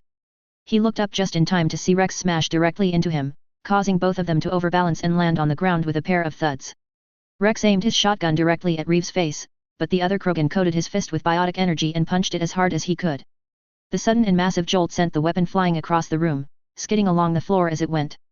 Recovering almost at once, Rex pulled his hand back as biotic energy swirled around it, but before he could do anything with it, Reeve delivered a solid biotically charged punch to Rex's torso, forcing him off of him.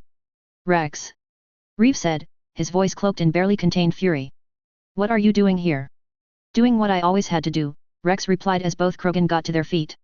"Whipping you into line because if I don't you are going to wipe out our entire race." With that, Rex charged directly at Reeve, slamming into him with his shoulder and smashing Reeve against a wall. "You were never that smart, but this." Rex took a single step back before winding his fist up and sent it flying into Reeve's face, a satisfying squelching noise reaching Rex's ears. "This is a whole new level of stupid." Rex attempting to strike his brother again, but Reeve was able to catch the fist before it hit him. "That's it!" Reeve shouted, raising his head back and slamming his forehead into Rex's face, causing the red-crested Krogan to stagger back, clutching at his face. "You expect me to believe that? You're a traitor, Rex, nothing more. You don't care about the Krogan, you just want power." Reeve charged forward, biotic energy engulfing his entire body, but Rex clenched his fist and slung a warp at Reeve, causing him to stumble mid-charge. "You never understood, you never got it. What do you think this is going to accomplish?" "What do you mean what do I think it's going to do?" Reeve said, recovering and charging at Rex. Rex reached out with both hands as Reeve did the same. Their hands locked around each other as they pushed with all of their might, glaring directly into each other's eyes. "We're going to throw off the shackles of the genophage. We're going to have the revenge we've been denied for over 1,000 years." Raising his head back, Reeve head-butted Rex again. The other scarred Krogan grunted and slid back slightly, but didn't let go. "You're doing what you always do, you just do what you feel like doing and not what makes sense," Rex said, pulling back his own head and head-butting Reeve in return. "You're fighting a battle you can't win. The Krogan people support me. This is their decision. You're taking that choice away from them," Reeve shouted, trying to headbutt Rex again, but his brother leaned his head out of the way just in time. I read the broker's file on you. Rex shouted, smashing his knee into Reeve's stomach while he was in his vulnerable position. Reeve groaned in pain as his grip on Rex's hand slipped. You forced the clans into line. Don't act like you're some sort of hero. He clasped both of his hands together before bringing it down on Reeve like a hammer, causing him to collapse to the ground. And how are you any different? Reeve shouted, scrambling to his feet and punching at Rex again, only to have the blow dodged. You're killing the genophage cure. How long are we going to last without it? I'm not destroying the cure. Rex shouted, grabbing Reeve and slamming him against the wall. I made a deal with the coalition. They're going to let me use the cure if they have someone they can trust in power. You. Reeve growled, taking a step back as he glared at Rex. You expect me to believe that you can lead the Krogan? Why not?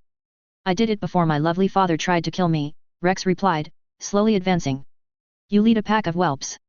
A pack of whelps that you softened up with kind words and pretty thoughts. Do you think the council will stand by and let you do this? They wouldn't do it for me, they won't do it for you. If you're going to lead the Krogan, you need to be a real Krogan. Reaching out, he grabbed the door to the pod that Eve was in and ripped it open before grabbing the pistol at his side and aiming it directly at her head. Rex stopped dead in his tracks, glaring at Reeve.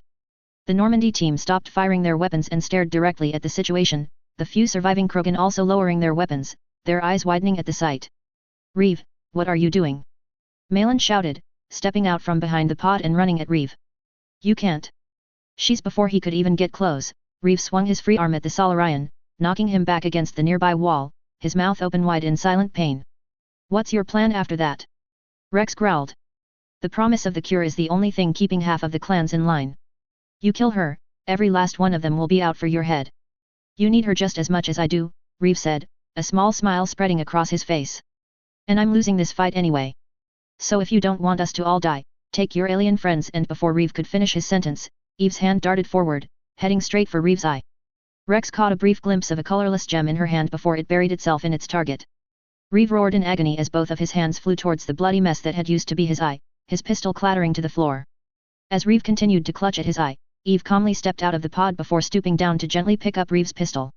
Reeve had just gained enough composure to see Eve aim the weapon at him. What?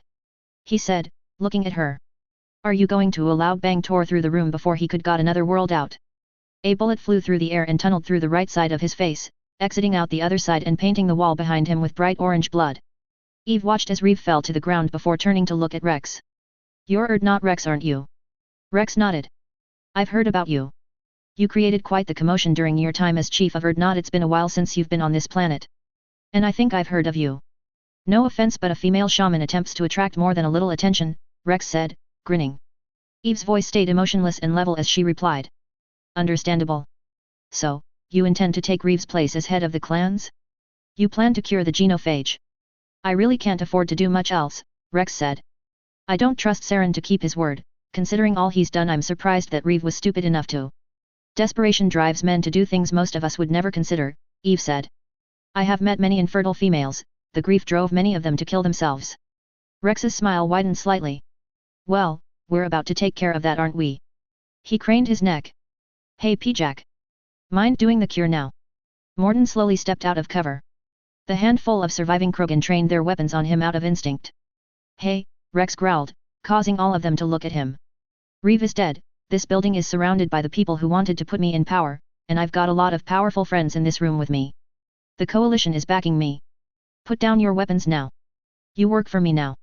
The Krogan glanced at each other uncertainly. He has no intention of harming you, Eve said. Surrender and he will show you mercy. You wish to serve the Krogan people?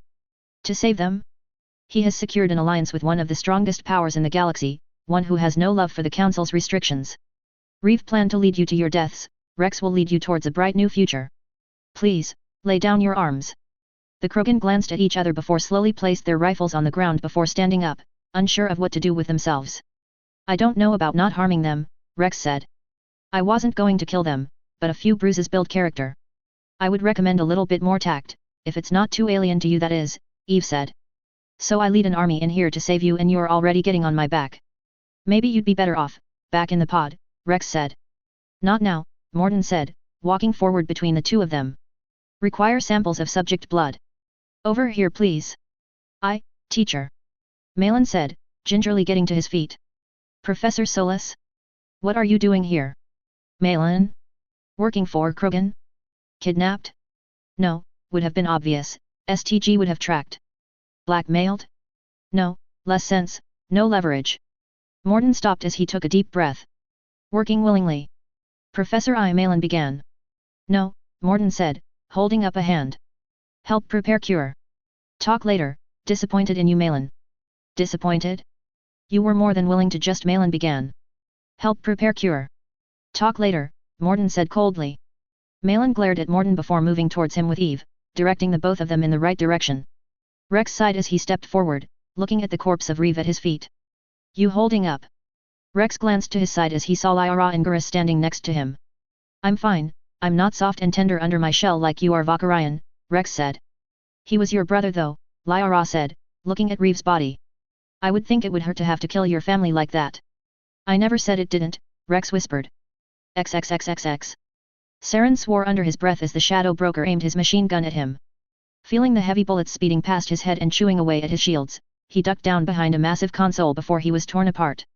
The bullets continued to stream over the top of the console, more than a few bouncing off of its edge, before it finally stopped. You seem to be more than a little reckless, the shadow broker said, a few heavy footfalls that Saren could hear suggesting that he was slowly stepping to the left. If you knew as much about my kind as you said you did, you would know that our durability rivals that of the Krogan. We are able to take even more punishment before we die, to the point where we would have surpassed them if it wasn't for their high threshold for pain. Saren stepped up out of cover and threw a ball of biotic energy at the broker. With one fluid moment seemingly impossible for someone his size, the broker reached down to his belt and grabbed a small grip. Holding it up, a massive yellow shield appeared in front of him, the ball of energy hitting it and dissipating harmlessly. Did you really think that I would forget something as basic as you being a biotic? The broker said, aiming his machine gun around his shield and opening fire, draining almost all of Saren's shields and forcing him back down into cover. You were exposed to Element Zero during a shuttle accident where the engine malfunctioned and crash-landed on one of Palavan's moons. Your mother nearly died from complications during your birth and you were shipped off to the special biotic training camp on the edge of the city Cipertine. Am I correct? Shut up. Saren roared. Stop acting like you know me. So what if you know a few bits and pieces of trivia? People commonly act like they are the masters of themselves, an illusion of power. A comfortable lie. You think you know yourself, but for centuries the mechanisms of the mind have been a secret, even now the majority of the galaxy is willingly ignorant as to how it works. I however have spent decades upon decades educating myself in the workings of the galaxy, psychology being one of the many subjects I covered. You are not as nearly complicated as you think. In fact, I do believe that humans would call you a textbook example. Quiet. Saren roared, firing his assault rifle again at the shadow broker. The Yug symbol raised his shield, which deflected the bullets with ease until he edged his machine gun around the shield and returned fire. Saren's shields were shattered within seconds, and before he could get back down into cover again, one of the bullets tore directly through his arm, causing white fluids to leak out of it. The shadow broker's face twisted into a grin as he slowly advanced on Saren's position. He had suspected that Saren would attack him head-on recklessly, and he had been right. He had no need to engage Saren on his terms, all he had to do was continue to goad Saren on and he would charge him in a fight he couldn't win. Childish ranting won't bend facts, the broker taunted. Incidentally, even if you were to defeat the coalition, what would be your post-war plan? Would you enslave them and sell them all to the Batarians? Or would you simply kill them all and attempt to argue that every last infant was a serial murderer in the making? Neither would surprise me so long as it satisfied your bloodlust. Die! Saren roared, standing up out of cover. The broker felt a small feeling of satisfaction as he aimed his machine gun at the Turian. However, before he could, Saren's entire body glowing brightly with biotic energy. Letting out a roar, Saren biotically charged forward, slamming directly into the broker's shield. Caught off guard by the sudden assault, the broker overbalanced and landed directly on his back, his grip on his shields and his gun gone. The next thing that he knew, Saren was directly on top of his chest, murder in his eyes. Die! He roared, and before the broker could react, Saren swung his hand, his bare talons slicing into the broker's face, one of them causing the broker's lower left eye to explode into a bloody mist. Die die die die die die die die die die die die die! Saren roared, slashing over and over again at the broker's face, cutting deeper and deeper with each slash. The broker howled in pain as one of his fists came flying up and hit Saren directly in the chest. The broker clutched at his bleeding face in pain as he tried to get to his feet but stumbled and fell to the ground. Seething, Saren spotted the broker's fallen machine gun and grabbed it, aiming it at the alien. The broker pulled his hand away from his blood-stained face just in time to see Saren pull the weapon's trigger. A massive hail of bullets slammed into the broker, tearing his shields down within seconds and before too long they were eating into his body. The broker felt a flood of panic flood through his body as pain ate away at him. How? He whispered as his blood, a dark blue, poured down his entire body. His eyes felt heavy as he slowly fell to the ground, his last breath leaving him. Saren continued to fire the machine gun at the now prone broker until it finally overheated. Panting heavily, he slowly made his way to where the dead and blood-soaked Yogg was lying, looking down on him. He hesitated for a second before lifting his foot up and kicking the corpse in the head. "I'd told you that I'd kill you, and you didn't believe me," Saren hissed, drawing his pistol with one hand and firing a few rounds into the broker's corpse. "You didn't believe me and you got what you deserved. No one stands in my way, no one." He pressed his pistol directly into the broker's jaw and shot it, blowing off half of the deceased alien's jaw. Saren glared down at it in satisfaction before looking around. Countless terminals lined the room, all of them active. "Start hacking all terminals in this room," he said, placing both his machine gun and pistol on top of one of the terminals before activating his Omni tool. "Get the firewalls down, start with this one." He held out his Omni tool to the nearest terminal. "Scanning, process cannot be completed. No defense mechanisms are in place," the cool male voice said. "What?" Saren whispered. Leaning forward, he began to type into the terminal. His heart leapt. There wasn't any safeguards on the terminal at all. With just a few buttons he was able to access a massive wealth of files. Search for Captain Shepard," Saren whispered, typing into the terminal. As he did, a file came up of a dark-haired woman in an officer's uniform. He had heard fractured reports about the woman that commanded the stealth frigate Normandy, but while its existence was known to him, the majority of its operations and status of its crew were unknown to him. Jane Shepard, captain of the Normandy, daughter of Rear Admiral Hannah Shepard, brother of Lieutenant Commander John Shepard, Saren said. "So, you're the one that's been such a nuisance?" he whispered, sadistic glee in his voice. "I'll be sure to even the score with you." His voice trailed off as he remembered what the broker had told him earlier. His face narrowed into a scowl. "Search Coalition soldiers for Fox, Karen, and General Williams," he said as he typed into the terminal again. The picture of Shepard was quickly swallowed up as a picture of a standard human, a meta-human and a necro-human appeared. "You took my eye and arm," Saren whispered, pressing his hand over Karen's picture. "You tried to kill me," he said, shifting it over Fox's picture. He noticed that both Karen and Fox were stationed on the Normandy. "And you killed my brother," he said, shifting it over William's face. As he did, he saw that his profile marked him as dead. "Search for alive relatives," he muttered as he typed. 5 more profiles popped up, one of them of his daughter, the other 4 dedicated to his granddaughter. "Most of them are civilians," he remarked, reading all of them. "You though," he said, looking at the one for Ashley Williams. "Military, on the Normandy." He let out a laugh. "So many people that I hate, all in one place. I'm going to enjoy hunting down that ship and destroying it, it's caused me too many setbacks already. Now then, where is it?" He was about to start typing into the terminal again, when all of a sudden an alarm began blaring throughout the entire room. "What?" Saren shouted. No sooner had he done so that a massive explosion caused the entire ship to rumble, Saren stumbling forward and catching the terminal just before he hit the ground. "Warning, hostile ship has fired on us," a voice said over the ship's intercom. "Heavy damage has been taken to communications and engines. Enemy ship appears to be a freighter with an attached mass accelerator." "A what?" Saren shouted. "Attention all passengers," a voice said, suddenly speaking into his comm unit. "There is a strong chance that you may be experiencing some turbulence right now. This is an unfortunate side effect of Sarah testing out her new toys on you. We apologize for the inconvenience. We also have a message to a VIP you are carrying, and we would appreciate if you were to pass it on. Saren Arte Rias, this is from Franklin Hurst, Rig, Zaid Massani, Marauder Shields, and the one and only mysterious stranger, fuck you." As the man shouted, a second explosion tore through the ship. "Warning, engine failure imminent, all personnel evacuate." Saren felt panic tear through his body as he spotted a section of the wall slide open to reveal an escape pod. Grabbing both the machine gun and his pistol from the top of the terminal, he jumped inside and slammed a button on the side.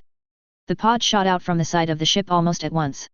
"Start data mining every last terminal on that ship right now," Saren began, but as he spoke, he saw the ship explode through a porthole in the pod, the explosion starting at the engine and expanding outward until it consumed the entire ship. He watched in horror as pieces of debris fell into the boiling ocean below. The freighter that had destroyed it rose upward as it did before it made an FTL jump, the smaller ship that the stranger had jumped out of following it. "No." Saren whispered, looking at the remains of the Shadow Broker's ship as it fell towards the ocean. "No. I was so close." Despair filled Saren, but within seconds it was replaced by anger. Send a dropship to pick me up, then get down into the ocean and salvage every last bit of that ship that you can. I want any data that you can recover. Probability of electronics surviving in the ocean's high temperature is unlikely, the cool male voice said. And successfully salvaging with the equipment we possess is. I don't care. Saren shouted, do it? Very well, the voice said.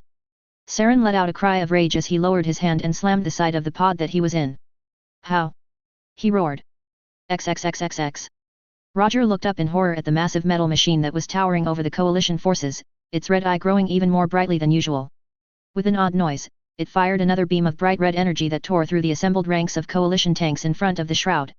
The beam tore through 3 of them, melting through their armor like it was nothing and managing to flip out of them, the lifeless hunk of armor making a dull thud as it hit the ground. What is that? He whispered. It looks like the ship that Saren used to attack Eden Prime. It's smaller, but that's the design. John shouted as the rest of the coalition tanks targeted the machine, a deafening storm of bangs filling the air as they returned fire. Dozens of shells soared towards the machine, hitting the massive target with ease and detonating. But even as thick black clouds of smoke began to form around the machine from the explosions, a red glow emanated from the thick of it and another bright beam of red light pierced through, swallowing up 2 more tanks. Admiral Marcus! John shouted into his comm unit. Whatever that thing is, it's dealing heavy casualties to us down here. We need any air support that you can afford to send our way. Copy that, Commander. We've been thinning out the enemy fleet up here, fighter squadrons are on their way to provide support. Does it have AA capabilities? If it does, we haven't seen them yet. John said, the Viper tanks firing another volley of shells at the machine, only for them to once again impact on its front and cause no visible damage. It has strong kinetic barriers though. I think we may need disruptor torpedoes if we want to do any major damage to it. We could use orbital strikes too. That's a negative, Commander. At that close range, a mass accelerator strike would wipe out half of our forces, in addition to destroying the shroud, Marcus said. Hold on, reinforcements are on the way. Damn it, Karen hissed, taking cover behind the Rhino along with the others. That thing in front of us, 2 more lines of Krogan and get in every other direction. We're boxed in. Jackson. John said over his comm unit. We have a situation. I see it. Jackson replied. I'm working on a solution for it now. Here they come. What do you? John began, but was interrupted as he saw the machine begin to charge up its weapon again, before something the size of a car flew through the air and collided with the back of the machine. A blinding explosion flashing from behind the machine, and when it cleared, a massive chunk of its armor was revealed as it fell to the ground, sparking wires revealed in a new hole on its back. New threat detected. A Liberty Prime approaching it from behind said, extending its palms and firing 3 simultaneous Tesla cannon blasts at the machine. They all neatly slid into the new hole created by the mini-nuke explosion, but didn't seem to cause any noticeable damage. Analyzing. Chance of enemy victory, 0%. Damn thing actually put a dent in its armor, Karen whispered, leaning around the side of the Rhino. Might actually be able to beat it. Commander. Jackson said over the comm lines, I've rerouted by vertibirds to head to your location. I've got 2 more Liberty Primes heading to take that thing on, but just in case it's too much for them, I want to evacuate the wounded now. Get every last soldier that can't fight anymore on those vertibirds and get them out of there. Understood. John said, looking up to see around a dozen vertibirds already approaching their location. Roger, Nora. He said, looking at the 2 who were crouching behind the Rhino near him. We've got vertibirds coming to evac wounded soldiers. I want you to get Cheryl and get on the nearest one. What? Roger shouted as he saw a flash out of the corner of his eye. A second Liberty Prime was approaching the massive black machine from the side and had thrown another mini-nuke at it. This time it landed directly on its front, managing to rip another gaping hole in its armor before both primes fired their shoulder-mounted missile launchers. The missiles arced through the air and impacted directly on the machine's glowing red eye. They caused no damage. You're shitting me. Nora shouted, we're not leaving you guys to fight alone. There isn't any time for arguing. John said, his voice loud and commanding. Neither of you are in any shape to fight and you've done more than enough after the fight with that Battlemaster. You won't be much help against that thing anyway, so get on the damn vertibird. That's an order. But Roger began. On the vertibird, Andrews. John said, his voice hard and his eyes narrowing. On the edge of his eyesight he saw the machine turn and fire its beam directly at the nearest Liberty Prime. It tore directly through its shoulder, causing its massive arm to fall to the ground with such force he could feel the earth rumbling even from this distance. The Liberty Prime stood its ground and fired a Tesla cannon blast directly at the machine, but once again caused no noticeable damage. Roger was about to protest when Nora glanced at him and gave a quick shake of her head. He instead merely nodded stiffly as the first Liberty Prime took another mini-nuke from its back and threw it at the machine, the bomb exploding as it hit the side, blowing off another massive piece of its armor as a third Liberty Prime approached the machine, the Vipers firing yet another volley at the machine. Once again, the shells did no noticeable damage. Roger and Nora slid open the door to the Rhino and gently and carefully lifted the still unconscious Cheryl out. Glancing up, they saw around a dozen vertibirds descending to their position, gently landing with their back doors sliding open. They stepped up onto the platform of the nearest one, a medic helping them before laying Cheryl down on the floor of the vertibird. The two of them turned and looked at John without a word as a few more wounded soldiers were carried on before the door closed and took off, heading out of range of the battle. No. No. Karen shouted. John and Ashley whipped around to see the machine fire its red beam at the damaged Liberty Prime as it had prepared to throw another mini-nuke in its good arm. The beam tore a gaping void in its chest, the Liberty Prime crumpling as it fell forward, landing face first on the ground. The massive black machine turned to face one of the remaining Liberty Primes just in time for another mini-nuke to hit it directly in the front. Another giant piece of armor plating hit the ground of Tuchanka as the machine groaned under the impact of another explosion, but fired another beam at the Liberty Prime. It swept under and took off the Prime's right leg, causing it to overbalance and fall back, hitting the ground with a thundering boom. A small whirring noise filled the air and John glanced up to see around a dozen fighters approaching from the sky in a tight formation, heading for the machine as it opened fire on the remaining Liberty Prime, which narrowly avoided it. The fighters closed in on the machine, speeding towards it with such viciousness that it appeared that they intended to ram it at maximum velocity. Seconds before they hit, however, they all pulled up, heading back into the sky while a dozen torpedoes continued on the path that they had just abandoned. All 12 of the disruptor torpedoes directly impacted on the back of the machine, forcing it to actually quake under the force of the assault, but not major damage was caused. "Oh God," Ashley whispered, looking at the machine as it looked up and fired 3 short bursts of its lasers, each one plucking a different fighter out of the sky. "We're hitting it with everything that we have and it just keeps coming. How are we supposed to kill that thing?" As she spoke, another volley of tank shells were fired, and a hailstorm of shells were rained down on the machine from the other end of the battlefield, no doubt from the artillery units stationed there. Neither of them had any effect. "It's soaking up shells like it's nothing," Karen said, his hands actually trembling slightly. "And it's still going after those torpedoes and mini-nukes. Even a damn dreadnought would be hurting seriously by this point. I don't even think that this thing has slowed down. I don't think we have anything left to throw at it." Fox growled as he raised his Gatling laser, aiming it at the machine. "Karen, you have been a good friend to me. Thank you. Were always been there by my side as a companion and a friend. And if this is how it ends, I won't die cowering." No, there has to be a way to stop it," John said, his eyes furiously sweeping up and down the battlefield as the sole remaining Liberty Prime tossed another mini-nuke at the machine, taking off a significant chunk of it just under its eye. "Wait a moment, Admiral Marcus," he said, putting his fingers to his comm unit. "I have a plan. I need your fighters to make another pass on the machine." "I'm sorry, Commander, but they're already expended their load of disruptor torpedoes. They're returning to the fleet now to refuel and rearm. It'll be some time before I can get them back for another run," Marcus said. "I don't need them to use disruptor torpedoes, I just need them to get a good laser shot in. Can you do that?" John said, panic in his voice. "Interceptors?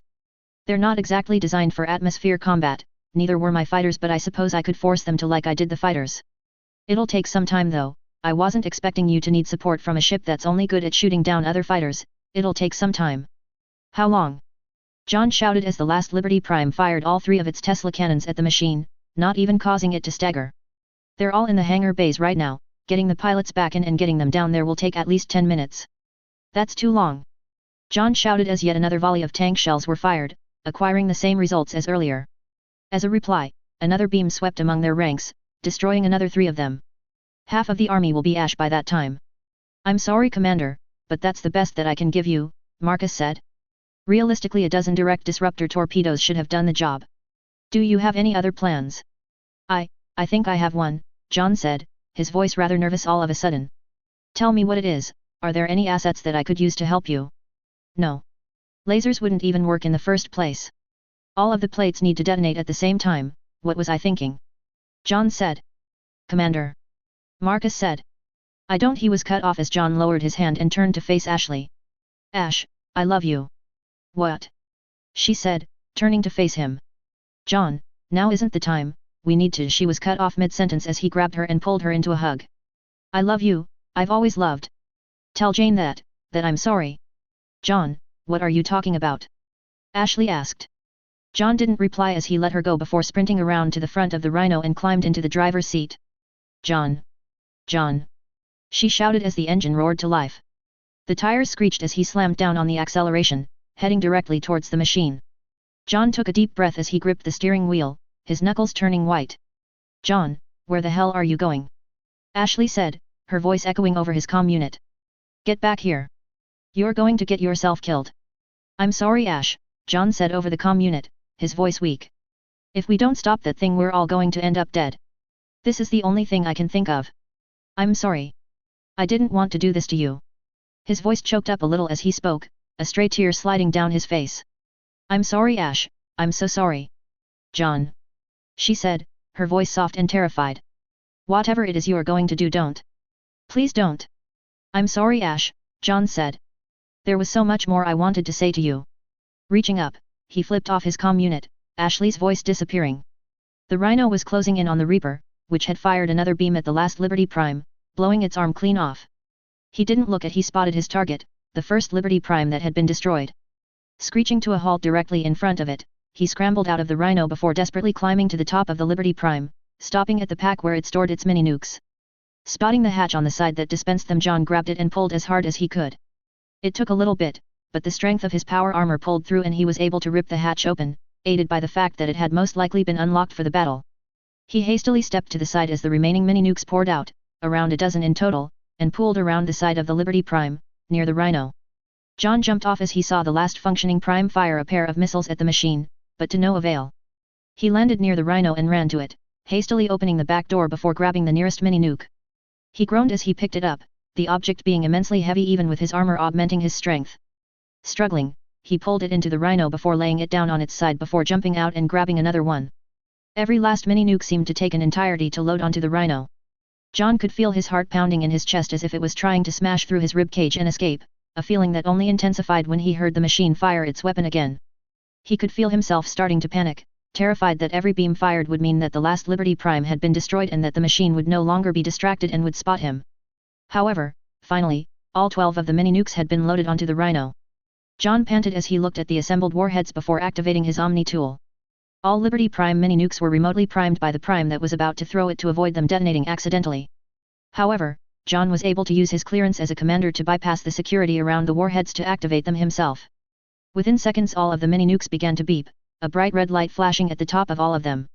He climbed out of the back of the Rhino, slamming the back shut before climbing back into the driver's seat and slamming on the accelerator, driving directly towards the machine. Before too long, he stopped directly between its legs.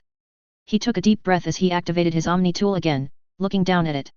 His hand began to tremble as he hovered over the device, tears now freely pouring down his face.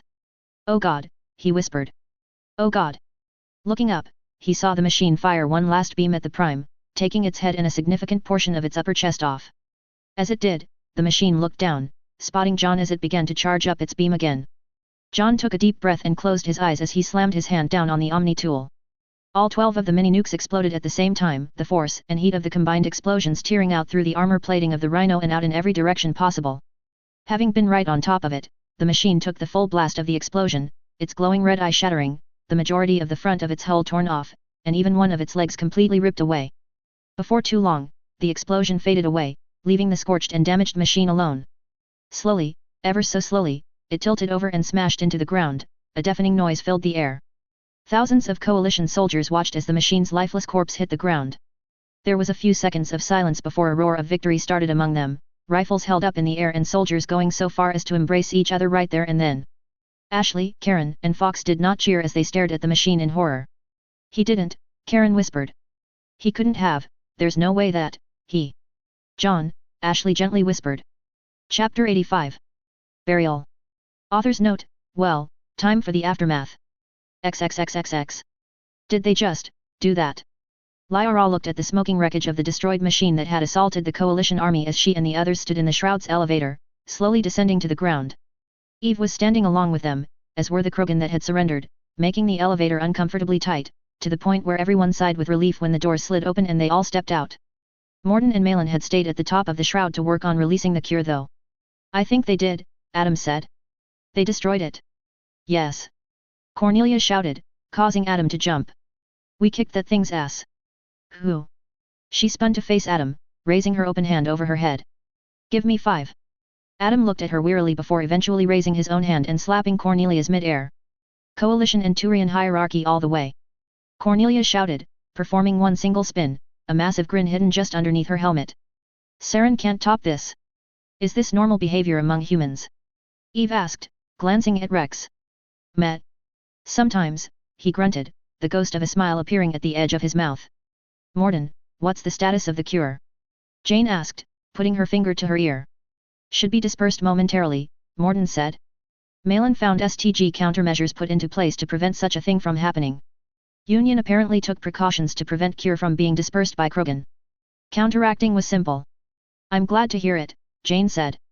I want you to stay up there for now, and keep an eye on Malin. I don't know if everyone is going to take Reeve's defeat as well as the soldiers that surrendered to us. She glanced at Rex, who nodded before lifting up a comm unit he had picked up off of Reeve. Warriors of Tuchanka, this is not Rex, brother of not Reeve. Reeve is dead, I killed him personally with my own 2 hands. I was the chieftain of not long before he was, and I rightfully ruled until my own father broke our most sacred traditions in a desperate attempt to kill me. I have come back. He continued, his voice growing slightly sterner. I can already see hundreds of you planning on how exactly you are going to kill me because of this, but do yourself a favor and don't be stupid like my brother. He was wagering the future of the entire Krogan race on a madman who hates the everything that we are. Saren never cared about any of us, we were nothing but puppets to him. That is all Reeve ever was, a puppet. However, I am standing here today because of the help from my new allies in the coalition, the same people that even as I'm talking to you are working on releasing the genophage cure into the atmosphere of Tuchanka. They are not our enemies, they are not your enemies. The battle is over, this is a battle that you've lost. Surrender now, fighting now won't accomplish anything. Stop dying for nothing and start fighting for something. The coalition will cease fire if you do. Don't be like my brother. He lowered his hand, looking at Jane. Hopefully that should do it. Jane nodded. It wasn't exactly something that would inspire chest thumping, but I think that'll get them to stop fighting. I've already spoken with Admiral Marcus, the coalition will stop firing if they do. Speech sounded a little weak if you ask me, Gurus said jokingly. Rex grinned slightly. Better than anything a Turian could ever do. You'd probably just end up reciting protocol for 3 hours straight. Still be more interesting than what you did, Gurus said, at least there'd be thought and effort put into it. Honestly you too, Lyra said, shaking her head slightly. We have important matters that we need to worry about. Right, Rex said, walking towards the exit to the shroud, the others not far behind him. Stepping outside, he looked onto the battlefield. To his great surprise, he saw that the battle had indeed stopped, hundreds of thousands of soldiers simply standing on the battlefield with their weapons in hand. Most of them were looking up at the sky, causing Rex to do so too. The shroud was glowing brightly, what appeared to be white powder being released from the top before floating along on the winds. Damn Pyjak actually did it, Rex whispered, a massive grin spreading across his face. He did, Eve said, standing next to him and looking up along with him. I'll admit that I do feel rather excited now. Finally, after all these centuries, we can be something more. Something more, Rex repeated. I like the sound of those words. If you ever need any help with anything, the coalition will be willing to back you up, Rex, Jane said. I like having friends in high places, the Krogan said. Captain. Jane turned to see Karen, Fox, and Ashley walking towards her, Ashley looking down at the ground as she walked. So, you did it? Karen asked. His voice was awfully strained. Yeah, we did it, Jane said, a small smile on her face. It was tough, but we pulled it off. Good. Fox said softly. What's the matter with you two? Jane asked. Ashley, what's going on? They're acting like at that moment Ashley lifted her head up. Tears were streaming down her face. Something inside of Jane's mind clicked. No. It can't be like that. It is, Karen said, his voice low and cracked. I'm sorry. He couldn't have, how? Jane asked, unable to form a solid sentence. He drove a rhino out to one of the Liberty Primes, Ashley whispered. Loaded it up with mini nukes before he drove it under that machine A&D. Her face scrunched up in pain as a fresh set of tears overtook her. Everyone's eyes widened. The commander? He's dead. Cornelia said, disbelief heavy in her voice. No, that can't be right. Nothing could ever slow a guy like him down. How could he be gone? He always seemed so tough. How did this happen? Good Lord, Adam said softly, gently making a sign of the cross before clasping his hands together in front of him. He's gone. Gurus asked, looking at Lyra in shock, a look that was mirrored by the Asari. Jane simply stared directly at Ashley, her face giving away shock, but nothing else. After a moment, Rex slowly lumbered forward, stopping right in front of her. I'm sorry, he said. I know what it feels like to lose a brother, and the commander deserved to live a lot more than Reeve did. He looked at the Krogan that had come down with him. I want you all to get me a Tomka, we're going out there. He's going to get a proper burial. Who is? One of the Krogan asked, looking genuinely confused. Don't waste your time worrying about it, just get me a Tomka in 10 minutes, Rex said. The Krogan all looked at each other before slowly dispersing, heading around the side of the shroud. Son of a bitch, Cornelia swore, looking at the ground. He really is gone? How did it get to this? She looked at the still smoldering wreckage of the destroyed machine. That thing just popped up out of nowhere and now John's dead? How come we didn't get air support on that thing? We did, Karen said stonily. Thing got sucker punched right in the face with disruptor torpedoes. Didn't do much besides give it a bloody nose. Bits of its armor kept getting blasted off, but it just wasn't doing anything to stop it. Then he just grabbed a rhino and headed out for one of the Liberty Primes that got destroyed, A&D. Well. Karen's voice trailed off as he gently looked at the ground. I'm sorry, he said, looking down at the ground. If I had known what he was going to do, I would have whacked him over the head with my gun and done it myself. As would I, Fox said. We've had good long lives. Don't, Jane said. Her voice was stern and level, almost eerily so.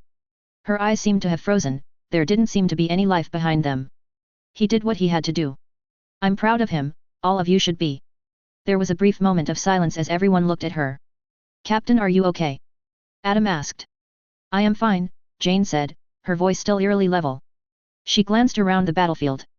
There were no signs of gunfire anymore, it really did look like the ceasefire had worked, the shroud activating and deploying the cure seemed to have taken the fight out of the Krogan. There didn't seem to be much left of their Geth either, apparently they had only been stationed directly in front of the shroud and the majority of them had been wiped out when the front lines had been smashed. She heard a few gunshots as a few surviving troopers continued to fire, but they were quickly gunned down in return by coalition forces, a few Krogan even helping them. It doesn't look like there's much else to be done here, she said, taking out the teleporter and laying it down on the ground. Karen, Fox, Ashley, Cornelia, Adam, I want all of you to head back up to the Normandy, have Shakwas take a look at you and see if you sustained any injuries, major or minor. There's not much you can do down here. Go. Captain, what are you talking about? Karen asked. We can still go, she said simply, activating the teleporter. Now.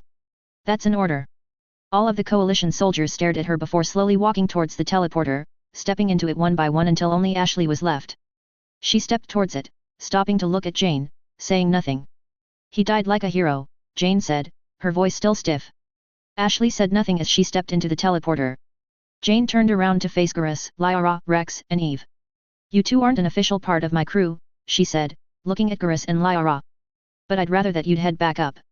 No, Garrus said bluntly. No offense, Captain, but what was that?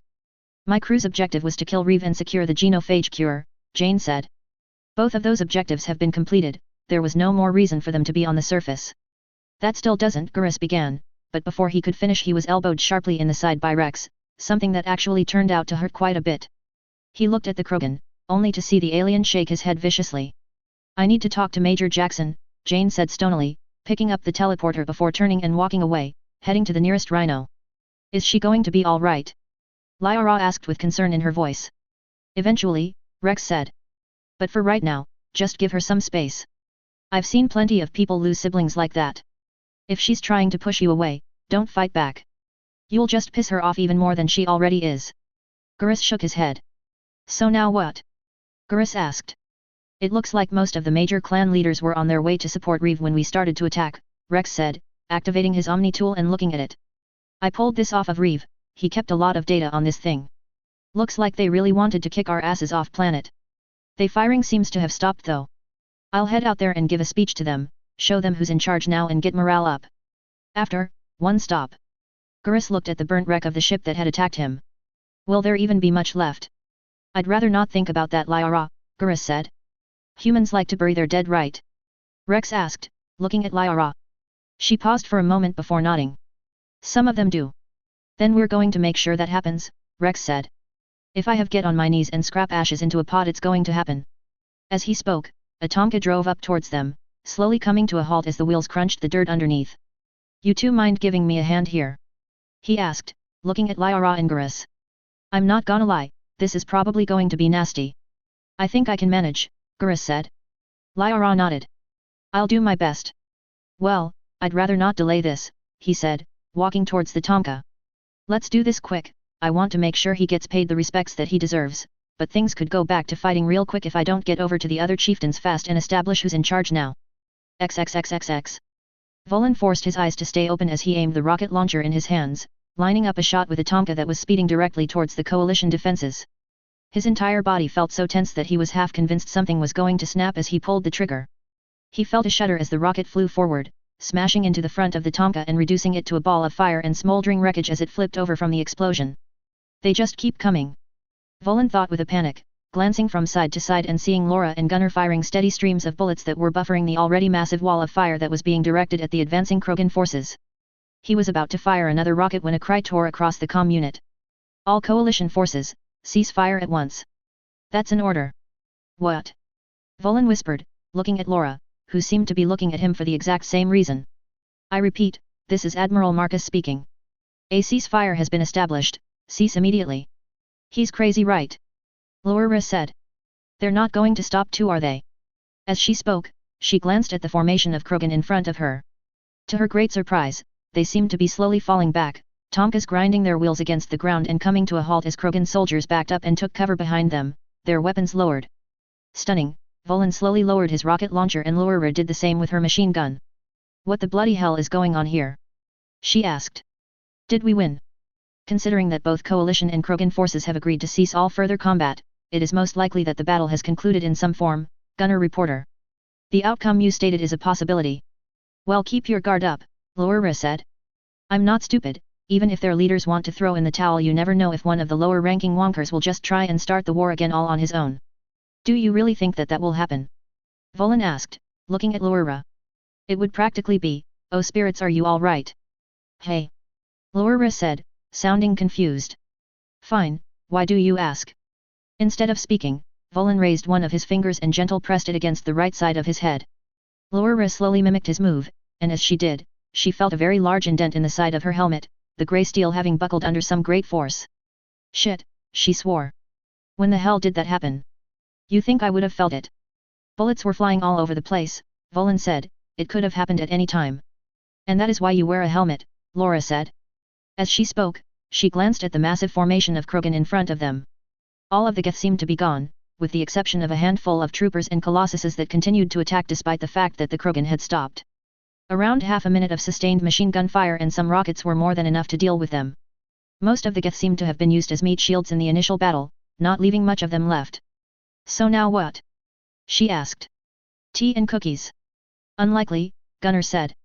The minutes trickled by as both formations simply stared at each other, neither of them budging an inch.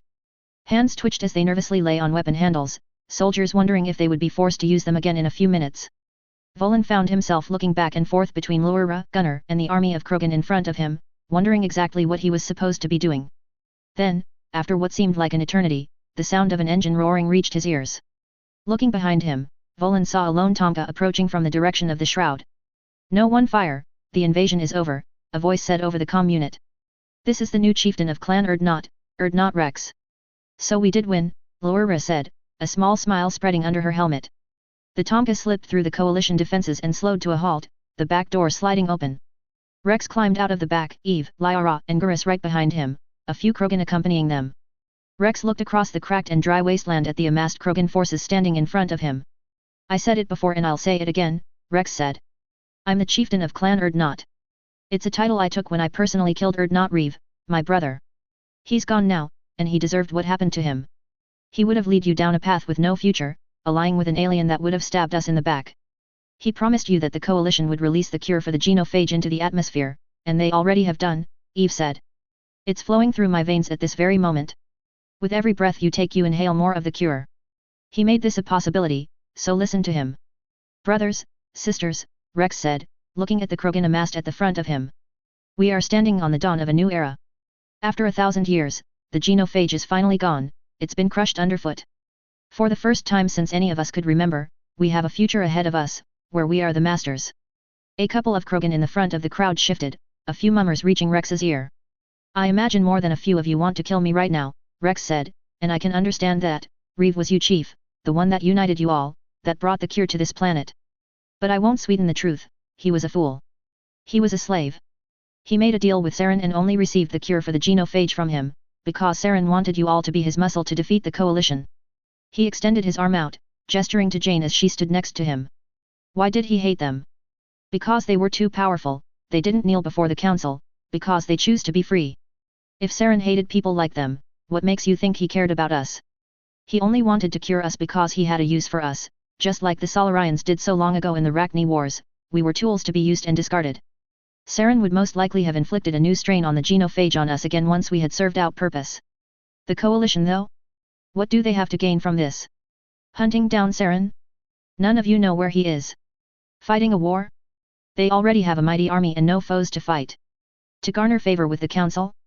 The council will most likely hate them for this. That is what sets Saren and the coalition apart. Saren had everything to gain and nothing to lose, while the coalition had nothing to gain and everything to lose.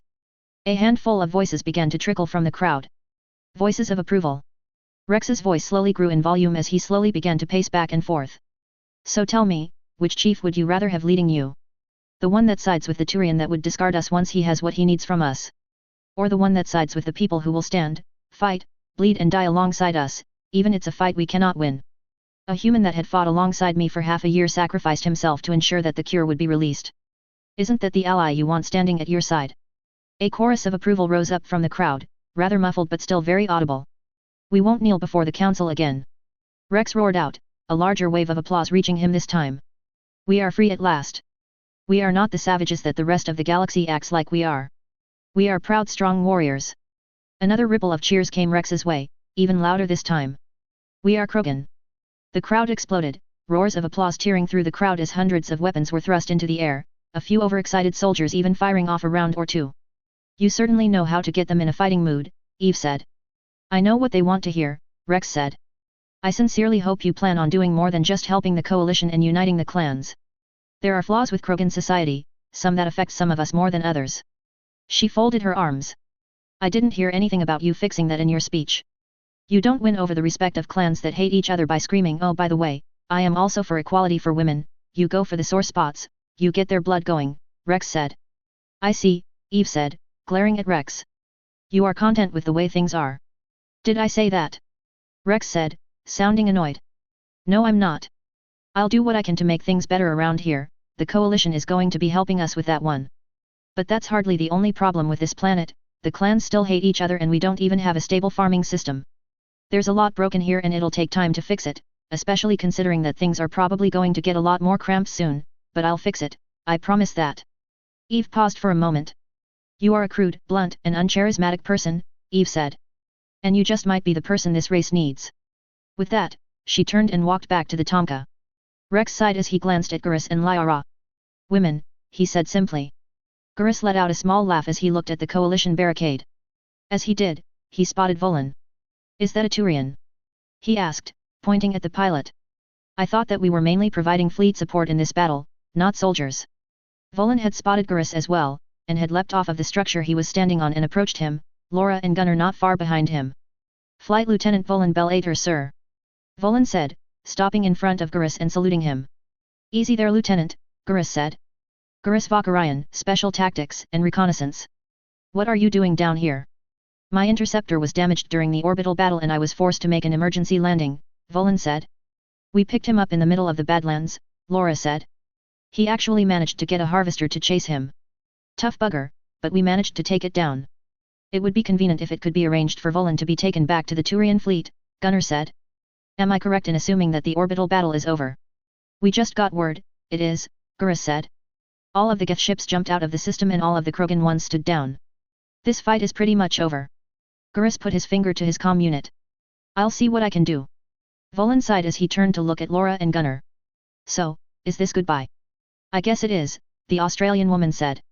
Your chances of survival increase radically while in the combat area you were trained for, Gunnar said. This course of action is the wisest route. You are not trained for ground combat, we are. Gunnar paused for a moment. Stay safe. You guys too, Volan said weakly. Hey, don't be so upset, Laura said. We can still stay in contact. We can find out a way. Volan smiled. I'd like that.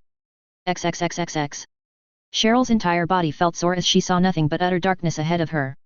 She let out a soft moan as she attempted to move, only for her body to respond with weariness and a slight pang of pain. It was around this point that she realized that she was lying in something very soft and comfortable, and her body seemed very reluctant to consider the idea of leaving it. "Hey, I think she's waking up," a familiar voice said. Cheryl's heat leapt at the sound of the voice straining. Cheryl forced her eyes open. She was lying on a bed in the Normandy's medical bay, covers concealing everything from the neck down, Roger and Nora on either side of her. She groaned weakly as she attempted to push herself into a sitting position. "Whoa whoa whoa," Nora said, both of her hands flying forward and gently grabbing Cheryl. "Easy, don't push yourself too much, you just came out of surgery. You nearly went into shock, Shakwa said we could have lost you. Please, just take it easy for now." "Surgery? My arm." Slowly, Cheryl turned her head and looked down. To her surprise, she actually saw the blankets covering something where her right arm was. Slowly, she reached over with her left arm and pulled the covers off. What she saw almost caused her to choke. She did indeed have a right arm. A bright silver right arm. She slowly lifted it up to her eyes, flexing the fingers before looking at Roger. "The Battlemaster crushed your old arm," Roger said sadly, looking at Cheryl's new arm. "Squashed it like a grape. Even if we had gotten back to the Normandy right away there wouldn't have been enough of it to reattach." He nervously rubbed his knuckles together. "I'm sorry Cheryl." Hesitantly slightly, Cheryl reached out with her new hand, gently cupping Roger's right cheek. She could feel the warmth of his flesh, but something felt off. The best way that she could describe it was that the sensation didn't have the same intensity as she was used to. It felt dull. "Does it feel like this for you too?" Cheryl asked. Roger nodded. "People are trying to make it better, but there's no telling how long it'll take for them to do it."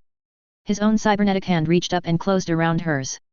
To Cheryl it felt cold, but to her dismay she didn't find herself feel a small ping of shock one normally felt when touching a surprisingly cold object.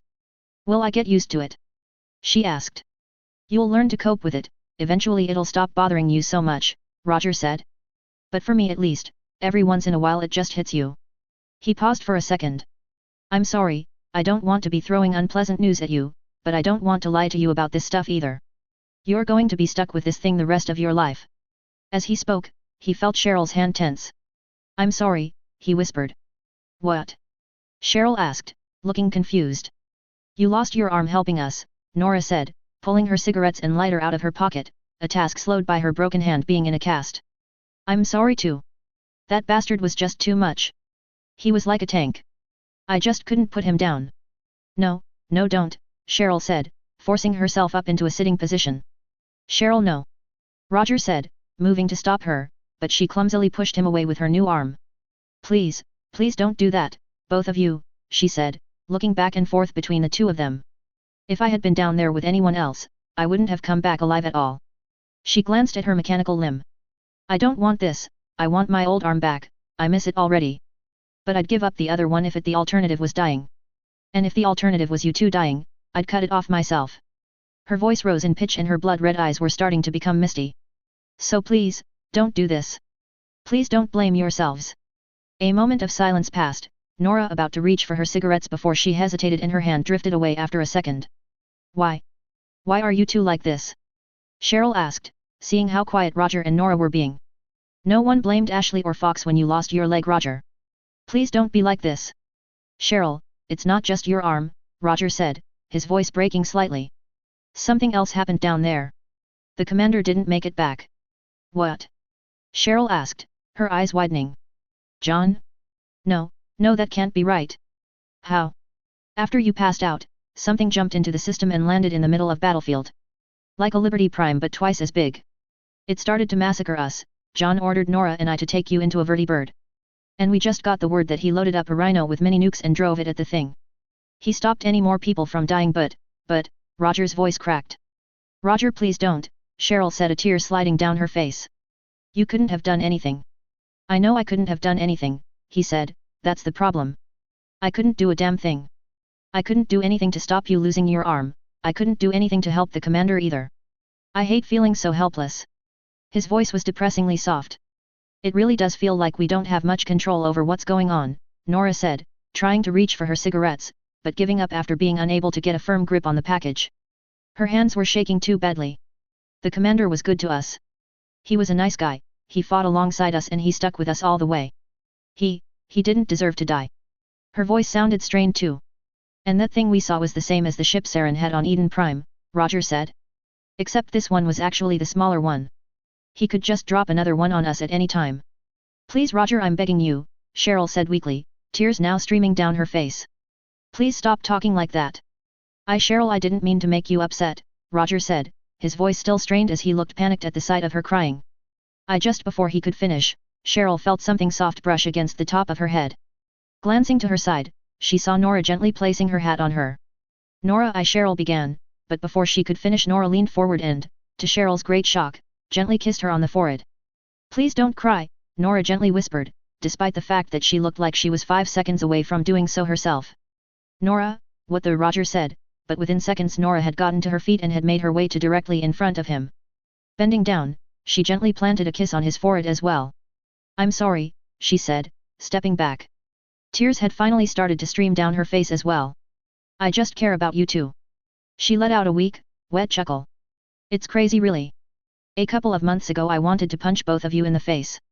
Now I just want to hold on to you and never let go. Getting to his feet, Roger wrapped his hands around Nora, a gesture that she quickly returned. We're not going anywhere, Roger whispered, a tear now sliding out of his good eye, followed by another not long after. We're right here. Nora, Roger. Nora and Roger broke away to look at Cheryl, who was desperately drying her tears. I've never really cared about someone the way I've cared about the two of you. I care about everyone else on this ship, but with you two, it isn't the same. Are you two saying what I think you're saying? Roger said, looking at the two women. I think we are, Nora said. Roger, if you're uncomfortable with the idea, I understand, Cheryl said. I don't want you to. No, Roger said. Roger gave up on trying to communicate with words and instead followed Nora's lead. Bending down, he brushed his lips gently against Cheryl's forehead. Cheryl blushed slightly. Not that. Just wanted to make sure we're, you know, on the same page. I actually kinda like the idea. It just feels right. It does, it feels kinda good, Nora said, smiling weakly, her face still stained with tears. So, we're actually doing this. Yeah, Roger said. One of us may not make it if another one of those things show up. I don't want to die with any regrets. You too, Cheryl said, gingerly pushing her covers off and getting to her feet. Cheryl, you really shouldn't be up right now, Roger protested, but grew silent as Cheryl pulled him into a hug. Please just let me have this, she whispered. The commander is dead, please just let me have this. Roger didn't say anything, wrapping his own arms around Cheryl as Nora joined the hug from behind. For a moment the three of them stood there, tears pouring down the faces of all three of them. I can't believe he's gone, Cheryl whispered. He was always so lively. I can't either, Roger said. It just doesn't feel real. I'm going to miss him, Cheryl said, her voice breaking. We all are, Nora said. He was a good man. After another minute, the three of them broke away, looking at each other. You really should lie down, Roger said. I know, Cheryl said, climbing back into the bed and pulling the sheets over her legs. Is the captain okay? I don't know, we haven't heard about her yet. Most of the crew is still down on Tuchanka, Nora said. I hope she's all right, Cheryl said. We'll talk to her when she gets back on board. Until then, we're supposed to stay here and recover, Nora said. Cheryl nodded. A thought popped into her head while she did so. So, how are we going to do this? She asked, feeling horrible for changing the subject. Just take it slow and do what comes natural, I say, said Nora. Roger nodded. That sounds good to me. Cheryl gave a weak smile. Go team damaged goods. The three of them all let out weak laughs. As their laughs passed, looked at each other. He really is gone, isn't he? Yeah, Roger said. But he went out like a badass. The thing took out 3 Liberty Primes that charged it head on. I think that's how we should remember him. John Shepard, the man who brought a Goliath down. We went down there because of him. We out him a lot, we owe him to keep fighting so that we actually accomplished something down there. Nora gave a weak smile. We took Saren's Krogan army away from him, just like we took his Geth army away from him.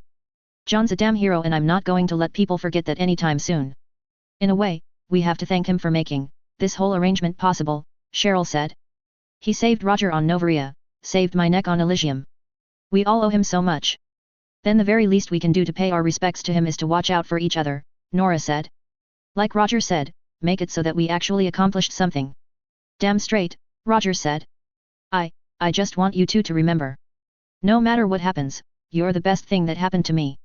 Nora smiled. Same to you, you foul-mouthed pain in the ass.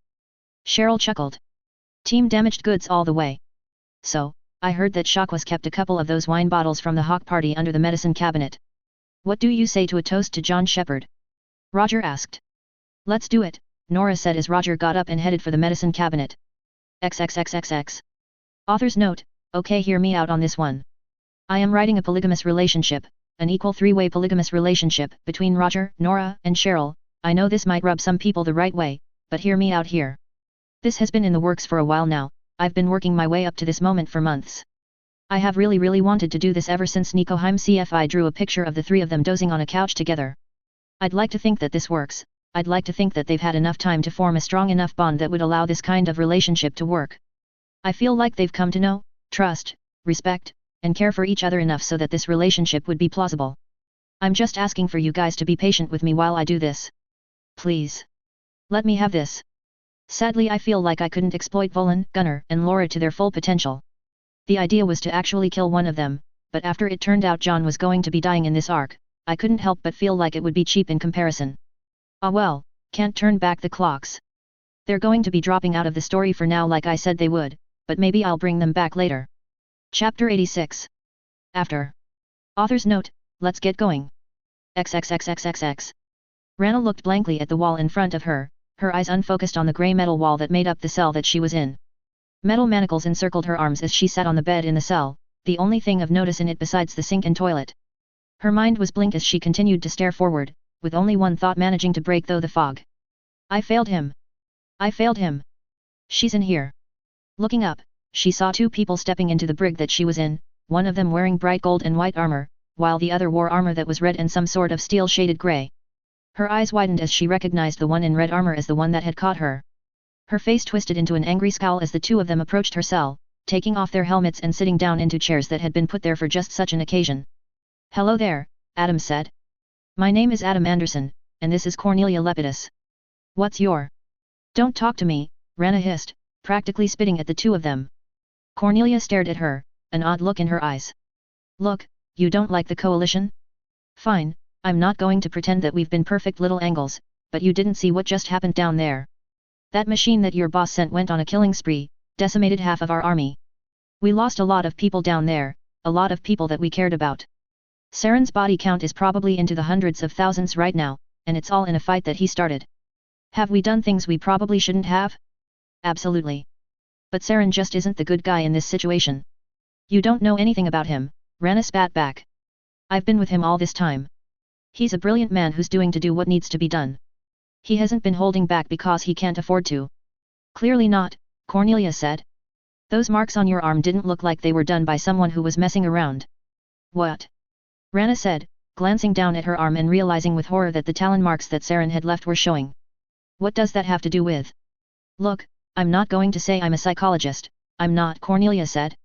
But if someone is working for a person and said person is hurting them, doesn't that kind of imply that fear and force is keeping that person there? I helped him because I wanted to help him. Rana said angrily. It was my choice.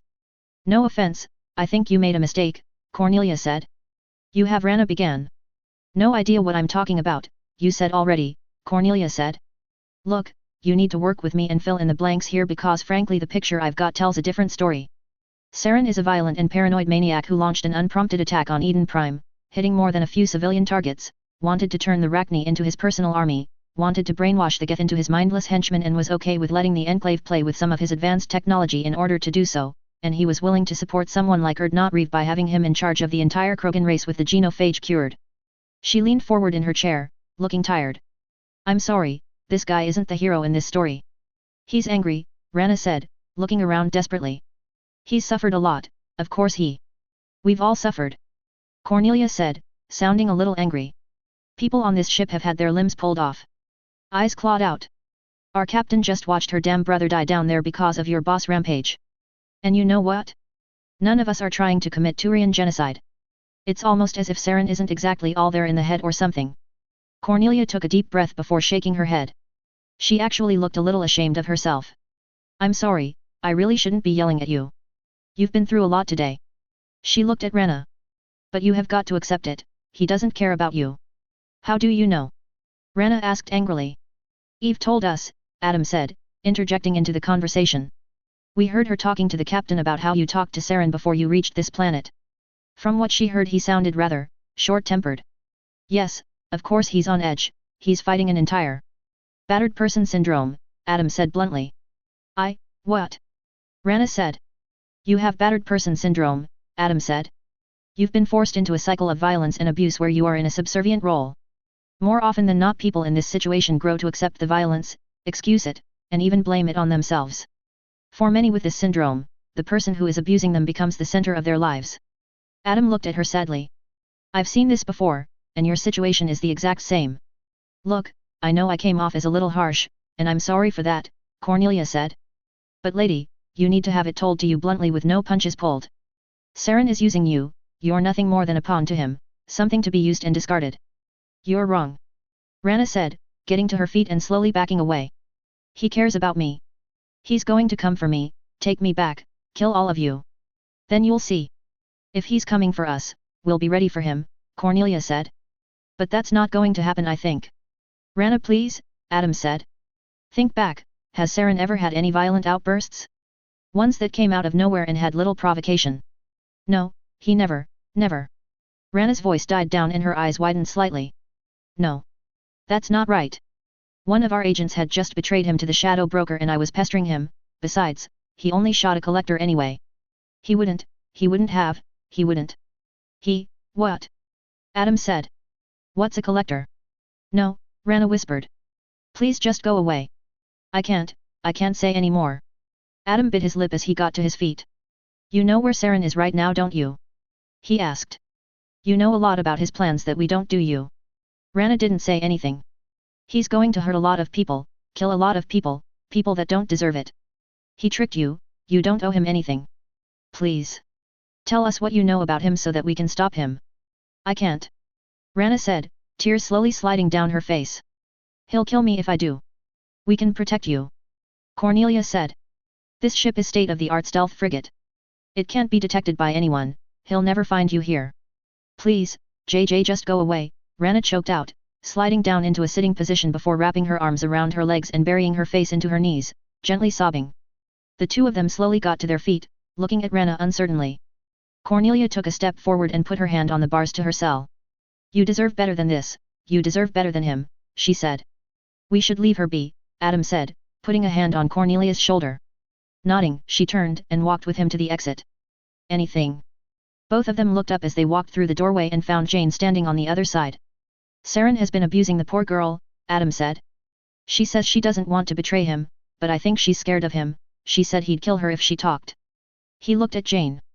Captain, I think that we'd be better off getting information out of her with gentle persuasion rather than brute force.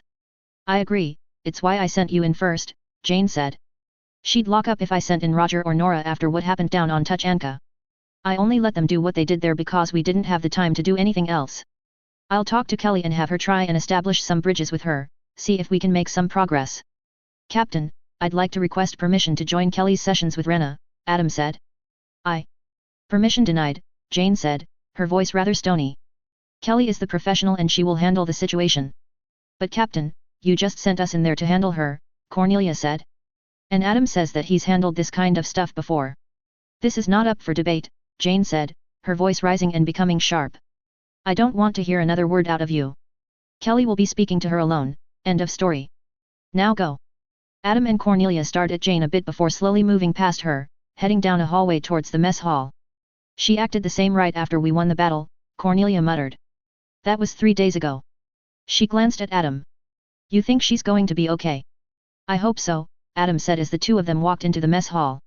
It was mostly empty, there being no meals at the moment, but at the far side 2 people sat at a table, plates laden with salad in front of them. Mind if we join you? Adam said, walking up towards the two, realizing as he did that it was Talai and Folker. Folker said as he pulled his fork out of his mouth, chewing the salad and swallowing before giving a reply. Oh of course, feel free. Adam smiled as he and Cornelia sat down next to the two of them. So, how are the two of you holding up? Surviving, Cornelia said, letting out a sigh as she leaned back in her chair. I'm going to be honest, talking to that girl was one of the most frustrating things I've ever done. She was so hell-bent on defending him even though he apparently shot someone or something when he lost his temper. It's how these things work, Adam said. Normal logic goes out the window for people like her. I know, Cornelia said, sounding frustrated, but when that makes me want to grind my teeth into a fine powder any less, I'll let you know. How exactly are you supposed to make things better? Tailai asked. If she's willing to defend him after he shot a person just because he was angry, I don't think there's much hope for her being convinced that Saren isn't worth defending. It's a delicate situation, it has to be approached carefully, Adam said. She needs to see him from a different angle and accept him for who he really is. Hopefully we'll be able to make some progress once Kelly starts talking to her. I think she'll do it no problem, Volker said. Kelly she just knows what you're thinking and what you need to hear. It helps a lot that she's patient and knows not when to push people too far. Tailai smiled across the table at Volker. Remind me to thank her for the help that she's been giving you at your sessions, she said. I was hoping to join the sessions but, the captain seems firmly against it, Adam said. He hesitated for a moment before continuing. She seems a little more stony nowadays. Can you blame her? Tailai asked. The commander was her brother, do you think she'll be okay? I don't know, Adam said. I honestly think that there's something wrong with her. She'll pull through, Cornelia said. She's tough, she's made it this far. Ashley will too. She and the commander were close, but she's holding up. We'll all make it, because we're tough like that. I know what it feels like. The four of them glanced around to see Jessica entering the mess hall, slowly walking towards their table. She was still clad in her power armor, freshly painted Cerberus emblems on it. I know what it feels like to lose a sibling. Gently, she reached around her neck and clenched her fist around the tangle of dog tags she had there. I managed to survive and your captain, she's a lot stronger than I am. I was a coward, I hid, shoved everything away. She isn't like that. I hope that you're right, I hope that both of you are right, Adam said as Jessica stopped right next to the table. So, where are you heading off to after this? It doesn't sound like Cerberus to stay in one place for too long. Jessica shook her head. I haven't heard anything yet from Miranda. She said that she wanted to get back to operations that we were undergoing in the Terminus systems, but that's all. She wouldn't even tell me what they were. There hasn't been any news about us leaving soon, so I'm on this ship with the rest of you for a couple of more days at the very least. Right, Adam said, pushing his chair out and getting to his feet. I'll be right back. I'm gonna head down to the cargo bay and grab a crate of Nuka-Cola. I think we all could use something ice cold to drink. A Yankee drink? Volker asked. Well, if I don't have a choice.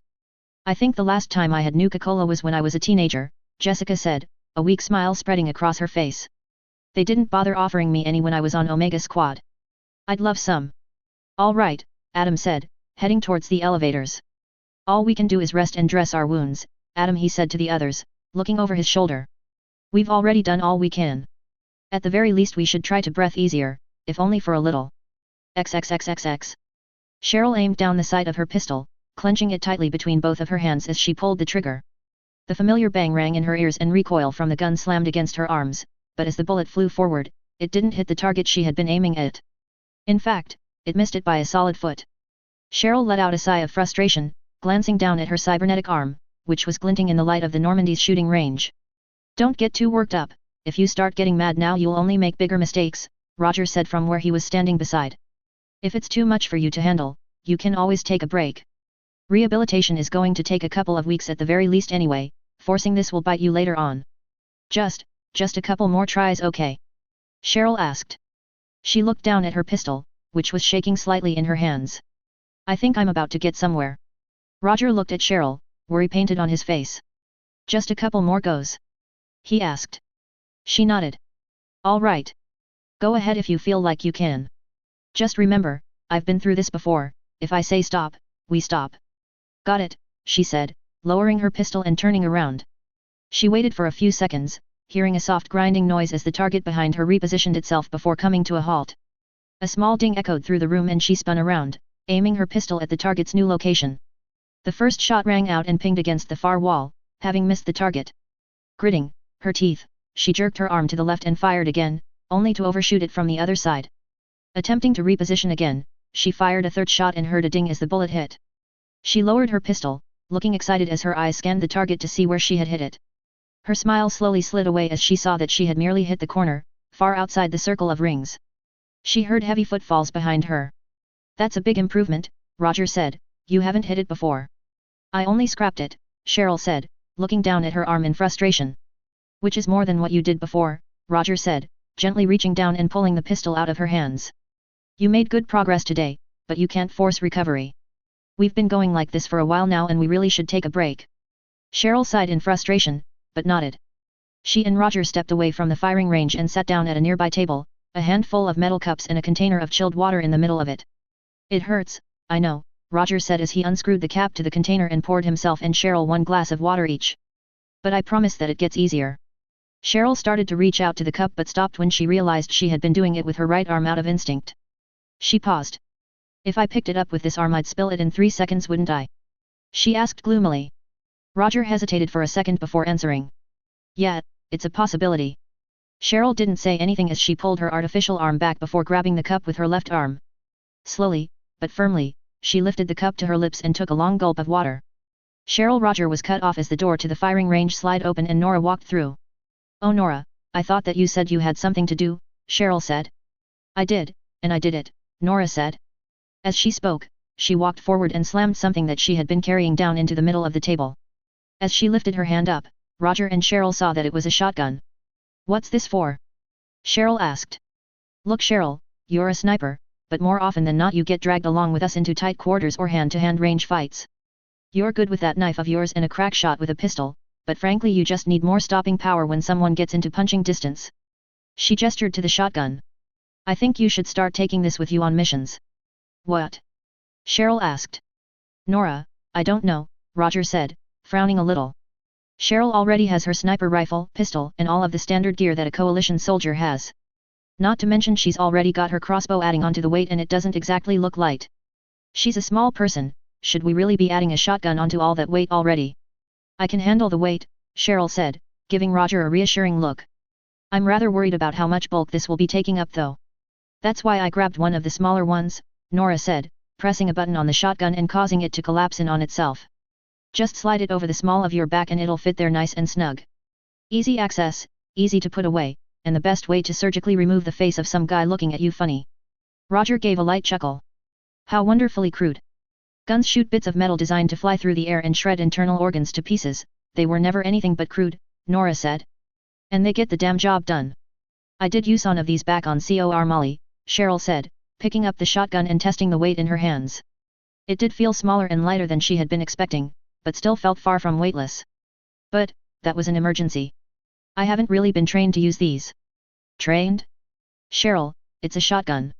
You point it in the direction of the guy pissing you off and pull the trigger. You don't need to be a deadeye, you just need to be close enough, Nora said. It's not exactly a precision weapon. I suppose, Cheryl said. I just hope that I can handle the drawback. With that arm of yours? Of course you can. In fact, I want to show you something.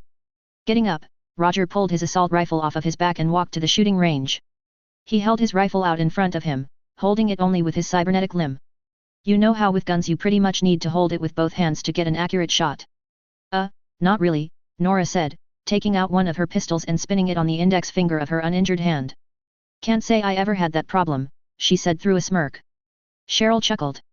If all the biotics in the audience could kindly shut their noise holes I shall continue the demonstration, Roger said, an edge of playfulness to his voice. As I was saying, you know how you need to hold a gun in both hands to shoot accurately?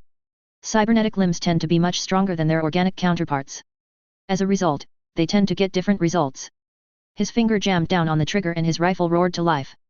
He continued to fire at the target for a solid 10 seconds until his gun finally overheated and the shooting came to a stop.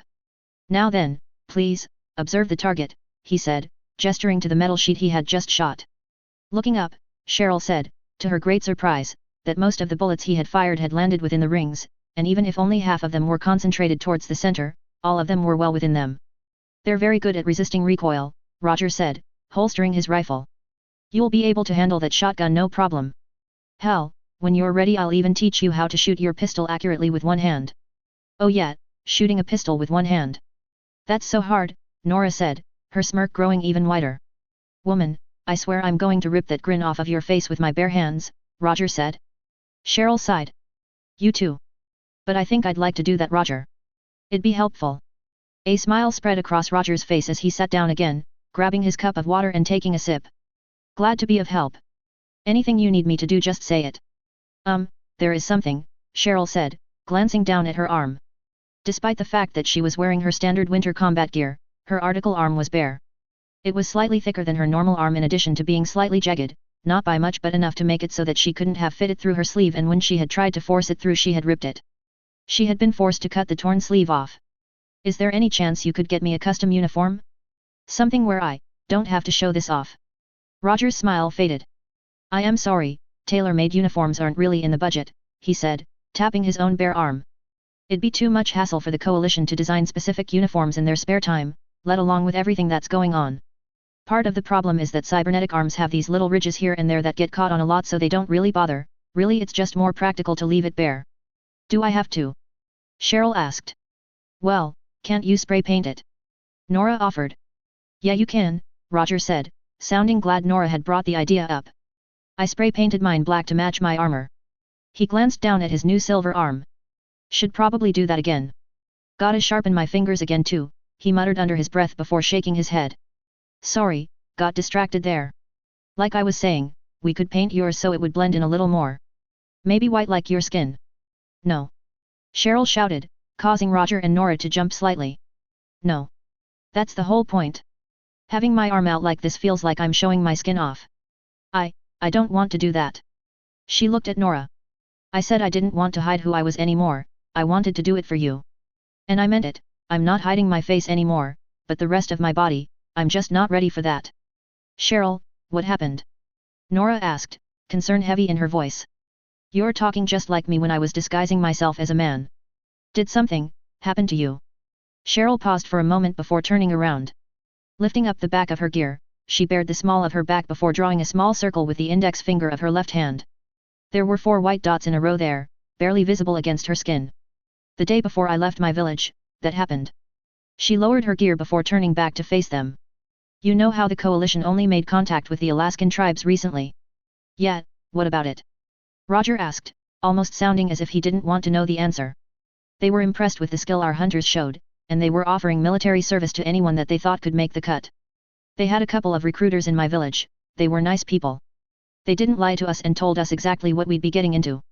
The coalition had given us a lot of luxuries that we'd been without for a long time, heat, medicine, sustainable food forces and plenty of other things, so the elders wanted to make a good impression. They sent some of the best hunters to talk to the recruiters about joining, they made a whole big mess out of it, there was a crowd and everything. She shook her head. I was watching from my hut, I had overheard the other members of the tribe talking about stories they had heard from the recruiters, about other planets and alien species. I was curious, so I decided now would be a good time to go out and talk to one of the recruiters. The woman who talked to me was pretty nice. She was patient, didn't mind explaining things twice and didn't seem that bad. I told her I wanted to think over things for a few days and she told me to take my time. But when I turned around, every last person in the village was glaring at me. Cheryl's hands tightened into fists. They wanted to suck up to the coalition, they didn't want some filthy albino to make a bad impression, I was ruining everything for them. Before I could do anything, a rock hit me in the side of the head. Next thing I know, the crowd is trying to stone me to death. Roger and Nora listened silently, Roger's eyes narrowing while Nora's good hand slowly tightened into a fist. The recruiters were shouting and trying to calm everyone down. I was just trying to run, to get away, somewhere I could hide. I got around 5 steps before someone in the crowd charged me with a pitchfork. She gestured to her back. That's how I got that, she said bitterly. Is he still alive? Nora asked, venom thick in her voice. No, Cheryl said. Good, Nora said. How did he die? Something inside me, I don't know, just snapped. That pitchfork was dull, he had forced it into my back and it hurt like nothing I had ever felt before. I just rolled over as he tried to stab me again and went for my crossbow. She paused for a second before taking a sip of water. I shot him right in the throat. He choked to death on his own blood. She let out a bitter laugh. And get this. You know what happened? Everyone in the crowd started backing away from me, looking like they were about to piss themselves. They were terrified of me. 10 seconds ago they were trying to murder me because I had the audacity to talk to someone without their consent, and when I decided I didn't want to be their punching bag, all of a sudden I'm the monster. And why? Because of my skin, because of my fucking skin. She tightly gripped her side with her arm. I couldn't show any of it without them jumping on me, glaring at me, throwing rocks at me, trying to murder me. She looked up at Roger and Nora. I just couldn't take it, she said. There was a certain desperation in her voice. She wanted the two of them to understand, she needed them to understand. I can't take people staring at me again. Cheryl, Roger said. He reached forward and took her cybernetic hand in his, intertwining their fingers. I'm not going to sugarcoat it. People are going to stare, they're never going to stop staring. Even if you managed to get your arm perfectly covered up, people would still notice that you've got a hand made out of iron now, and if you so much as bang your arm against anything, people will wonder why it clanged. I'd know, it's happened to me twice. You're going to have to learn to accept it. But I... Cheryl said weakly. It hurts, I know that it does, Roger said softly. But you're going to have to confront it eventually, and it's better to rip a bandage off fast instead of drawing it out slowly and painfully. I'll be there for you though, and so will Nora, we'll always be there if you need a shoulder to lean on. Nora nodded as Roger spoke, a small smile on her face. If anyone gets on you for your arm, I'll just break their noses, that fair. Cheryl chuckled weakly, tightening her grip around Roger's hand. I think I can make do with that, Cheryl said. Roger nodded. Good. A moment passed and slowly, Roger pulled his hand away. I think we can afford to go a few more rounds if you want to. Yet, Cheryl said, reaching for her pistol again, a smile on her face. XXXXX.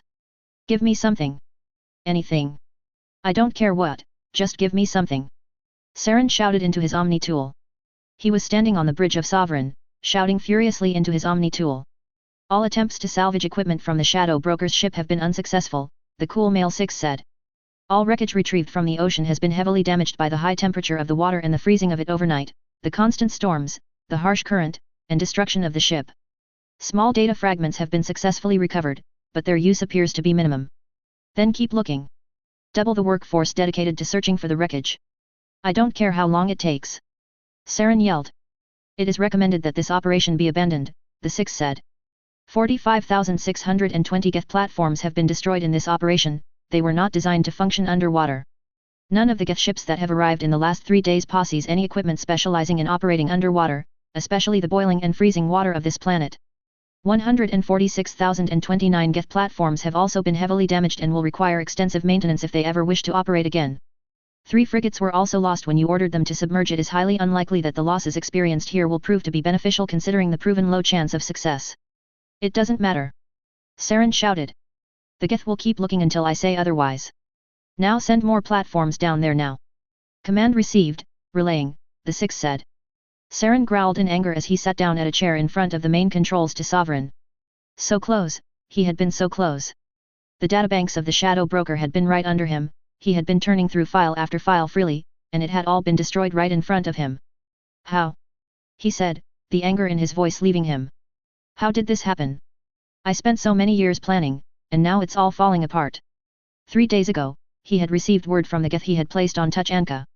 The coalition had attacked the planet along with support from the Turian hierarchy, killed Reeve and put their own chieftain in charge of the Krogan. What was more, they had released the genophage cure on their own and were actually allying themselves with the Krogan. Fools, he whispered.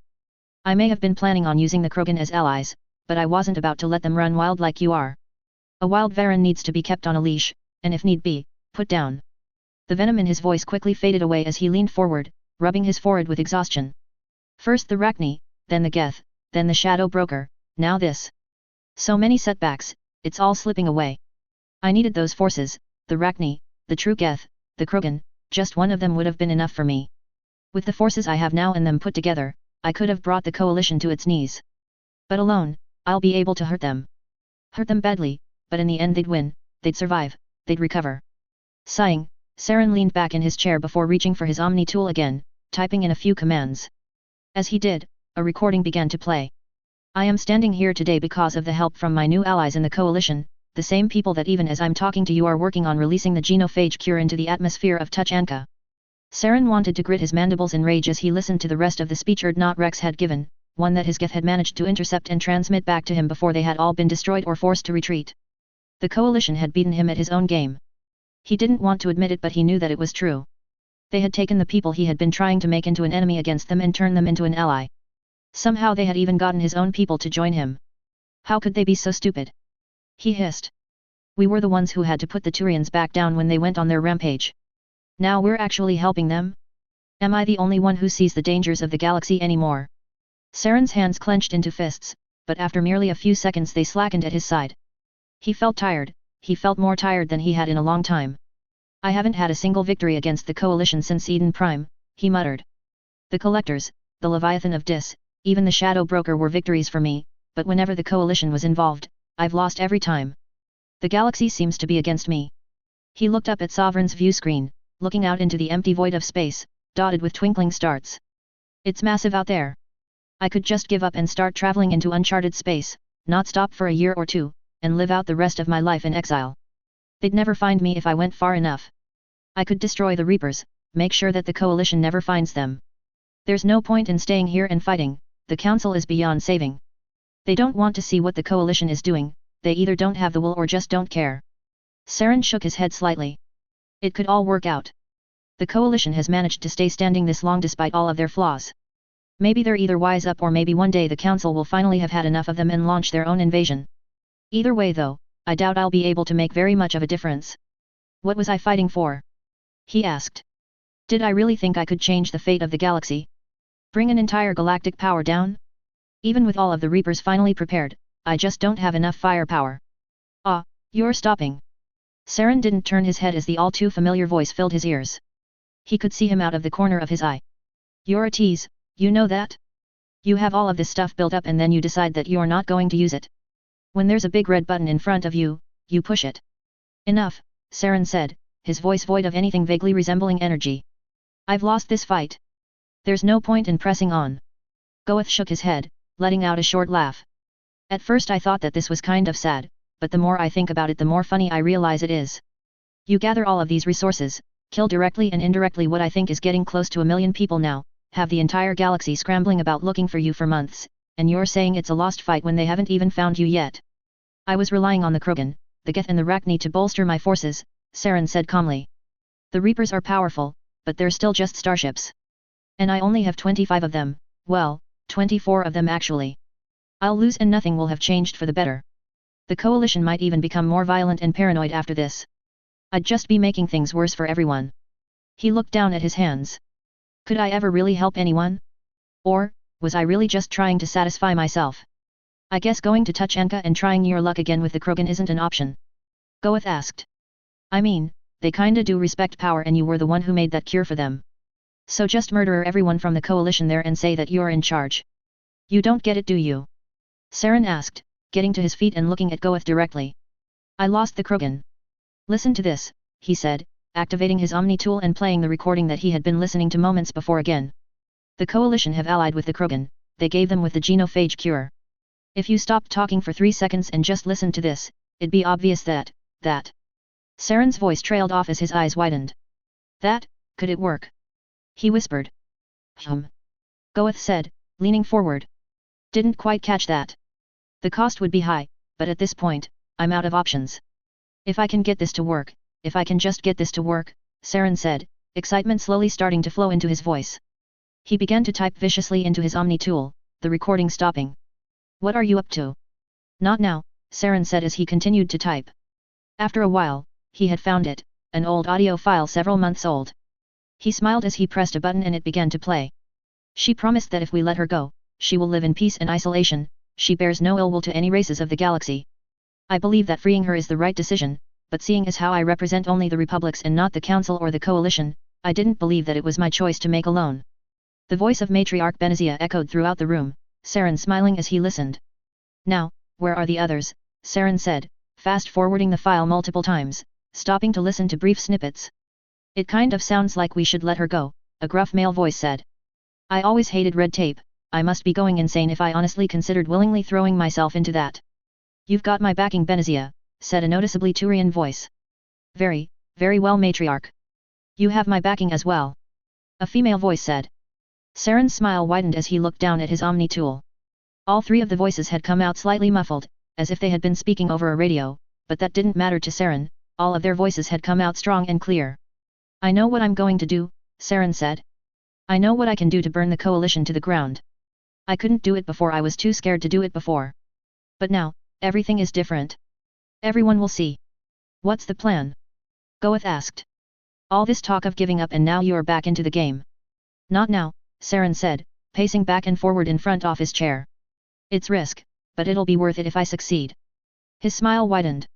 It doesn't really matter if I don't, I'm out of options. This will work, it will. Turning around, he sat down in a chair directly in front of a terminal. All units trying to salvage Shadow Broker equipment, return to your ships. Prepare for immediate departure. And what would the destination be? Goeth asked. Saren smiled as he replied. Palavan. XXXXX. Author's note, Touch Anka is over, but it seems like Saren has one more ace up his sleeve. I'm sorry about the long update times, but A school is swamping me and B. I have trouble staying focused on the game, I get distracted too easily. Well, I hope you enjoy. Chapter 87. Everything falls apart. Author's note, oh dearie dearie dear. I have been working up to this moment for a long time. I mean a long freaking ass time. Now that I'm finally here, I have to admit I'm kind of worried about messing it up. I hope it's actually believable. I mean I think it is, but you always know how it is, you do something you think it brilliant and then everyone looks at you funny. XXXXX. Saren smiled as he opened his Omni tool and brought up a screen displaying the status of his ships as he stood on Sovereign's Bridge. While he had not managed to gain control of the Geth, engineering the conflict between the Coalition and the Enclave had given him the time he had needed. All 24 of the Reapers were fully repaired and battle-ready. He had stopped before reaching Palavan at a rally point where all of them had been folded into the fleet he had, along with dozens of Geth ships and Collector ones. Doing a quick mental count, Saren saw that without the Reapers, the combined totals of the Geth and Collector ships were just above 100, there being noticeably more Geth ships than Collector.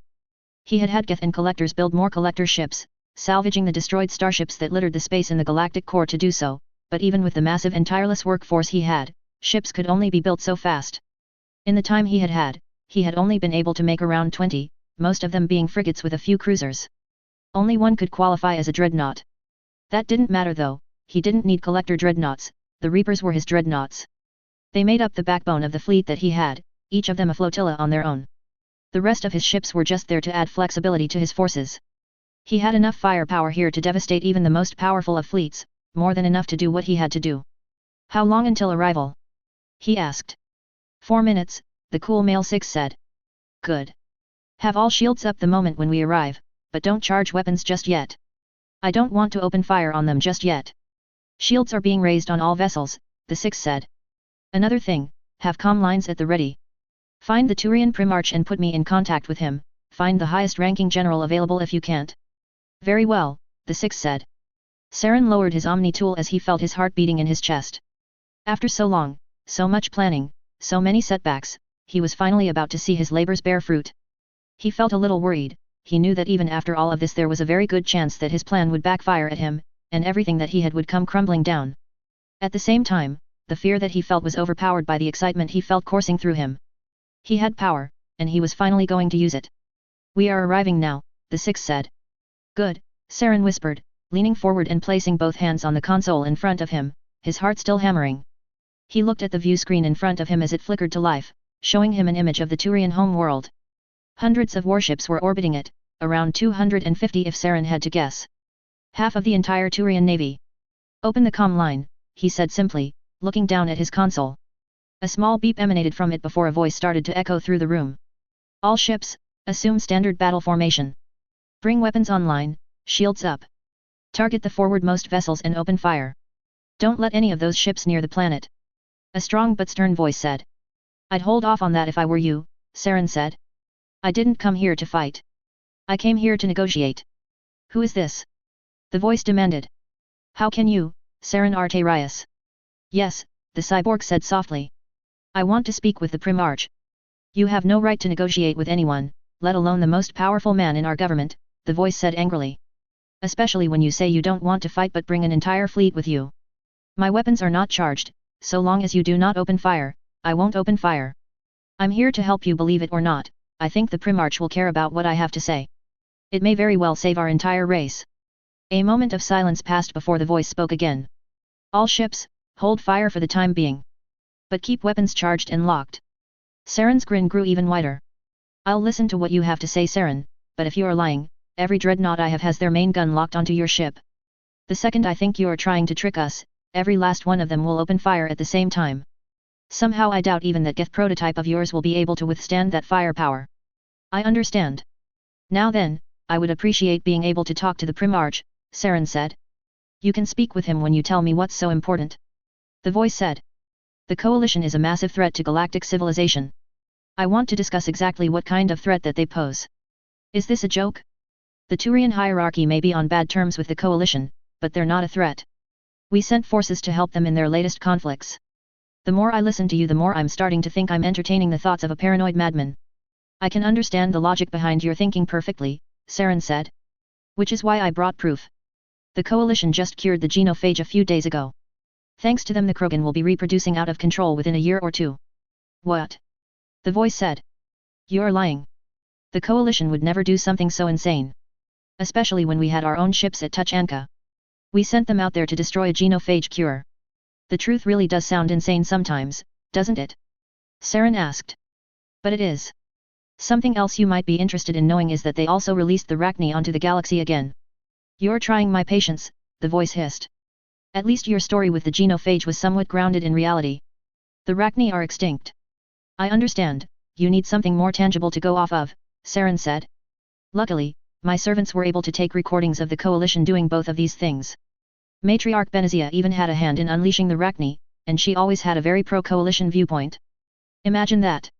As he spoke, Saren activated his Omni tool again and typed into it. It should be there now. For a while that seemed to stretch on, there was silence. Then, the voice spoke again. You must have forged this. This can't be true, it can't.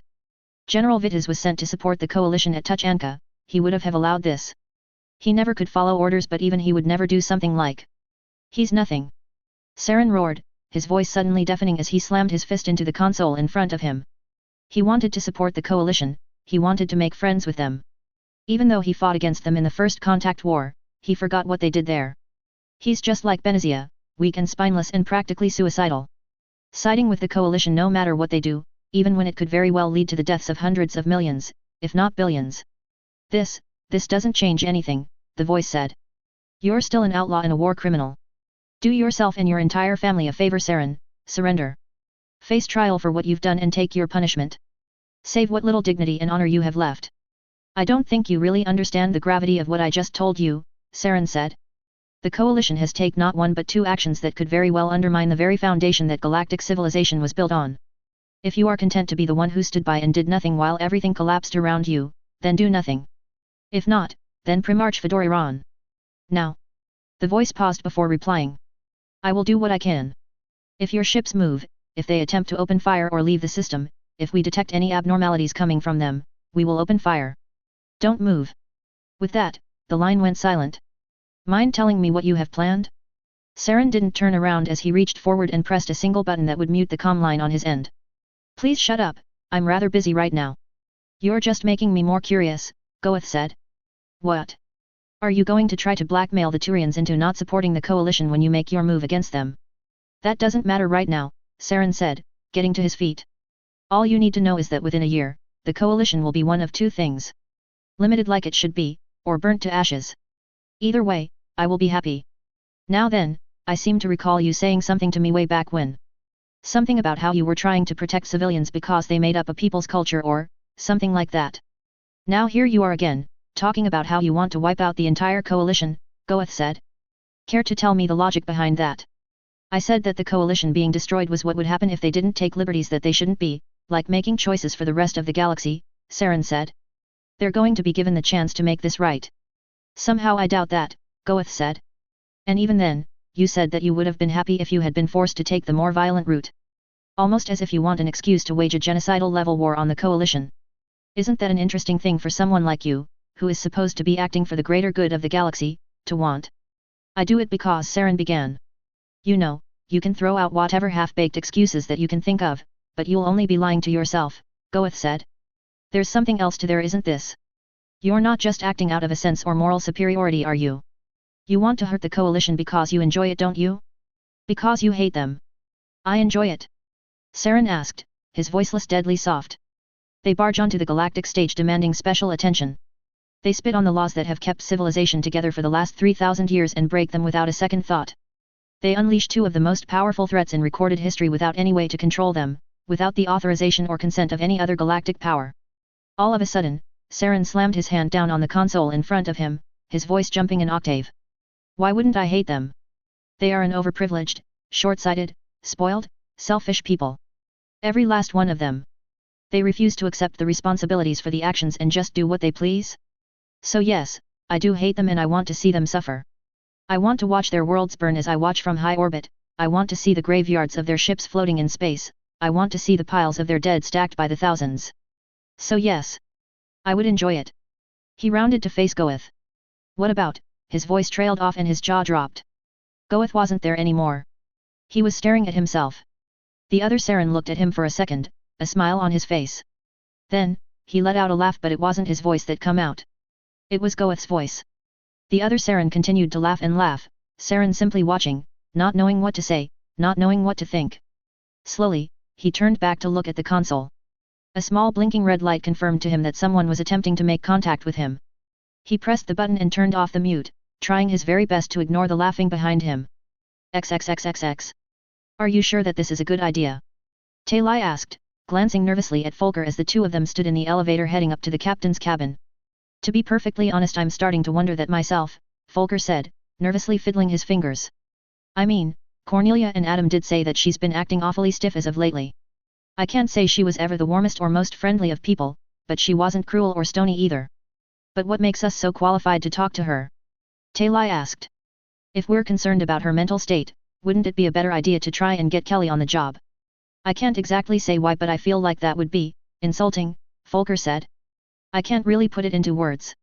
I can kind of see where you're going there, Talai said. Hey, just so you know, we think you need to talk to this person who specializes in talking to people who are messed up in the head. Just throwing that at someone without getting their consent would be just cruel towards them. Imagine if Jane had just forced Kelly to talk to you without your consent. Folker nodded. Yeah, that's what I was trying to get at. Besides, I don't think she needs a professional consoling here just yet. I think she just needs to talk to someone. With a clang, the elevator slid to a halt. At least I hope that's what she needs. The two of them started forward as the door slid open, but they hadn't taken more than 2 steps when they came to a screeching halt. Jane was standing on the other side of the door. Oh, Captain, Talai said, uncertainty heavy in her voice. I wasn't expecting to meet you out here. I thought you'd be in your cabin. Jane wasn't wearing her power armor, she instead seemed to be wearing her civilian cloths, her hoodie and sweatpants to be specific. Oh, she said, her voice dull. Is there anything you two need? I just...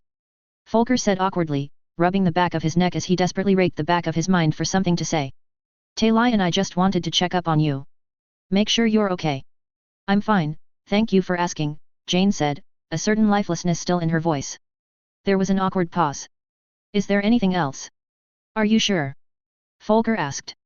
I mean, you've been kind of distant as of late. It kind of feels like something is wrong. Nothing is wrong, Folker. I appreciate your concern, but right now we have other things we need to focus on. Saren will probably try to retaliate after what we've done here, and we need to be ready for when he does, Jane said. Captain, please, Talai said, taking a step off of the elevator, stopping directly in front of Jane. You haven't been yourself as of late, we've been. Her voice trailed off as she felt something damp on her foot. Looking down, she saw a splatter of bright crimson blood on the top of her environmental suit. Her eyes slowly traveling upward, she realized with a pang of horror that Jane's right hand was closed into a tight fist, blood slowly dripping down from it. What happened? Jane looked at Talai, her face emotionless as she stared. Talai looked back, rooting herself to where she stood. Captain, please tell me what happened. Something about what she said seemed to make Jane deflate a little. She looked down at the ground, almost as if in shame. I punched my model ship display case, I was heading down to the medical bay to get some Medi-gel. Captain, please let us come in, Talai said, glancing at the door to the captain's quarters. We can help you. I'm fine. Jane insisted, raising her voice. I just need to stop the bleeding and everything will be fine.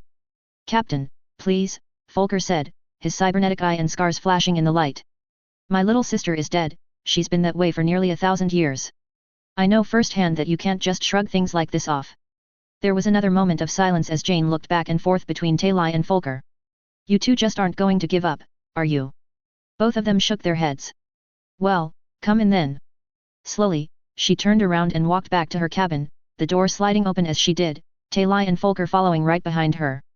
The room was rather spacious, at least by military bedroom standards, with a massive fishing tank taking up the leftmost way, with a desk to the right and a bed at the far end of the room. A glass case between the study and the bed had been shattered, fragments of glass lying on the floor, a few of them stained with blood. What is it? Jane asked, sitting down on a couch near the bed. Hold on, let me see your hand, Tailai said, producing a canister of Medigel as she sat down next to Jane. Hesitantly, Jane reached out and opened her hand, revealing a deep and nasty gash in the center of the palm of her hand. Gently, Tailai began applying Medigel to it, slowly layering it on as the bleeding began to thin. He liked those things, you know, Jane said, looking up at the case of model ships, most of them still intact although one or two dangled awkwardly, one looking like it had been snapped in half. Captain. Folker said, looking down at Jane, at a loss for what to say. He seemed to like everything really, Jane said, pulling her hand away from Tailai and wringing it with her other one. Nothing really seemed to get him that upset. He always had a smile on his face. He was just a nice person. He was, Tailai said. He'll be missed. I know he will, Jane said, her voice slightly choked. You couldn't have done anything to help him, Folker said. That thing was killing people by the thousands. He sacrificed himself to save every last one of us, you included. You should be proud of him. I am proud of him, Jane stuttered. As she did, a lone tear slid down her face. But it doesn't change that he's gone. I know it doesn't, Tailai said softly, putting her hand on Ashley's shoulder. I knew that something like this was going to happen. When I got this ship I knew that someone would die under my command, she whispered, more tears dripping down her face. I didn't think it'd be him. He died under my command. How am I supposed to tell Mom? Tailai glanced at Jane's desk and saw that her terminal was glowing, a handful of words scattered across the screen. Is that what you were doing up here? Jane nodded, the tears flowing faster and heavier. I keep trying to write a letter to her. I get as far as saying hi before I stop. What am I supposed to do? Say John's dead, or that your son died bravely on the battlefield. I can't, she stopped to take a rather wet sob, I just can't do this. Tailai and Folker looked at each other, wondering what to say when a noise reached their ears. Looking at the origin, they saw that the door to the cabin had slid open and Ashley had walked in.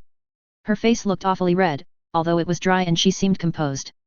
Oh, I wasn't expecting you two up here, she said, looking at the young couple. That won't be a problem, right?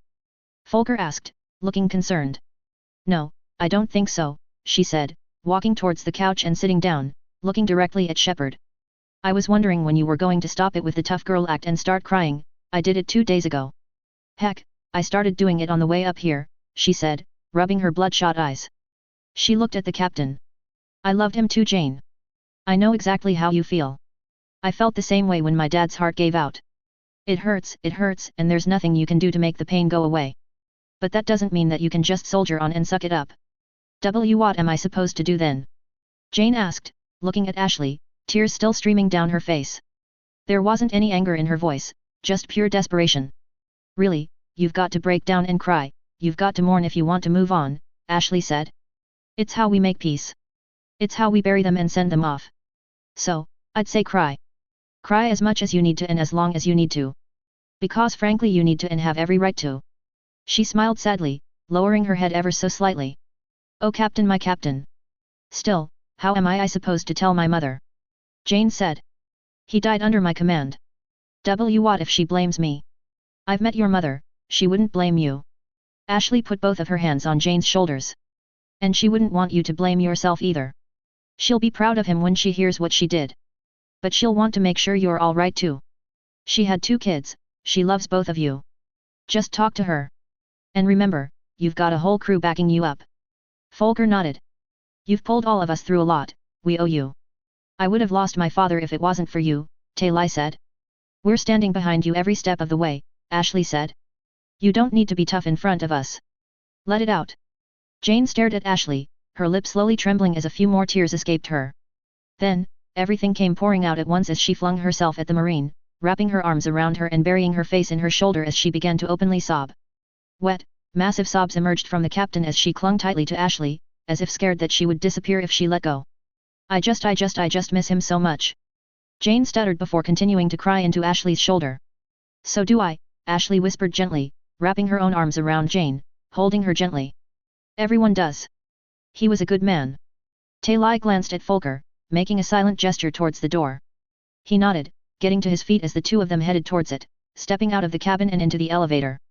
I think she has things under control, Folker said, pushing a button that would take them down to deck 4. She handled it better than we did anyway. She apparently knew the two of them since they were little kids, Taylai said. Their relatives fought together in the first contact war, fighting like that forms a bond between some people. It makes sense that she would have known what to say better than us. I know, Folker said. It's just that, I don't know. I've never been the best about comforting people. Whenever someone comes to me looking for comfort, I just lock up. I don't know what to say, it's why I stumbled when we were talking to Jessica. You handled that well, Taylai said, reaching out and taking Volker's hand in hers, gripping it tightly. The captain has been keeping her walls up, it's why we had a hard time reaching her. I hope she'll be all right, Folker said, giving Taylai's hand a small squeeze. She will be. We've all been hurt in the past, everyone on this ship. We managed to get over it. I managed to get over my hatred of the Geth, and I'm not a captain like she is. I hope so, Folker said. But, she looked in pretty bad shape. How long will it take her to recover from this? The two of them didn't say anything to each other. Back up in the cabin, Ashley still hugged the sobbing woman, her tears flowing without end. XXXXX. Anderson, are you certain that this information is accurate? Admiral Hackett and Anderson were both sitting in Udina's former office. The role of human ambassador to the council had been handed back to Raoul, the necro-human looking at the two admirals from across his desk, eyes wide. I am certain, I triple-checked with Admiral Marcus to make sure he wasn't pulling a cruel prank on me, Anderson said. This is happening, the genophage has been cured. Admiral Marcus authorized it. I thought General Vitas had just as much of a hand in it though, Raoul said, looking at Anderson. That's what you said, isn't it? That's the only silver lining I can see right now, Anderson said. The council won't be happy to hear this. In fact, I might even go so far as to say this might be the most we've ever pissed them off. General Vitas signing off on this along with Admiral Marcus might deflect some of what's coming our way, but it doesn't change the fact that the operation on Tuchanka was mostly coalition.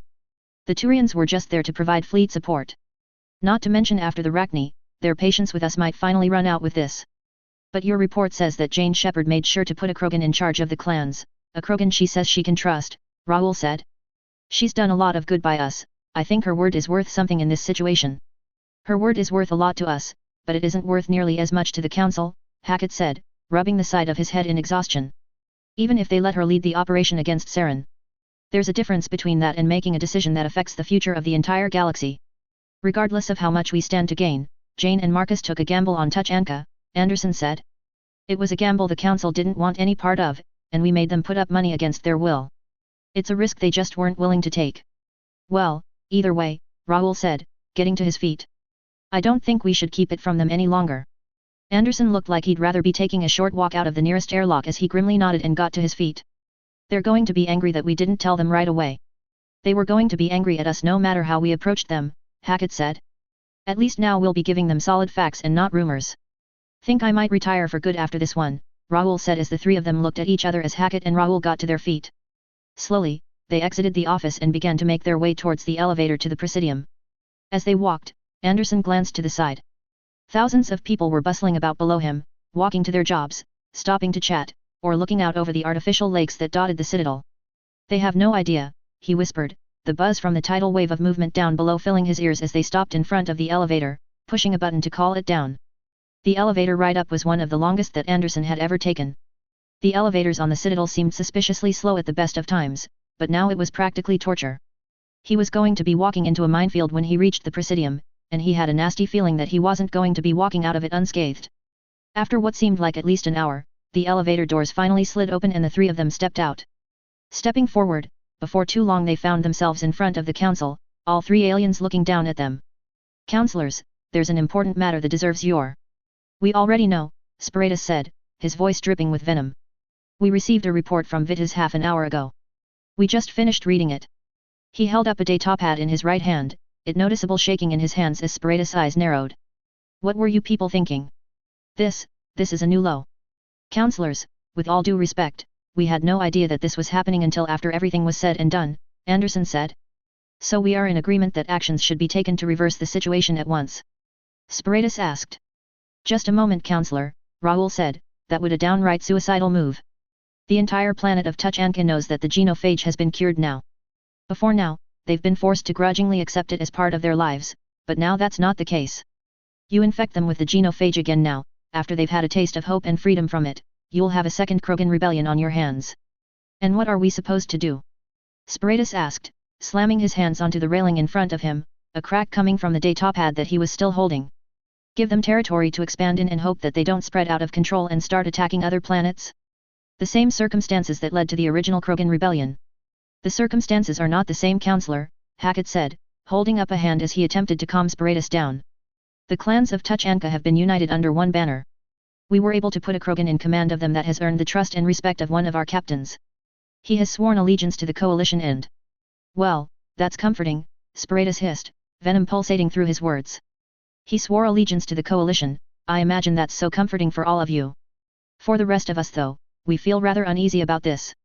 He's been cooperating with the crew of the Normandy ever since their mission to hunt down Saren started, Anderson said.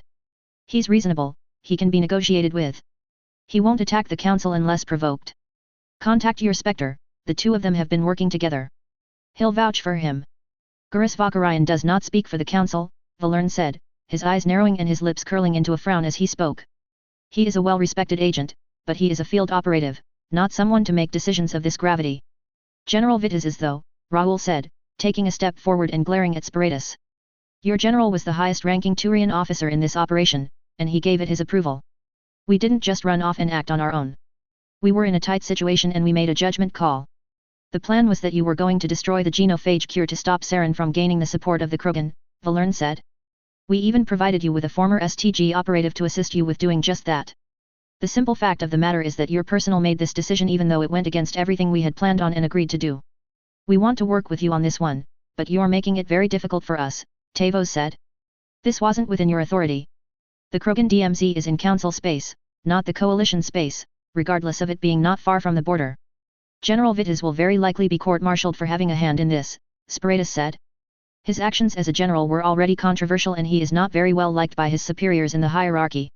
I am hoping that you have more to defend your actions than saying an officer who will most likely be stripped of his rank soon told you that it was all right. We didn't, Anderson began, but before he could finish a loud beeping noise filled the room. What is that? An incoming transmission, Trevos said, holding up her Omni-tool and typing into it. From, the Turian Primarch? And the Solarian Dolatras. It would seem that Vitas' report made its way to the top of the chain of command, Spiritus said grimly. Very well. Let's hear what they have today. Typing into his own Omni-tool, Spiritus looked at the space between the council and the coalition personnel as two flickering yellow holograms appeared, one of a Turian in armor, the other of a Solarian in robes. Primarch Fedoriran, Dolatras Linran, what do we owe the pleasure? Tavos asked. We have received some distressing news, Fedoriran said. News about the coalition regarding the genophage, and the Rachni. He turned to look at the council. Why were we not informed that the Rachni have been set loose on the galaxy? What? Spiritus said. Anderson, Hackett, and Raoul all stiffened as the Turian spoke. They had been expecting many things today. This had not been one of them. We just received word from a source that both the Rachni and the Krogan have been re-established as potential threats to the rest of the galaxy because of the actions of the Krogan, Linran said coldly. And yet you decided not to share this bit of information with us. Why is this? The coalition claimed that the Rachni would pose no threat, Valern said. Matriarch Benazia joined minds with the Queen and saw that she would not attack other species. We didn't want to spread unnecessary panic in case she turned out to be right. Cowardice, pure and simple then, Linran said. Perhaps paranoia considering that you allowed a Turian Spectre onto a human ship, gave a human on that ship honorary Spectre status, and in under a month they did this. It seems like you were merely protecting your position and the status of your family, Valern. Valern looked extremely uncomfortable as he took a step back, panic in his eyes as he looked at Linran. But we will deal with you later, Linran said. We have more pressing matters to deal with regarding the coalition. It's good that they're already here, it saves us the trouble of calling them up. Just a moment, Hackett said. Where did you get this information? The Solarians are excellent spy masters, I see no reason to tell you how, Linran began, but Fedoriran interrupted her. They'll find out before too long, he wasn't exactly trying to be subtle when he gave me the news. He let out a sigh. I received this information from Saren. What? Spiritus said, grabbing the railing in front of him and leaning forward. You know where he is? That doesn't matter, Linran said. We have decided that for the moment, Saren is not the most pressing threat to the Council. She turned to look at Hackett. You will reduce the size of your fleets to match the parameters set by the Treaty of Ferrixon, you will cease all future research endeavors into artificial intelligence, and you will join the Council as an associate race. If you do not comply with these demands, then we will have no choice but to declare war on you. A moment of silence passed in the Council, a moment where the very air itself seemed to be thick. Tavos broke it. You can't be serious, she said. The coalition's judgment in the past has been extremely poor, they overextend their authority far too often, but to declare war on them. I'm not fond of them Primarch, but going to war with the coalition would be suicidal. Sparatus said. Their military size is second only to our own. They've made allies with the Quarians and the Krogan too. Even the Enclave would come to their aid simply to protect human strength. What you're suggesting would tear the entire galaxy in half. I must agree with Tavos and Sparatus, Valern said. The death toll would be astronomical, we stand to lose too much. I don't think you understand, Linren said. We're not asking for your permission. We are the leaders of the Turian and the Solarian governments, this is our decision, not yours. You three act as a compromise between the three member species of the Council to ensure we all have a say. You are no longer required. There aren't any representatives from the Asari republics here. Tavos interjected. You don't speak for the matriarchs. We've already contacted them, they are no doubt discussing the matter even as they speak, Linren said. They lack a single leader like the two of us, so it will no doubt take time for them to vote on the matter. I am confident that they will support our claim, and if they do not, I am confident enough in our resolve to continue without them. I am asking you to cooperate, Fedoriran said, looking Hackett directly in the eyes. You have done massive amounts of damage to galactic stability. The Council may be cruel and tyrannical in your eyes, but we are fair. Once the coalition proves its worth to the galactic community, they will grant it a seat on the Council and enjoy the same rights all member species do. I would rather avoid bloodshed if possible. Explain something to me, Hackett said. You've been in contact with Saren, a well-known war criminal. Did he tell you that he was planning on using the Rachni and Krogan for himself? That he was trying to do the same with the Geth? About the genocidal war he was no doubt planning on launching with them? He didn't, but I'm not particularly surprised that that is the truth, Linren said. Saren has many powerful war assets, but he is but one person. We will be able to deal with him, especially now that we know where he is. In the meantime though, he may actually prove to be a useful ally. He will be disposed of once we no longer have any use for him of course, he is too dangerous to be allowed to from freely. But if you chose to be uncooperative, his usefulness may be needed. You will have a week to start reacting to our demands. Linren smiled. Really you should be grateful. My kind doesn't see the point in acknowledging that we are about to start a war. With that, the two holograms disappeared. What do we do? Valern said, looking at his fellow counselors. I need to contact the matriarchs at once, Tavos said, maybe they can be persuaded to talk some sense into those two, or at the very least stand against them. I'll see if I can talk any sense into some of the hierarchy generals, Sparatus said. I'll probably need to enlist Vita's help on this. He shook his head. I'd never thought that the day would come. My family might be able to do something, Valern said. We have strong political ties, but if the Dalatras has spoken, I'm not sure how much it will help. Admirals, Ambassador, Tavos said, looking at the three of them. We will do everything in our power to stop this.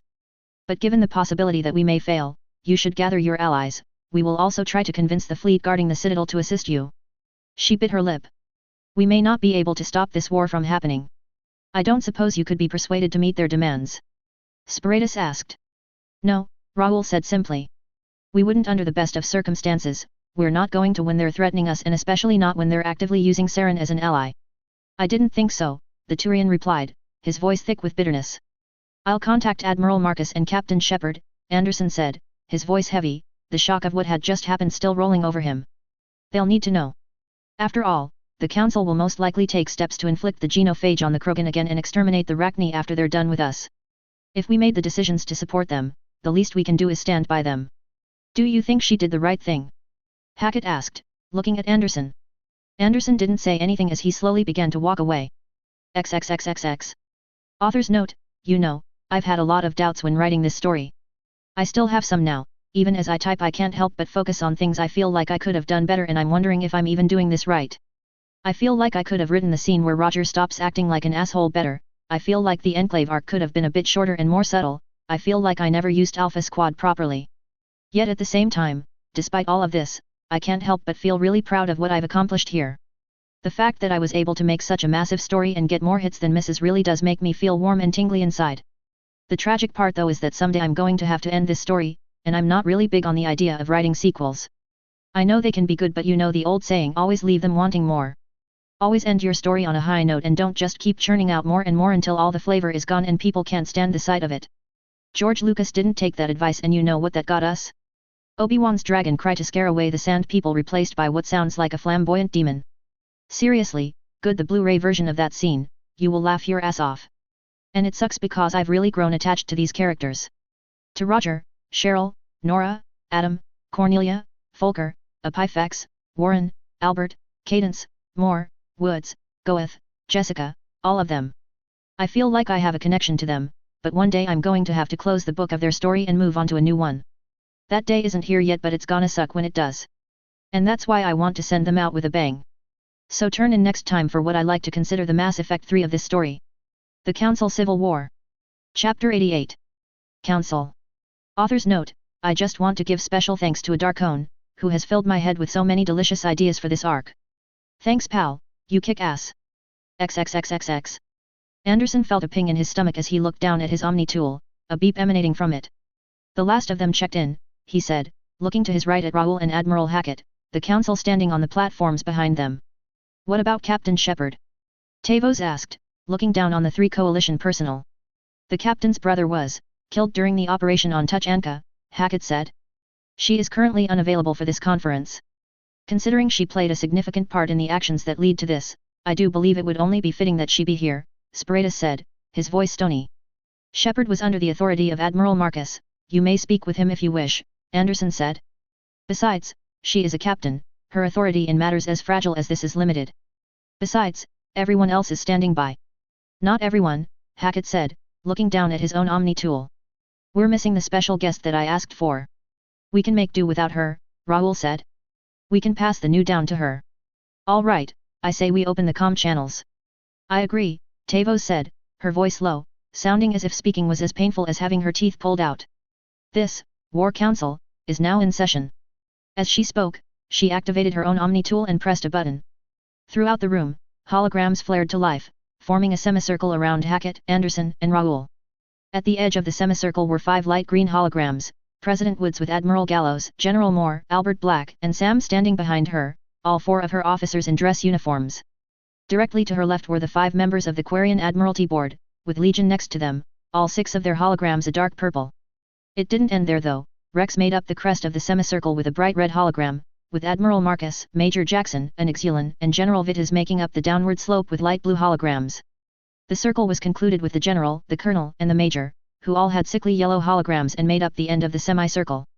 All 19 of the holograms looked around at each other, many of them wary. May I ask what they are doing here? Albert said, his voice neutral as he pointed across the room at the 3 leaders of the army. Why are you looking at me like that? The Major hissed, his voice low and dangerous.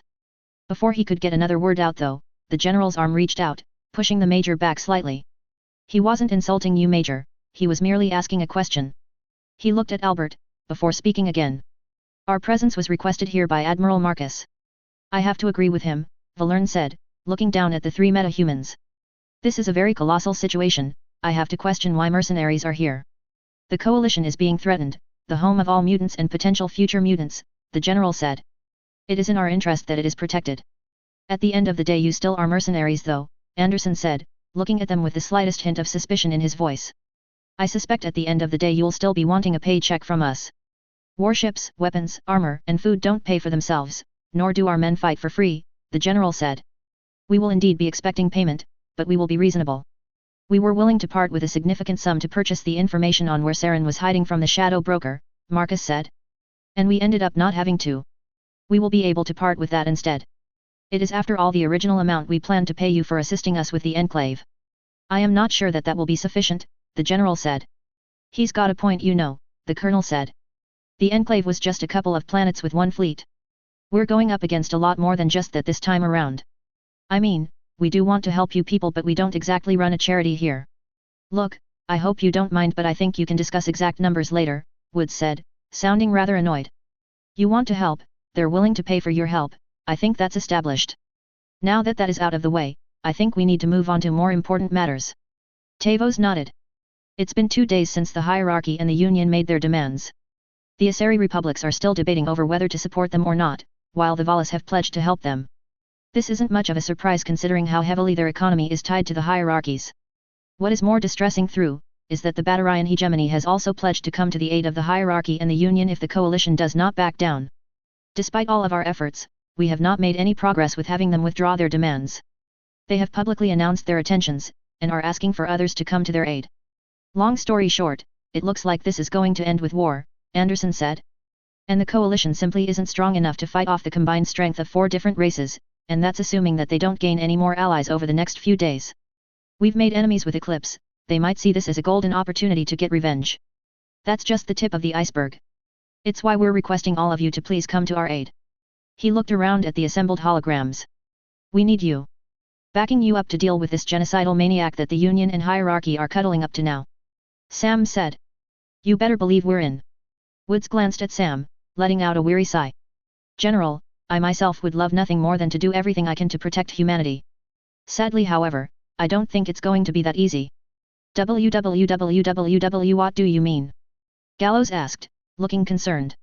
Elections are only a year away, and if it comes to shots fired, I think that this war is going to last a lot longer than that, Woods said. And running into something like this all out, raising taxes, sending people out to die with the massacre in New DC still fresh in people's minds, my popularity would plummet, I'd be throwing votes away. So you're willing to just stand by and watch if it means you get re-elected? Sam said angrily, looking at Woods, you're shitting me, right? General, if I were to lose popular support by stretching the enclave too thin, my opponent would ride to victory promising to end the war, and any chance of providing even the smallest support to the coalition would be gone, Woods said. And I didn't say that, I said I couldn't afford to go all out. I want to help, but I'm in a very tricky position right now. My people are still hurting from the rebellions and the attempted coup. And because of the coup, I'm not sure which officers I can trust and which ones I can't. I have to pick my next move carefully. So what are we going to do? Moore asked. Woods cleared her throat, looking at Hackett. There was an influx of warships built to be added to the Enclave Navy recently. A combination of replacing the ones we recently lost and expanding the Navy as we starting to colonize other planets. As such, our Navy now stands at 200 ships strong. I believe I can spare 75 of them to help you. That's less than half, Raoul pointed out. Like I said, I can't afford to spread myself too thin. The people would be in an uproar if they learned I sent the entire Navy away, and I need to keep an eye on some of my less trustworthy officers, the ones who were a little too quick to side with Crawford. Besides, his eyes glanced up and down the rows of holograms. Not to pick a fight, but considering we aren't on the best of terms with our new neighbors, I wouldn't feel comfortable leaving ourselves defenseless. Especially to a power that nearly invaded our home world not too long ago. Sadly, it is very much the case with us too, Shailaron said. The process of settling the home world is proving to be a very long and complicated one. It could very well take weeks or even months until the entire race is settled, even with the assistance of the Geth. But with everything that has happened between us, the Conclave has been insisting that we maintain our military fleet in case of an attack by either the Enclave of the Geth. It is possible that we would be able to spare some of them, Han Gerel said, but we would need the majority of them to remain behind to guard Renok. In many ways, the Quarian people are more vulnerable now than ever. Geth are also still in the process of moving critical infrastructure out of Creator's home system, Legion said. Destruction of this infrastructure could prove to be devastating to Geth. However, we have many warships available, we will be able to protect them and send reinforcements. He looked to his left at the Quarians and Enclave personnel. We recommend our forces joining to form a single fleet, to improve efficiency. From Wood's President's claims and the observations we have made of the Creator's fleet, we estimate that the fleet's total size would be 300 warships. I suppose that might be for the best, with the Goliath at the head that just might be enough firepower to make a difference, Woods said. I'm a little uncomfortable about the idea of having Geth ships and Quarian ships so close together, Han Gerel said. Considering the limited amount of support the three of us will be sending, it seems that we don't have much of a choice in the matter, Raelzora said. With the amount of forces that are being amassed against us, splintering out forces would prove to be disastrous to us. All three of us are just chipping in bits and pieces, Sam said, sounding irritated. I mean, the combined forces that we're sending out is around equal to what one of us could do if we went all in.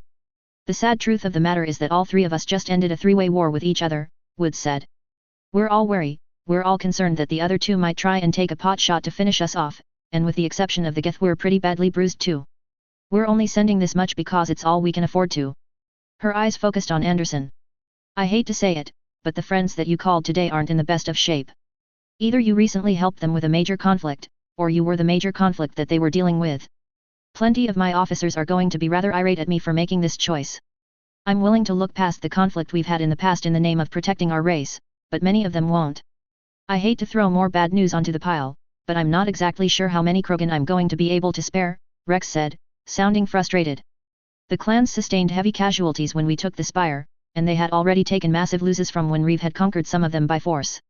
The blood pack seems more keen on sticking with us now that we have the cure, so we have them to fill in the ranks, plus some ships. The problem I have is that I'm going to need Krogan to stay on Tuchanka so we can begin repopulating. Krogan breed fast but not that fast, it's going to be a while before we can get our population back to the pre-rebellion numbers. Tavos raked the gathered representatives with her eyes, fighting back the urge to swallow out of nervousness. I may be able to speak with Matriarch Lydania, she's the commander of the Destiny Ascension. She's earned the respect of the Citadel Defense Fleet, with any luck she can convince the majority of them to remain loyal to the Council itself and not return to its member species. My fleet will support where it can, General Vitas said. But, I couldn't bring myself to force my men to fight against the hierarchy against their will. I told all who did not wish to say to return to hierarchy space. 27% of my ships have departed, but the rest are standing by for your support.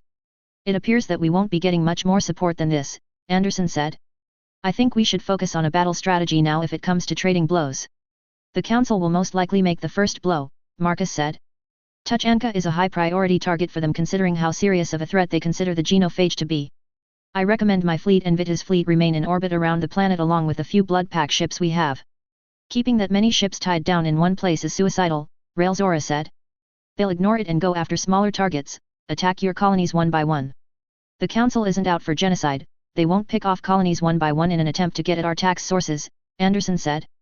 We aren't dealing with a terrorist with a grudge to pick. If Saren goes off on his own and starts attacking civilian populations just for its own sake, he'll lose any support he had from his allies.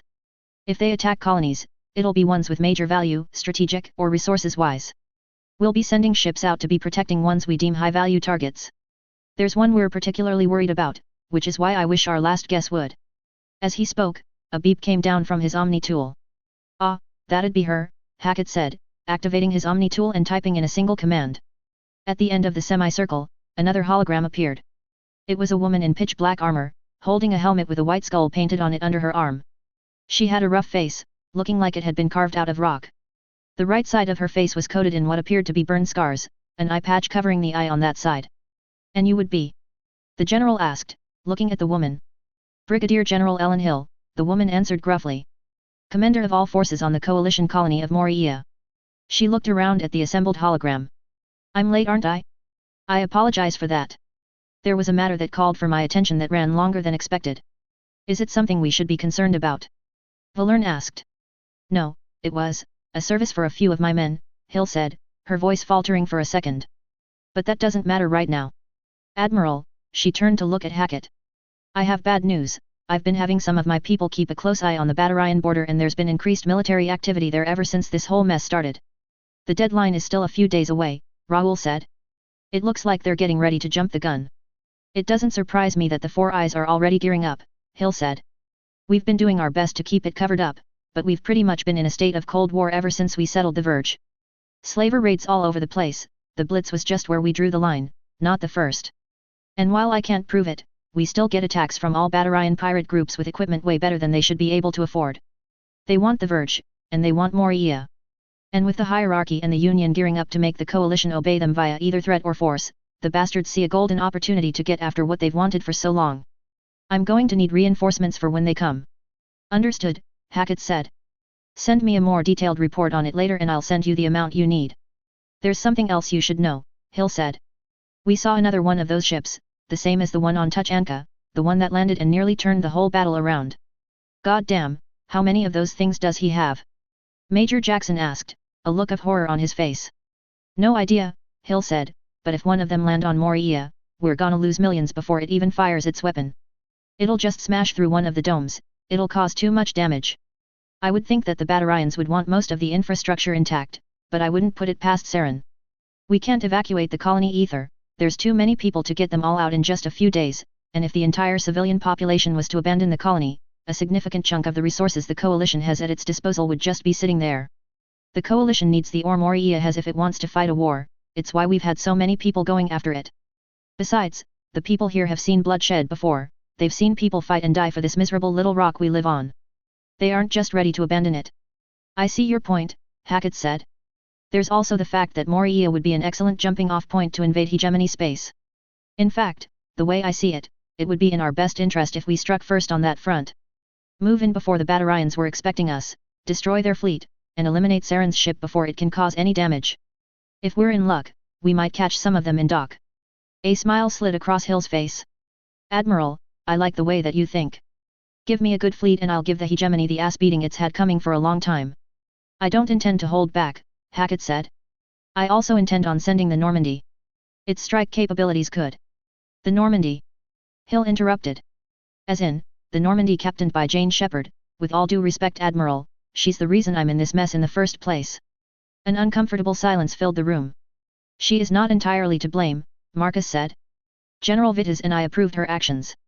And besides that, regardless of your views on what happened on Tuchanka, she and her crew have proven themselves to be extremely capable at operating behind enemy lines, Anderson said, his tone ever so slightly defensive. Yeah, no kidding, Woods said. The little bastards had me tearing my hair out. Hill paused for a moment. I would like a look at her record, she said. If she's operating in my sector, I'm going to be keeping a close eye on her. I'm not going to have her turn this situation even worse. The last thing that we need is WMDs being thrown around. I doubt it will come to that, Anderson said, looking concerned. I'm not taking any chances, Hill said. Well, if we've got people taking care of the Batarian front, what about the Turian and Solarian front? Rex asked. We suggest that the Allied fleet we will be sending be used for this, Legion said. Agreed, Shaileron said. The Solarians are very fond of indirectly destroying their enemy's economy. All three of us lack the necessary connections for them to do it to us. Should they do end up attack Tuchanka, I will order Marcus and Vitas fleets to hold their ground and make a counterattack. Otherwise, they will launch an attack of their own should the Krogan homeworld prove to be safe, Hackett said. We will be relocating all of our fleet not there and sent to Moria to prepare for any attacks we will be suspecting. I would also like the army to join them. Wouldn't it be for the best if the army operated on the Morian front? Sam asked. I mean, the Batarians operate out of the Terminus system, same as them right? Keep those mercs the hell away from my planet, Hill growled. We have had encounters with Morian forces in the past, the general said calmly. Some of them begun by us, some of them by them. Needless to say, I doubt we would cooperate very well. We may end up turning this into a defensive fight if we have to, and I doubt the army is very good at that, Hill said, her voice still dangerously low. They seem more accustomed to assaults. We have some experience in all fields, but that is our specialty, the general said. Then it's settled, Hill snarled. We will also send any ships from the Citadel fleet we can convince, Tavos said. With any luck, this should be enough forces for us to hold our ground and launch an effective counterattack. Pardon me, the Exulan said, speaking up. I am the ambassador from my people to the coalition. The Exulans have agreed to help the coalition where they can as repayment for their assistance in uplifting us. We have been doing what we can to produce theta energy weapons with their help. We have a few thousand firearms and even a couple ship-to-ship weapons, but making something when we are building them from scratch. We will do what we can to distribute our firearms to elite command units along all of us to maximize their efficiency. We are also working on mass-producing our repair solvent, and having much more success there. We shall distribute that as well. Tavos looked around. Well, it appears we have a good base plan. I recommend we take a 10-minute recess, perhaps gather any information that we feel we need to, and pick up after. The holograms slowly looked at each other before slowly nodding. They flickered out one by one, until the room was empty again. I need to speak with Matriarch Lydania now, Tavos said, descending from the council platforms and starting to make her way out of the chamber. Admiral Hackett, a question, Valerne said. General Hill, Solarian intelligence has reported certain unsettling aspects about her. Hackett nodded. She delves into methods and strategies I would rather have no part in, but Parliament allows her to. They say that the harsh position Moria is in justifies her actions. I disagree, but my hands are tied. Thank you, Anderson said, looking at the council, his voice genuine. Thank you for helping us. I'd rather you still just comply with the demands and stand down, Sparatus said. But what the hierarchy and union are doing could cause damage to the council. By simply overriding our decisions directly, they have destroyed whatever credibility and weight our decisions had. The fallout from this could plague the galaxy for centuries to come. But even though we are working with you, a good portion of this is your fault, Valerne said. You made decisions that weren't your right to make. It wasn't your place to release the Rachni or cure the genophage. We are only working with you to stabilize the council and to stand against Saren. Clearly he has much more power at his disposal than we feared. Those decisions were more than just us, Hackett said in protest. They were made in circumstances where time was of the essence, and every authority figure present approved of it. We did the best that we could. Not to mention, the genophage was just a problem you were hoping would solve itself, Raoul said. Watching the Krogan and hoping that they wouldn't just wipe themselves out. And what results did you get from your solution? Sparatus asked bitterly.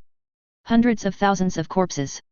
And that's if the Krogan don't kill anyone else with their newfound strength, something I find to be very unlikely. I think there's something we all need to accept, Tavo said, slowly turning and looking at the others. We're all in the right. And we're all in the wrong. XXXXX. I have said it before and I will say it as many times as I need to. An angry Asari said. The coalition has overstepped their bounds. Their actions have put us all at risk, they need to be stopped. She was standing in a massive shining white chamber, nearly 100 Asari clad in long, flowing, multicolored robes seated around a massive stone table. 2 armed guards stood behind each one, acting as bodyguards. It would be disastrous to go to war with them. Another Asari said, rising to her feet. They have soldiers that come off of assembly lines. Our soldiers may be the most effective in the galaxy, but they are also the fewest and take the longest to train. We would be overwhelmed by sheer numbers and destroyed. Have you forgotten what makes the Asari species so powerful? The first asked, glaring at her opponent. Our economy is the largest in the galaxy, we built it up over 3,000 years and we've expanded outward to nearly every race in the galaxy. Even if we were to idly sit by and watch, even if not a single Asari was killed by a conflict with the coalition, they would still destroy us if they won. The coalition has minimal connections to the Asari economy, they've been hesitant to make contracts or establish trade routes with us. She continued. But we have had both with the Solarians, and the Turians for centuries. Some of our trade agreements with the Solarians go back to when the Council was formed. And if we don't support both of them and ensure that they win in their way against the coalition, those agreements will be destroyed and our economy will collapse. Not only will the coalition become an unchallenged military juggernaut, it will become an unchallenged economic one too. We can't afford that. A direct war with the coalition would be just as disastrous, we would be their first priority target. The second Asari said. Our economy would be able to recover from a depression, it wouldn't be able to recover from being bombed by the coalition and them imposing massive restrictions on us in retaliation for attempting to oppress them. Who's to say they wouldn't do that anyway? A third Asari spoke up. They've made it clear that they don't care about the well-being or the wishes of other species. If they do manage to defeat the Turians and Solarians, who's to say that they won't come after us next? And even if they don't, with the Turian and Solarian military devastated, how will we be able to stand against the inevitable attacks against the Krogan and the Rachni? An excellent point. The first Asari said. An excellent point. The Rachni are on the loose again, the Krogan no longer have the genophage keeping them restrained. Both times we fought against them in the past, our military wasn't enough to overpower them, what will make this time so differently? We needed the Krogan to defeat the Rachni, and the Turians might combined with the Solarians' sharp minds to defeat them once they rebelled. We can't afford to stand alone against either of them, we need our allies. And if we abandon them in their time of need, do you think they won't return the favor? I didn't mean, the second Asari stuttered. Oh, for the love of the goddess, a fourth, rather lazy voice said. All of the heads in the chamber turned just in time to see one matriarch lean back in her chair, putting her legs up onto the table. If you're going to have the unpopular opinion, the least that you can do is stand your ground when it gets attacked. Watching you give in like that is just pathetic. Matriarch Ethida. The third Asari said angrily. This is a meeting of the Council of Matriarchs, you will treat it with the respect that it deserves. And I'm doing just that, Ethida said, idly crossing her legs. You're advocating for sticking with the side that's siding with a genocidal terrorist. Not much to talk about here. That is a gross oversimplification, something you should know. The first Asari said, her voice a growl.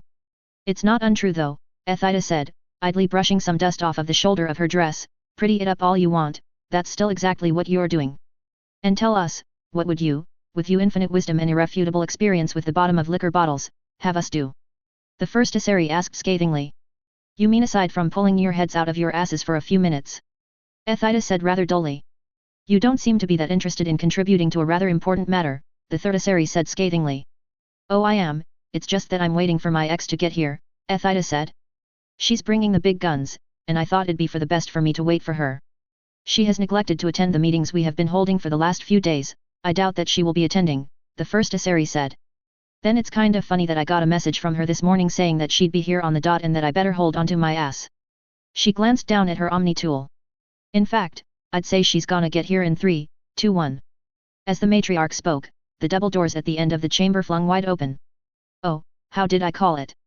Ethida said, smirking as she craned her head to look. Matriarch Benazia slowly walked in, her eyes gazing up and down the chamber as she came to a stop. I assume that a decision on the matter of whether to side with the coalition or the hierarchy and the union has not been made yet. I imagine that it would not take much longer, the first Asari said. With the last vote that we took, 70% were in favor of supporting our longtime allies, while 21% were in favor of supporting the coalition. 9% abstained. I'm sure the remaining city-states can be persuaded to see the folly of siding with the coalition and compromises can be made with those that can't. Oh. Benazia said, taking a step forward. My daughter is volunteering on a coalition warship. She is there for her own safety after Saren attempted to have her kidnapped and held hostage, because I was looking into his activities. I was betrayed by my own personal, forced to feign that everything was all right, and the coalition was the only reason she is now safe. Saren did that to us, to the Asari people, he attacked us when we tried to get in his way, and now you want to side with him. Oh yeah, that's another thing, Ethida said. He tried to kill my little girl and now you want to cuddle up to him. She let out a short crude laugh. Yeah, that's not fucking happening. With all due respect matriarchs, the third Asari said, in a tone that suggested that the respect was forced. I do believe that you are letting your personal feelings on the matter get in the way of your judgment. We have to focus on what is best for our race in the long term, not your desire for revenge.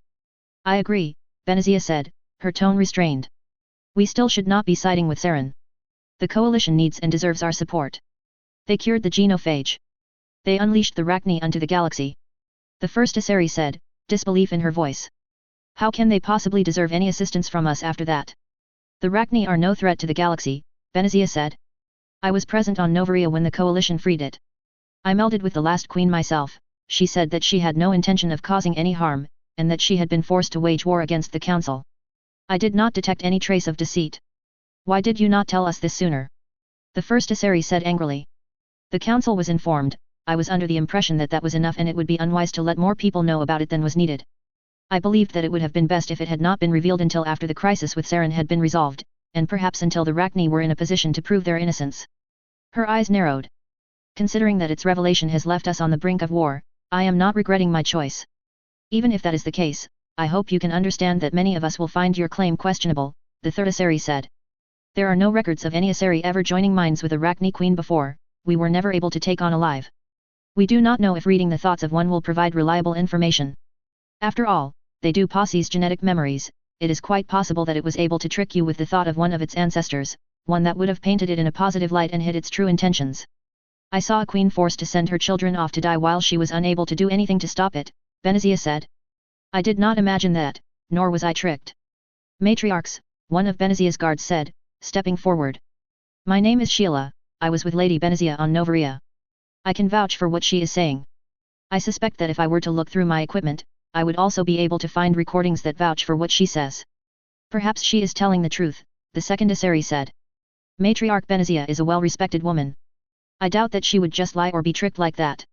Even if that is the case, it doesn't change that they cured the genophage, that they unleashed the Krogan from their restraints. What happens when the puppet ruler that the coalition put in place is assassinated and a new warlord takes over? The first Asari asked. We can't take these chances. We need to reverse these changes before the Krogan attack us. Take away their newfound freedom and the Krogan will attack us, Benazia said. Between all the bloodshed they've suffered recently and the losses they would take in an invasion, inflicting the genophage on the Krogan again will cause them to throw everything they have at us. They will have nothing to lose at that point, and they will take as many as they can with them. That is nothing compared to what they will do when they attack us with an inexhaustible supply of reinforcements behind them like they did in the rebellions. The first Asari said. Did you know that the reason that the Rachni are still alive is because Saren was trying to breed them for his army? Benazia asked. Did you know that the reason that the genophage cure even exists at all is because he wanted to use this inexhaustible army you are so afraid of to topple the coalition? For all your fear in the coalition, the man who you are about to protect did everything that you hate them for? And for selfish reasons no less. Saren is one person, he can be dealt with easily, especially now that he is no longer in hiding, the first Asari said. The Turians and Solarians have contacted us, they ensure us that that is exactly what they plan to do. In the meantime, the war assets he has gathered will prove to be useful. Besides, there is little point in arguing about this. She looked around at the matriarchs sitting around her.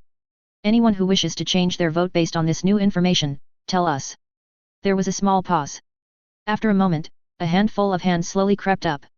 1, 2, 3, 4. The first Asari smiled smugly. Congratulations Benazia, you just won 4 more votes to support the coalition. Nowhere near enough. I see, Benazia said, her voice low. Do you have anything else to add? The third Asari said. Yes. I wasn't expecting this but I suppose there is little convincing you, Benazia said. If we are to be allies with the Union and the hierarchy, we should make it clear we trust them. I will make sure that they know everything they need to know about us. Including a certain beacon in a certain temple on Thessia. Silence filled the room, every Asari's eyes were fixed on Benazia, her words still ringing through their ears. You would let the Republic's most ancient secret lose because we refuse to cooperate with how you wish to govern our entire race. The first Asari growled. Matriarch Benazia, I agree with you in that we should support the coalition, but this is going too far. The second Asari protested.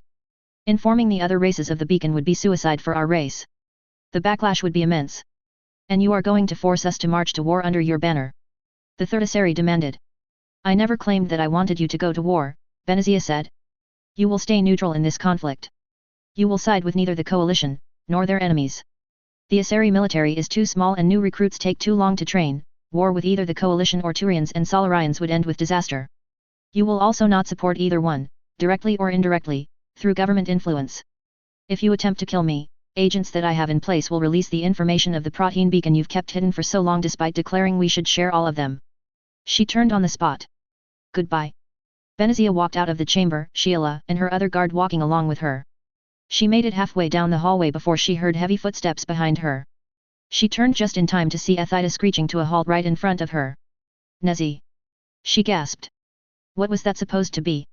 Me doing what needed to be done, Benazia said coldly. I won't stand by and watch as my race supports a madman.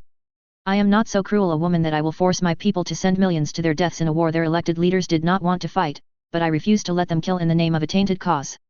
Besides, the Asari military is too small for a war of this scale. It will be better for us if we stay out of it, we'd be devastated no matter which side we take.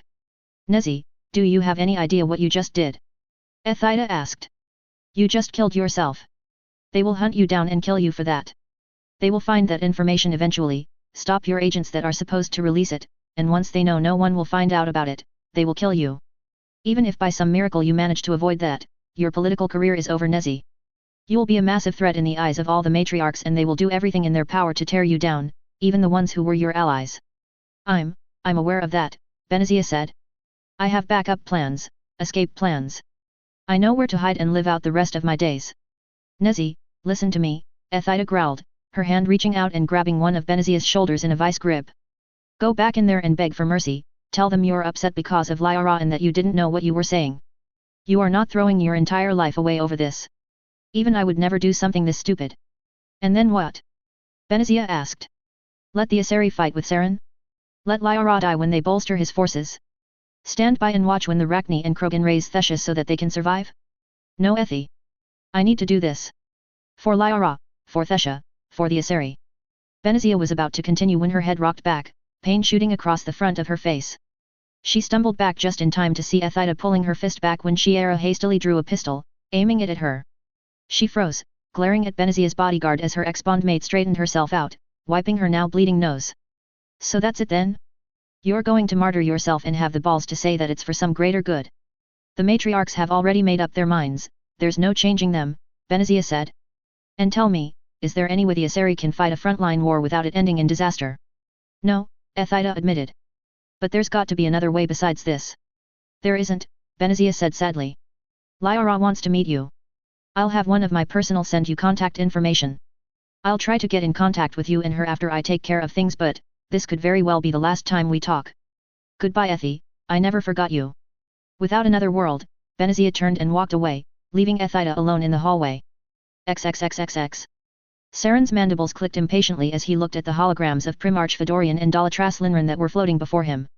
Along with the two of them, there were 3 holograms of Batarians to the left of them. One of a slender figure clad in elegantly woven robes and wearing a jeweled headdress, one of a scrawny officer in a navy uniform with countless medals on the front, and the third of a man in grey combat armor with a massive sword on his back. He was standing on Sovereign's Bridge, quite alone except for the holograms. I don't see why we must converse this way, Saren said, his tone neutral. I am still in orbit around Palavan Primarch, it would be rather simple for you and I to talk in person.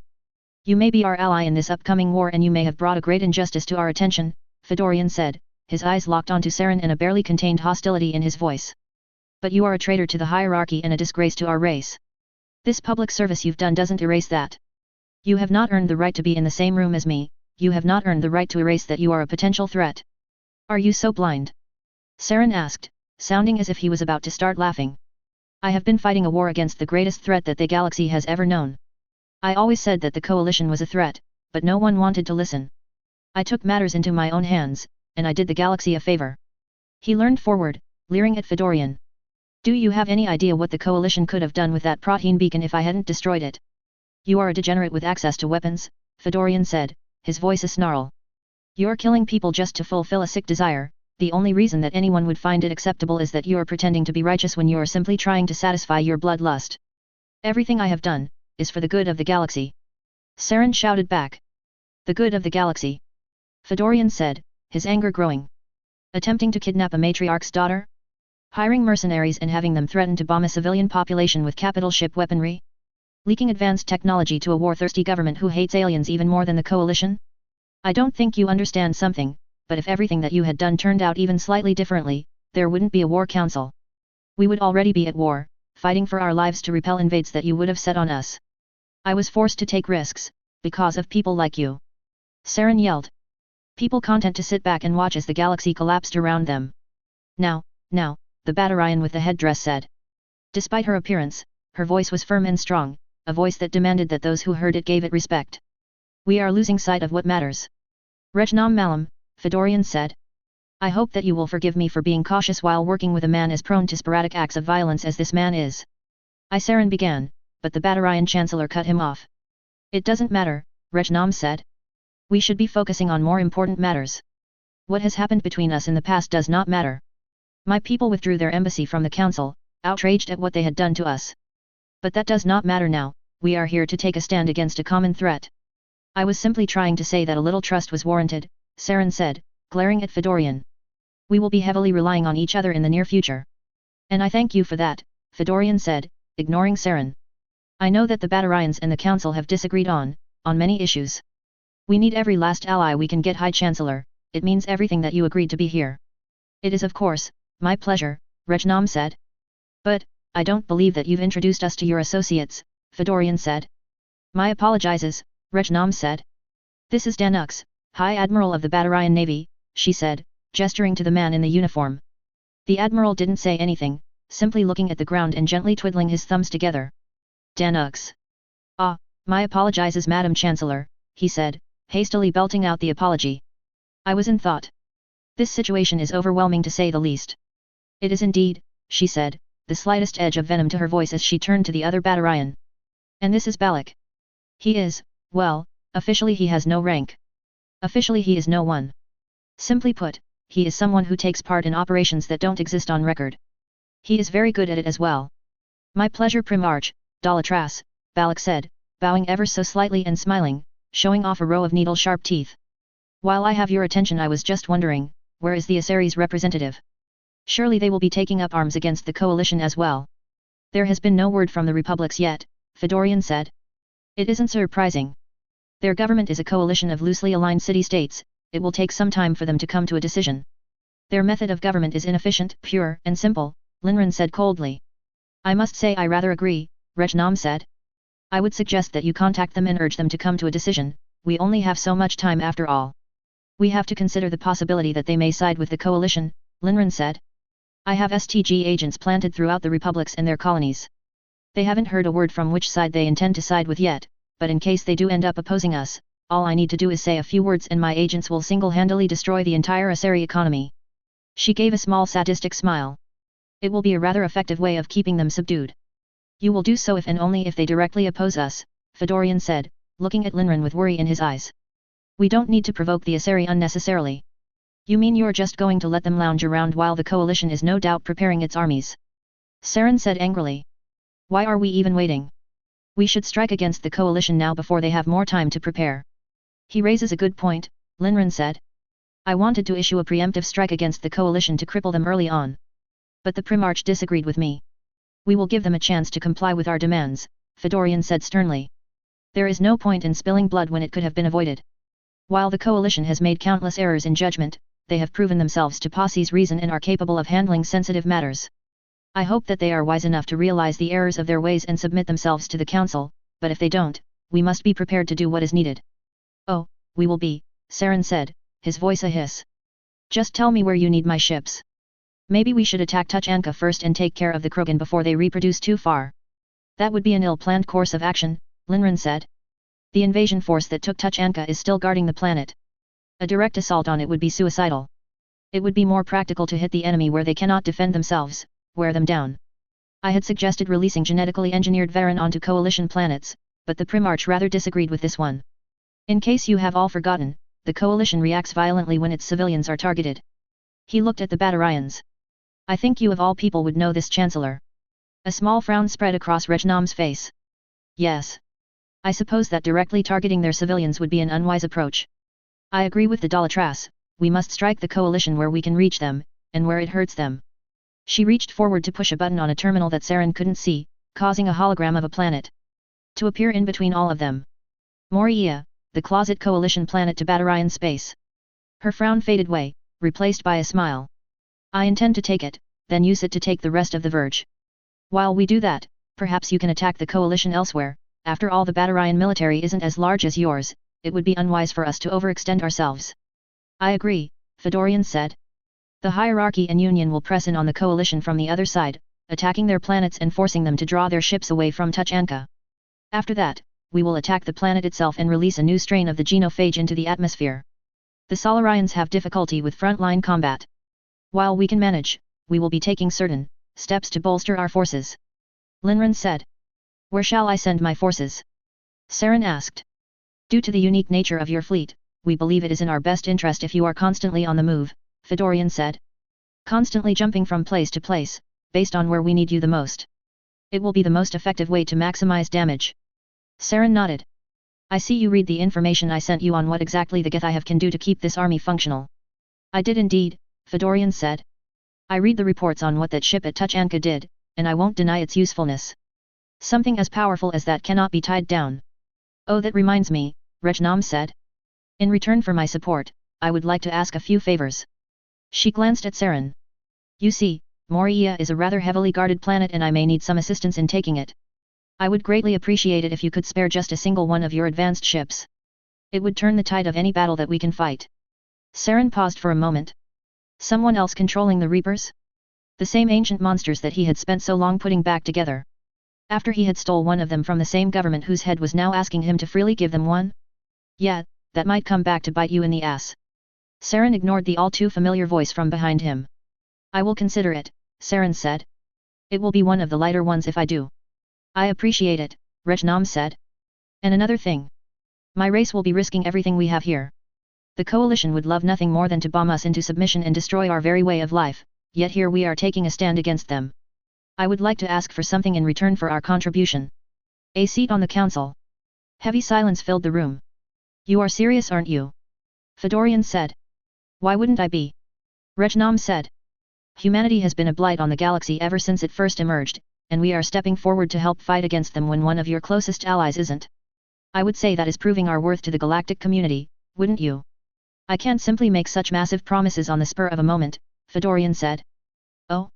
Well, if there's no tangible benefit to the hegemony sending so many of its brave men and women off to die, Regnam said, the smallest smile on her face as she spoke. I don't really see how I can justify doing it. Don't blackmail us, Linren said, her lip curling in a sneer.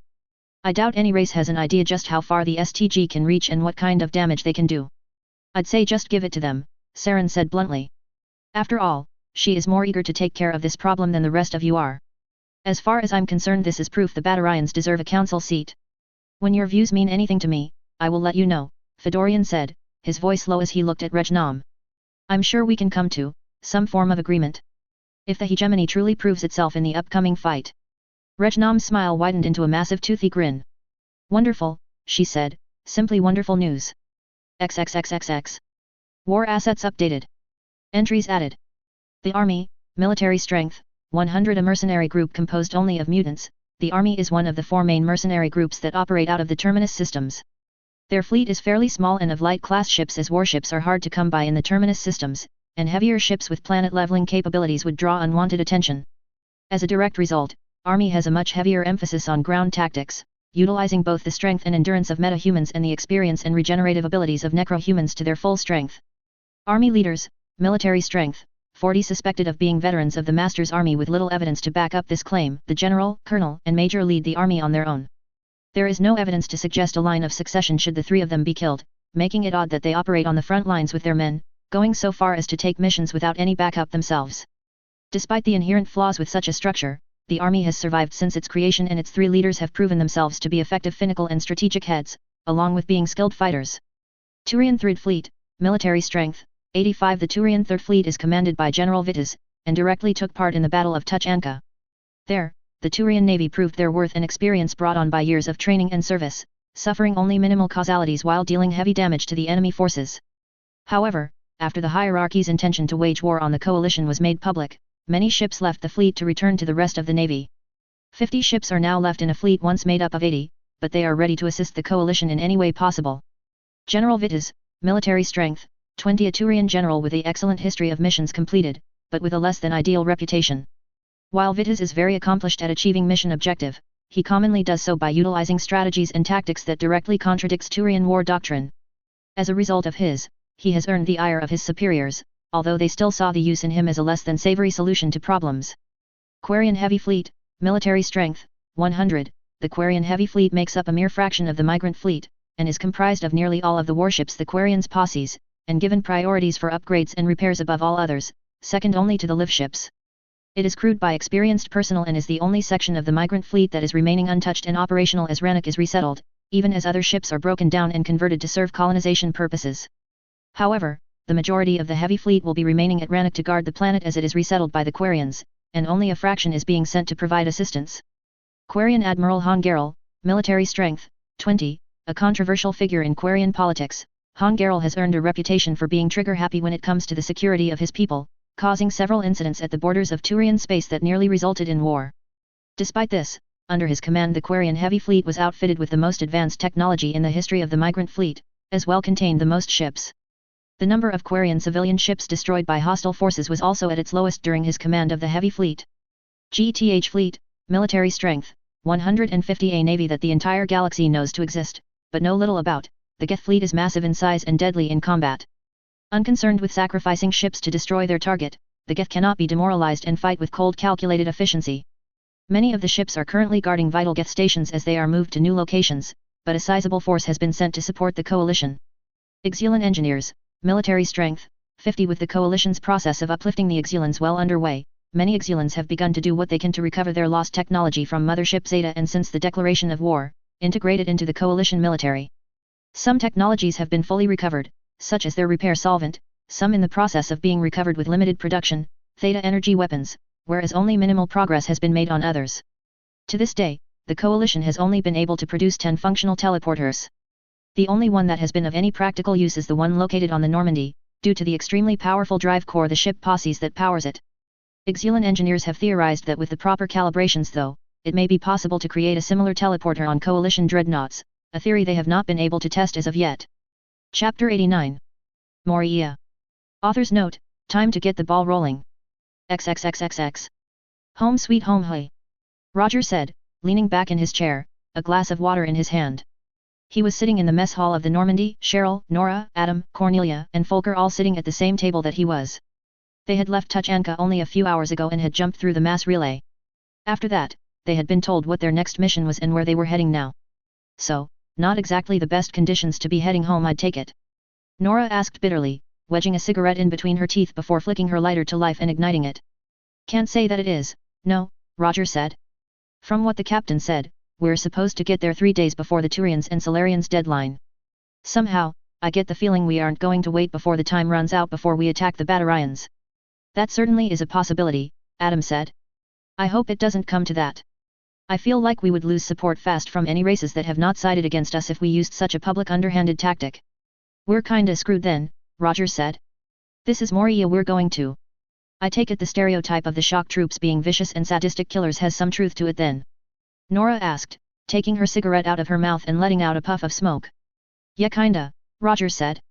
Like I said, all of the pirate and slaver activity in the area has the majority of the military on edge. A lot of us took pretty extreme measures in an attempt to drive them off. And this General Hill, Folker said. The one we're going to be taking orders from now. Is she like that? OF Roger stopped himself mid-sentence, glancing at the short albino woman who was sitting next to him. She in turn returned his stare with surprise and confusion before Roger continued to speak. General Hill. Pretty damn sure every last Morian knows her name. She's earned quite a reputation for herself, not the best kind either. And how the hell did that happen? Cornelia asked. Oh boy, Roger said, taking a sip from his water before putting it down on the table. All right, so you know the counterattack on the Batarians that the coalition performed after the Blitz? Of course you do, I think half of you were there for that one. Cheryl, Adam, and Cornelia nodded. It's where I met everyone else, Cornelia said, smiling slightly. Well, while you guys were getting all of the sold slaves back, the coalition wanted the Moraines to make sure that the Verge was never threatened again, Roger continued.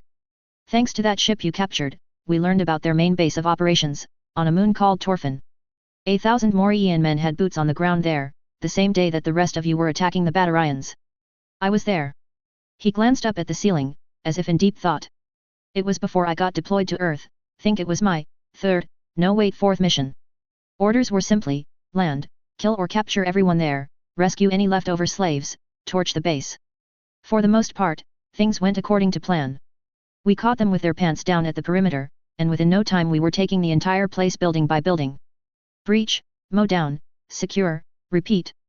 So where does you General come into play? Cheryl asked. She was the CO of the mission, she was a colonel back then. She was having us constantly on the move, slaughtering Batarian after Batarian. Before too long, what's left of them were running into their main base. Hill took half of the men and left the rest of us under the command of our XO to secure the perimeter before she went in after them. He let out a groan, gently massaging his temples. And I'm gonna be honest, if I had been sent inside I probably wouldn't be sitting here right now. What happened? Adam asked. The Batarians ran into an underground section of the base where they had an ace up their sleeves. A flamethrower unit that ambushed Hill the moment that her unit got down there. 79% fatality rate, nearly 400 men and women dead. Hill didn't exactly walk out of that one unscathed either. Those burn scars she's got blasted right in the face by one of the flamethrowers. He shook his head. I don't think I'm ever going to forget her face after that happened. Her entire cheek got burnt off, I could see the tendons that let her open her mouth. And her eye was, well, there wasn't much left of it. She has an eye patch, right? Nora asked, taking another drag on her cigarette. How come she doesn't have an implant? That's the funny thing, apparently she can't get one. She's got some rare genetic condition where her body rejects implants or something, Roger said, I never could dig up much concrete on that. Anyway, that's not the point. She comes limping out of that base, with 1/5 of the men she went in there, and you know what she had to say about it.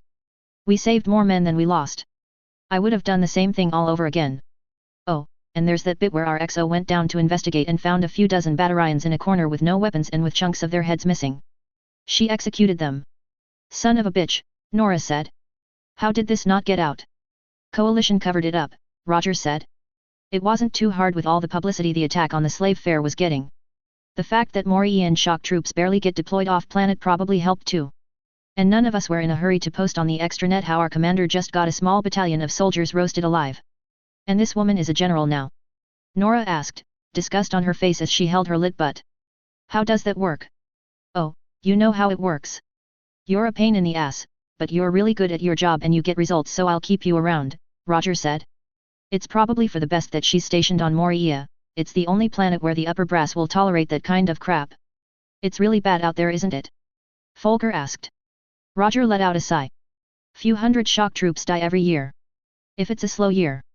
There are monthly funerals, Hill hosts every one of them. He shook his head. I don't get that. She has no problem sacrificing soldiers but goes out of her way to bury them? What the hell is going on in that head of hers? People are too complicated to understand from a distance, Adam said. I'm willing to bet you don't know what she does because you've only seen her actions from afar. Yeah, probably, Roger said. Doesn't change the fact that someone that's willing to sacrifice a few hundred people to a flamethrower nozzle isn't exactly that great of a person in my book. Nora tilted her head slightly in confusion. I thought you said that she was ambushed. She was, but she had a perfectly good chance to fall back and regroup with the rest of us, Roger said grimly. Instead she kept pushing against the Batarians. She said that if she had fallen back, they would have had more time to dig in. Yeah, because when they wipe out 80% of your unit, they're not dug in at all. And we're going to be taking orders from her? Folker asked, looking rather concerned. I have a bit of a history with people like that telling me what to do, I'd rather not repeat it. Can't say I blame you, Roger said. Well, that is the benefit of serving on this ship, Cornelia said. We just about always get the first punch in. We can get in, hit hard, and then get out. Even if what Roger says about the general is true, she doesn't sound like she's stupid enough to throw the Normandy away. So what we're gonna do is go into Batarian space, completely devastate them, then the cavalry is gonna come in and clean up while they're confused. She clapped her hands together, a wide smile on her face. Boom. We win, Batarians crippled, no one has to die. Everyone comes out on top. There are the Batarians who will no doubt die, Adam said. Unavoidable in the end I suppose. But still, that doesn't make it any less tragic. No offense Adam, but we're not the ones threatening to attack unless our demands are met, Nora said, her eyes narrowing slightly as she looked at the priest. I don't exactly feel sorry for these guys. As I said, in the end I do suppose there is no other way around it, Adam said. And many of the soldiers we will be fighting soon may have been looking forward to a chance to attack us. Just as many may be forced to fight against their will though. It's just something to keep in mind. You're way too nice for your own good, Nora said, taking another puff on her cigarette. It's going to end up getting you killed. Maybe, Adam said, looking down at his hands thoughtfully. That's always a possibility. Can we talk about something a little less morose? Cheryl said. We're 12 hours out from Moria now, and when we get there, we're going to have 1 day of leave. Just one, nothing more. That means in 36 hours, we're going to be heading out to fight a war that could drag on for who knows how long, and I'd rather not spend the rest of the time until then talking about how we could all end up dead. A heavy silence filled the room, all eyes fixed on Cheryl. She realizes that all of the attention had been fixed on her and blushed slightly. As she began to process what had just happened, she realized exactly what she had said. I didn't mean to put it like that, Cheryl said softly, looking down at the table. Well, you have a point, Cornelia said. This could be a long one. And thinking about how bad it's going to be may just end up making it worse for us. She smiled as best she could. While it did seem genuine, somehow it seemed a little forced. It was a little too wide. This could be the last moment of peace we have in a while. Last moment of peace, Volker said, letting out a sigh.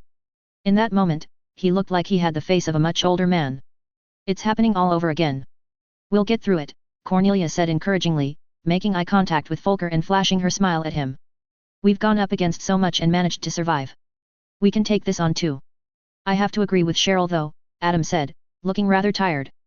A change of subject might be for the best. Right, Cornelia said, her face screwing up in concentration as she racked her brains for something to talk about. Only a few seconds later, her eyes widened and a light seemed to be lit behind them. Hey Roger, didn't you say you had family on Moria? She asked, looking at the cyborg. Hey. Roger said, putting down the glass of water he had about to take another sip from. Yeah, both of my parents work in the mines. I've got a little sister who's still in high school too. What say that when we get there, you do the courtesy of introducing your family to your war buddies? Cornelia asked brightly. Roger said, taking a long draught of water, looking like he was giving the thought careful consideration. Not something I wouldn't mind doing. I think my folks would like just about all of you. I don't know how they would take to me showing up on their doorstep with 5 people they've never met before. Things might get weird. Plus, and this is no offense, I was kind of thinking about having some private time with them. Well, just think about it then, Cornelia said.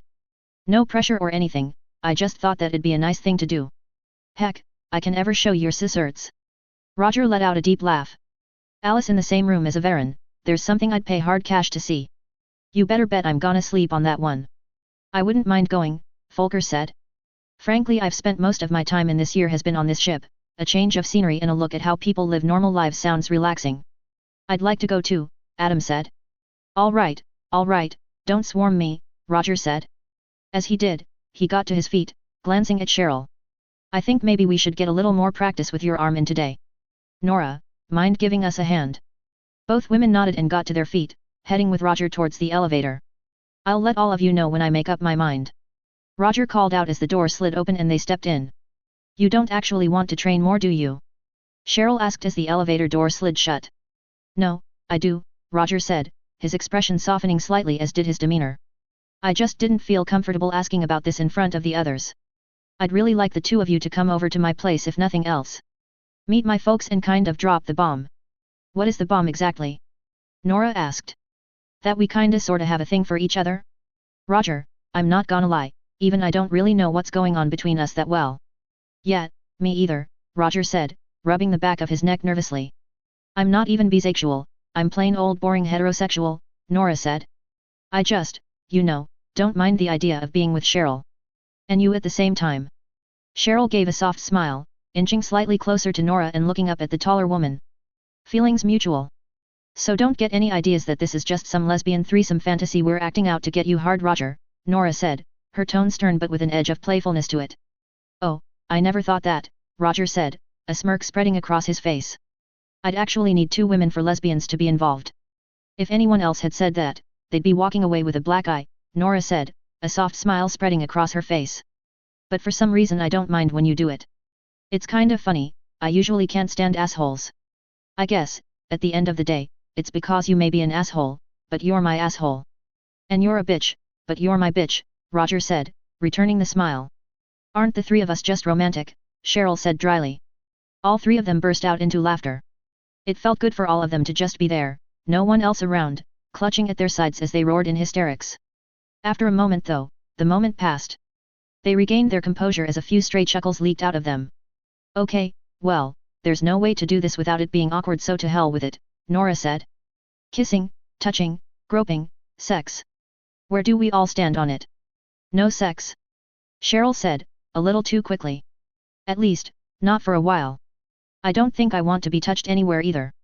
To be perfectly honest, impending war has a way of killing the mood for me, Roger said. That and, to be blunt, I don't really feel like jumping straight to fucking. Cheryl shot him a look. Sorry. I don't feel like jumping straight to sex after my last relationship, well you know how that ended up. He looked at the 2. I'm not saying that I don't trust you, I just don't want to go back there so soon. And, oddly enough, I'd rather have no one touch my genitals either, Nora said. So we're all as erotic as planks of wood. So, how about kissing? I kind of like the forehead thing we did, Cheryl said, blushing heavily and rubbing her forehead with her thumb, drawing a small circle with it. It felt nice. We can always do more of that, Roger said. So, what's our view on lip-to-lip action? Cheryl said, her blush darkening. I suppose I'd be okay with it. Open or closed? Nora asked. Cheryl looked like she wanted to do nothing more than pry open the elevator doors and make a run for it. Her blush growing to the point where it looked like she was about to burst a blood vessel, she stuttered out. See closed, and maybe open if it feels right. All right, we got a plan, Nora said. A moment of silence passed. So, anyone want to give it a test run? Both Roger and Cheryl clenched up on the spot, as if their nervous systems had shut down. I mean, we've established our do's and don'ts, she continued, eyes darting between the 2 of them, silently begging them for one of them to throw her a lifeline. It shouldn't be too bad, right? Speaking as the one person here with relationship experience, Roger said slowly, sounding as if he was picking every word that he said with great care. I have to say that you can't really force these kinds of moments. You have to let them happen. Cheryl let out a small sigh of relief and even Nora felt her chest get slightly lighter. Okay, agreed, Nora said, smiling weakly. Back to the classic plan. Just do what comes naturally. Did we just run in a circle? Cheryl asked, looking a little confused. Yup, I think we did, Roger said. We should probably get used to that. If this is anything to go by, we're going to be doing it a lot. He paused. So, you want to meet my parents or not? Between my dickhole sperm and egg donors and Cheryl's missing in action ones, I'm up for meeting some parents that aren't assholes, Nora said. Cheryl, you up for it? I think so, she said softly. Awesome, Roger said. It's just, I want to appreciate the time we have left. This is the first time I've gotten to see them in a long time, and I have no idea when I'm going to get another chance like this. And with the war coming up. Hey, Nora said, talking a step forward and putting a comforting hand on Roger's shoulder. Don't think like that. It's like Cornelia said, this is the Normandy. We're gonna make it so that the Batarians never touch Moria. Roger took a deep breath. Right. Let's do that. So send a message to your folks, Nora said. Tell them you're having company and that they need to break out the good china. Roger smiled. They're good people, them and my little sister are the one consistently good thing about my life. I think you'll like them. XXXXX. Jane laid on her back, staring up at the ceiling of her cabin.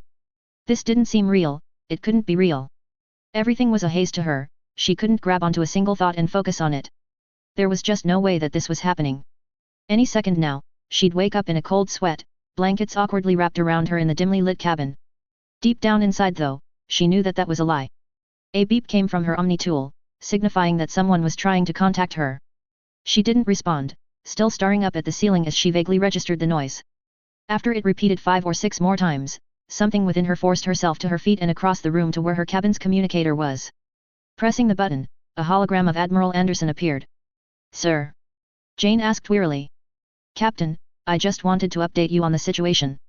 General Hill has sent me." Anderson trailed off mid-sentence. "Captain? Are you all right?" Jane glanced over her communicator to the fish tank on the other side of the room. Her reflection was far from flattering. There were massive shadows under her eyes, her hair was a tangled mess that was sticking up in a few places, and her face seemed more than a bit pale. "I've been better," she said weakly. "What is it?" "Hill is interested in having you ferry more EN shock troops," Anderson said, still looking at Jane with concern. "She's talking about stuffing an entire platoon's worth of men onto the Normandy to make sure that you have enough muscle. We've received word that the Batarian High Admiral is among the forces being amassed on the other side of the border. Hill wants you to take him out so that when we launch our counterattack the enemy forces will be without a leader." "With all due respect, Admiral," Jane said. "My crew has a pretty bad track record when it comes to assassination." Hill said the same thing, Anderson said. "It's why she wants a platoon of her own men on the Normandy." "Oh, right," Jane said dully. "I can understand that you might feel uncomfortable with this, Captain, but General Hill has been given complete control of this operation," Anderson said. "This is her territory, and she has the most experience dealing with the Batarians. And she has expressed some concern over your decisions in the recent months. Do you agree with her?" Jane asked. "I'm sorry?" Anderson asked. "Do you think that she's right? Do you think that I shouldn't have released the Rachni and cured the genophage?" she asked. "Captain, it's not as simple as that, there are countless variables in both of those situations that—" "Admiral, I'm begging you. Don't sugarcoat it for me. Do you agree that I shouldn't have made those decisions? Yes or no?" Anderson took a single long look at Jane. "If you want me to be honest, I really wish that you hadn't.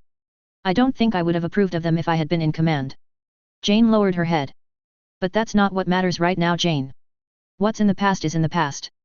Right now we need you to focus on what's in front of us, and that's protecting our territory from invasion.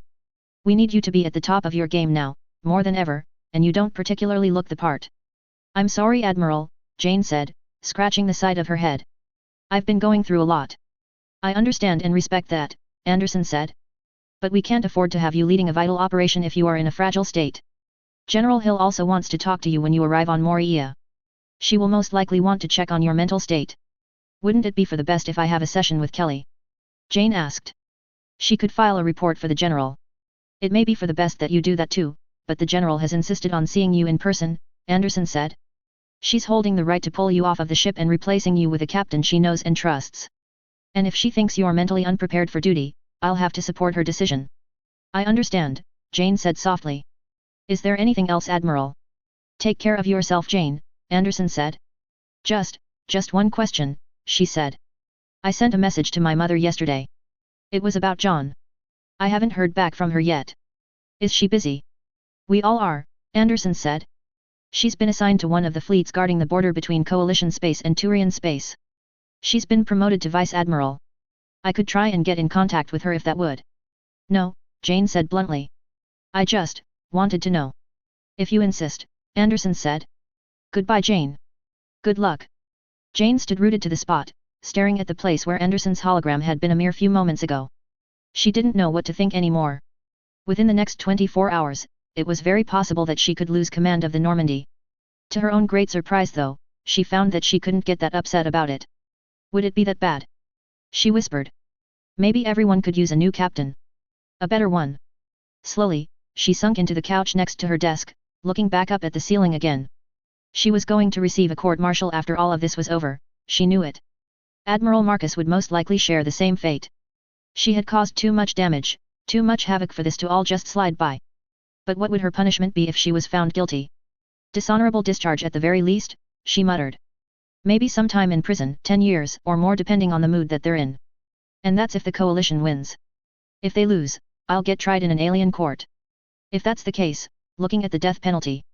Before she could continue her train of thought, the door chimed. "Come in," she called across the room weakly. The door slid open and Ashley walked into the room, Miranda, Jacob, and Jessica not far behind her. "Captain, there are some matters we should discuss before we reach Moria," Miranda began, but trailed off as she noticed Shepard's condition. "Is this a bad time?" "No, what is it?" Jane asked, forcing herself to sit up in her seat and brushing the hair out of her eyes. She looked at Miranda with resolve in her eyes, but there was still an edge of exhaustion to them. We've just been in contact with the elusive man, he has a job for us on the front line against the Batarians, but it doesn't involve being stationed on this ship, Miranda said. So Moria is where Cerberus and you go our separate ways. I understand that, Jane said. Miranda hesitated for a second before reaching out a hand. I just want to thank you for all the help you've given us. I don't agree with your recent decisions, but that doesn't erase what you've done. Jane looked down at the hand before weakly reaching out and shaking it. Thank you, she said softly. Is that all? No, I wanted to give you a warning. Our operatives have picked up on something. The Batarians have put a bounty on your head. 5 million credits for you dead. 10 million alive. Miranda stopped, looking at Jane. When she spoke again, there was a heaviness to it that Jane had never heard before. Captain, whatever you do, don't let yourself be taken alive by the Batarians. I've seen what they do to their slaves, and when they want to make a public example out of someone it's even worse. So, are you saying that when faced with capture I should just... Her voice trailed off as she pressed her index and middle finger to the side of her head, her thumb cocked back. A heavy silence filled the room as all three Cerberus operatives looked at her. Only as a last resort, Miranda said, before hastily adding after every route of escape has been cut off, after there's no chance of fighting back. When the choice is between capture and that. Then and only then. I understand, Jane said. Is there anything else? Her voice was eerily calm. Too clam. Captain, are you all right? Miranda asked. I'm worried, I'm tired, and I'm in pain, I won't lie, Jane said. But it doesn't matter, just tell me what to do and I'll do it. I don't have any orders for you. Just be careful and good luck, Miranda said. She waited for a minute, wondering if Jane would reply. When she didn't, she got to her feet and made her way to the elevator, Jessica and Jacob right behind her. Okay, Jacob said, as they entered the elevator, the doors closing in front of them as it slowly began to descend. You two were getting a little freaked out in there too, right? Something seemed off about her, Jessica said, nodding slightly. When talking about killing yourself, no one should ever be that calm. I'm going to send a message to the ship's yeoman about that, Miranda said, activating her Omni tool and hastily typing out a message before hitting the send button. Somehow I doubt she's gotten a chance to sit down and properly talk with Shepard ever since Touch Anka. Isn't there a chance that she'll be replaced because of this? Jacob asked. If she's mentally unbalanced, that may be for the best, Miranda said. The coalition will still probably want to keep her on as an advisor though. She's had too much experience commanding this ship to throw it all away. I hope so, Jacob said, before glancing at Jessica. She was acting a little stiff. The report I read on you said that you acted a lot like that too before the Enclave was attacked. Do you think what's happening to you is happening to her? No, Jessica said, shaking her head. I completely retreated inside myself to get away from the trauma. She's still there. Or rather, she's mostly still there. There's still something off about her. She seemed a little too accepting to me, Miranda said. It almost felt like she just gave up. As if she thought that there was nothing she could do to control her life anymore. Is she going to be okay? Jessica asked, looking concerned. I don't know, Miranda said bluntly. There are some traumas that people don't recover from. I'm not talking about things like PTSD where it lasts a person's entire life but they learn to deal with it. I'm talking about when a person never overcomes their trauma. When it consumes them. A look of terror crossed Jessica's face. That's exactly what happened to Grace and Rose. And they both, oh God. Miranda, is there anything we can do to help her? I honestly think we've already done everything we can already. Her yeoman is alerted, she'll pass it on to a higher up, General Hill is going to want her analyzed personally. What more can we do? Neither Jessica or Jacob said anything as the elevator doors slid open. Come on, we have our own battle to fight. XXXXX. High Admiral Danux fought back the impulse to twiddle his thumbs and he looked at the three holograms in front of him. One was of the High Chancellor, while the other two were of the Solarian Dolatras and the Turian Primarch. Balak was standing next to him, looking at the holograms with him. We seem to be missing our guest of honor, Balak said, smiling toothily at the holograms. Are we having this meeting behind his back? He is unstable and unpredictable, Fedorian said. I doubt that there is anyone here who would disagree with that. There is no argument there, Regnam said. While he does have uses, one has to wonder how long they will last, or how long he will remain an ally. I am in particular worried about my people. Our traditions have long been considered questionable by the Council, how long until he decides that we need to be taken care of as well? He may be preoccupied with the coalition at the moment, but I doubt that is a hatred that will last forever.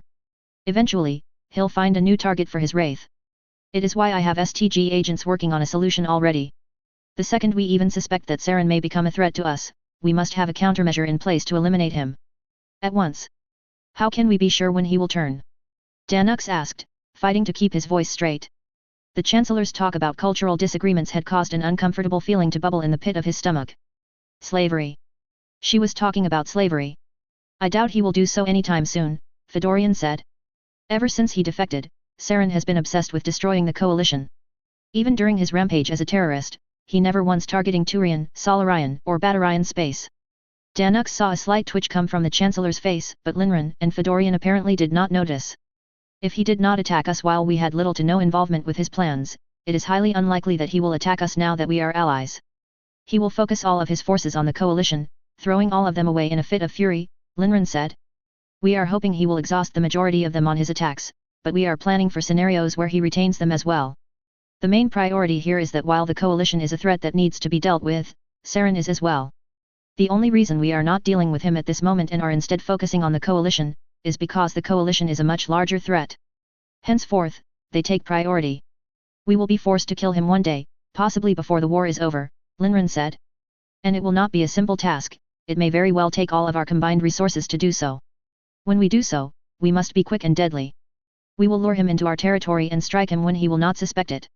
However, his technology is more advanced than anything we have ever seen. It would be well within our benefit to capture it, Fedorian said. The coalition has long had a stranglehold on advanced technology, capturing his ships and reverse engineering them should help avert that in the future. I hope to do just that with the ship he will be sending to support us. Speaking of which, Regnam said. Danux, our new friends have made a request of you. When you launch your invasion, they would like you to recover as many laser and plasma weapons as possible. Our scientists have been working since we first encountered the coalition to recreate their energy weapons, Linren said. While we have made progress in a few prototypes, we are still missing key components. With enough samples to work with, we should be producing our own energy firearms within a month.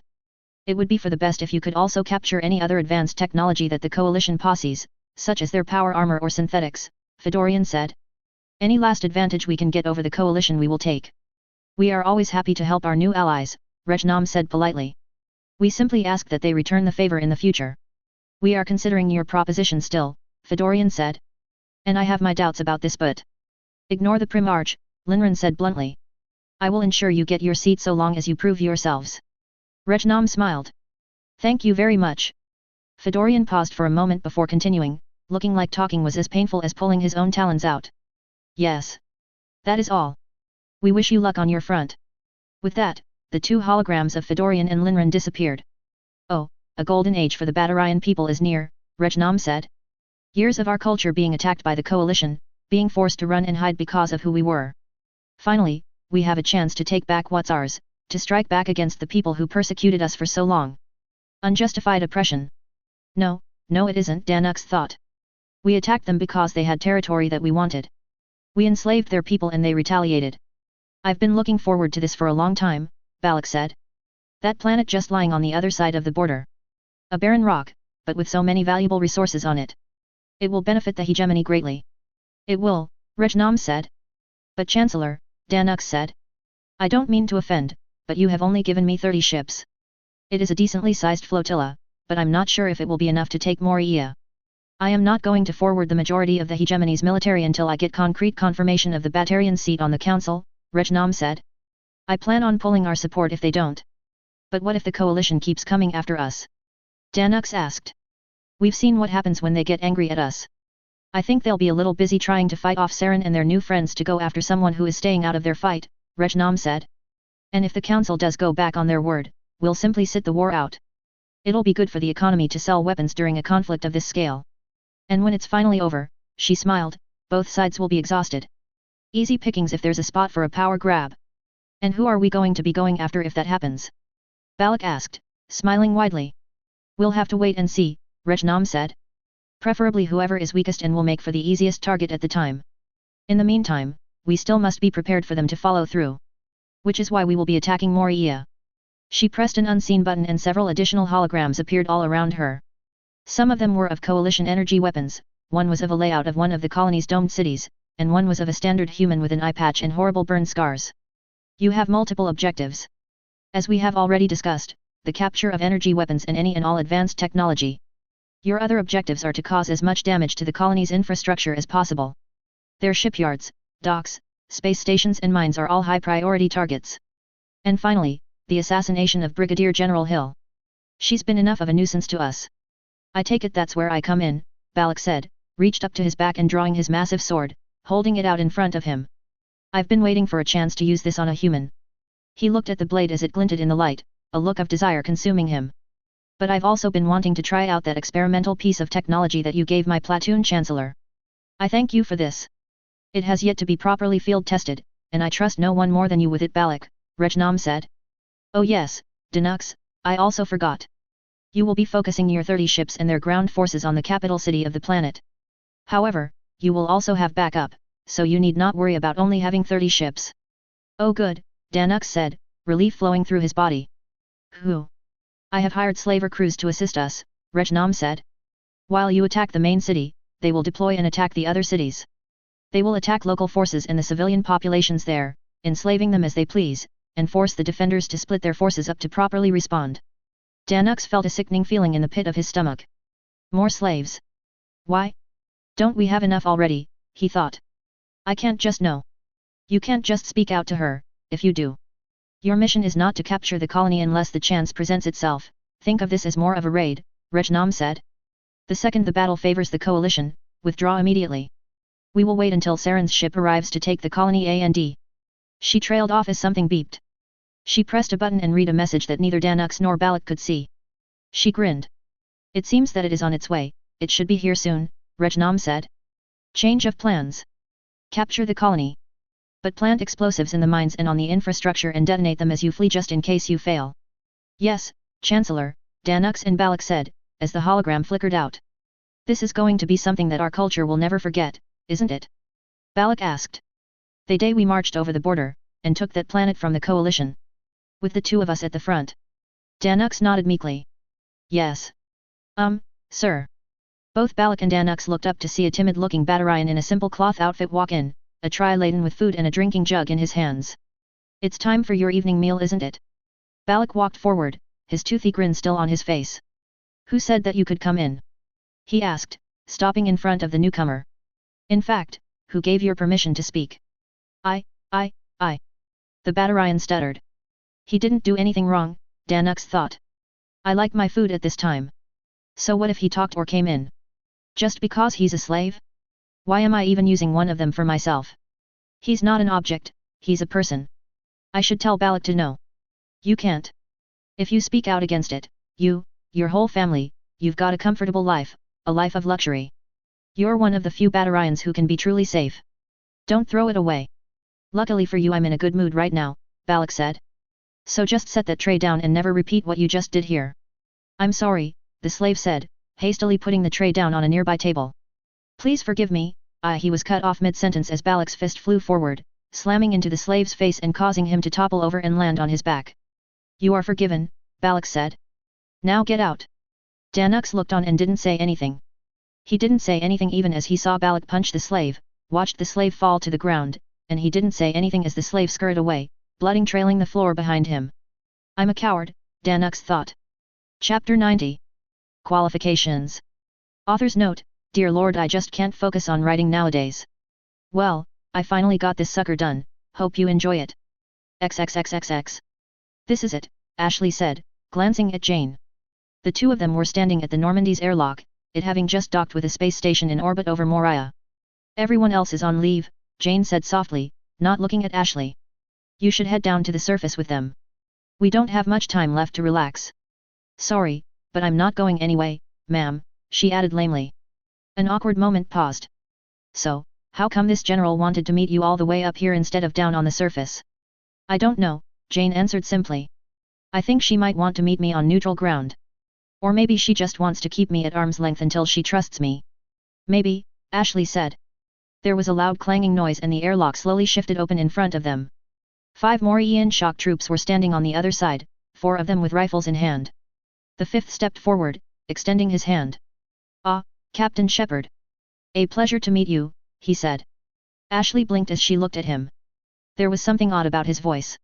There almost seemed to be some kind of an echo to it, in addition to an almost musical tone. The man noticed. I get that look a lot, he said, reaching up and pulling off his helmet. He was a necro-human, but he was no ordinary necro-human. His skin was bright green and seemed to shine with its own light. I'm a glowing one, he said. Colonel Curtis Decker. Second in command on this planet. He slid his helmet back on. General Hill is waiting for you. Lead the way, Jane said. Decker nodded as he turned on the spot and began to walk deeper into the station, the others following him. Colonel, be honest with me, what can I expect from General Hill? Jane asked. She has a rather low opinion of me, but apart from rumors I know nothing about her. Normally I would say don't put stock in rumors, but in the case of the general they do get a fair bit of it right, Decker replied. General Hill is the kind of person who gets the objective done no matter the cost, and she really couldn't care what issues you have with it. I have first-hand experience of that, I've been her number 2 for a while now. I've been opposing her on just about everything, from her torturing of prisoners to her utter disregard of our casualty rate. I feel like most of the time she only lets me talk so she can honest say on her report that she had an advisor. Hard to work with, hey? Ashley said dryly. Didn't see that coming. Sometimes you can judge a book by its cover, Decker said. My advice is that you just avoid getting on her bad side, it'll make things a lot less miserable. Hold on, we're almost there, wait a minute. He stopped as he neared a sealed metal door, a dark-skinned woman in a business suit standing outside it. She was looking down at an active Omni tool, an annoyed look on her face. Ms. Camera, you're still here? I thought you would have finished by now. So did I, the woman said, but some reporter came barging in before I could even talk exact numbers. She said that she only wanted a few minutes of the general's time, but it's been a lot longer than that. Sorry, you are. Ashley said. Afreen Camera, CEO of Nizo Transportation, the woman said. The coalition recently signed a contract my company, we're producing shuttles for them, ones with some armor plating and ordnance. Turns out most of them are being shipped out to this planet, I came out here to talk to the commanding officer about the arrangements for delivery. She stopped as she looked at Jane. Wait a minute, I saw you on the news. Jane Shepherd, captain of the Normandy. Your men saved me on Demeter. She took a step forward, an excited look on her face. Adam, is he still with you? I never got a chance to thank him. Jane gave a warm smile. I'll make sure you get his contact information. Thank you, Afreen said. I'll talk to him after I speak with the general, which I should be about to do. At least I was before I was interrupted, she said bitterly. Hold on, I'll see what I can do, Decker said. He stepped in front of the door and typed in a code to a keypad on the wall next to it, his fingers idly gliding over the keys. He pressed one last key and the door slid open, revealing a well-furbished office room within. Hill was sitting behind a desk, looking bored out of her mind as she idly flicked a lighter that she was holding open and closed. In front of her was a woman in a blue and orange dress, reading off from a data pad as a drone floated next to her head. And do you have anything to say about the many accusations that the soldiers on your planet regularly abuse citizens? The reporter asked. That it's a lie, Hill said idly, flicking her lighter open again and pressing down on it. It sparked and ignited, the smallest flicker of a flame appearing. Hill's eye was focused on it instead of the reporter, her pupil narrowing, almost as if she was forcing herself to look at it. Our job is to protect these people. If I were to ever catch one of my men attacking a citizen, I'd make him realize what an unfortunate mistake that he made. It is interesting that you attempt to claim the moral high ground, General, as there is hard evidence of you signing off on allowing the rape of prisoners, the reporter continued. As she spoke, Hill's grip tightened around her lighter, so much that it quivered slightly in her hand. I don't claim to be a perfect little princess, Hill said, sounding as if she was holding back every last cuss word she had ever learned. I get my hands dirty, it's my job. But I get my hands dirty to get things done. Rape gets nothing done. So if it's not too much of a bother to you, could you stop throwing all these accusations at me and try to ask a few questions that are at least somewhat rooted in reality? If it's not too hard. General, you brought this on yourself, the reporter replied, a smirk spreading across her face. Your reputation echoes across the entire galaxy. As if my previous topics weren't enough, there is the rumor that you have been taking bribes from. Question, Hill interrupted, closing her lighter and putting it down before reaching under her desk. Is this live? No, I'm only recording it, the reporter said. I will broadcast it in good time. Now General, please stop deflecting. She was cut off as Hill idly drew a pistol. The reporter barely had any time to blink before there was a loud bang. There was a loud cracking noise as the bullet Hill fired hit her drone, causing it to shatter and the fragments to fall to the ground. The woman looked down at the remains, horror in her eyes. You, she said, half angry half terrified as she faced more. You're a massive fucking cunt, I know, Hill said. Her eyes swiveled to look at the open door, noticing Jane and Decker. And thanks to you I'm also behind schedule, she said. Out.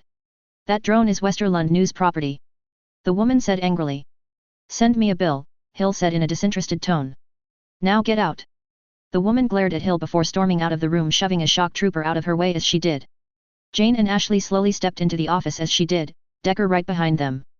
The air was heavy in the room as she looked at the general, who still had a firm grip on her pistol. She wasn't quite sure what to say. What was that all about, ma'am? Decker asked, his tone polite and just a little bit forced. Someone trying to do a smear job, Hill said, either not noticing the rigid element to Decker's voice or simply not caring. Calissa Al something something. Biggest waste of my time. Do me a favor and tell the suit that she's going to have to wait a bit longer now that our guest of honor is here. Hill's good eye narrowed as she focused on Jane, barely spotting Decker as he saluted and exited the room, closing the door behind him.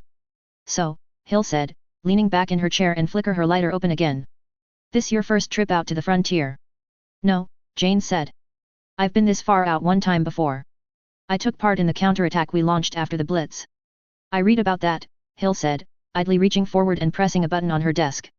Holograms materialized over the desk, many of them formal military reports, but a few of them were news articles. In and out, kept to your objectives, even managed to pick up some help from a Krogan mercenary.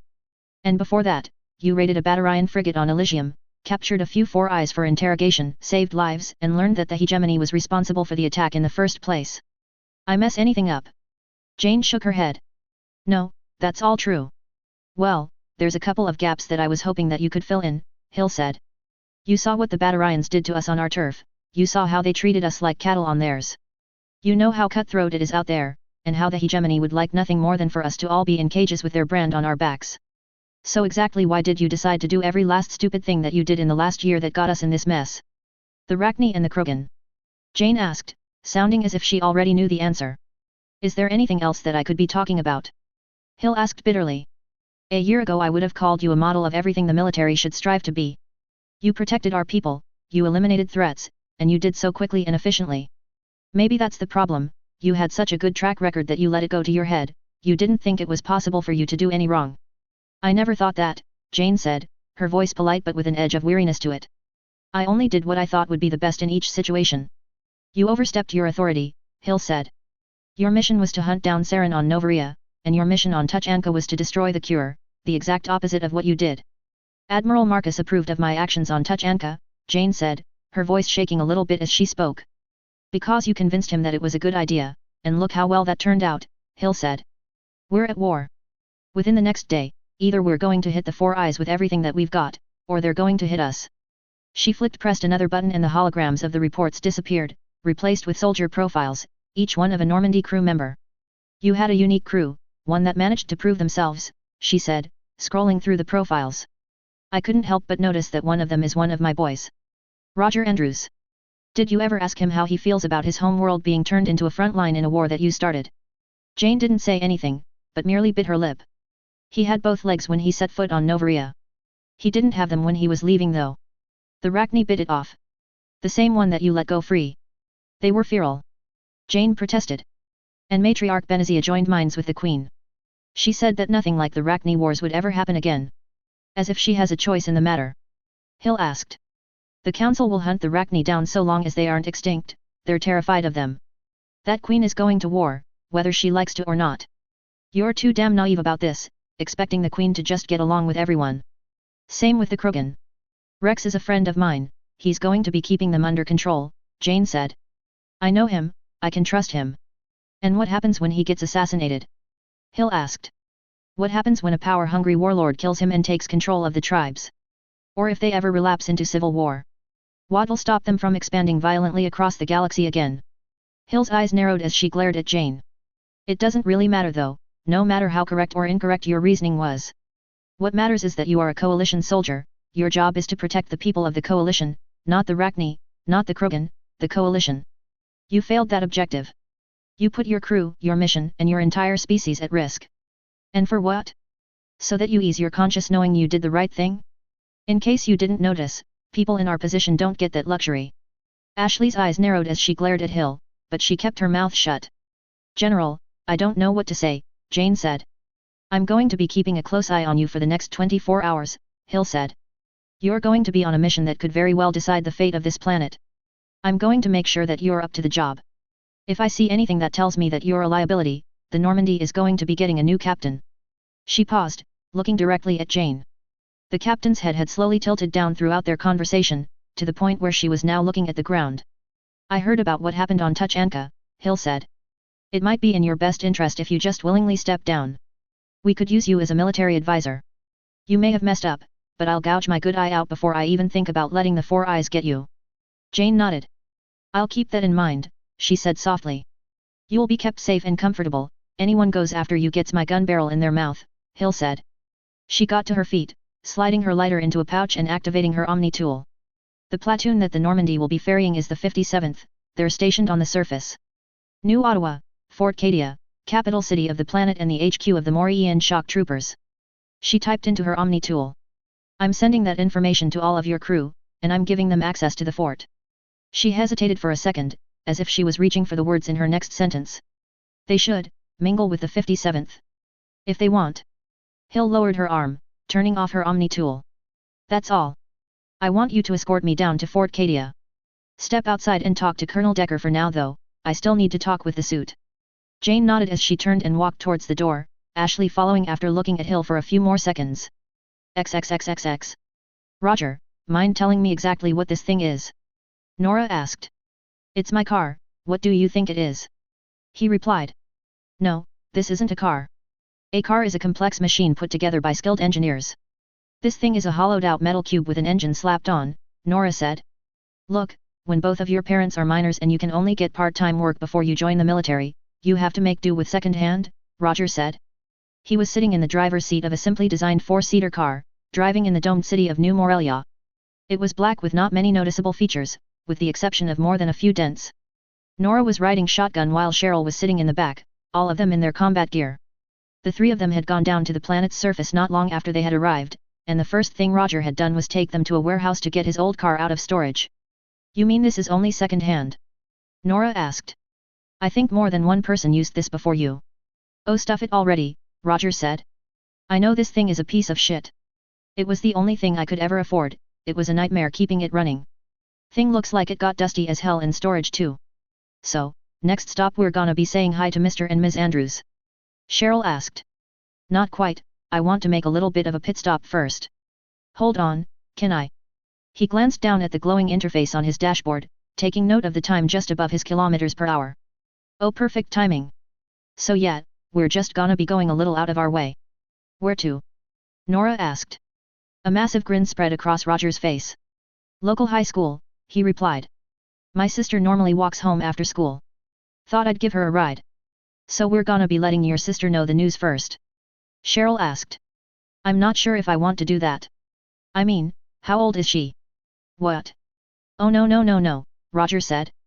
I mean I do want her to know, but I just wanted to give my little sister a ride home, you know, surprise her.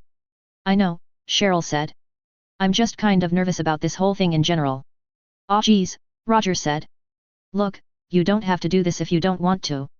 I mean I get it, this thing we've got going on we've been doing for a few days and I sprang this on you. Cheryl, I swear I didn't mean to make you feel uncomfortable, if you really want me to pull the plug on this just say something. Christ, I really didn't think this through did. Roger. Nora said. Relax. She said that she was nervous. Not that she was terrified, not that she was dreading this, she said that she was kind of nervous. I imagine she's looking forward to meeting your parents. She turned to face Cheryl in the back seat. Am I right?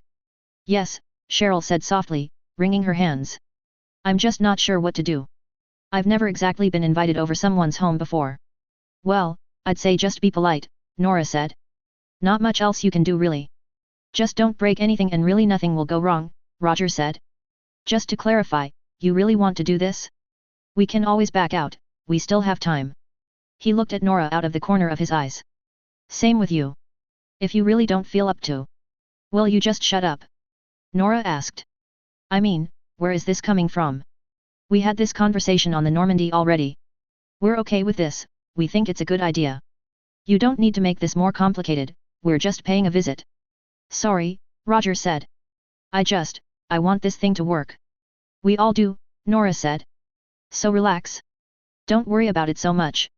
We're not going to lose patience with you and ditch you the second you piss us off.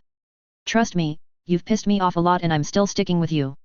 Right, Roger said uncertainly, coming to a stop before a turn in the middle of downtown.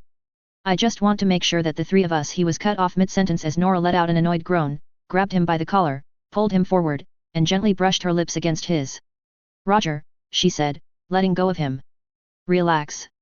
Roger merely nodded, flushing slightly. So, where is this little sister of yours? She asked, leaning back into her seat. She should be around her somewhere, he said, taking a left turn. This is the fastest way back to our place from the school. She should. There we go. A smile spread across Roger's face as he spotted a Hispanic teenager walking along the sidewalk ahead of them, a bag slung over her back. That's your sister? Nora asked, rolling down her window and leaning her head out. Not to be rude, but what the fuck is she wearing? The woman in front of them had an interesting wardrobe to say the least. Her pants were a dark leather, several short chains attached to her pockets with the ends of a few sewn into the leggings, a set of keys noticeable on the end of one. Her shirt was a simple black t-shirt with a skull on the back, its mouth wide open and green fire spilling out and with charred coals for eyes. Her short hair was jet black and rather messy, possibly intentionally so, and had a few rather random-looking streaks of pink in it. Oh look who's talking, Charlie Parkhurst, you got any cattle to round up? Roger asked playfully. Hey, Charlie Parkhurst only had one eye, Nora said, smirking as she pressed her finger under her right socket. Who's more like her? Got me there, Roger said. She was well endowed too, you seem like a B-cup at best. Bad comparison. Are you two done yet? Cheryl asked dryly from the back seat. I swear you two act like 5-year-olds sometimes. Roger let out a laugh. We're on leave, you're supposed to unwind. Besides, what's the point of life if you can't do something harmlessly stupid every once in a while? Well, that explains your sister's wardrobe, Nora said. Cheryl rolled her eyes. A small smile slid over her mouth as she did though. Roger pulled up next to the woman, looking out of Nora's window. Pardon me miss, but do you need a ride? Fuck off, she said, if you want someone to jerk you off go find someone who can, wait. She stopped dead in her tracks, head snapping to look at the car. Roger. Starting to see some family resemblance, Nora said as Roger pulled the car up to the curb, turning it off and stepping out. When the hell did you get back?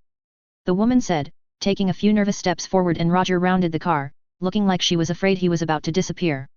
Today, he said, smiling as he stopped in front of his sister. Got a day's leave. How are you, Ally? Mom and Dad are fucking assholes, Alice grumbled, pouting slightly as she slid down to sit on the sidewalk. Oh boy, he said, sitting down next to her. What happened? They got angry when they saw my hair, she said, pointing to the strands of pink. They don't like what I've been wearing lately in general too. They've got their heads so far up their asses it's laughable. Ally, I've been keeping up with their letters. Times are tough for both of them, Roger said, putting a hand on her shoulder. I know. Alice snapped. I've seen Mom fall asleep at the kitchen table studying. I've seen Dad so tired when he comes home from work that he can't even make it up the stairs, he just falls on the couch and passes out. But why the fuck do they need to take it out on me? Ally, do you remember when you told me that you were going to get your tongue pierced even though Mom and Dad didn't want you to? He asked. She nodded.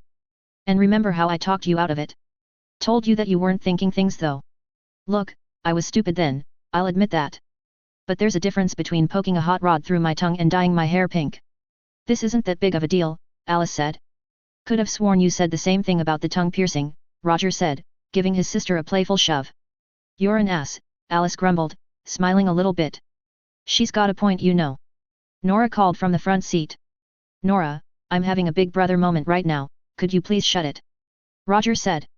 Alice did a double take at Nora. Wait. That's not a guy. Long story, Roger said.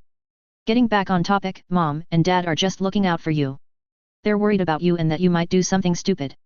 But they overreacted here. I'm not putting dangerous chemicals in my eyes, I'm just dyeing my hair. She said, sounding frustrated. They probably overreacted with this one, I can see them doing that. Would you like me to talk to them about it? Roger asked.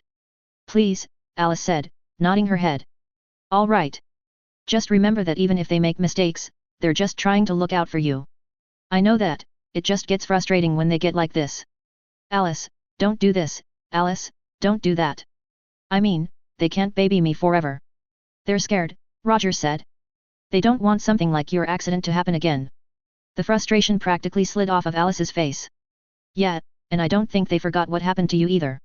Looking at Roger's cybernetic leg, she reached out and softly touched it. You lost another one, hey? Yeah, Roger said. Thing got bit off. If I had just looked both ways that day, I could have seen the swerving car. Maybe you wouldn't have. Okay, going to have to stop you right there, Roger said.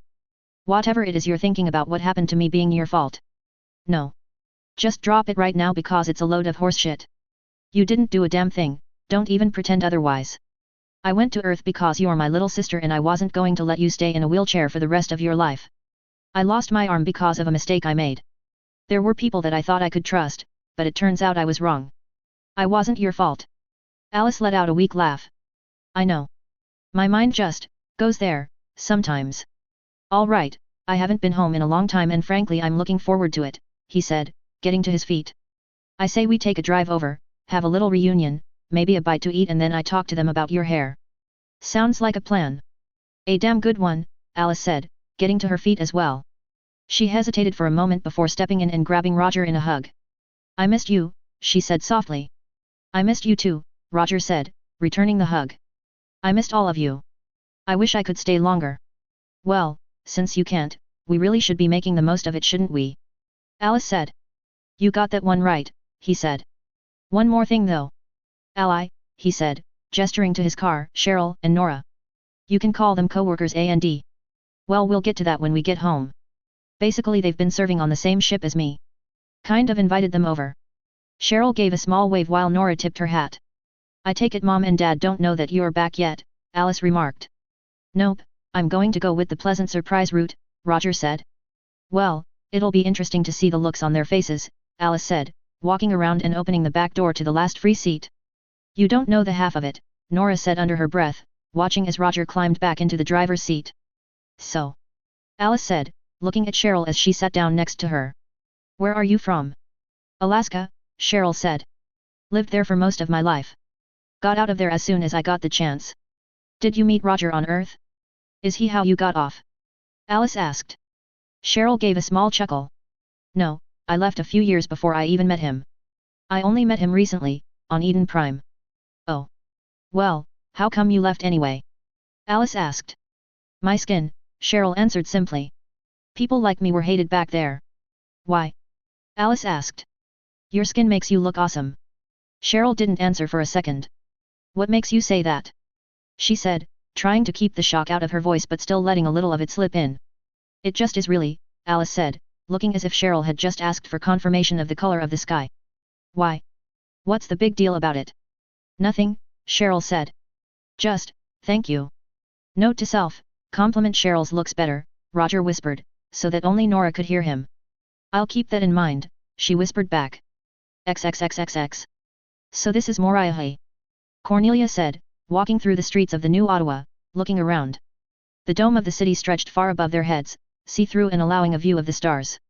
A significant portion of the buildings were prefab units, but countless others had been added over the years, from tiny one-room shacks to towering skyscrapers that stretched up towards the dome. It certainly looks impressive, Adam said. 50 million people live on this planet, even though they can't breathe. Even if there's an atmosphere now, there's not going to be enough oxygen in it for these domes to come down for decades. Certainly got a bit of a rugged feel to it, Cornelia said. They're probably more focused on making sure that everything works properly instead of making it look nice. I can't really argue with that, Adam said. As he spoke, he spotted something that made him stop in his tracks. Although, that place looks like someone spent a good chunk of money on making it look good. And what would that be?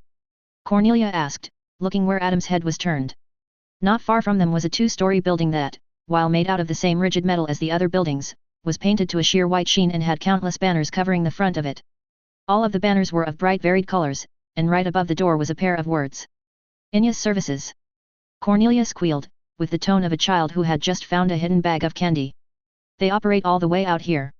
Adam blinked in confusion. What? Who are they? Hold on a second, I gotta check out the inside, Cornelia said, striding forward with a massive smile on her face and pushing the double doors open. Adam hurried after, just in time to slip in before the doors slid shut. The inside was very well lit, with countless people milling around the lobby that they were in. There was none of the standard metal furniture typically found on colonies, every last chair, table, and desk was carved out of fine wood. Seriously, what is this place? Adam asked. It looks rather high class, how can someone afford all of this deep in space and so far away from the rest of the. He trailed off as he saw a woman lead a man into a room where two men in suits were standing guard. The woman was wearing a long flowing dress that she had slipped out of slightly so that one of her shoulders was bared, while the man's face was bright red and plastered with excitement. Adam put two and two together. This is a brothel, isn't it? He asked, looking at Cornelia. Yup. She said cheerfully, walking towards the front desk, passing by several employees in fine clothing talking in low husky voices to potential customers. Inus Services is one of the biggest, well, providers in all of coalition space. It helps that not only do they have some of the best damn people in the industry, they have through the roof safety measures as well. You're pissing in a cup before you get alone with any of the workers, and guards step in if things get a little too rough. I see, Adam said slowly as Cornelia stopped in front of the desk. Men or women today? The man at the desk asked. Oh, I'm just looking, Cornelia said. In fact, is there any chance that I could get a flyer? I'd like to see what you offer and the prices.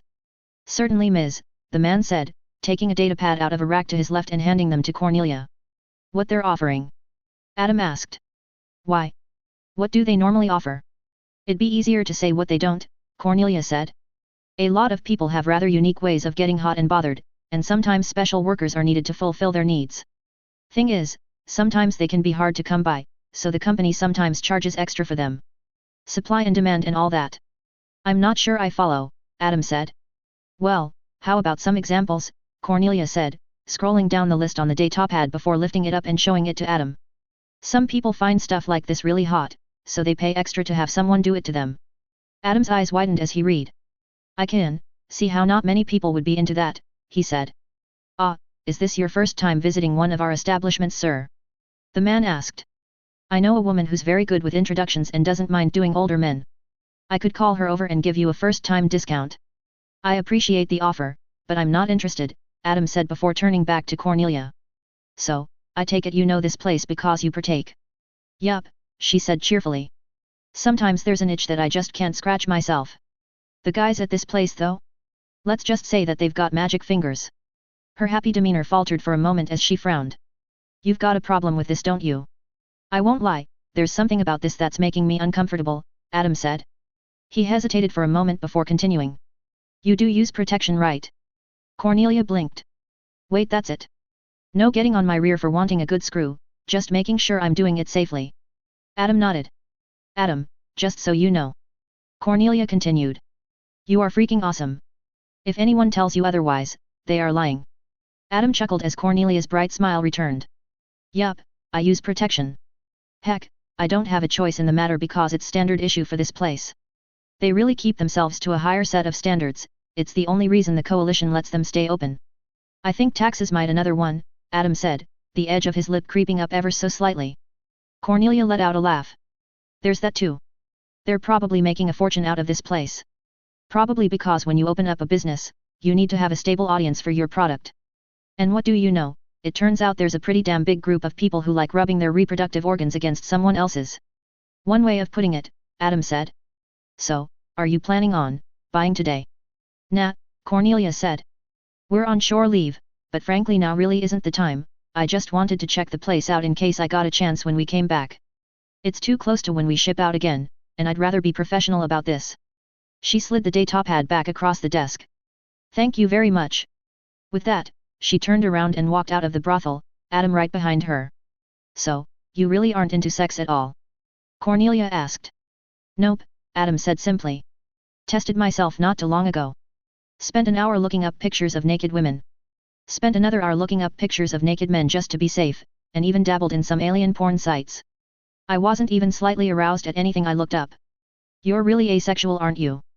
Cornelia asked. Oh, I don't know, are you really heterosexual? He asked, smiling softly. Cornelia rubbed the back of her head, blushingly lightly. Guess that was kind of insensitive of me, she said. Just wanted to make sure it wasn't something that you were putting on because of the whole priest thing. I just never really saw the point of it, I suppose. I'm being even more of a dick now. Adam chuckled. I suppose it is a bit of an old-fashioned lifestyle that I lead. Ever since we learned about the protein cache on Mars, many people doubt that God, think that God was just a protein we mistook for a higher being. A good chunk of the population. Ahaha, Cornelia giggled nervously, raising her hand slightly. Hate to say it, but I'm kind of an atheist.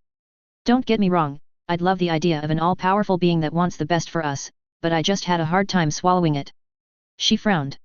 And sometimes when I bring it up, people get really pissed at me.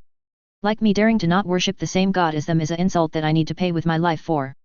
Are you a good person? Adam asked. Do you lead an honest life? Cornelia nodded. Well, that's good enough for me then. I worship God, you don't. Really, who cares? Just do the right thing.